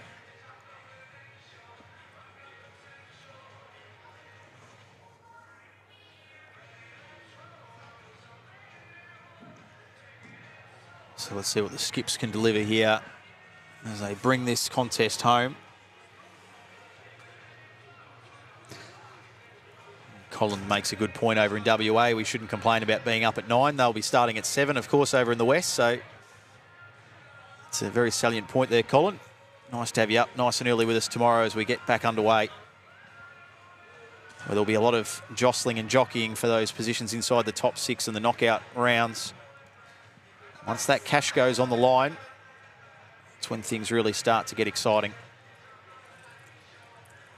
And I wonder, Greenie, will we get a sudden death bowl off at any stage through the finals tomorrow? Had a couple in. I think we had a couple in we had a couple in Moama. Moama, absolutely. And as Beck explained to us earlier, it's a pretty simple concept. If you get to the, oh, it's brilliant. How good's that? Huge. Another 3 to the huge to the Tigers. If scores are tied in a knockout final, all 4 bowlers deliver 1 bowl, and it's pretty simple. Nearest to the pin wins it. Yep.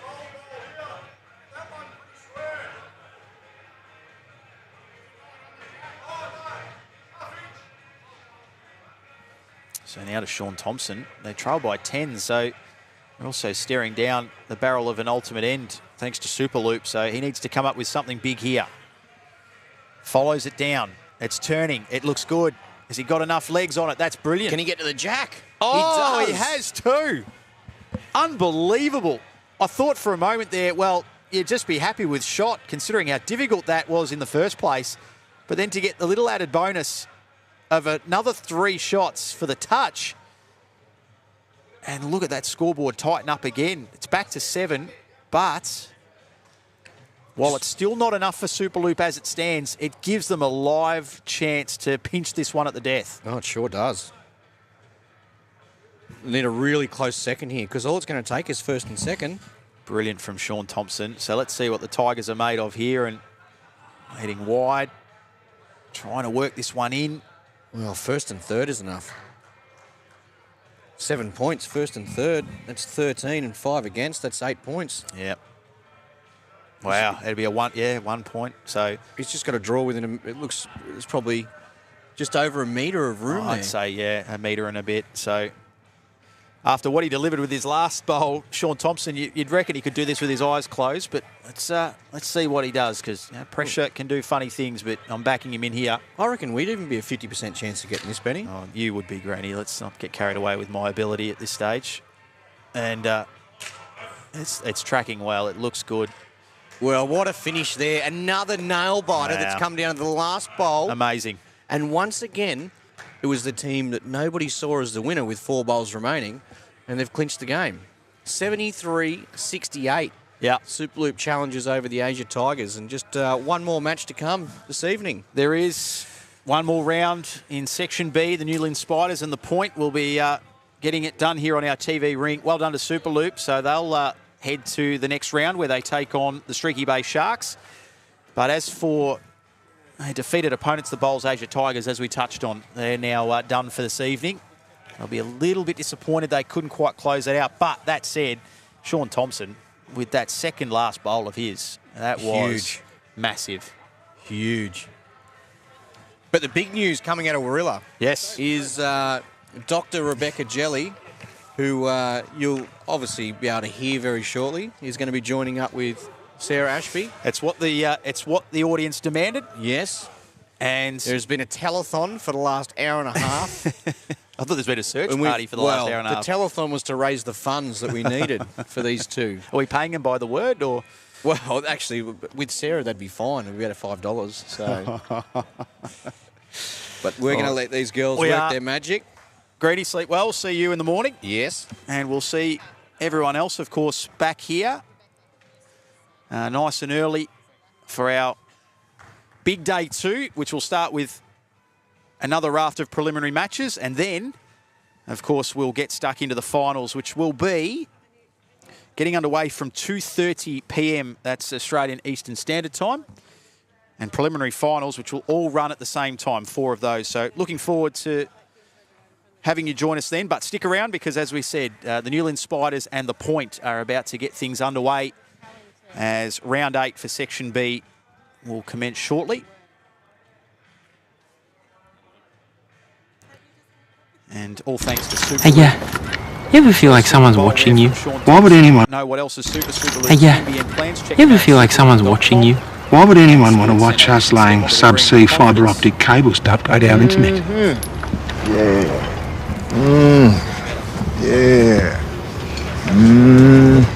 Hey, are you the folks from Superloop laying subsea fiber optic cables to upgrade your internet?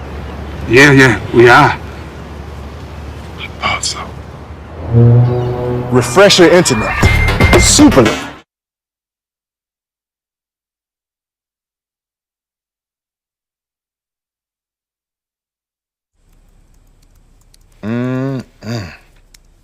My speed boost from Superloop lets these guys get extra internet juice when they need it. So, Mom can be teamsing while Dad's streaming. Belle can look for book recommends while Bo is sliding into someone's DMs. That's not what emojis are for. Refresh your internet with My Speed Boost from Superloop.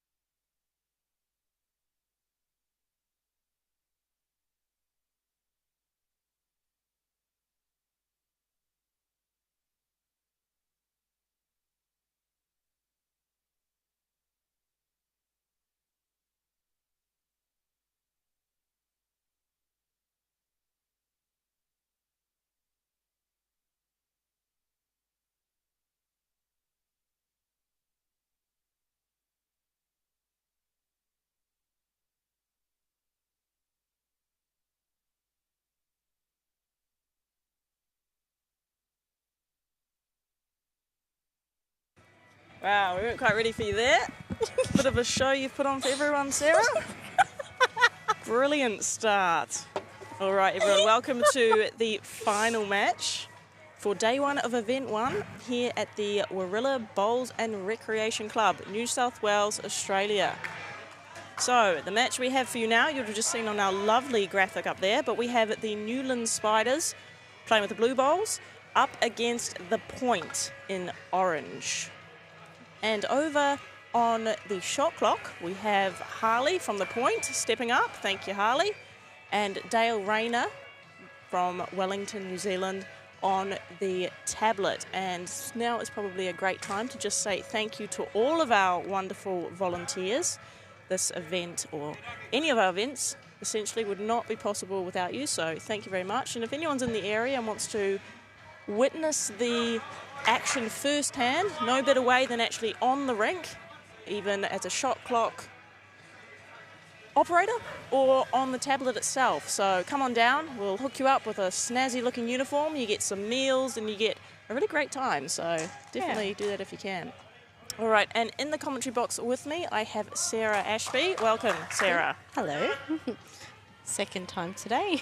First was a fill-in, now I've told Kyle Hansen, the lead for the Point, that I'd be heckling, but I think I'm going to be a bit nervous and chicken out. Not like you to be quiet at all.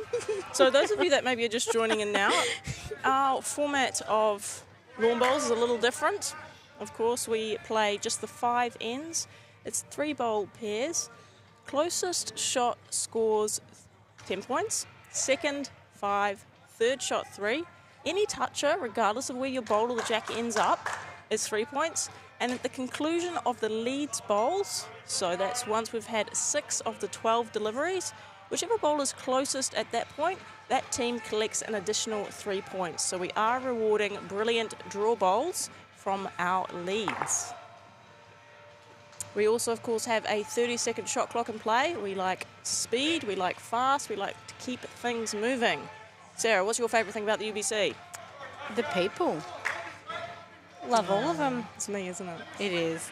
No, it's nice catching up with everyone. Like, it's not often I get to catch up with everyone in one place at one time.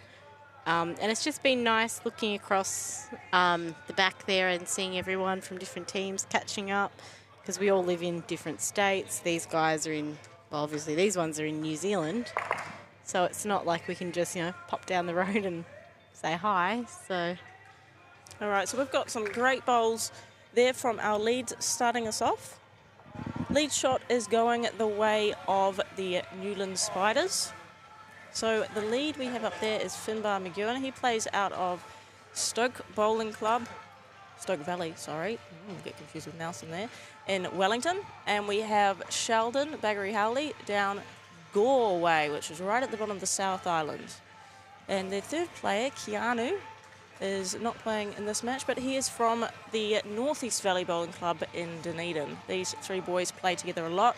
They have won 4 out of 5 qualifying events in New Zealand that they have competed in, which is just incredible. So they do come together really, really well in this format, but they are great bowlers in their own right. Of course, Sheldon is the reigning New Zealand Open Men's Champion. So we have 3 very good bowlers and 3 very good friends, which is really, really important in this format. You often find that the successful teams are ones that are great mates on and off the rink. They're supporting each other and just having a really great time. Okay, and they are, of course, up against the point. So just you've seen the delivery there from Ray Pearce. He's skipping, and we've got Kyle Hansen up there leading. He, of course, played in the last event for the Broadbeach Lions, and he is now donning his home club, the Point, shirt for this Ultimate Week. Harley was with someone else, wasn't he? Was Harley with... I want to say Exodus, but he wasn't with Exodus. No, Harley played for the Geelong Clippers back in April 2022. I knew it was Dandenong Ultimate Week. They had a very impressive run there. Ray was in that one as well, wasn't he? He was indeed. Yeah. And Kyle was with Dave and Ali for the Point.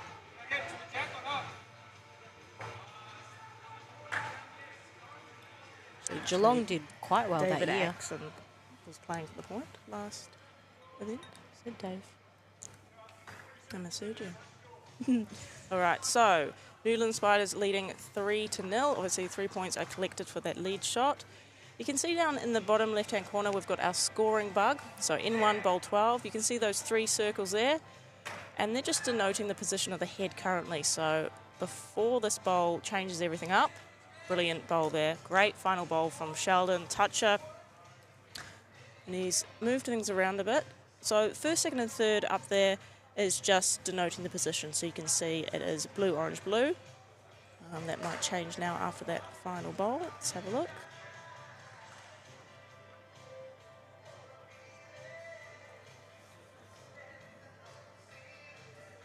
So if we take a look at the section standings and see where these 2 teams are positioned, the Point currently sit second in Section B. They've played 7 matches and they've won 5, lost 2, so they're sitting second. And the Newland Spiders are sitting 5th. They have only played the 6 games though, because they've already had a bye. They've had 4 wins and 2 losses. I'm calling for an umpire. Just up there on the screen we can see Section A, and it will flick very shortly to Section B. So you see the 2 lines there. So top 2 in your section progress directly through to the quarterfinals.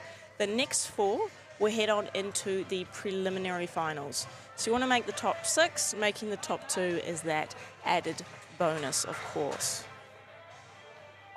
But plenty of games to go, and as you can see, it's going to be very tight as to which teams actually make it across the line. And as we've seen so many times before, it often does come down to differential. So if you're going to lose a game, which is very likely, given everyone has already in Section A and probably B, you want to keep it close. If you can keep your differential as good as possible, you're giving yourself your best chance to make it into the top 6. While they're doing that, just like to give a shout out to Trish Crute. She's usually with us, but she's a bit busy at the back, so it's so Trish sad. Crute from Auckland in New Zealand. She is helping out, looking after our volunteers, so just making sure that every rink has got a scorer and got a shot clock operator, providing some training, sort of running around, being indispensable, really. Couldn't do it without Trish. She's doing a great job. Oh, there's Ray checking his watch that he doesn't have on. Oh, look, brilliant. Everyone gets to see us now. That's great. What more could they want? What more could they want? All right, so we can just run through, I guess, some of these current scores. And if you want to see what's happening on the other rinks, of course, we're playing 6 rinks simultaneously, but only casting to you rink 1, our TV rink. But rinks 2 to 6, you head on over to our website, ultimatebowls.com/scoreboard, and you can see the live scores on every single rink, including the position on the head. So you can actually see what happens as a bowl's delivered, how that changes up those 3 positions. So it's like watching it in real time, just without quite so much detail, I guess. But it is a great way. And of course, your section standings, A and B, they're up there too, and they're also updating. As soon as a game is completed, you'll see those moving around. So there's no delay, there's no sort of waiting for any manual input into charts, anything like that. This is happening all in the background automatically, which just keeps things moving fast, which is what we're all about. We are fun, orange, fast and fresh. Orange has been moved. The only thing it's not very fast is obviously when we've got a very tight measure like we just have. Okay, so moving blue, that blue, was, orange. yes, exactly, came down to blue, blue, orange. And with the toucher of that final bowl from Sheldon, we're now looking at a 21-3 lead after end 1.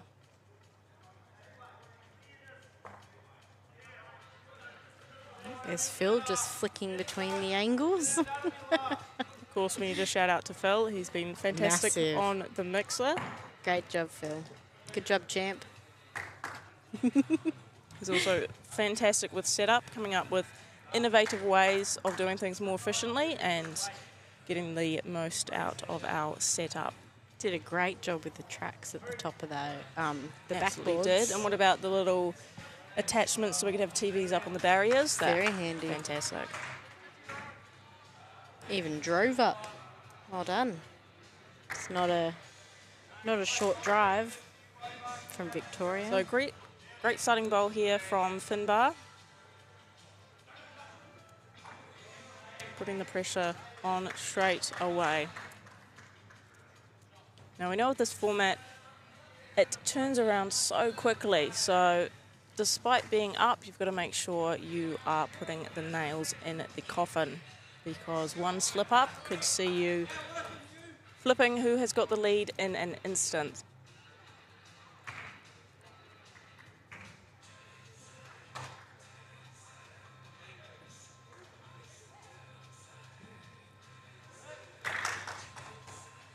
Okay, bit of weight here from Kyle. It's in the area. Look at that, cleared both blue bowls and got the toucher. So he's now holding first and second and collects 3 points for the toucher. Finbar with his final delivery. After 2 great opening draws, let's see if he can put down a third. Sheldon likes it. It's looking pretty Beautiful good. bowl. Fantastic bowls here. Is it a touch? Not quite the toucher. Again, in this format, you can draw something that close and your skip kind of goes, oh. Normal bowls, that would be getting cheers from everywhere. But, of course, you are chasing those extra 3 points for a toucher whenever you can. I reckon Finbar would be one of the most consistent leads we've got. Very, very good draw bowler. I think he had pretty good stats at the Moama event, didn't he? Bowl here from Kyle. Fantastic. So that all-important bowl changes who got lead shot. So the point pick up 3, and at the crossover, the point are holding the ultimate end, of course. First, second and third currently orange after 3 fantastic bowls from Finbar. So now it's time for Sheldon to do some work. So this team here played under the Newland Kiwis uniform last time at Moama. They played in events 2 and 3. That's a good bowl here from Sheldon. Beautiful bowl. And, oh. Not quite the toucher. He won't be happy with that one. One thing I've picked up about Sheldon is he's very competitive. So I've also picked up he loves the TV rank. Yes. Put a camera there and he definitely plays to it, which is fantastic. It's better that way around than the other. You know, doing the hard work, making it to the TV rank and then crumbling. But no, he likes the lights. Even just wandering around with the camera, he'll end up in it most of the time. Just because he's up and about, and he's easy to take photos of because he's doing something. He's always doing something. I was wondering where that was going. Right, Ray's just under the line Just here. under. So I think Sheldon will be looking here to try and get a bowl amongst those orange.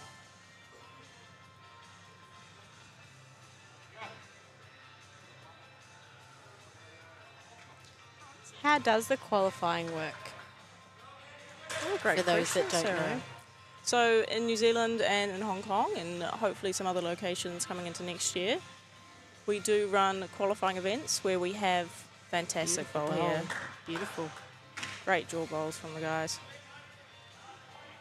So we have qualifying events where we run our UBC software. So it is like a mini version of the actual event. You get to sort of experience the works. And the one that we run in New Zealand is hosted by the Newland Bowling Club in Auckland. And essentially you win that and you win your way through to play in one of the 3 events. And of course, if you are very good at this format, like these 3 boys are, you win both of them. And then you get to play in events 1 and 2, which is really, really important because often it takes a few games to sort of warm up, especially if you're not used to the format. These guys are, but if you're not, you're sort of all rearing to go by the end of your first event. And you're like, you know, if I had another one, I'd really be able to get stuck in. So having 2 events for these guys is really, really good. And I hope they do really well, of course, being a New Zealander myself and setting up those Auckland qualifying events and getting to see them travel over here is great. Yeah, I know when Dad got drafted for the wild card, it was the same. By the end of it, we were all over it. We knew what we were doing, but it was a bit too late by that point. And when we were event 3, the other teams had already been there for 4 days before us. So great reply there from Kyle. 3 points for the toucher. All right, so that just closes it up slightly. It is 36-15. Of course, the magic number that you're not going to come back from is 39. So if at the conclusion of the 4th end you find yourself more than 39 points behind, all you're doing at that stage is trying to lessen the damage in terms of differential. So your 39 magic number comes, of course, from your ultimate end, 1st, 2nd and 3rd, which is 18 points. You're delivering 6 bowls, which gives you the opportunity for 6 touches, although we've never seen that before. There's another 18. 18 and 18 gives you your 36. And you have got your 3 points for the lead shot crossover. And that together gives you your 39.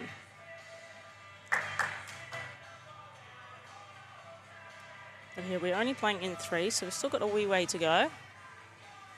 And as I said, it just takes 1 bowl and the whole game changes. It is a brutal format, that is for sure. how did you come up with the idea? Because it was all you.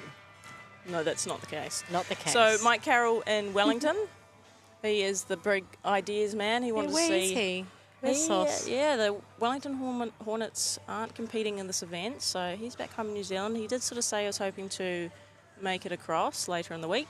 He and I used to have our early morning rolls together when you guys were waiting for you guys to rock up. He is an early morning man, that one. Yeah, we used to have singles against each other on the live stream rink when no one was around. Sauce is definitely missed.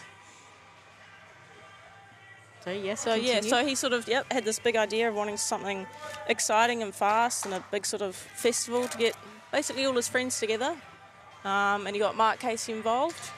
And then I sort of heard about it and thought, that sounds pretty cool. And then I sort of could get my geek on a bit and said, look, we're going to need some software. We want to collect some data. We want to do this and this and this. And then, of course, drag my little brother involved. And he gets into all the technical stuff. You know, we've all got full-time day jobs. I'm a research fellow at the University of Auckland, so a scientist. Little brother, quantity surveyor. Fantastic bowl there. So this is more of a hobby than anything, but it is a very passionate one, something that I very much enjoy. Of course, most of the time I'm very stressed executing these events, but when it comes together, it's great. Pays off. And you see the players enjoying the format and enjoying it. We all love it, so... Definitely appreciate all the hard work that goes in, and I'm sure everyone feels the same way. Yeah, there's a lot that goes into it that you sort of don't see. It's only when you decide, yes, we're going to do this, that you see what goes into running an event, that's for sure. Great bowl there. I mean, it has sort of fattened up the target now, but the jack is heading out to those orange bowls with movement, so it'll be interesting to see what Sheldon plays here. But as it stands, he is down first and second with one bowl to go, and then, of course, the final bowl will be delivered by the point. So we're playing with weight, as expected. And he has missed it. Leaves it a bit. Leaves the point a chance to grab an ultimate end. So as it stands, obviously, first and second is 15.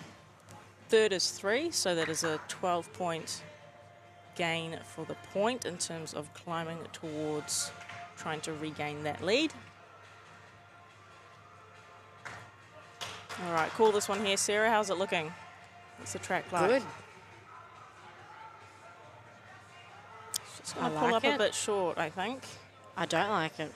Ray, could have done better. All right, so first and second to the point, third to the Newland Spiders. And that concludes our N3. Brings it closer together. Exactly, it sure does. So we are only 3 points in it, which is just the one toucher. Compared to some other games, this is very low scoring. Speaking of other games, let's head on over to the other rink. So I'll give you a wee update here. So rink 2, we've got Bandura up against Port Sorel. And the score is currently 66-9 in favour of Bandura. We've got the wild card up against Golden State. And the wild card, Tim Love, Matty Miles, up against Dale and Selena, are actually leading 73-32. Don't believe the wild card have won a game today, so that is a huge... They've been very competitive, though. Huge score there, especially since they're on bowl 11 of M5, so that wraps that one up. Over on rink 4, Streaky Bay, Superloop. Nice close game here, 47-46 in favour of Streaky Bay. Rink 5, Moama Black up against Deer Park Blue. It is 40-50 in favour of Deer Park. And rink 6, Exodus White against Warilla. 37-59 in favour of Warilla.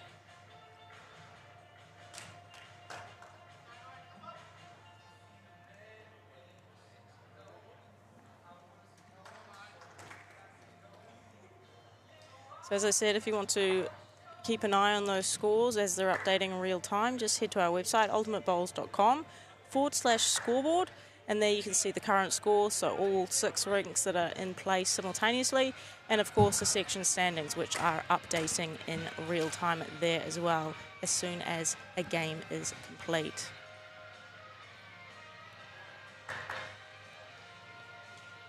Add. So as I said there, actually, if we go back, we can see Wildcard did just collect their very first win of the event.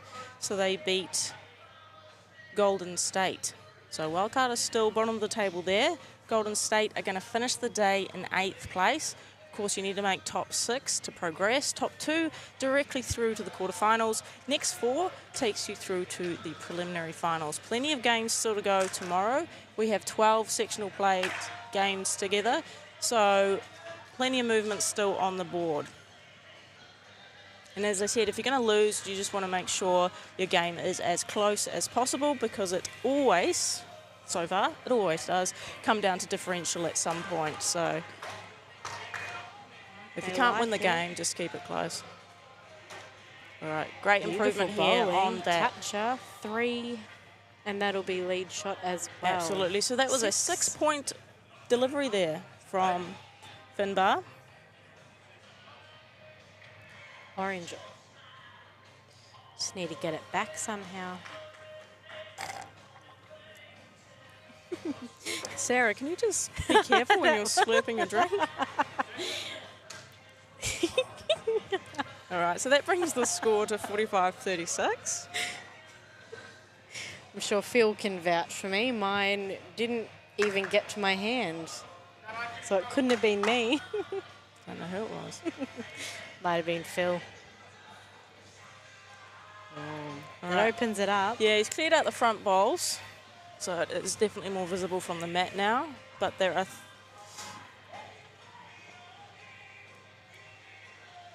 Okay, so as it stands, the position there is first blue, second and third orange.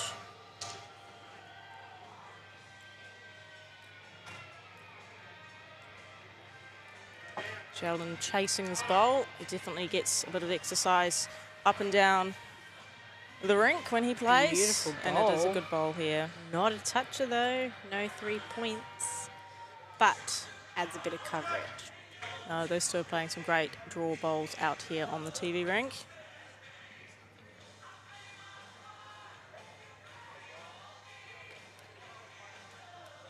Ray doesn't look very happy with that one. Just missed his line there.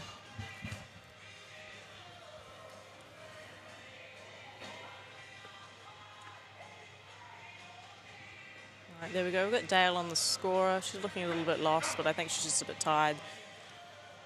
She's doing a great job. I'm just being a bit mean. I think we all feel the same way. We do. Long days here, setting up, running the event, filling in all the roles that are sort of vacant, packing up, doing it all again for 6 days. Yeah.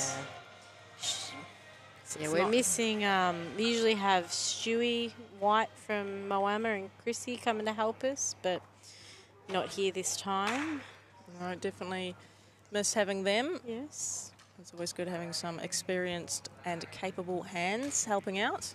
They have a way of roping people into things that if anyone else asked, they'd say no, but I feel like they always sort of They're manage like- to it's calm like they situations as they- well, which is yes. great. It can get pretty stressful, so having some calming presence yes, is it's great. definitely made. You can tell that they're not here. Ooh. I've only got a little bit Beautiful. stressed like 10 times, that's all. Only. I'm all right That's once the I've been fed and ultimate- watered. I'm okay again. Ultimate end to the There we go. We have our Superloop ultimate end to the Newland Kiwis.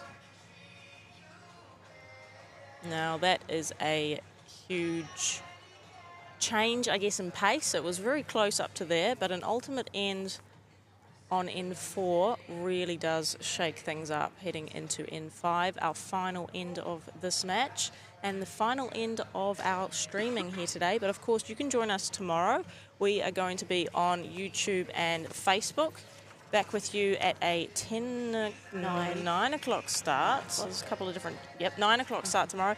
And you will be seeing Dandenong Club up against Deer Park Gold out here on the TV rink. So 9 o'clock tomorrow. Make sure you are tuning back in. And we run through the conclusion of sectional play, which is 1, 2, 3, 4, 5, 6, 7, 8, 9, 10 more matches. And then we head into our finals. And our final 3 games, so our beautiful leading 2 semi-finals and our grand final will also be streamed to KO, so it'll be Fox. So make sure if you are not a fan of watching on YouTube or Facebook, you head over there. But don't worry, we will be simultaneously still streaming to Facebook and YouTube, so you don't need to stress if you don't have access to those other platforms. We will make sure you can still catch the action. So I think Harley is doing a better job at the shot clock than I was. And so we might keep him. Very talented thing about Harley is he's spending most of the time On the texting, phone, yeah. yet he's still able to press the button. Very impressive. Very good. Might need him more often. I'm sure these guys can play out the rest of the games. We can have Harley.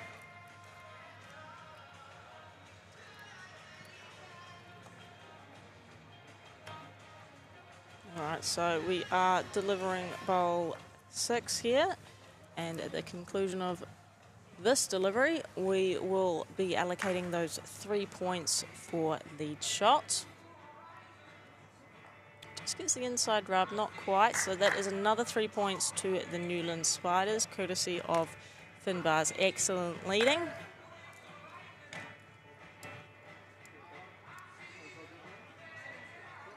And that takes it out to a 30-point difference. I'm going to ask you, Sarah, is this possible? Yes. Is it? No. So let's work it through. An ultimate end is how many points? 18? Yeah. We've got 3 bowls left. Still needed a couple more touches to make it work, though. Wouldn't you? You're throwing me under the bus I'm quite like looking at you sort of stressing. Imagine if Phil had put the camera on you there. You would have actually seen your brain taking over. So your ultimate end, you've obviously got your 18 points. At that point, we had 3 bowls. Now we've only got 2. So he's got 2 opportunities for a toucher, which is 6 points. So your 6 and 18 is not going to get you the 30. So You kept doing this to me at the New Zealand qualifiers as well. It never gets old. I really enjoy it. I need to like write it on my hand. Beautiful bowl. Great bowl here. And that's the other thing with this format. You can be busy calculating how much you need to score in terms of trying to catch another team, but what you often don't factor is that the other team is able to deliver a toucher. And those 3 points are ones that are completely out of your hands. You can't keep defending those. Whether that happens or not is totally up to your opponent, which is unlike the traditional format. It does make it hard, but it's exciting at the same time. So you're never out of the game, even though you might not be able to win. You're never completely out. Like Ray, for this last bowl, could get a toucher. Could. Might not win, but... So, there we go. Dale's just updated that. I didn't think that quite looked like a Superloop ultimate end. So it's currently sitting as first and second blue, third to orange. And Ray will be just trying to see if he can cut this down. Not far off. Just got caught up with that there. So beautiful. It's going to be a first and second, which is, of course, 15 points to the Newland Spiders and 3 to the point, which gives us a final score of 84 to 39. The Newland Spiders take that win. We head on over to the section standings. No, we'll run through the completed games. So over on Rink 2, Bandura beat Port Sorel 96 to 21. Wildcard beat Golden State 91 to 32. Superloop Challengers beat the Streaky Bay Sharks 67 to 47. Deer Park Blue were triumphant over Moama Black 65-43. And Warilla Gorillas 69, Exodus White 48. So we've got the section standings up there. We can just talk through this now. Obviously, we've just been playing Section B, but Section A is up there.